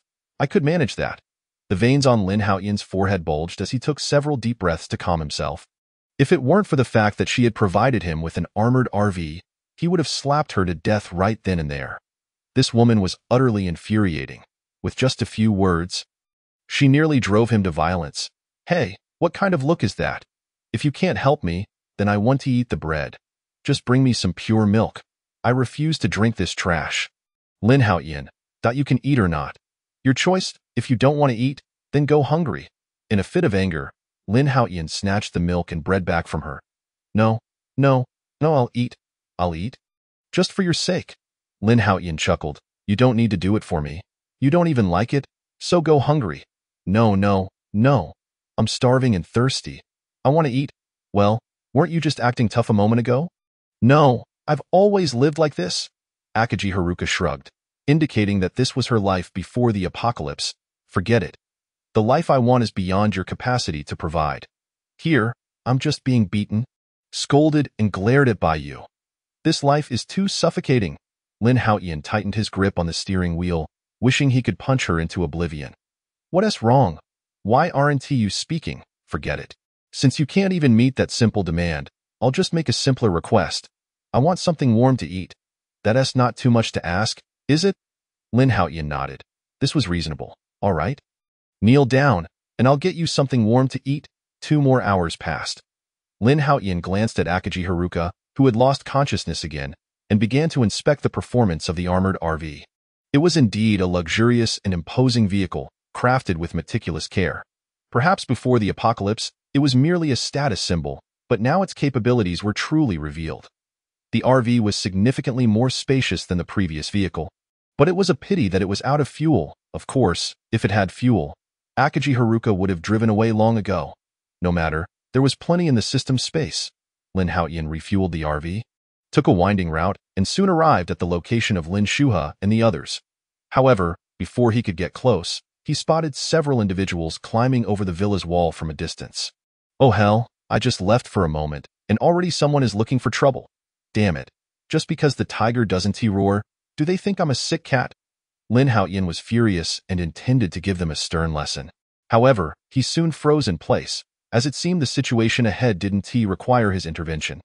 Inside the villa, Lin Shuha and the others had prepared a meal, waiting for Lin Haotian's return. Hours passed without sight of him. And though they were all starving, they dared not eat without him.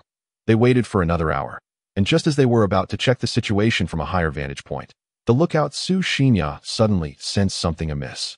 It seems someone is coming. Is it Haotian Gu returning? Lin Shuha asked eagerly. No, it's 3 unfamiliar men. They look like they're targeting us. Noticing the 3 men's menacing demeanor, Su Xinya furrowed her brows and gripped the handgun Lin Haotian had entrusted to her tightly. It seems they've discovered us and are coming for us. In that case, let us send them on their way. Chapter 77. What else can we do but take a detour? Su Xinya opened the window. Observing the 3 men scaling the wall, and without hesitation, pulled the trigger. Bang, bang, bang. With 3 gunshots, all 3 men fell to the ground, blood pooling beneath them. Wow. Su Xinya, when did you become so capable, taking them out with just 3 shots? Indeed, your marksmanship is astonishing.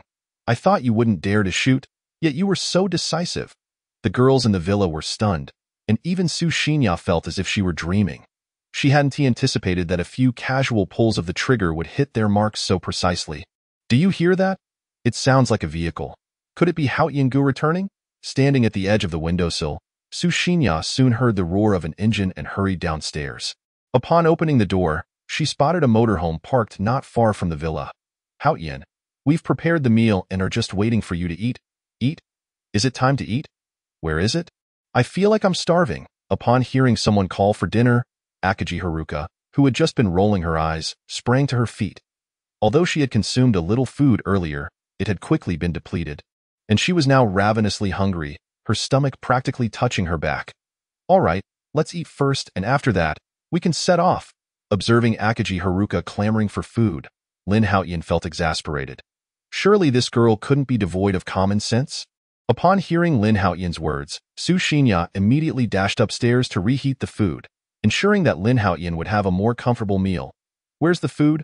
Hurry up. I'm about to starve. Akagi Haruka's impatient demeanor prompted Lin Haotian to roll his eyes and respond curtly. We don't have any 5-star gourmet dishes here, just simple fare. Eat it if you like. No need to fuss. I'll eat it to spare your feelings. Don't bother, there's no need for that. This food is hardly appetizing. So you might as well stay hungry. Upon hearing this, Akagi Haruka nearly burst into tears. Accepting her fate, she boldly approached Lin Haotian and declared, Come on, knock me out. That way, I won't feel hungry. Fine then, since you so earnestly request it, I shall reluctantly oblige. After a while, Akagi Haruka got her wish and fainted. Lin Haotian was in no rush. There would be ample time ahead, but he was determined to properly educate Akagi Haruka, lest her presence become a source of trouble in the future. Meanwhile, Lin Shuha and the others had finished their meal, with Hayakawa Inko taking the wheel while Lin Shuha brought the reheated food to the car. And they proceeded in the direction of Suiwahan. Sister, is your location accurate? As they neared their destination, Su Xingro called Suiwahan via video again. Of course, we're less than 3 kilometers away from where you are. Su Xingro affirmed, turning the phone's camera to capture the view outside the car. Through the video feed, Suiwahan noticed numerous zombies and abandoned vehicles rapidly retreating behind them. Wow, sister, you struck gold. What kind of vehicle is this that can still move so swiftly in the apocalypse? Not only Suiwahan, but even Lin Yanqi was taken aback. Initially, she lay on the sofa, striving to remain still to conserve energy. However, upon hearing Suiwahan's exclamation, she couldn't help but glance at the phone, which instantly filled her with excitement. The vehicle we used was Hayakawa Inko's modified off-roader, but we found this bulletproof motorhome on the way. It's far superior to the previous off-roader. Lin Yanqi was no novice. Being a well-known heiress before the apocalypse, She was aware of the legendary super-rich heir from Sakura Country and recognized the uniqueness of this bulletproof vehicle. Shinro, you didn't rescue Akagi Haruka on the road, did you? Lin Yinchi speculated, recalling having seen Akagi Haruka's distress signal before. Indeed. Su Shinro nodded, casually aiming the phone's camera at the unconscious Akagi Haruka. Goodness, it really is Akagi Haruka, Lin Yinchi gasped, but soon noticed something amiss about her condition. Shinro, what's wrong with Akagi Haruka? Well, at first, she was quite indignant, but after being schooled by Haotian, she ended up like this. Lin Yinchi immediately grasped the implication, her heart sinking. If someone as privileged as Akagi Haruka could end up in such a state, what fate awaited her if she disobeyed? Shinro, Akagi Haruka's status is no trivial matter. Even I wouldn't want to offend her, just in case, Su Shinro scoffed dismissively. Yinchi, it's already the end of the world. I advise you to abandon any unrealistic fantasies. I doubt enough. I'm only reminding you for Yuehan's sake. I hope you take heed. Huh. What is this? Before she could finish, Lin Haotian snatched the phone away, and just when Su Shinro thought he would give Lin Yinchi a stern talking to, he abruptly hung up. Facing such a dim-witted woman, Lin Haotian had lost all patience for further conversation. After all, no matter how beautiful she was to him, she was merely one more person, neither a gain nor a loss. Meanwhile, Lin Yinchi was in a state of panic. What just happened? Why did they hang up on me? I didn't say anything wrong, did I? Are they planning not to rescue me? But Yuehan is still here. Lin Haotian was oblivious to Lin Yinchi's current thoughts, instead wearing a troubled expression as he gazed at the road ahead. The already narrow path was densely blocked by numerous abandoned vehicles. Clearly a site of a major accident. Haotian, what do we do now? Hayakawa Inko was equally distressed. They had encountered such situations far too many times, each time proving to be quite troublesome to resolve. What else can we do? We'll take a detour, Lin Haotian shrugged, unwilling to waste time clearing the wreckage. After surveying the surroundings, he noticed a building resembling an ancient palace up ahead, with a road that could easily serve as a bypass. Let's head to the palace. I heard someone calling for help inside, and the voice is quite pleasant, reminiscent of something I've heard on television, but I can't quite recall who it is. Activating his exceptional hearing, Lin Haotian was swiftly drawn to the cries for help emanating from within the palace. Chapter 78, Tang Bao. The women in the vehicle followed Lin Haotian's lead, and upon hearing his interest in the people inside the hotel, Hayakawa Inko immediately turned the car around and drove to the palace's entrance. Haotian, you go in first. We'll wait for you in the car. Hayakawa Inko understood that if they all accompanied Lin Haotian into the Grand Hall, they would only become a burden. It was wiser to wait in the car, where they could still be of utmost value. Lin Haotian nodded and rose to enter the palace. Along the way, he encountered numerous zombies, their attire peculiar, suggesting that this place had once served as a film set before the apocalypse, as there were still plenty of filming equipment within the palace. After dispatching the zombies with ease, Lin Haotian collected all the equipment into his system space. These were valuable items that could be used to shoot some small films when the opportunity arose, after eliminating a dozen or so zombies. Lin Haotian ventured deeper into the palace. However, upon reaching the innermost chamber, he was suddenly confronted by several skeletons stripped of flesh and blood, along with numerous decapitated zombie corpses. Wow, is my luck this good? This palace seems extraordinary, but the neck wounds on these zombies appear quite fresh, suggesting they died not long ago. Realizing that there were likely mutated zombies within the palace, Lin Haotian quickened his pace. Not long after, he encountered the source of all this chaos. To his surprise, he recognized a renowned actress, one he had particularly admired in his previous life. Don't come any closer. You mustn't approach. Otherwise, he will kill you. At that moment, the beautiful actress brandished a fruit knife, confronting a creature that resembled a caterpillar. Upon seeing Lin Haotian, she kindly warned him to stay back. However, her moment of distraction allowed the creature to seize the opportunity and attack. Yet, the creature did not charge at the actress. Instead, it set its sights on Lin Haotian. Tang Bao? No? Lin Haotian drew his black long knife, preparing to dispatch the creature, but upon hearing the actress's voice, he froze. The name Tang Bao was one he recognized from a television series in his previous life, where it belonged to a beloved pet. Instinctively, Lin Haotian dodged the creature's attack, refraining from striking back, and no wonder this creature seems so familiar. It's the Tang Bao from Huaqian Gu. Yet, something felt off. Tang Bao was supposed to be a character from a drama starring Zhao Libao. How could it be associated with Lu Tianxian? As Lin Haotian approached Lu Tianxian, he scrutinized her closely. She was indeed the spitting image of the actress he remembered. However, confusion soon followed. Shouldn't Lu Tianxian be in Longhua? How did she end up in Sakura Country, and why does she have a pet named Tang Bao? She was merely a little girl, portraying the character Tang Bao. Perhaps sensing Lin Haotian's bewilderment, Lu Tianxian immediately began to explain. Never mind what I was like before. What matters is that I've become Tang Bao now. And my name is no longer important. We were good friends before the apocalypse, and I traveled all the way to Sakura Country to film this series. To my astonishment, upon my arrival here, I was confronted with the apocalypse. Even more terrifying was the sudden onslaught of the zombies, which we had previously kept at bay, now charging at us as if driven mad. I narrowly escaped being bitten by one of them. Just when the situation seemed most dire, Tang Bao underwent a transformation, emerging in her current form. Despite this change, she did not harm me. Instead, she eliminated the zombies that intended to do me harm. From Lu Tianxian, Lin Haotian gleaned the unfolding events. Observing Tang Bao, who was glaring at him with palpable hostility from a short distance away, he began to speculate.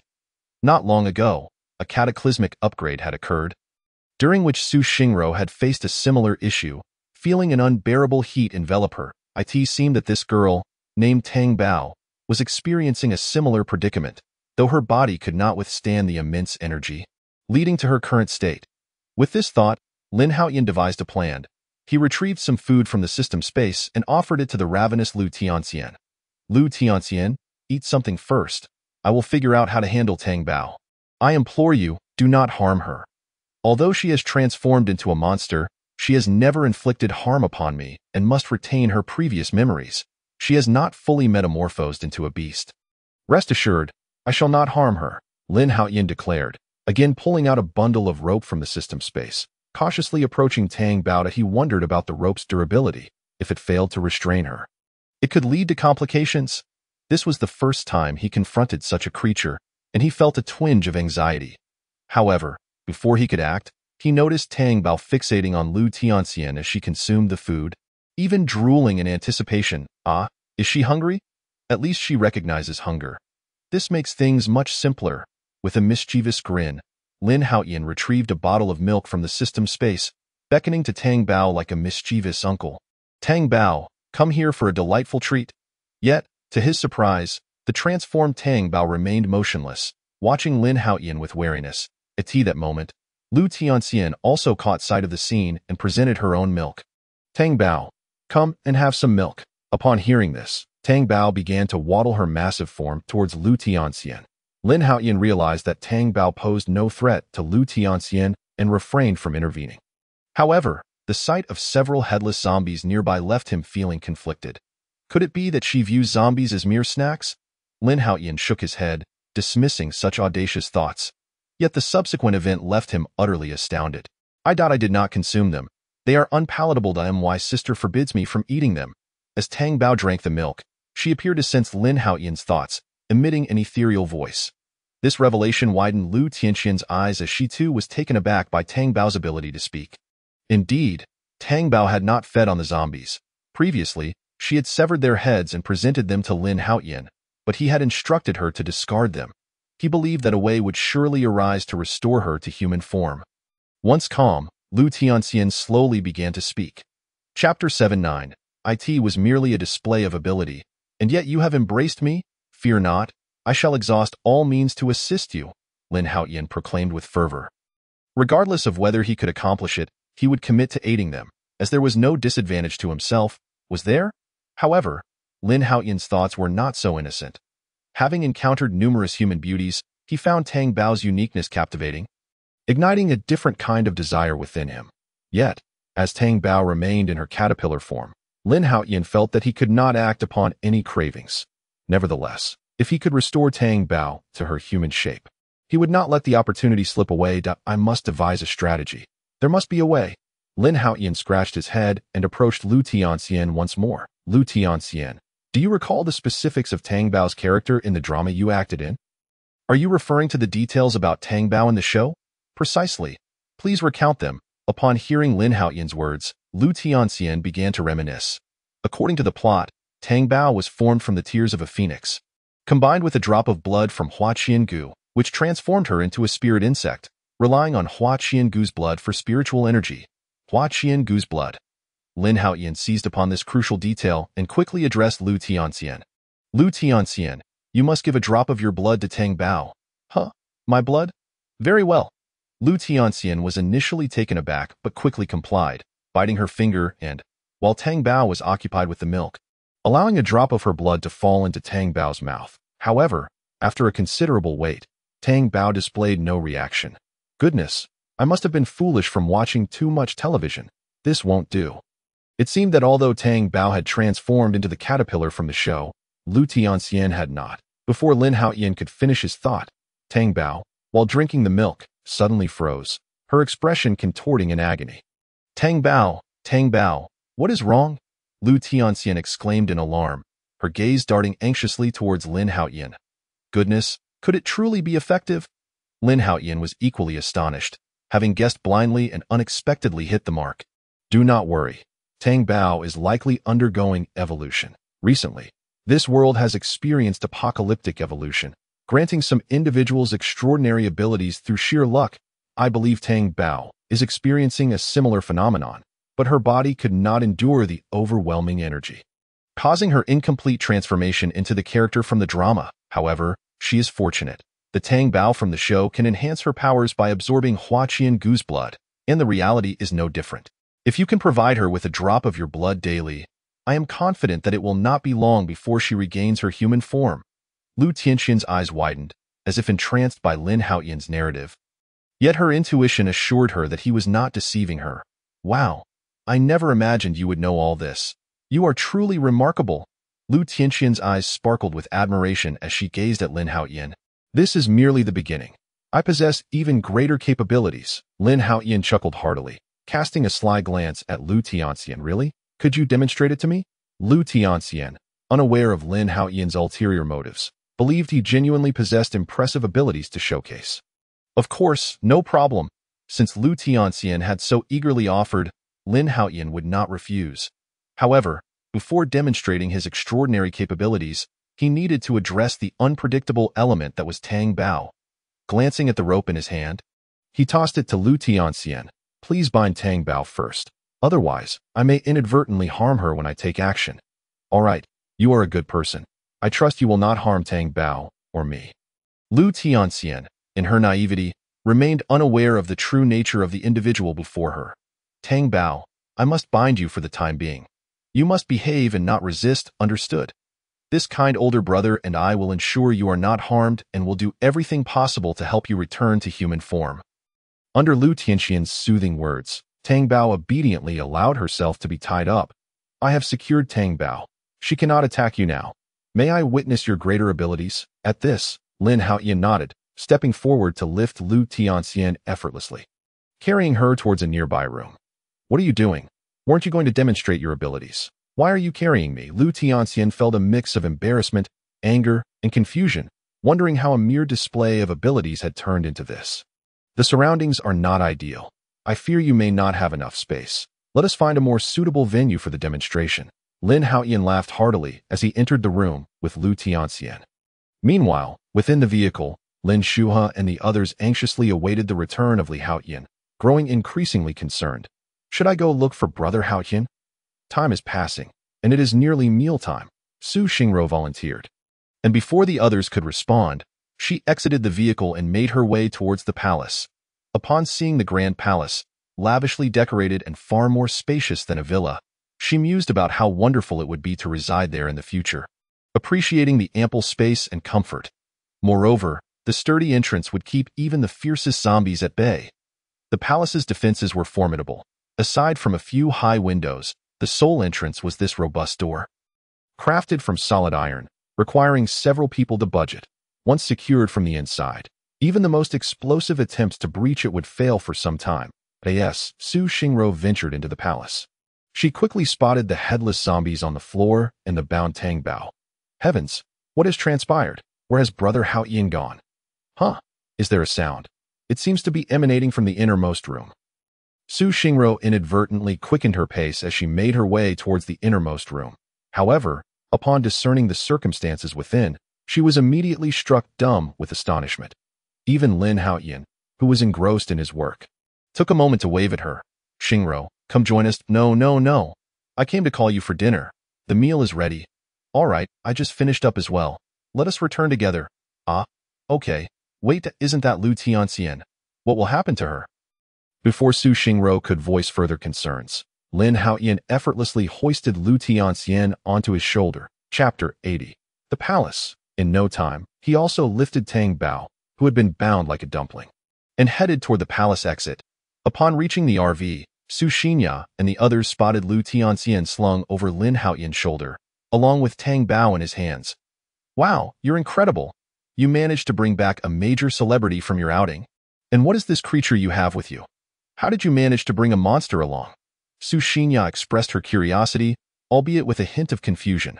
"Brother Haotian, what do you intend to do with this monster? Why not just eliminate her?" Before Lin Haotian could respond, the caterpillar-like Tang Bao began shaking her head in terror. "Don't kill me. Don't kill me. I'm not a monster. My goodness. The caterpillar can talk. You can speak? Yet you claim you're not a monster." Lin Shuha, Su Xinya, Harukawa Inko, and the newly arrived Su Xingro all recoiled in fright, taken aback by Tang Bao's sudden proclamation. Observing this comical scene, Lin Haotian refrained from offering an explanation, as Tang Bao was already frantically trying to clarify her situation. "Don't kill me.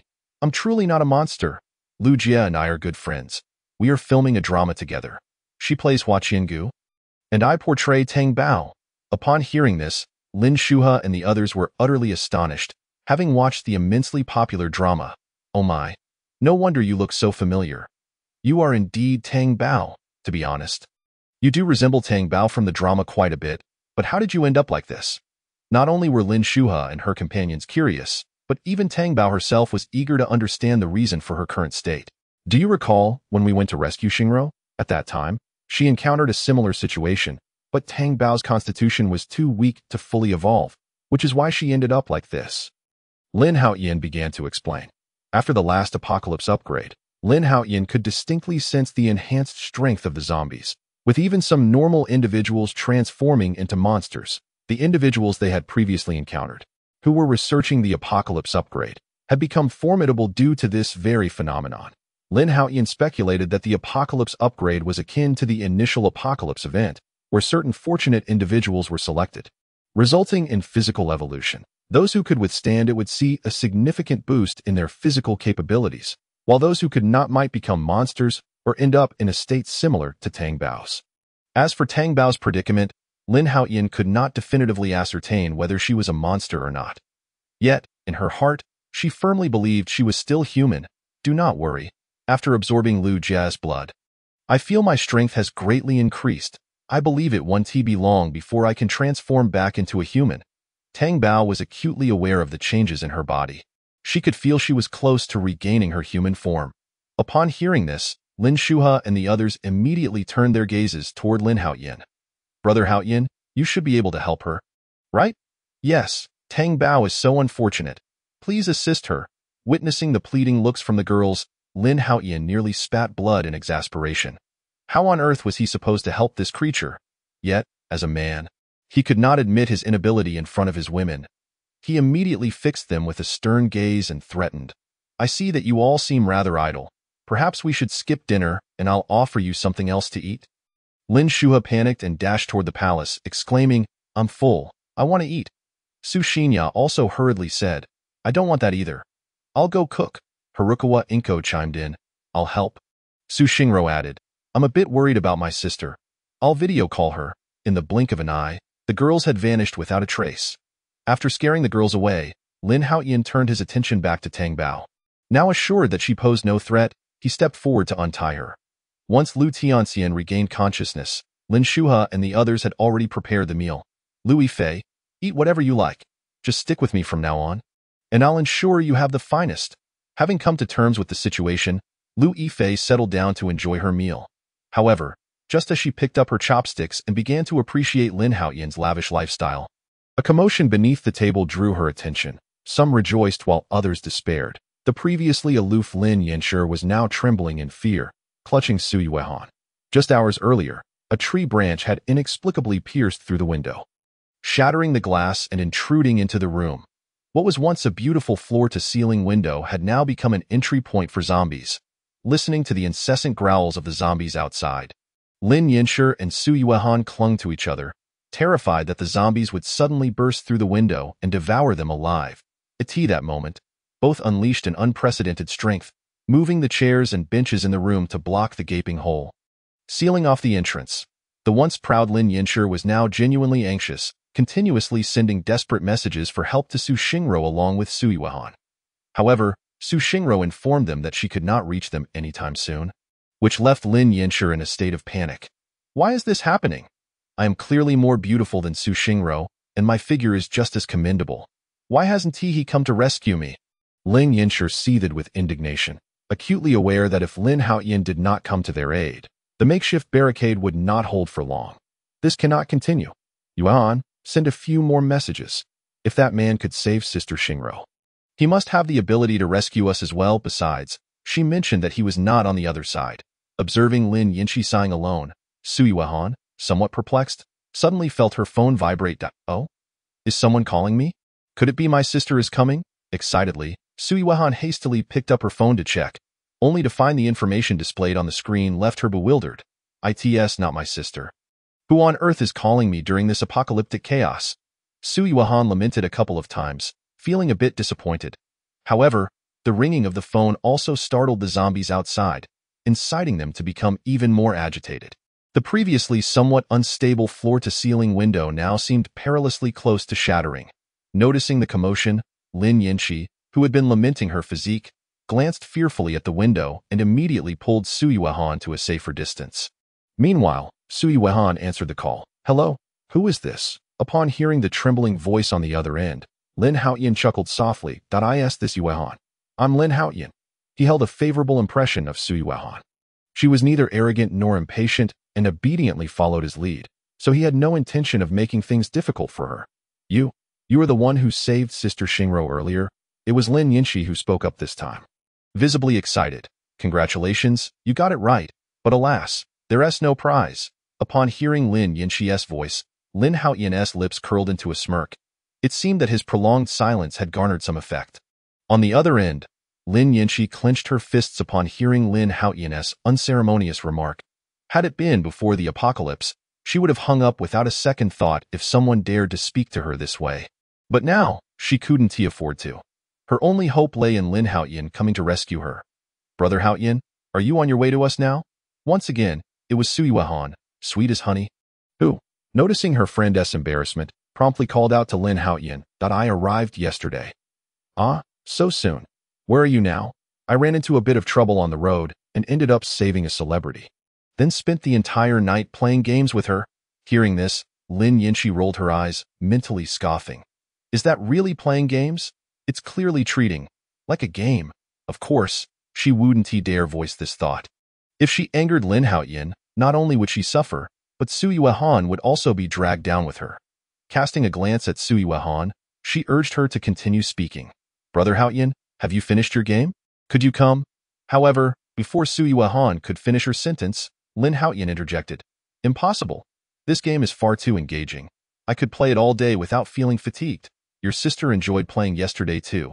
She even invited me to join her and we had some delicious meals. Now, my stomach is so full I feel lethargic, but rest assured, once I come to get you, I'll bring you along.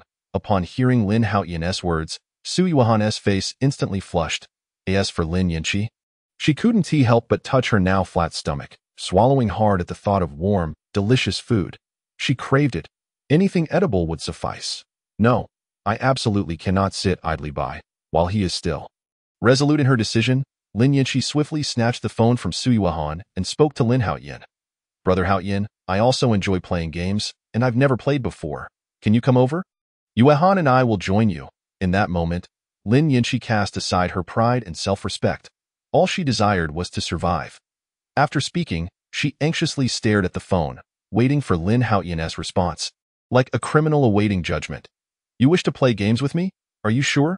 Lin Haotian teased with a chuckle. Absolutely, I am quite certain, Brother Haotian. I too am quite certain. Both Lin Yanqi and Su Yuan responded with unwavering confidence. Hardly hesitating.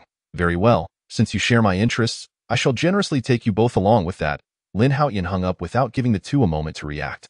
Witnessing the scene unfold, Su Xingro immediately spoke up after Lin Haotian ended the call.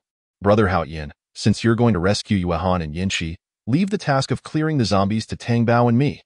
The remaining rooms shouldn't have too many zombies, and with my newly awakened abilities alongside Tang Bao's assistance, it should be manageable. Chapter 82.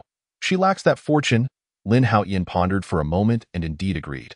While playing games with Su Xingro, he had noticed her strength had significantly improved, at the very least. She was comparable to the mutated teams they had encountered earlier, thus clearing these zombies would pose no problem.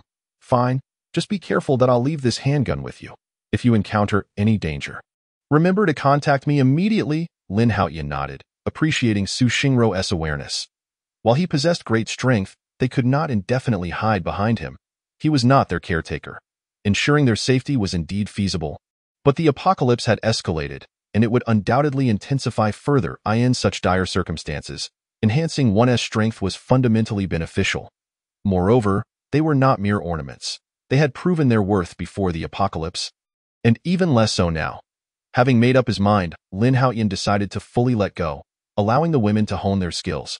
Soon, Lin Haotian set off briskly towards Lin Yanqi and Su Yuan's location.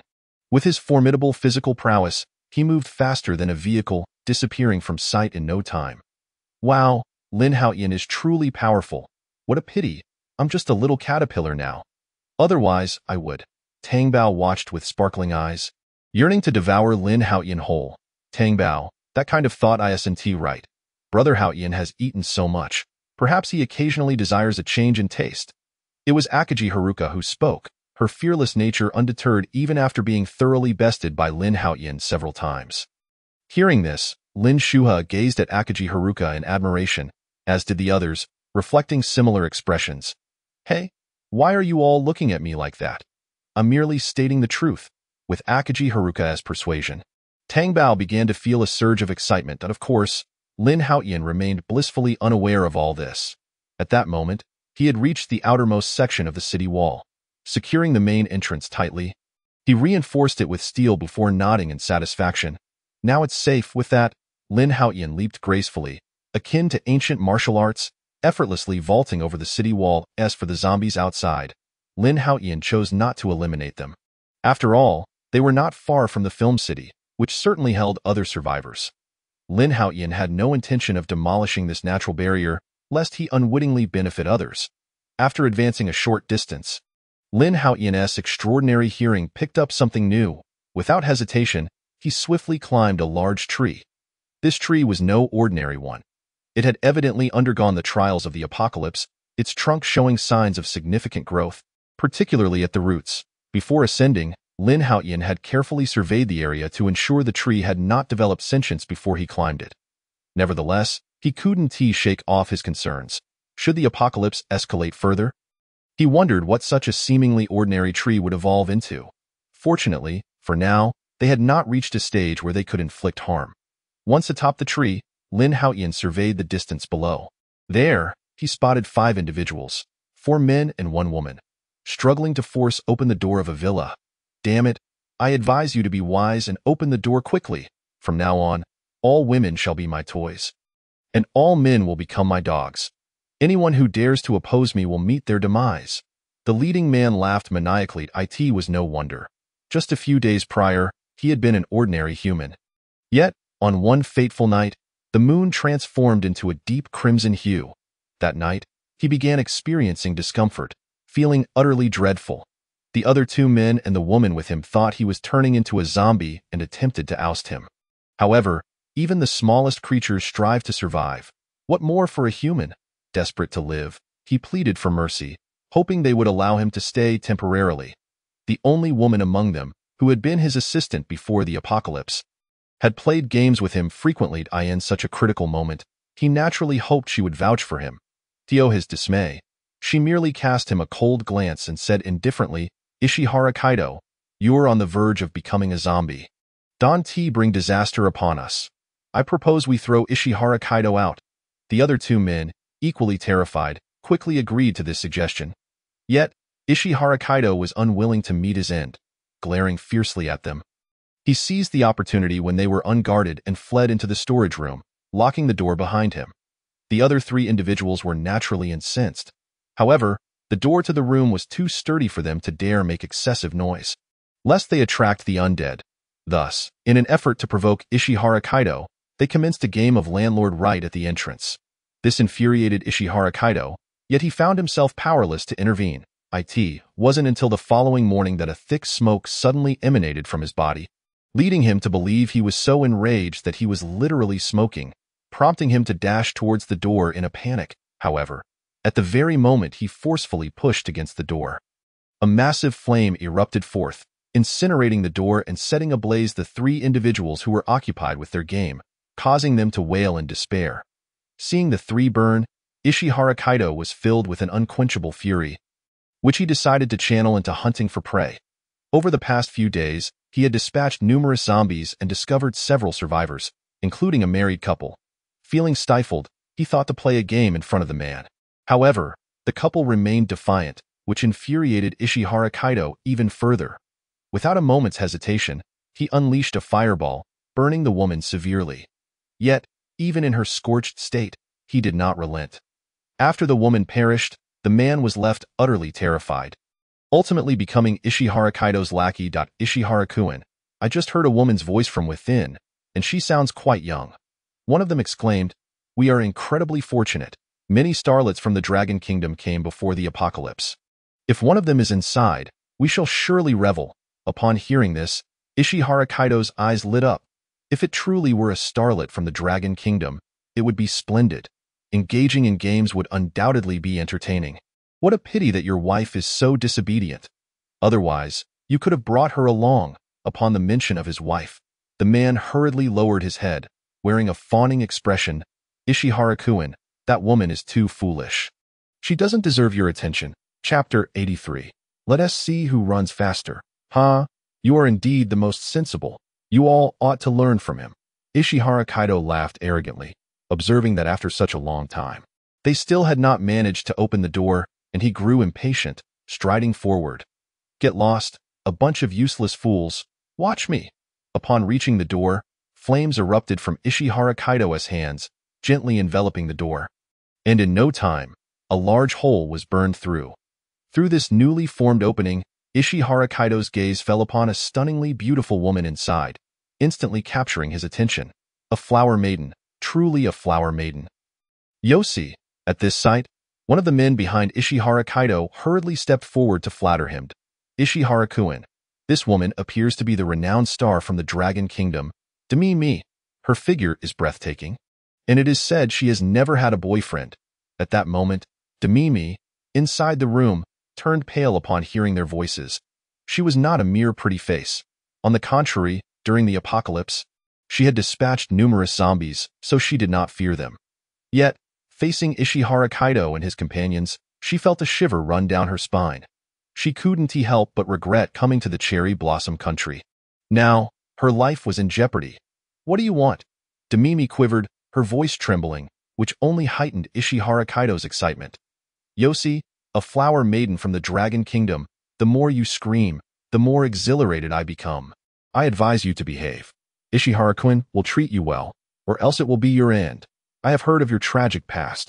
Abandoned by your parents at a young age, it was your adoptive mother who rescued you, raising you through scavenging. In stark contrast to the earth where Lin Haotian resided, the backstory of this Demi-me was exceedingly tragic. She had clawed her way to the heights she currently occupied through sheer effort. With Lin Haotian's keen hearing, he too caught wind of this and glanced at Demi-me in astonishment. Her appearance was quite similar to that of her previous life, albeit with a hint of youthful freshness, suggesting she had only recently come of age. Her youthful visage was even more stunning, making it difficult for Lin Haotian to resist. Meanwhile, at the entrance of the room, upon hearing his subordinate reveal Demi-me's story, Ishihara Kaido was filled with exhilaration. Yoshi, I must capture her today, and then ensnare all the women from the Dragon Kingdom. With that, Ishihara Kaido stepped through the hole in the door, advancing towards Demi-me. Terrified, Demimi's face drained of color as she retreated, only to inadvertently trip and fall, landing ungraciously. Huh? This isn't a sofa. The sensation beneath her made her realize something was amiss, and she startled. Attempting to rise, however, a strong arm gently wrapped around her slender waist. Do not be afraid. Since you have already sat down, there is no need to rush to get up. Demimi felt a mix of urgency and anger. Let go of me, or else I will. Suddenly, she felt a disconnect, as the man behind her spoke in the language of the Dragon Kingdom, clearly distinguishing him from the others before her. Feel free to scream. Even if you were to shout until your throat was raw, no one will come to your aid.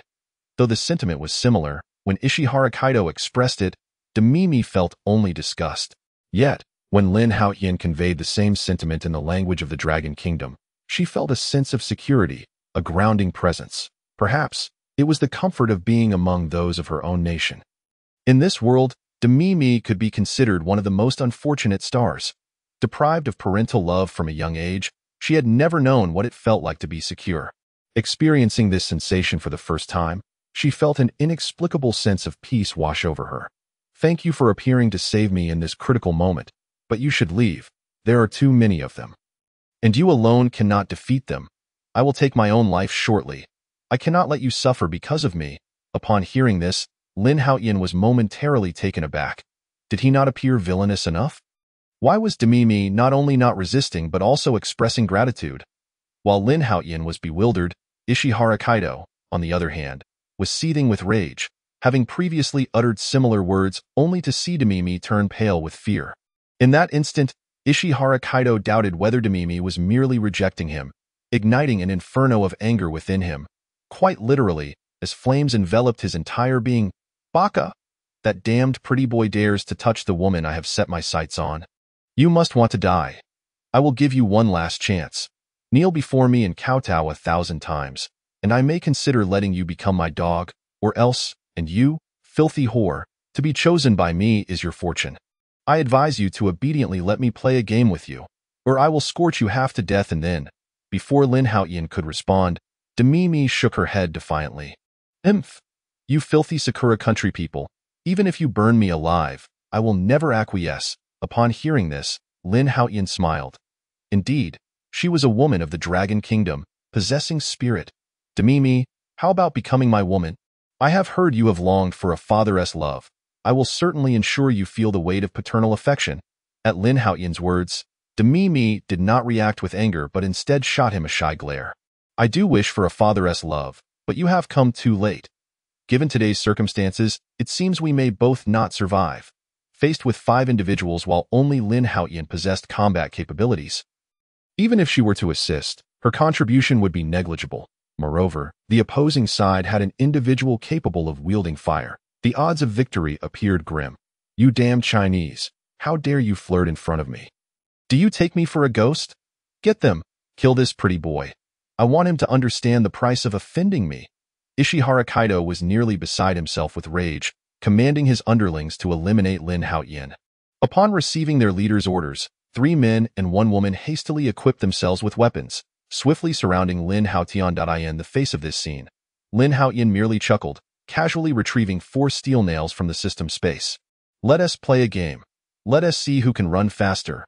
Before he could finish his sentence, Lin Haotian hurled the 4 steel nails. Chapter 84. How do you wish to thank me? In the blink of an eye, 4 gaping wounds appeared in the foreheads of the assailants, successfully turning them from living beings into corpses. Alas, you are all too pathetic. We haven't even begun, and it's already over. Lin Haotian maintained his smile, sitting as if nothing had transpired. Meanwhile, Demimi, cradled in his arms, and Ishihara Kaido, not far away, were both wide-eyed in shock. Heavens, this man is incredibly powerful. Such an impressive individual might indeed offer a chance to fulfill her longing for paternal love. Though he likely desired to make her truly experience such affection. Strangely, Demimi began to feel a sense of anticipation. Yet, across from her, Ishihara Kaido was engulfed in sheer terror. 4 individuals, 4 in total, perished in the blink of an eye. Even if he were to acquire extraordinary abilities now and unleash them to their fullest extent, achieving such a feat would remain an impossibility. From this perspective, it becomes evident that the individual across from him, This Chinese man is infinitely more powerful, leaving him with no chance of victory whatsoever. It is no wonder he had been so audacious moments ago. If I possessed such formidable strength, I too would not spare a second glance at my opponent. But what should I do now? Ishihara Kaido, filled with both astonishment and trepidation, regarded Lin Haotian with a grave expression. Sir, your prowess is remarkable, yet I too am not without my merits. In this perilous apocalypse, our encounter must be deemed fortuitous. Might I propose this? Let us join forces to seek sustenance and companionship. You may indulge in the spoils first, and I shall be content with whatever remains. What do you think of this suggestion? Ishihara Kaido faltered, lacking the courage to engage Lin Haotian in combat. Not a chance. Without a moment's hesitation, Lin Haotian dismissed the proposal outright. He had no interest in ordinary women. Even those he found appealing were not to be shared with others. The only reason he hadn't eliminated Ishihara Kaido immediately was that he still found him somewhat useful. Desiring to ascertain certain information from him, kneel before me and offer 100 respectful bows. Then, if you answer my questions truthfully, I might consider sparing your life.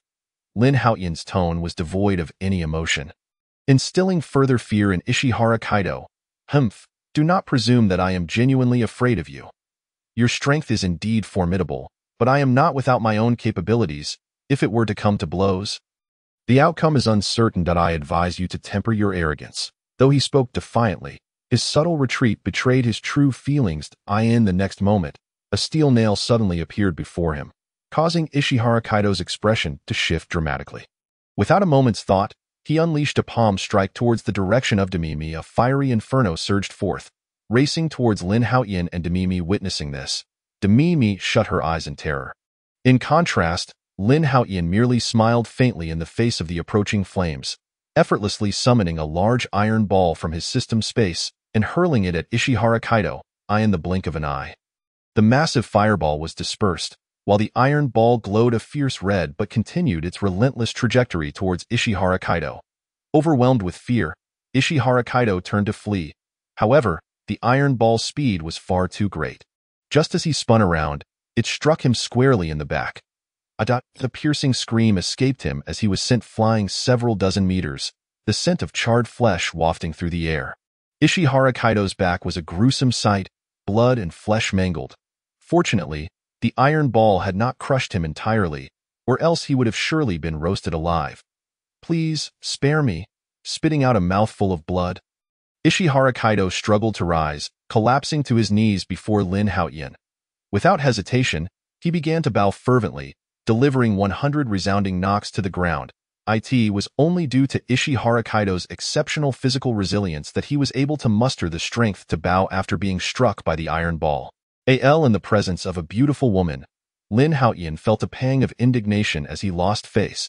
He stomped his foot down upon the zombie's head with such force that it shattered like a watermelon, disintegrating into a mushy mess. Ouch, that hurts, he exclaimed, immediately cradling his foot in agony, the sharp pain causing him to grimace. What on earth is this? As Lin Haotian lifted his foot, Demimi quickly spotted something unusual lying beneath. What is this strange object? Not only did it not crush underfoot, but it also caused my foot to throb. Curious, Lin Haotian turned towards the source of the sound. To his astonishment, nestled within the shattered remains of the zombie's head was a black crystal. Could this be the legendary crystal mentioned in novels, a product of a zombie's evolution? Captivated, Lin Haotian recalled how, at the onset of the apocalypse, he had sought such treasures but had failed to find any. Despite vanquishing numerous mutated zombies, Tio's stumble upon this fabled crystal through sheer happenstance was beyond his wildest dreams. However, he remained cautious in the face of the unknown. He retrieved a pair of gloves from his system space and, with great care, picked up the black crystal. The moment he grasped it, a notification sound resonated in his mind. Ding! Energy crystal detected. The host may exchange this crystal for system rewards. Would the host like to proceed with the exchange? Wow! It really is an energy crystal? Lin Haotian was momentarily taken aback, quickly followed by an overwhelming sense of joy. He had assumed that rewards from the system would only come after he produced offspring. Yet this unassuming object seemed to hold significant value. Nevertheless, he opted not to immediately exchange it for rewards. Instead, he sought to understand its potential uses, pondering if it could directly enhance his abilities. As depicted in the novels, soon enough, Lin Haotian obtained the answers he sought. The crystal was not universally available among all zombies. It was a matter of luck. Some zombies might evolve to level 100 without ever producing such a crystal. While others could yield one at level 1, the conditions for generating this crystal were exceedingly stringent. Firstly, upon becoming a zombie, the infection must originate from a source virus, which was incredibly rare.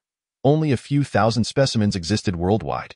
Moreover, after being infected by the source virus, the zombie must consume fresh flesh within 6 hours to provide energy. Otherwise, the source virus would rapidly degenerate into a standard zombie virus. In essence, the source virus was akin to royalty among zombie viruses, exceedingly rare and requiring preferential treatment. If by chance the aforementioned conditions were met, the source virus would instinctively absorb energy from the zombie to sustain itself, storing it externally. Upon the zombie's demise, the source virus would perish alongside it, and the energies it had stored would coalesce into the black crystal within mere seconds. Of course, the source virus was not without its own intelligence.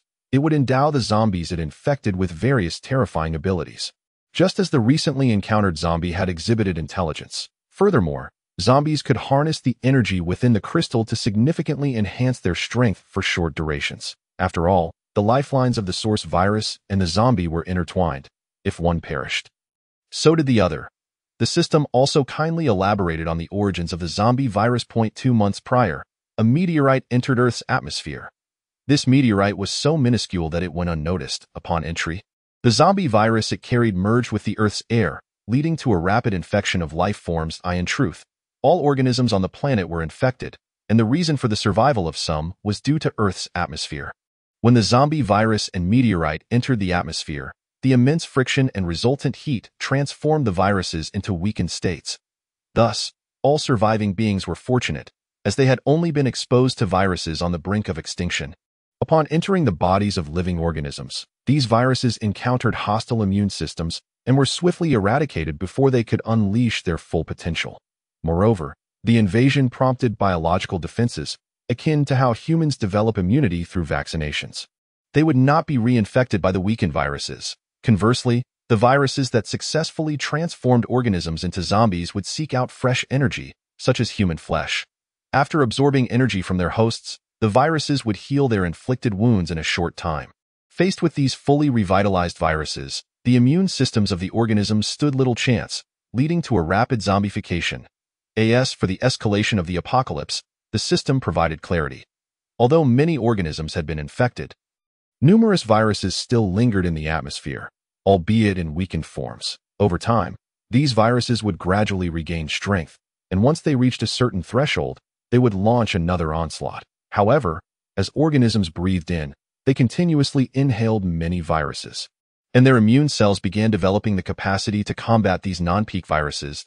A fierce internal battle would ensue, which explained why individuals like Shi Yuan Haido and Su Xingro experienced discomfort during this escalation. Should the immune cells prevail, the viruses would be absorbed and mutate alongside the immune cells, granting the organism extraordinary abilities or significantly enhancing their physical attributes while simultaneously achieving immunity to the zombie virus. Conversely, if the immune cells faltered, they would succumb to infection, transforming into grotesque entities. The case of Tang Bao might be an exception. She seemed to have reached a stalemate between both sides, resulting in her monstrous form while retaining human consciousness. Naturally, the recovery rates of viruses varied across different regions, leading to staggered mutations. However, as time progressed, an increasing number of viruses would recover, signaling an inevitable wave of evolution for Earth, having grasped the cause of the zombie virus outbreak. Lin Haotian shifted his focus back to the black crystal. According to the system, the crystal indeed contained vast amounts of energy that could be directly absorbed by the human body, if fully absorbed. It could potentially grant extraordinary abilities or enhance physical attributes. However, this was merely a possibility, for the black crystal had solidified. Unless ingested, its energy remained inaccessible. Even if ingested, the benefits would be minimal, as one would only absorb a minuscule amount of energy emitted by the crystal daily. In Lin Haotian's hands, this crystal was akin to a hardened stone. To fully absorb, it could take hundreds or even thousands of years. In simpler terms, without the system, the crystal would be nearly useless. Holding it offered no immediate advantage, and consuming it would require an impractical span of centuries. Even if one were to attain extraordinary abilities, could they truly survive for millennia? Moreover, even if one miraculously lived for 1,000 years and successfully absorbed the crystal, they might find themselves in a position where they no longer required such energy. After all, if one could live for thousands of years, even a turtle could achieve enlightenment. Nonetheless, while the crystal held little value for ordinary individuals, the system was evidently covetous. All systems were products of the greater cosmic will, and their operation required energy. There were various methods to obtain energy, such as system missions. Upon completion, the cosmic will would reward the system with the necessary energy to sustain its functions. Another method involved direct energy absorption, such as Lin Haotian's black crystal, which explained the system's excitement. While the energy contained within was not vast, it was significantly more abundant compared to the meager rewards received from completed tasks. "Daddy, what is this?" Demimi inquired, unable to suppress a gulp. Prior to the apocalypse, she had read numerous novels and was aware of the existence of zombie crystals, suspecting this might be the type that could enhance strength.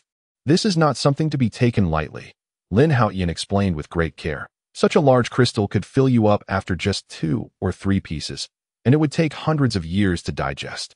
Imagine going without food for that long." After hearing Lin Haotian's words, Demimi recoiled in fright, grateful that she had not consumed it. Otherwise, she would have faced the threat of starvation. "Do not fear. Even if this crystal does not enhance your abilities, there is still your father to protect you.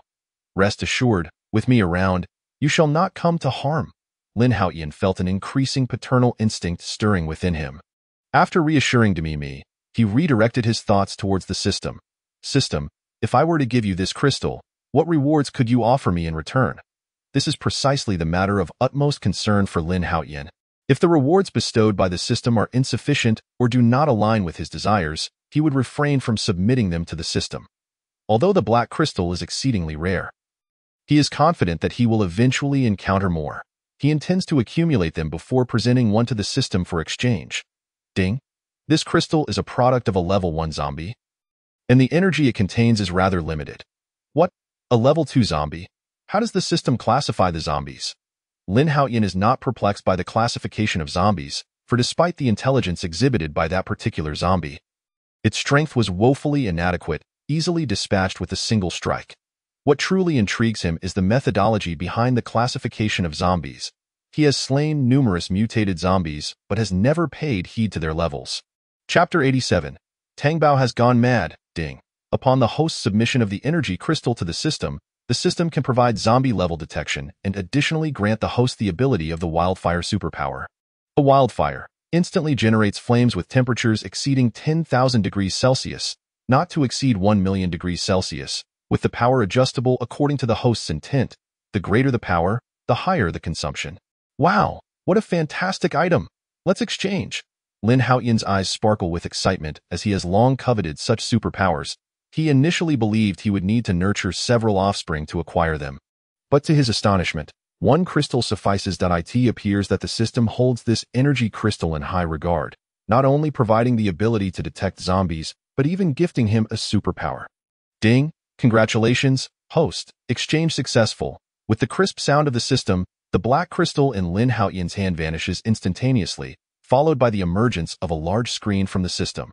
Zombie level classification. Ordinary zombie value, 1, 3. Level 1 zombie value, 4, 10. Level 2 zombie value, 11, 40. Level 3 zombie value, 41, 100.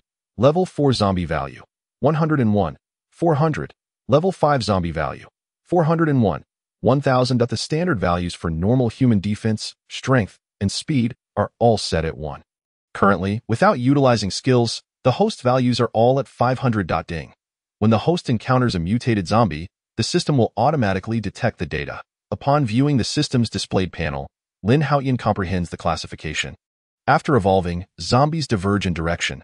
Some enhance their defense, while others bolster their strength. Regardless of the parameter, as long as it meets the standard, they are classified accordingly.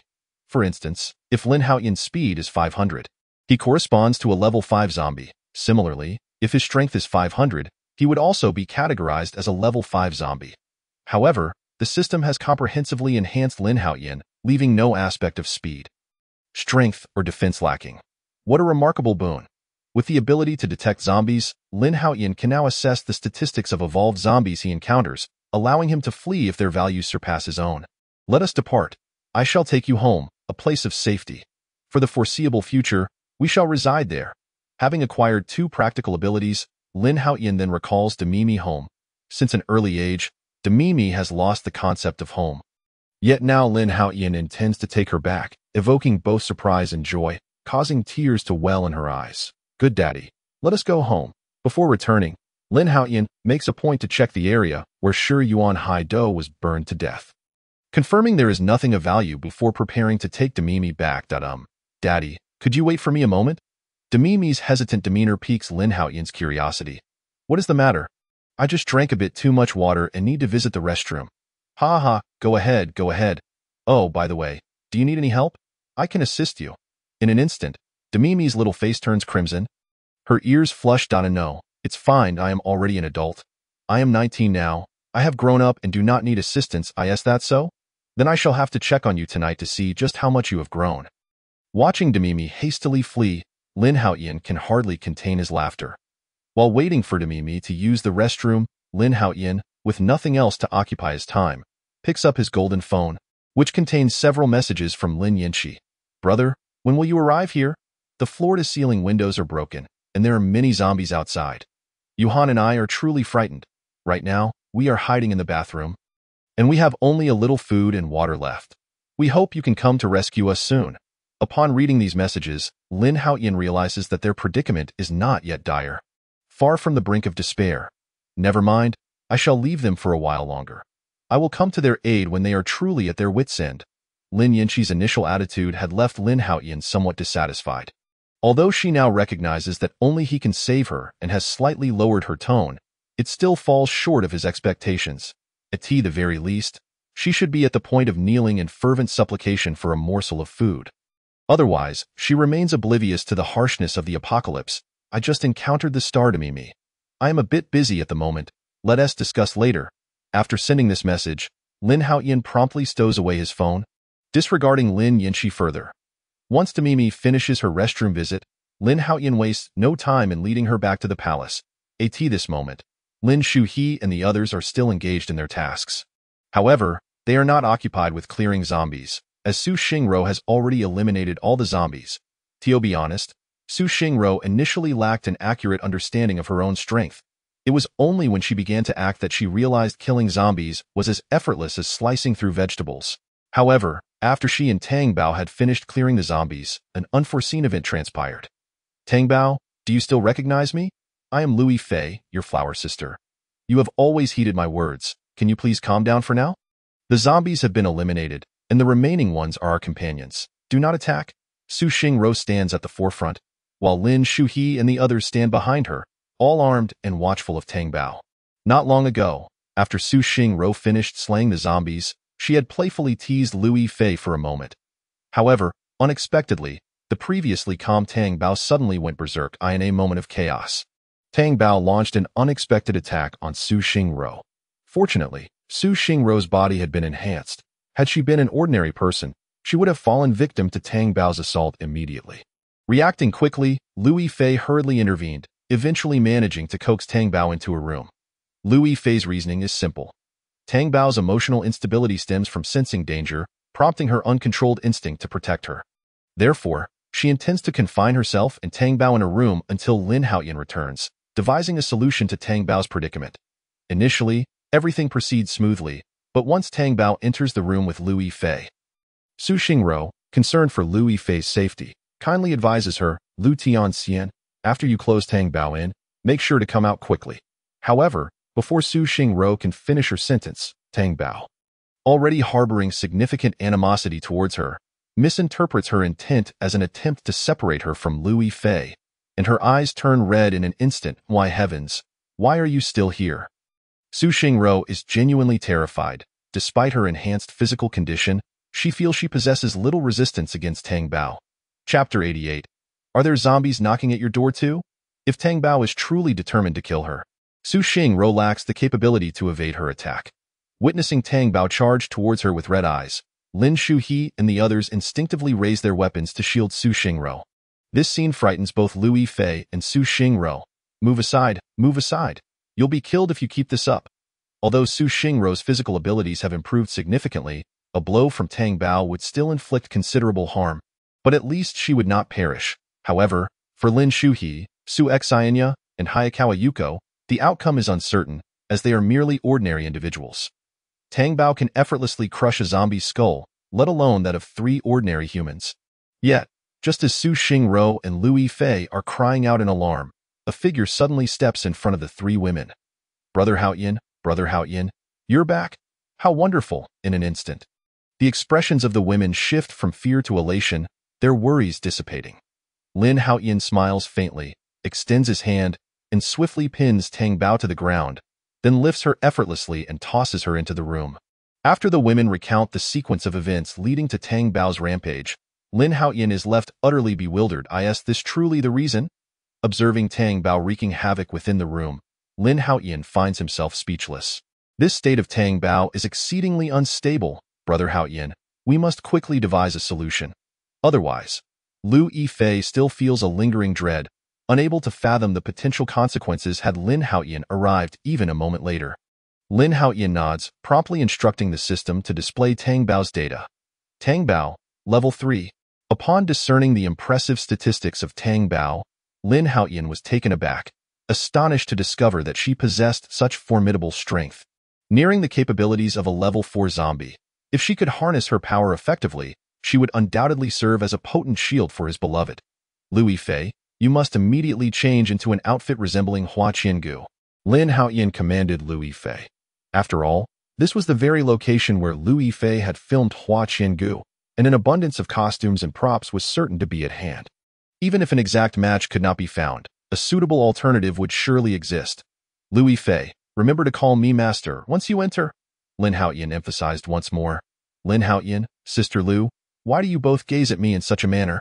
Tang Bao inquired, her confusion evident. Indeed, upon observing Lu Yifei in her new attire, her previously bewildered expression transformed into one of clarity. Tang Bao, what is your current state? Do you feel unwell? Lu Yifei promptly asked. Relieved to see Tang Bao regaining her composure. No, not really, I just have a slight headache. Everything else seems fine, Tang Bao replied, somewhat perplexed after assessing her condition.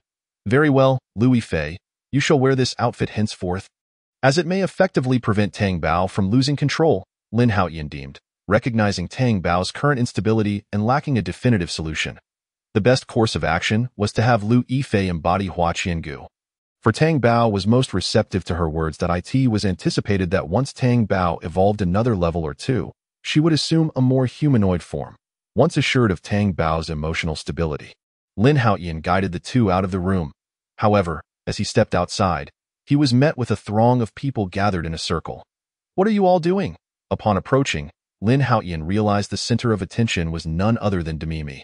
Upon spotting Lin Haotian, Demimi blushed and swiftly extricated herself from the group of women, dashing to his side.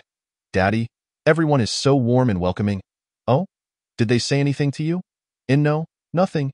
Initially, Demimi could accept the attention, but as the women continued to speak increasingly suggestive remarks, she began to feel overwhelmed. Eventually, the women even began to share their experiences with her, leaving Demimi utterly flustered. Observing Demimi's demeanor, Lin Haotian could surmise the nature of the conversation without her needing to elaborate. Shuha, please take Demimi to prepare a meal, find out what she would like to eat, and cook accordingly. After arranging for Lin Shuha and Demimi, Lin Haotian then turned his gaze towards Su Xingro and Su Xinya. Su Xinya, take Chuanxuanzi out for a patrol. If you encounter any zombies, do not act rashly, he instructed. Lu Yifei, you and Tang Bao will form a pair for patrol as well. Should you encounter zombies, allow Tang Bao to handle them. The only person left without a task was Akaji Haruka. What about me? They all have assignments. What am I to do? Hearing Akaji Haruka's words, Lin Haotian let out a cold laugh. As for you, I believe you have been rather at ease lately, so I have specially arranged a different task for you. Once everyone had set off according to Lin Haotian's directives, Akaji Haruka soon found herself indulging in a delightful experience, while Lin Haotian savored his own joy. Meanwhile, the once blocked floor-to-ceiling window, barricaded by Lin Yanqi and Sui Wehan, had now been breached by the zombies. After the apocalypse escalated, the zombies had grown significantly stronger, making it increasingly challenging to deter them. Damn it, why hasn't Lin Haotian come to rescue us yet? I had promised to play games with him. Why is he still absent? Lin Yanqi pondered, questioning her own worth as Lin Haotian seemed disinterested in her. Did he not care for Su Yuehan either? If only she could rescue Su Yuehan, they could form a formidable duo, certainly bringing Lin Haotian great joy. But why had he not come yet? Wasn't he known for his lecherous nature? Lin Yanqi's frustration mounted as she and Su Yuehan sought refuge in the restroom. Bang, bang, bang. Zombies relentlessly pounded on the restroom door, eyeing the cramped space. The two felt suffocated, with Lin Yanqi devoid of any sense of security. Alas, Yuehan, such splendid figures as ours are destined to go to waste, she lamented, glancing at their equally matched physiques with a bitter smile. Upon hearing this, Su Yuehan could no longer contain herself, pulling out her phone to dial Lin Haotian. Time had elapsed, and even if he had rescued a major celebrity, he ought to have completed his game by now. With that thought, Su Yuehan cast a peculiar glance at Lin Yanqi. After several seconds, the call finally connected, but upon hearing Lin Haotian's voice, Su Yuehan felt a sense of oddity. Haotian-gu, have you encountered zombies there too? I can't hear the sound of them banging on the door. Su Yuehan noted the sound closely resembled that of zombies, yet it seemed slightly different from the commotion on their end. Chapter 89. The Third Offspring. Yuehan, are there many zombies on your side? Not too many, perhaps 7 or 8, but the restroom door is not very sturdy, and I fear they may break it down. Did you just hide in the restroom? Su Yuehan understood that even with her sister by Lin Haotian's side, she needed to maintain a respectful demeanor, for their lives depended on Lin Haotian's intervention. Wow, Haotian-gu, you are truly amazing. You guessed it right at once. In contrast to Lin Yanqi, Su Yuehan's words flowed like honey, showering Lin Haotian with compliments since the moment they met. However, to her surprise, Lin Haotian seemed rather indifferent on the other end. Do not worry. Within 2 to 3 hours, you should remain safe. Haotian-gu, are you still busy playing games? Would you like to bring me along? We can play together. Rest assured, I will definitely take you to play games, but I am a bit busy right now. Please wait a moment. Lin Haotian was indeed preoccupied and had no time to entertain Su Yuehan, promptly ending the call. Upon witnessing this, Su Yuehan's eyes turned red with frustration, while the usually composed Lin Yanqi burst into tears. It's all my fault, Yuehan. It's all my fault for dragging you into this. How many people had Lin Haotian saved on his journey? Why had he not come to rescue them first? Lin Yanqi felt utterly defeated. With each thud of the zombies against the door, her heart raced. Yanqi, stop crying. Haotian-gu will surely come to rescue us once he finishes his game. But what if the zombies? I really do not want to die. Hearing this, Su Yuehan pouted slightly, realizing it was indeed her fault. Had she agreed from the outset, perhaps they would be enjoying a warm meal by now. However, given their long-standing friendship, she hesitated to blame Lin Yanqi. Instead, praying for Lin Haotian's swift arrival. An hour later, the two women were horrified to discover a crack forming in the restroom door. It's over. It's over. The door can't hold much longer. Why hasn't Lin Haotian come yet? Are we destined to perish? Lin Yanqi could no longer contain herself, seizing her phone to call Lin Haotian. Haotian-gu, I was wrong. I know I was wrong. Please come and save me and Yuehan. With the door now cracking, the zombies would soon breach their sanctuary. I beg you.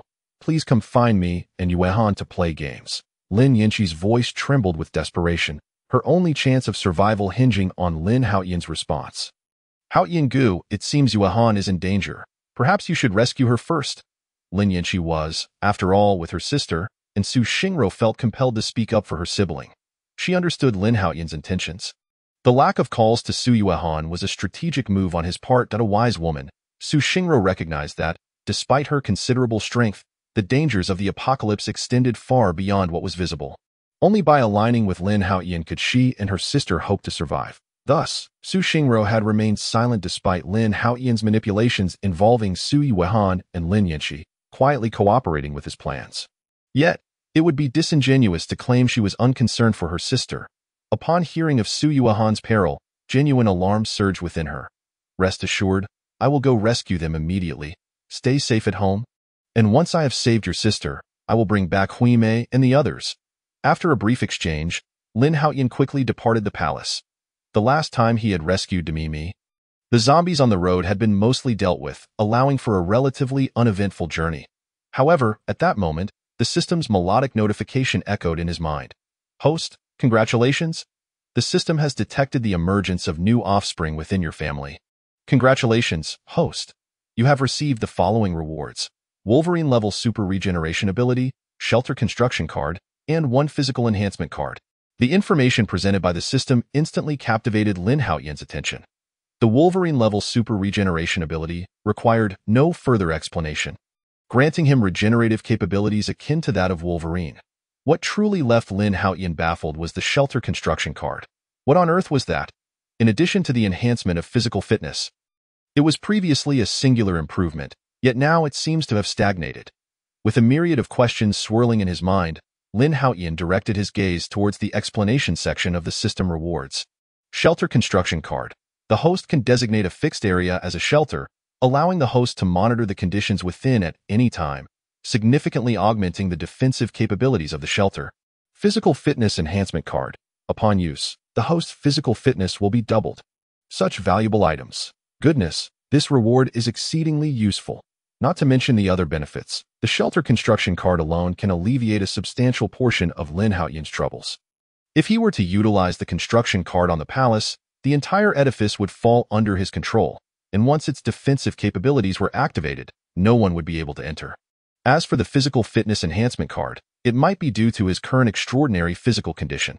If it were still the case of multiplying it several times as before, the system would undoubtedly be unable to accommodate such a demand. Perhaps, as time progresses and his strength reaches a certain level, should he have offspring, the system's rewards might only be capable of enhancing his power by a mere percentage. Just after utilizing the physical fitness enhancement card and Wolverine's healing ability, Lin Haotian was interrupted by the ringing of his phone. Brother, please hurry over. I'm on the brink of collapse. The restroom door has been smashed to bits by zombies. If you don't come soon, both Yuehan and I will perish. Lin Yanqi wept, her voice hoarse, as she finally experienced genuine fear and trepidation. Prior to reaching this desperate juncture, Lin Yanqi could still maintain the demeanor of a proud young lady. But with the onset of real danger, she could no longer hold her composure. In stark contrast to Lin Yanqi's desperate cries, Lin Haotian on the other end of the line nearly burst into laughter. This girl has finally softened. His objective had been achieved, and now he could confidently proceed to rescue them. However, the sheer number of zombies on the ground posed a significant challenge to Lin Haotian's speed as he navigated through the horde. Moreover, with the recent enhancement of his physical strength, he needed a moment to adapt. With a mighty leap, Lin Haotian soared upward like a superhero, ascending over 50 meters high and covering a distance of more than 300 meters before touching down again. Chapter 90. Approaching E. After several jumps, Lin Haotian arrived at the location where Lin Yanqi and Su Yuehan were hiding. A casual glance upward revealed a tree that had grown wildly, its branch thick as a bowl extending into the room. It became clear that the floor-to-ceiling window had been shattered by this very tree, explaining the girl's frantic state. Lin Haotian smiled slightly, then stepped inside, just in time to see a few zombies surrounding the now shattered restroom door. Preparing to rush in, help! I don't want to die! In unison, the terrified voices of the two women echoed. Gazing at the zombies so near, both Lin Yanqi and Su Yuehan were filled with dread. Yet, just as the zombies opened their gaping maws, ready to feast on the enticing sight before them, a swift slash rang out, and one zombie's head was severed from its body. Before Lin Yanqi and Su Yuehan could collect themselves, they felt themselves enveloped in someone's embrace. If you don't wish to perish, then sing me a sweet tune. Lin Yanqi and Su Yuehan paused in astonishment, only to realize that the figure before them was none other than Lin Haotian. At that moment, outside the restroom door lay the bodies of 7 or 8 zombies sprawled in disarray. Both women understood that had Lin Haotian not arrived in the nick of time, they would have been torn to shreds. The very thought sent chills down their spines, and they clung tightly to Lin Haotian, unwilling to let go. Lin Haotian smiled faintly.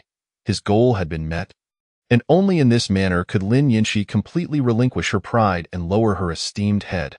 Please, take us away from here, I beg you. At that moment, Lin Yanqi was at a loss as to whether to feel joy or fear. The recent events having terrified her greatly. Lin Yanqi, you needn't be so tense. Noticing Lin Yanxi's trembling form, Lin Haotian teased. Yet, she was too distraught to comprehend his words, burying herself deeper into his embrace. As if that was the only source of security she could find. After all, they were girls, and encountering such horrifying zombies was bound to evoke feared. Suyuehan, though equally frightened, displayed a far greater composure than Lin Yanxi. Ha ha ha, all right, I will take you both away. Having achieved the desired outcome, Lin Haotian ceased the banter, wrapping an arm around each of them and making his way outside. How wonderful, we are finally safe. My figure, my beauty need not go to waste. As they reached the door, Lin Yanxi finally emerged from her shock. Gazing at Lin Haotian's handsome visage, she lightly parted her lips to say, "Let us find a safe place to play games." Before Lin Haotian's arrival, Lin Yanxi had diligently absorbed knowledge on her phone, determined to avoid succumbing to the terror of the zombies outside. Feeling invigorated by the newfound knowledge, the following morning, Lin Haotian awoke feeling refreshed. Casting a satisfied glance at his accomplishments. Not bad. All that effort was worth it, indeed. Observing the somewhat chaotic battlefield, Lin Haotian was pleased with the performance of the two women. Oh, you really didn't leave. That's splendid. Just then, Lin Yanxi, still groggy, opened her eyes and, upon seeing Lin Haotian, exclaimed in joy, "Ha ha ha, how could I abandon such adorable beauties? I would never part with you." Lin Haotian laughed heartily, hearing his words. Lin Yanxi's cheeks flushed crimson, elated that she and Suyuehan had pleased Lin Haotian. "You must accompany us for games more often. That way, we won't be scared." Suyuehan, still in a daze, caught wind of their conversation and immediately clung to Lin Haotian, seeking affection. Lin Haotian raised an eyebrow. "Oh? It seems you two have quite the resilience, don't you? If that is the case, I shall indulge you both in some gaming," he declared, and then, after satisfying their hunger, Lin Haotian led Lin Yanxi and Suyuehan into the palace. Having been away from the villa for quite some time, he felt a pang of concern for Gong Bin Ing and the others. Briefly instructing Lin Shu He and the others, he then utilized the shelter construction card, allowing him to return to the mansion with peace of mind. With the capabilities granted by the shelter construction card, Lin Haotian could monitor the palace's conditions at any moment, and should any strangers intrude, the system would promptly issue a warning. Thus, Lin Haotian would be able to return at the fastest possible speed. Driving the armored vehicle, he swiftly arrived at the mansion, gently knocking on the door, which was soon answered by Gong Bin Ying's voice. "Sir, is it you who has returned?" It is I. Upon hearing the familiar voice, Gong Bin Ying opened the door. "Oh, why have you returned alone? What about Lin Shu He and the others?" Knowing that Lin Haotian had gone to rescue others, she was astonished to see him return alone. "I've arranged for them to be in a safer location. I came to fetch you," Lin Haotian replied with a smile. However, he did not rush to bring Gong Bin Ing and the others along, intending first to explore the surroundings for any unforeseen delights. Yet after such a long journey, Lin Haotian felt a bit hungry. Since there was no urgency, he decided to have a meal first. Upon entering the room, he noticed the women seated on the sofa, engaged in conversation, while Nanes Ruri stood beside them, holding a mop. Perhaps because she was the only one standing, Nanes Ruri was the first to notice Lin Haotian's arrival. Immediately halting her task, she stood straight as a rod. Elder. Nanes Ruri attempted to greet Lin Haotian but found herself at a loss for words, her mouth opening multiple times without producing any sound. Observing Nanes Ruri in her pajamas, Lin Haotian made no indication of acknowledgement. Nanes Ruri had an attractive figure, fitting the description of being remarkably close to E, and stood at a similar height to Gong Bin Ing, thus wearing her clothing. After a moment of observation, Lin Haotian nodded slightly, as a form of greeting. Meanwhile, the others seated on the sofa, including Du Shi Hui Mei, noticed Nanes Ruri's peculiar behavior and turned their attention to the returning Lin Haotian. Chapter 91. "I'm sorry, I won't do it again. Haotian, you've finally returned." It was unclear who spoke first, but in an instant, all the women crowded around him. "Haotian, why haven't Lin Shu He and the others returned? You've been gone for several days. We missed you. I have some good news. Hui Mei is pregnant." The chatter of the group left Lin Haotian momentarily bewildered as he struggled to respond. However, one piece of information was clear. Hui Mei was expecting. Turning his gaze to Nakayama Hui Mei, he noticed she wore a loose-fitting nightgown, with no visible changes, perhaps due to the short duration since conception. Though not even mention Nakayama Hiromi. even Miyamoto Sakura, the first to conceive, has yet to exhibit any discernible traits. Rest assured, you few can focus on nurturing your unborn, for I shall not neglect you. Shu-He and the others have been placed in a far more secure location, and my purpose in coming here is to escort you there. However, before we embark, I intend to eliminate the surrounding zombies, so we may need to wait a while longer before setting off. Lin Haotian's gaze swept over Dwashi, Nakayama Hiromi, and Miyamoto Sakura, a smile gracing his face. Ah? Are you still planning to go out today, Brother Haotian? After being apart for several days, the women missed Lin Haotian dearly. Feeling his presence, they could hardly contain their emotions. Thus, they did not wish for him to leave again. No, I must go out today to assess the situation first. Lin Haotian shook his head resolutely. Let us eat first. Once we finish, I shall head out. Having been away for so long, he was concerned that some survivors might have gathered nearby. If there were only one or two, he would not bother with them. But if there were many, he would not allow them to live.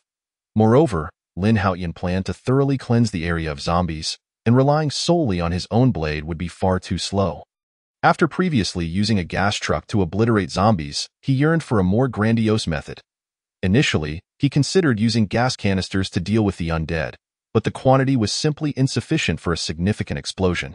Thus, this evening, Lin Haotian resolved to gather more gas canisters for a grand explosion. Sir, the meal is ready. Please eat. After spending an hour or two playing games with the women, Miyamoto Sakura had prepared the meal. Naturally, due to her pregnancy, she could not tolerate the smell of cooking oil, so all the dishes were made by Nane's Ruri. Upon completing the meal, Nane's Ruri mimicked Miyamoto Sakura's previous actions, assisting Lin Haotian in dressing. Sir, please eat. After some inner turmoil, Nane's Ruri ultimately decided to address Lin Haotian as Sir. Unlike Hiromi and the others who called him Brother Haotian, she hesitated, fearing her impulsive actions might displease him. However, referring to him as Master left her feeling uneasy, as her modern sensibilities clashed with the post-apocalyptic reality.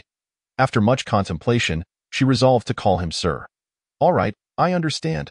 Lin Haotian adjusted his clothing without sparing a glance at Nane's Ruri. Though his demeanor was cold, this also relieved Nane's Ruri, indicating that he was not displeased with her choice of address. Approaching the dining table, Lin Haotian sampled a dish, finding its taste perfectly balanced. You mustn't underestimate Nane's Ruri. Her cooking skills, while not exceptional, are certainly on par with Lin Shu-He, sir. Are you satisfied with the meal? Nane's Ruri stood anxiously by, observing as Lin Haotian savored each bite. This was Lin Haotian's first experience with her cooking, and the outcome would determine whether she could remain by his side. After all, he had assigned her the role of maid, responsible for his daily sustenance. Failing to prepare even the simplest meal would surely lead to her dismissal. It's acceptable, Lin Haotian replied blandly after swallowing. Hearing this, Nakayama Hiromi, Miyamoto Sakura, and the others secretly gave Nane's Ruri a thumbs up. Thank you, sir. I will certainly strive to improve. Nane's Ruri excitedly bowed to Lin Haotian before retrieving her own utensils to join him for dinner. However, just as she prepared to sit at the table, Lin Haotian's icy voice interrupted. Have you ever seen a servant dining at the same table as their master? In that moment, Nane's Ruri froze, tears welling in her eyes. I'm sorry. I won't do it again. Despite the humiliation, she dared not voice her discontent, her voice trembling with suppressed sobs. Lin Haotian, seated at the table, resembled a cold, unfeeling machine, continuing to eat without acknowledging her. Witnessing this, Fujita Keiko opened her mouth, intending to speak up for Nane's Ruri, but was swiftly silenced by a glance from Miyamoto Sakura. Miyamoto Sakura then signaled to Nane's Ruri, urging her to eat. Acknowledging the cue, Nane's Ruri dared not protest, quietly retreating to the kitchen to eat alone. After Lin Haotian finished his meal, he made no further remarks and promptly headed to the bathroom. Having spent considerable time with him, the women had come to understand Lin Haotian's routine. Every evening, he indulged in a hot bath, and they always prepared the water in advance. Once he entered the bathroom, Fujita Keiko finally spoke up. Sakura, don't you think Haotian is being a bit harsh on Ruri? Hearing this, Miyamoto Sakura quickly shook her head. This is the path she has chosen for herself. Besides, Sir is acting for our benefit. Do you truly believe Ruri has submitted? Although she outwardly appeared as a servant, if presented with a better option, do you think she wouldn't? Without needing further explanation from Miyamoto Sakura, Fujita Keiko grasped her meaning. Ultimately, Lin Haotian was testing her, and once he confirmed Nanace Ruri's complete submission, his demeanor would inevitably change. Chapter 92. The Astonishing Explosion. After finishing his bath, Lin Haotian hurriedly stepped out. He had formulated a preliminary plan. First, to locate gas canisters. Second, to designate the explosion sites. After some rough calculations, Lin Haotian identified 3 potential locations for the explosions. The first was the former base of the Survivor Alliance, which boasted ample space to contain a significant number of zombies. However, upon conducting a site assessment, Lin Haotian discovered that attracting the zombies there would be quite challenging. The mindless undead could not locate the entrance to the underground parking garage, even if he lured the zombies at the front and side. Those behind would merely wander aimlessly above. Reluctantly, Lin Haotian abandoned this location. The second site was a square factory, which, like the parking garage, could concentrate the explosive force and mitigate concerns about attracting zombies. Yet, after a thorough investigation, he found that the factory could accommodate at most a few hundred zombies, a mere drop in the bucket compared to the vast horde. Thus, he dismissed this option as well. Ultimately, Lin Haotian settled on a narrow alley, where the constricting walls could reflect the explosion's force, allowing for a greater number of zombies to be contained without the risk of attracting more. After careful consideration, he chose a site near a school, which, for reasons unknown, had become a gathering point for many zombies. Moreover, this school was situated a fair distance from the mansion, ensuring that even a violent explosion would not endanger the women within. For Lin Haotian, this was the ideal location. Should any unforeseen events arise, he would have time to address them. As he traversed the area, Lin Haotian collected gas canisters from various homes, and after some searching, he amassed around 80 to 90 canisters in his system space, more than sufficient for his needs. Arriving at the alley beside the school, he retrieved a set of sound equipment and a generator. Then secured a sturdy wooden pole in the center of the alley to elevate the speakers. This setup ensured that the speakers were positioned 4 to 5 meters above the ground, allowing for optimal sound dispersion while safeguarding the equipment from the zombies. After completing these preparations, Lin Haotian lined up the gas canisters in a single ROW to prevent the canisters from scattering. He connected them with a heavy iron chain. Once everything was in place, he returned to the center of the alley and activated the sound system. Instantly, a deep metallic sound resonated from the speakers, echoing into the distance. Lin Haotian covered his ears and hid at the alley's end, monitoring the influx of zombies. By the time 3 in the morning rolled around, 4 hours had passed since the sound system was activated, and the alley was now overflowing with zombies. Though he did not count them, a rough estimate indicated that there were at least thousands of zombies gathered. Due to the continuous sound, the attracted zombies remained disoriented beneath the speakers, swaying aimlessly in search of the source of the alluring noise. The sheer volume of zombies led to chaotic collisions within the alley, igniting conflicts among them as they clawed and bit at one another. However, most of these zombies were of the first tier, and even in their scuffles, their feeble attacks posed little threat to their companions. In Lin Haotian's eyes, the scene resembled a group of children squabbling, utterly lacking in strategy. Zombies above level 2 tend to remain docile, refraining from engaging in skirmishes among the rank-and-file zombies below them. However, should any unwary individuals provoke them, they would not hesitate to retaliate. Given the vast disparity in strength, a mere swipe from a higher-level zombie can effortlessly obliterate their lesser counterparts. As for the formidable zombies above level 4, Lin Haotian had yet to catch sight of any, and his reason for holding back was to await their appearance. Yet, as an hour slipped by, after a prolonged wait of over 3 hours, as dawn approached, he still had not detected any zombies above level 3. At last, just as Lin Haotian was growing impatient and preparing to detonate a gas canister, several peculiar figures caught his eye, instantly invigorating him. Around the alley, a few level 4 zombies gradually emerged. Although they were positioned in different directions, their choice was surprisingly uniform. They all opted not to enter the alley. It was unclear whether these zombies possessed energy crystals, but if they did, it could spell fortune for him. These zombies evidently exhibited a degree of intelligence, likely sensing the potential danger of entering the alley, which caused them to linger outside. Rising from his concealed position, Lin Haotian stretched his somewhat stiff body, then retrieved his pistol, aiming it at a gas canister situated in the center. This was a gas canister he had deliberately preserved for such an eventuality. Bang! The resounding explosion of the gas canister sent shockwaves through the alley, causing the zombies within to stir restlessly. Even the level 4 zombies that had been meandering outside hastened towards the source of the commotion upon hearing the noise. Now was the moment. Seizing the opportunity, Lin Haotian triggered the chain reaction of the interconnected gas canisters. Boom, boom. The cacophony of explosions reverberated in succession, and the shockwave, which should have radiated outward, rebounded off the walls of the alley. However, the sheer number of gas canisters could not be contained by mere walls. Once the energy surpassed the structural limits of the walls, the surrounding buildings crumbled, transforming the entire alley into a wasteland. Though brief, the alley had fulfilled its purpose. The terrifying explosion eliminated the zombies in an instant. In the wake of the chaos, the fortunate few zombies who survived the shockwave began to wail amidst the inferno. Their bodies engulfed in relentless flames.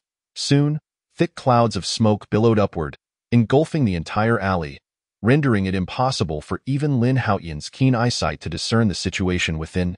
A few minutes later, the anguished cries of countless zombies resonated from behind Lin Haotian. Turning to investigate, he beheld a throng of zombies surging towards the now-ruined alley. It appeared that zombies from several kilometers away had been drawn to the scene. Lin Haotian took a quick glance and swiftly grasped the situation. The simultaneous detonation of so many gas canisters had produced a sound that could be heard at least several dozen kilometers away. It was no surprise that the zombies were converging on this location.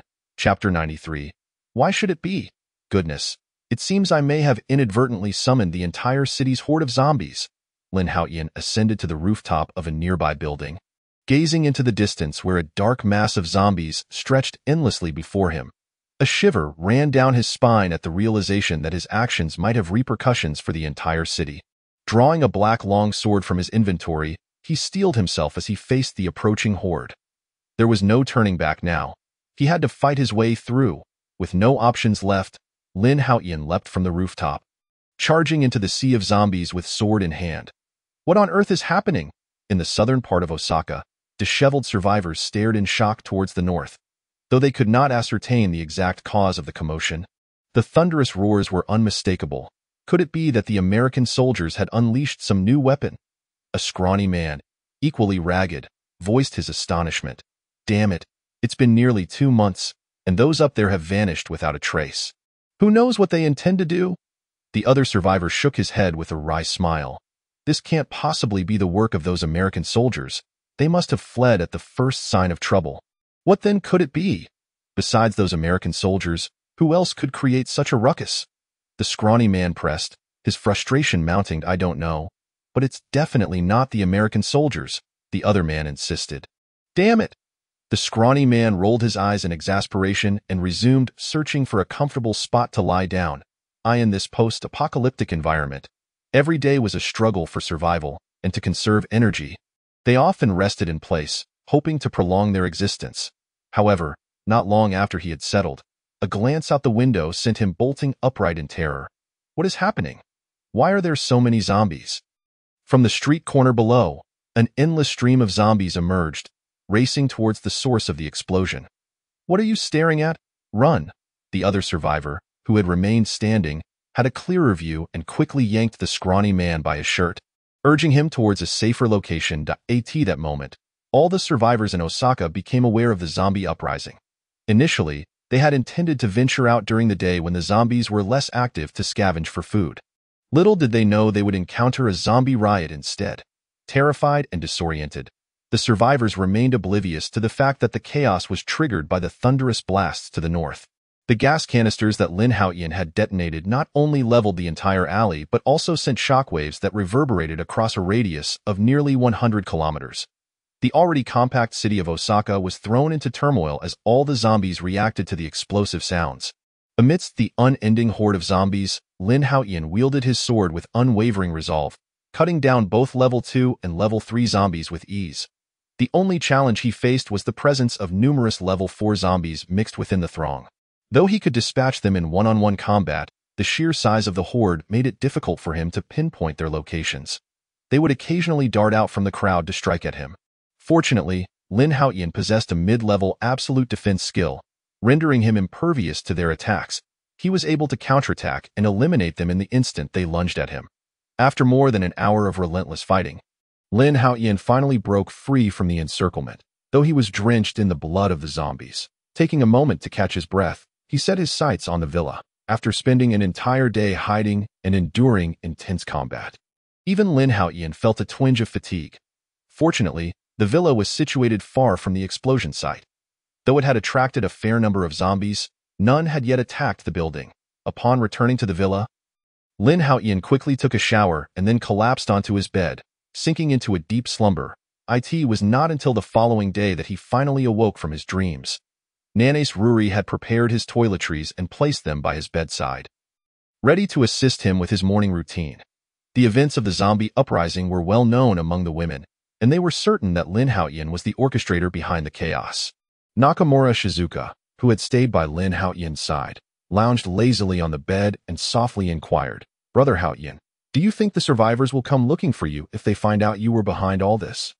While the women recognized Lin Haotian's formidable strength, they were uncertain of the full extent of his abilities.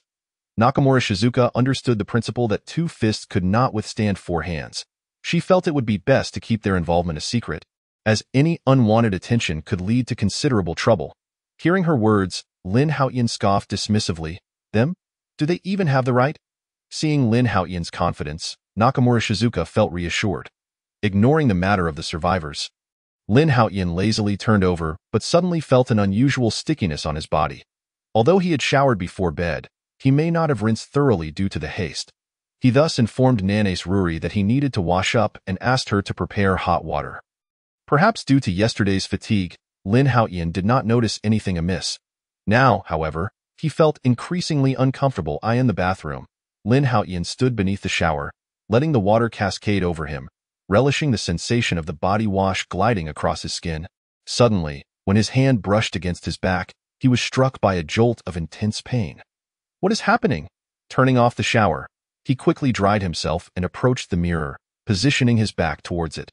To his dismay, he discovered a large bruise on his previously smooth back, unmistakably a result of injuries sustained during the previous day's battle. Although his skin remained unbroken, the fact that he had sustained a bruise despite his absolute defense indicated that the strength of his assailant was no trifling matter. As he opened the bathroom door, Lin Haotian called out to the waiting Nanes Ruri outside, saying, "Could you check if there are any ointments for bruises and bring some to me?" In Chapter 94. This place belongs to me. For the convenience of Nanes Ruri in administering medicine, Lin Haotian had previously designated a room specifically for storing medical supplies. After all, he could not be present at all times. And in the event of someone catching a cold or fever, it would allow Ruri to assist in their treatment. "All right, I'll go right away." Suddenly, a head popped in, startling Nanes Ruri, who quickly snapped back to reality. Nodded and dashed towards the medicine room. "Mr. Lin, I've brought the medicine. Should I leave it at the door?" In no time, Ruri's voice echoed again. "Come in and help me apply it." The bruise was located on his back, making it impossible for Lin Haotian to apply the ointment himself. Upon hearing this, Nanes Ruri's face flushed crimson.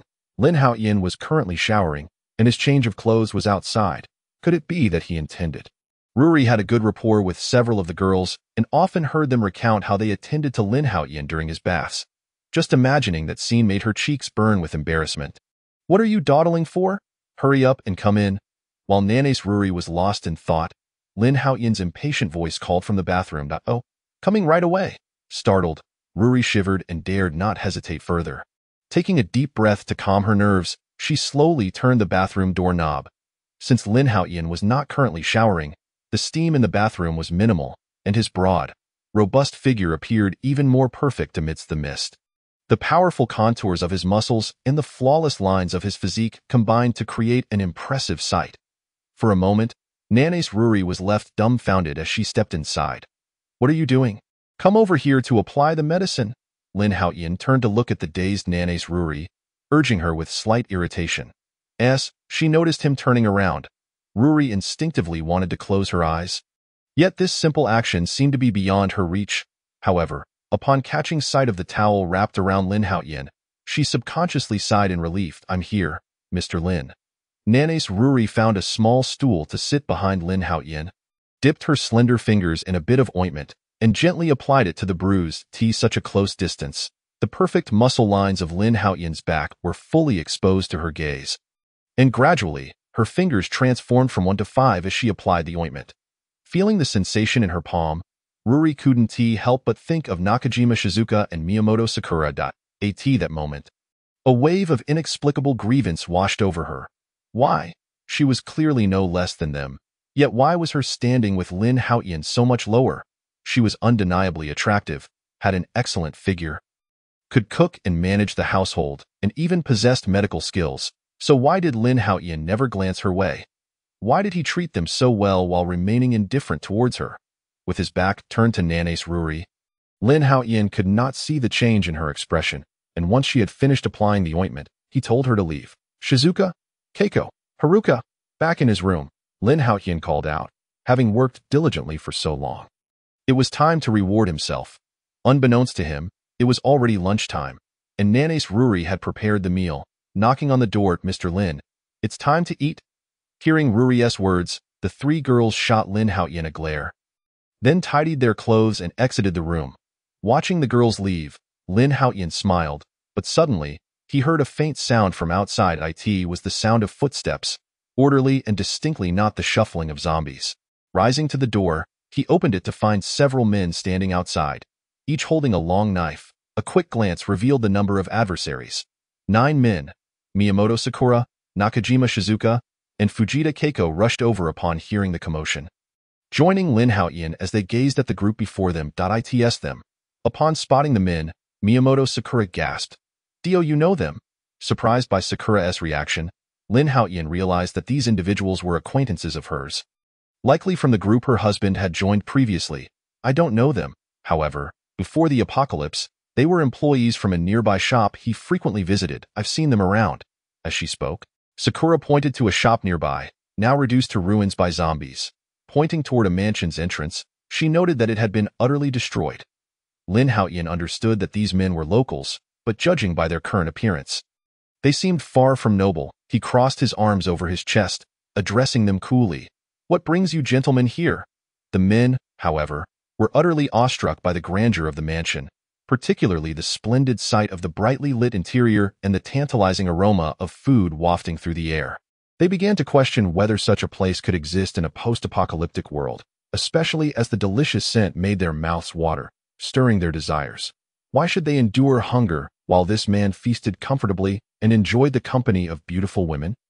The group had ventured out in search of food, emboldened by the explosion that had drawn the zombies away, and upon encountering the mansion, their leader had a sudden idea to investigate. They never expected to witness such an enticing scene.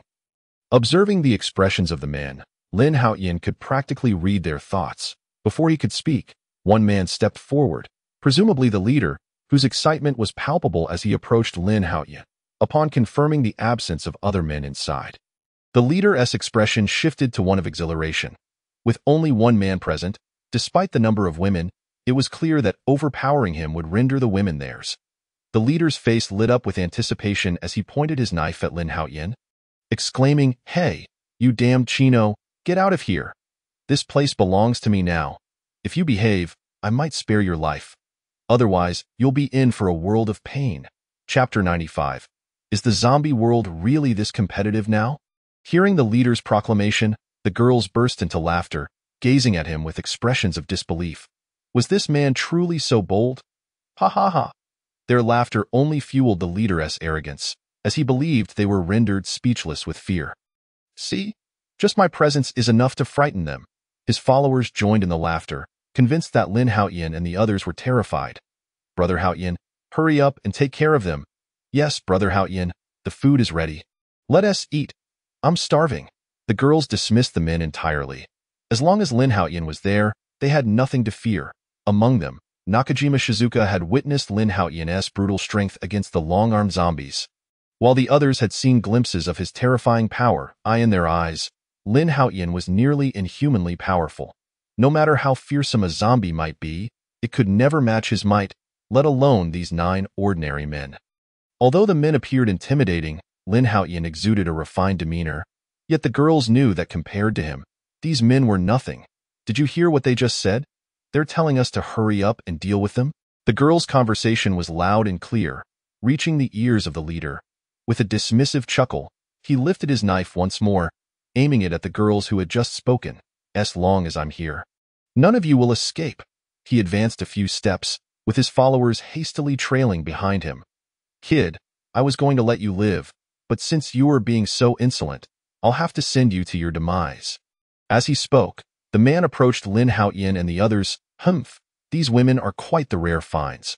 I must first indulge myself before passing them on to my subordinates when I no longer desire them."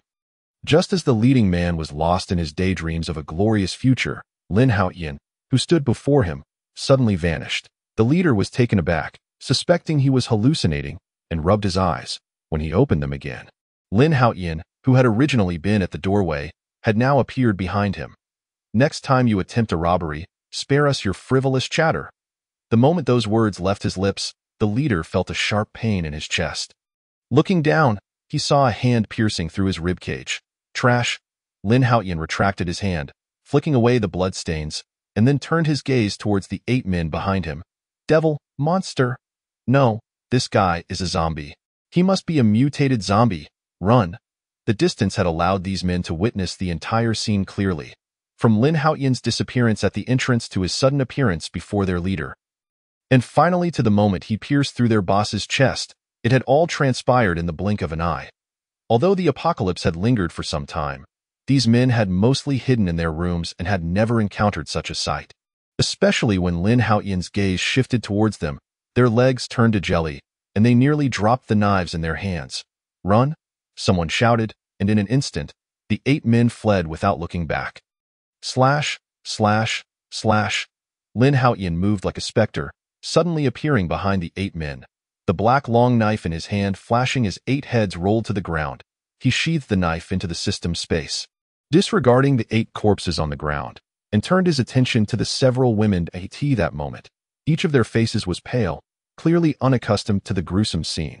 They had expected Lin Haotian to drive these men away, not to take their lives directly. "Oh, you think me cruel?" Upon hearing Lin Haotian's question, the women collectively held their breath, staring at him, yet none dared to speak. "You are still too naive. If my strength were weak, what do you think would have become of you? This serves as a warning. I do not wish to see a repeat of this situation. Remember, in this apocalypse, humanity is but a myth if you show mercy. You will only meet your own demise." Hearing this, the women all lowered their heads in shame. They understood the truth in Lin Haotian's words. Since the onset of the apocalypse, laws and morals had long ceased to exist. This society now operated on the principle of survival of the fittest. Just as Lin Haotian had stated, had he lacked strength, their fate would have been dire. "No, it's not that. I just find the bloodshed a bit overwhelming." "I understand. What you did was right." Nakamura Shizuka's voice trembled slightly as she spoke. "All right, you all go clean up the corpses in the yard. Practice your courage a bit. Su Shinro can handle the zombies alone now." "What about you?" Lin Haotian scolded the women, then turned his gaze to Nakamura Shizuka. "You talk too much, don't you? Come, let's play a game. I refuse to believe I can't silence you." The next morning, Lin Haotian drove the armored vehicle, bringing all the women to the palace. The areas around the villa had been thoroughly cleared, but no useful items were found. Lin Haotian's current goals were twofold: to acquire as many black crystals as possible and to nurture a 4th offspring. After settling the women, Lin Haotian embarked on a quest to locate mutated zombies. Following the recent explosion, the surrounding zombies had been mostly drawn away, and even at night, few zombies lingered on the streets. "What are they doing?" After walking for a short while, Lin Haotian halted, his gaze directed towards a nearby corner. There, 4 zombies were vying for a human corpse. Goodness, has the world of zombies become so competitive? Lin Haotian found it somewhat amusing. It was his first encounter with zombies fighting amongst themselves. Chapter 96. Level 6 Zombie?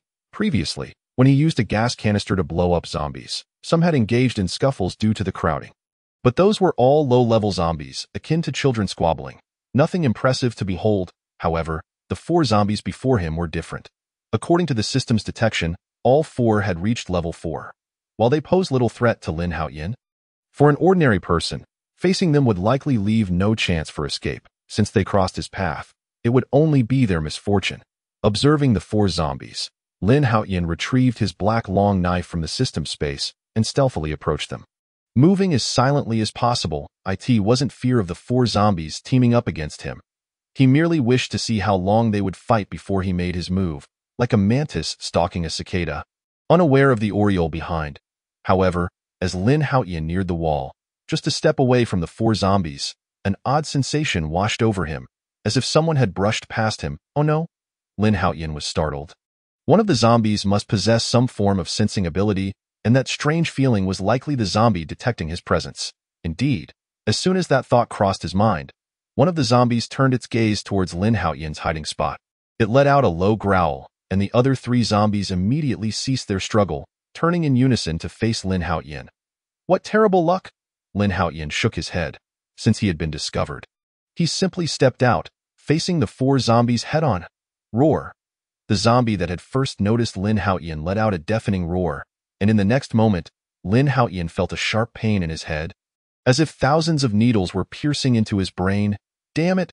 Lin Haotian grimaced in pain, taking a while to recover. In that moment, he realized he had misjudged.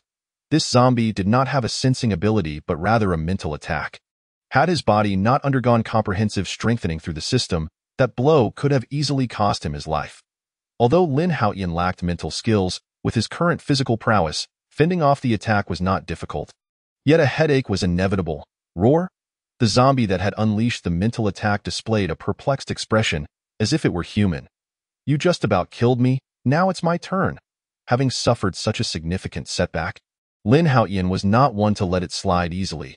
With a mighty shout, he charged at the zombie like a bullet. In a flash, the knife glimmered, and the zombie capable of mental attacks was cleaved in two. As for the remaining three zombies, Lin Haotian dispatched them effortlessly, one by one. What is this luck? Not a single one escaped. After eliminating the four zombies, Lin Haotian took out his tools and searched for quite some time. Yet he found no trace of black crystals. You all are utterly useless, especially you, with your mental attack ability. How could you not produce a crystal? Lin Haotian jabbed the knife at the zombie's chest. Feeling quite vexed with the inept zombies, suddenly, in the midst of his contemplation, a shadow flashed past his peripheral vision, moving with incredible speed. Had it not been for Lin Haotian's heightened senses, he would not have noticed it at all. Without a moment's hesitation, Lin Haotian instinctively slashed out with his knife, instantly splitting the creature in two. Driven by curiosity, Lin Haotian hurried over to the creature's carcass. What a massive rat! He could hardly believe his eyes at the sight of a rat the size of a medium dog. This was Lin Haotian's first encounter with a mutated creature outside of zombies. Equipping his gear, Lin Haotian commenced his dissection. The sharp knife barely grazed the creature's abdomen before slicing through its skin with ease. Huh! It's even softer than ordinary zombie flesh. Much softer than zombies? Lin Haotian was taken aback, gently squeezing the creature's joints and discovering no trace of the rigidity typical of zombies. It was worth noting that even a level 4 zombie still exhibited slight stiffness. Only level 5 zombies could fully rid themselves of such rigidity. Yet, the massive rat before him was clearly different. Its body was as supple as it had been prior to mutation. With questions swirling in his mind, Lin Haotian had the system scan this mutated creature's data. Level 6 evolved mutated rat, speed 1202, defense 30, strength 30, devour. Can evolve infinitely by consuming the blood and flesh of living humans or zombies. Holy moly, this thing is actually a level 6 zombie. Upon seeing the system's description, Lin Haotian's eyes nearly popped out. He never expected this unassuming giant rat to be a level 6 mutated entity. However, its combat prowess was exceedingly weak. Aside from its remarkable speed, all its other stats were abysmal, even lower than some level 2 zombies. However, what truly astonished Lin Haotian was the terrifying talent of his adversary, which enabled it to devour the flesh and blood of both humans and zombies, evolving infinitely. If left unchecked, it would not be long before humanity found itself devoid of any space for survival.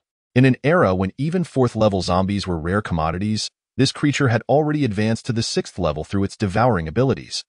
Although its attributes were quite lacking, one could not guarantee that it would remain so in the future. Faced with this sudden emergence of a mutated being, Lin Haotian lost his desire to continue hunting zombies, as his mind was now preoccupied with the thought of capturing another mutated creature for research. However, after an exhaustive search, he found not even a shadow of such a creature. As time passed, Lin Haotian arrived near a large school. Given that these mutated beings could evolve by consuming flesh and blood, a congregation of zombies would surely reveal their presence. Under the cover of night, Lin Haotian traversed the rooftops, Perhaps due to the commotion he had caused previously, there were hardly any zombies on the streets, even in the dead of night, offering him little resistance as he effortlessly approached the school. What a sight! Upon nearing the school, Lin Haotian was met with a cacophony of zombie growls, indicating that these creatures were converging in a particular direction. What could be the reason? Filled with curiosity, Lin Haotian moved towards the horde of zombies. While there were indeed numerous zombies within the school, the surrounding survivors were scarce in the absence of humans. Most of these zombies remained in a dormant state. Under normal circumstances, they would merely wander aimlessly, and it was implausible for them to advance collectively towards a single point, even if humans were present. It was unlikely that all zombies would rush towards them simultaneously. Could it be that these zombies were about to engage in a brawl? Lin Haotian recalled a prior incident where 4 zombies had fought over a single corpse, leading him to entertain a rather absurd hypothesis. Following the throng of zombies, he soon arrived at a shopping mall. Incredible, so many. The continuous flow of zombies before him filled Lin Haotian with astonishment. These zombies appeared to be under some form of control, inexplicably gathering at the mall, and even when Lin Haotian appeared before them, they exhibited no reaction. Driven by curiosity, he blended into the horde and ventured into the mall. Goodness, this is utterly ridiculous. Upon entering the mall, Lin Haotian was struck dumb by the scene that unfolded before him. It turned out that the reason for the zombies gathering was indeed to engage in combat. As they surrounded a third-level zombie, witnessing this spectacle left Lin Haotian confused, for the behavior of these zombies was entirely beyond his comprehension. While it was one thing for first- or second-level zombies to battle amongst themselves, it was an entirely different matter for low-level zombies to actively assault a high-level one. It should be noted that high-level zombies naturally instill a sense of dread in low-level zombies. Akin to wild dogs confronting a tiger, a single glance would send them fleeing in terror. Yet, the actions of these zombies defied logic, as even though the third-level zombie possessed overwhelming strength, the first- and second-level zombies fearlessly charged at it. However, an army of ants can indeed bring down an elephant. While the third-level zombie was undoubtedly formidable, facing hundreds of first- and second-level zombies would inevitably lead to its decline over time. By the time Lin Haotian arrived, the third-level zombie had evidently been engaged in battle for quite some time and was beginning to falter. Its clothing was tattered, and its resilient skin had been gnawed away in several places by the relentless horde. Both of its arms had been torn off, leaving only a fragment of the right arm dangling from its shoulder. Roar! The third-level zombie seemed to sense its impending doom, casting a resentful gaze towards the second floor. Following the direction of its stare, Lin Haotian looked up to see a woman clad in white standing at the railing on the second floor. No, wait, that woman was a zombie. Upon closer inspection, Lin Haotian's heart raced, for he noticed the woman's blood-red eyes. Aside from her pupils, which differed from those of a human, she bore no other distinguishing features. Could it be that she had evolved further? Lin Haotian could distinctly observe the expression of the zombie on the upper floor. She regarded the third-level zombie below with disdain.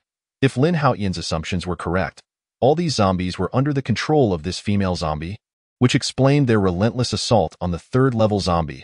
Perhaps, prior to this, the two zombies had clashed for some reason, but this female zombie, disregarding any sense of fair play, had summoned her minions to gang up on the third-level zombie. As Lin Haotian pondered the events that had transpired, the horde of zombies that had been incessantly advancing suddenly came to a halt at that moment. He noticed that the third-level zombie lay motionless on the ground. What a tragic fate for this zombie! A third-level zombie with a power level of 99 had been overwhelmed and killed by a swarm of lesser creatures.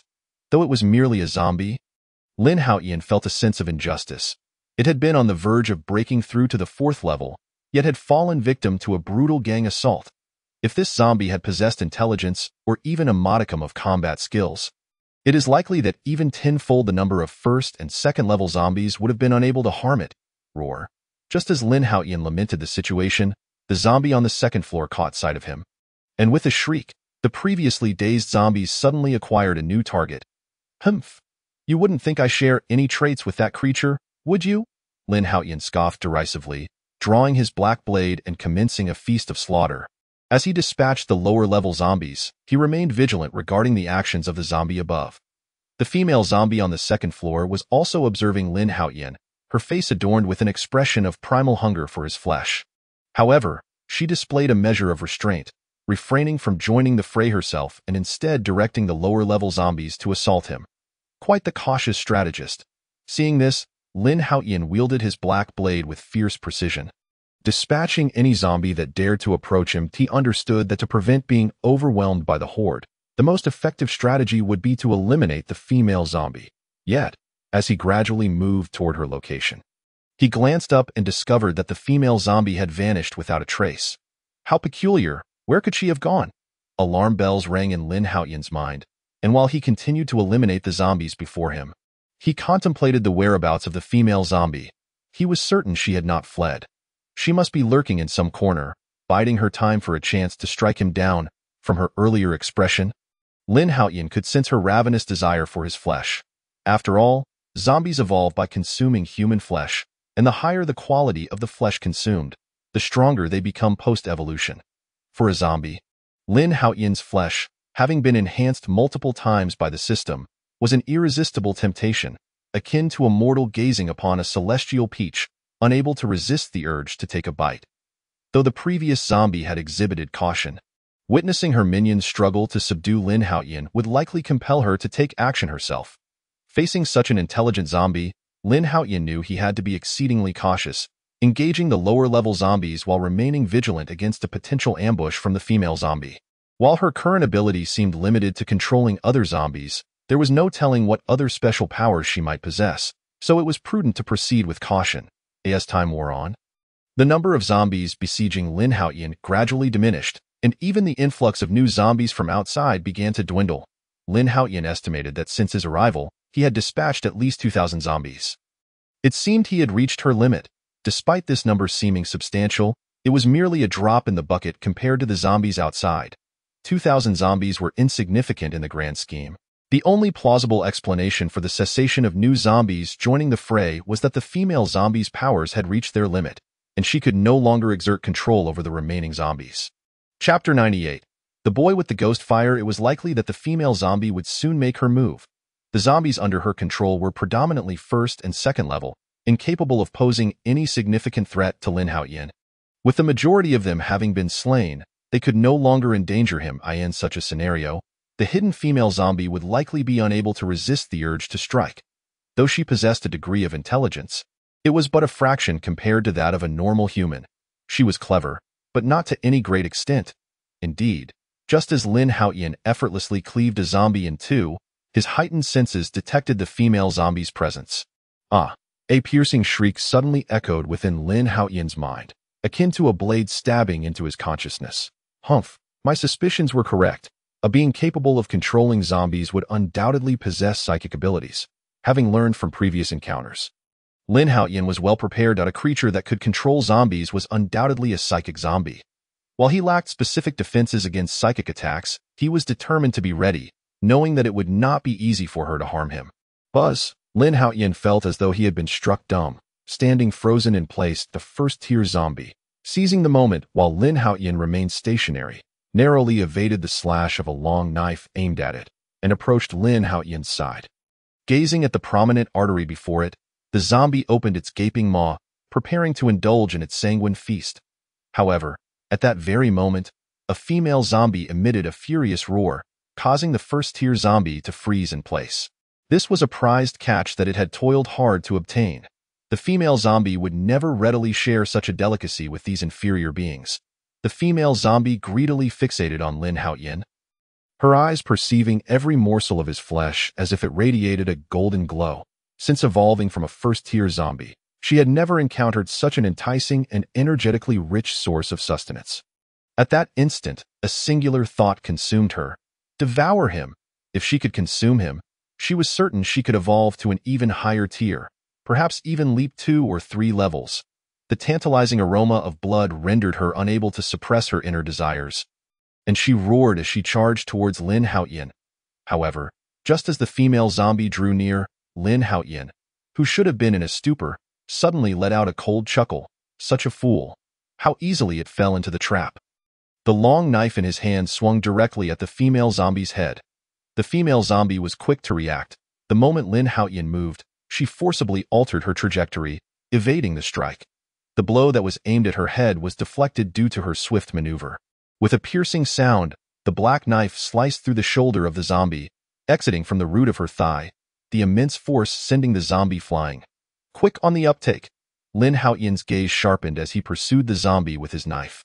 Yet, that zombie seemed to have anticipated his actions, sprinting towards the exit of the mall in the wake of the force he had exerted.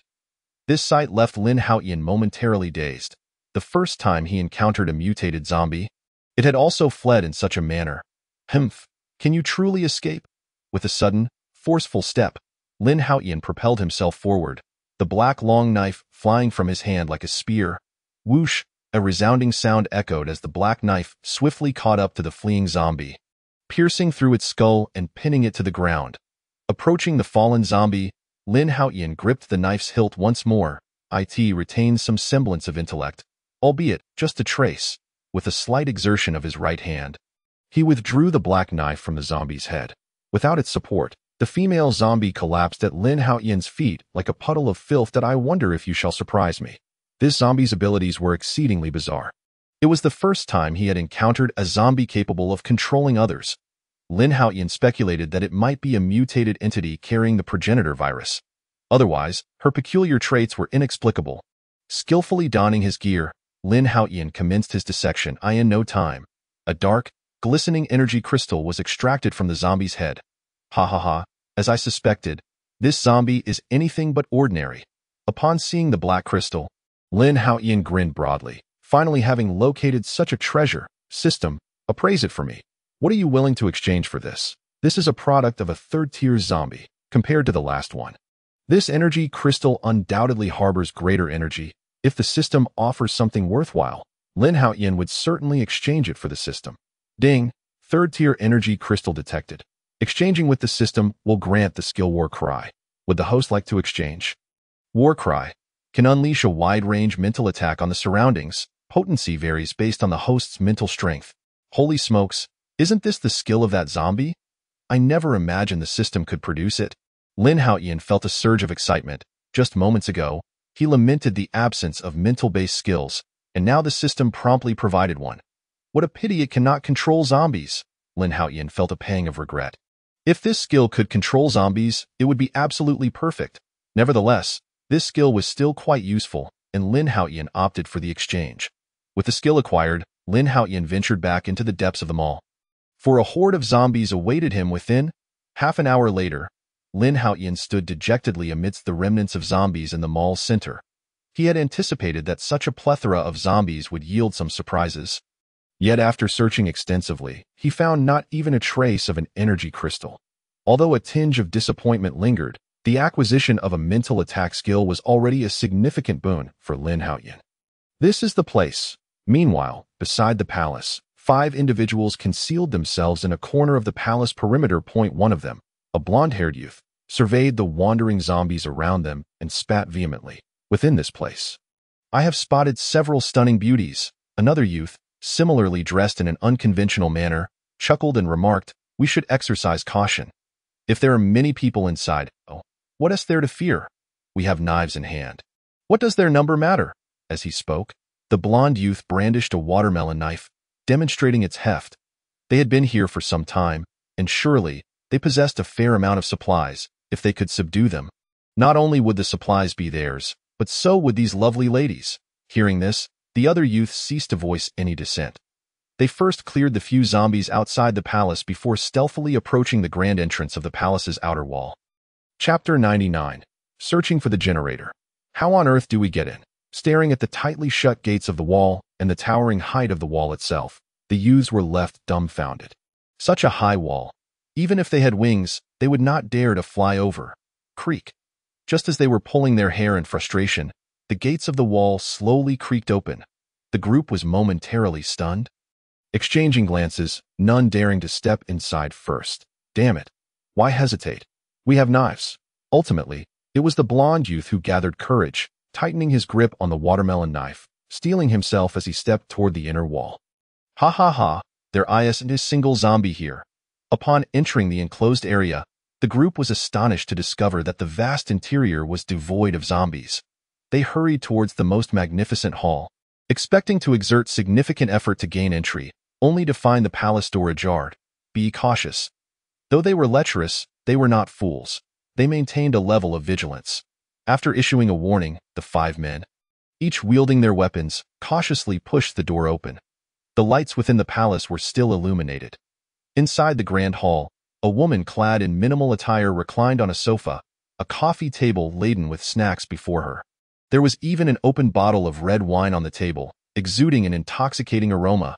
Upon witnessing this scene, the 5 men were instantly electrified. Damn, she's dressed so provocatively. Could it be she knew we were coming and awaited our arrival? The blonde youth cursed, and despite the woman facing away from them, the group could discern that she was undoubtedly a stunning beauty. Look at all the food. 2 of the others, upon seeing the edibles on the coffee table, nearly drooled, disregarding any potential danger as they rushed forward to devour it ravenously. Hey, leave some for me. Another one dashed towards the food, as they hadn't eaten in days. Meanwhile, the remaining 2 exchanged glances before making their way towards the woman reclining on the sofa. Haha, darling, we've arrived. Rest assured, we mean you no harm. The 2 were oblivious to the imminent danger, with one even brandishing a firearm. But at that moment, the woman lounging on the sofa seemed to be stirred. Sitting upright in an instant, however, the next second, she revealed terrifying fangs, lunging at the blonde youth and sinking her teeth into him. Hiss! The woman emitted the signature sound of a zombie, her sharp teeth instantly tearing into the blonde youth's neck. Ah! The blonde youth screamed in agony, struggling to break free. The commotion alerted the other 4, who turned to witness that the figure on the sofa was no beauty at all, but rather a zombie.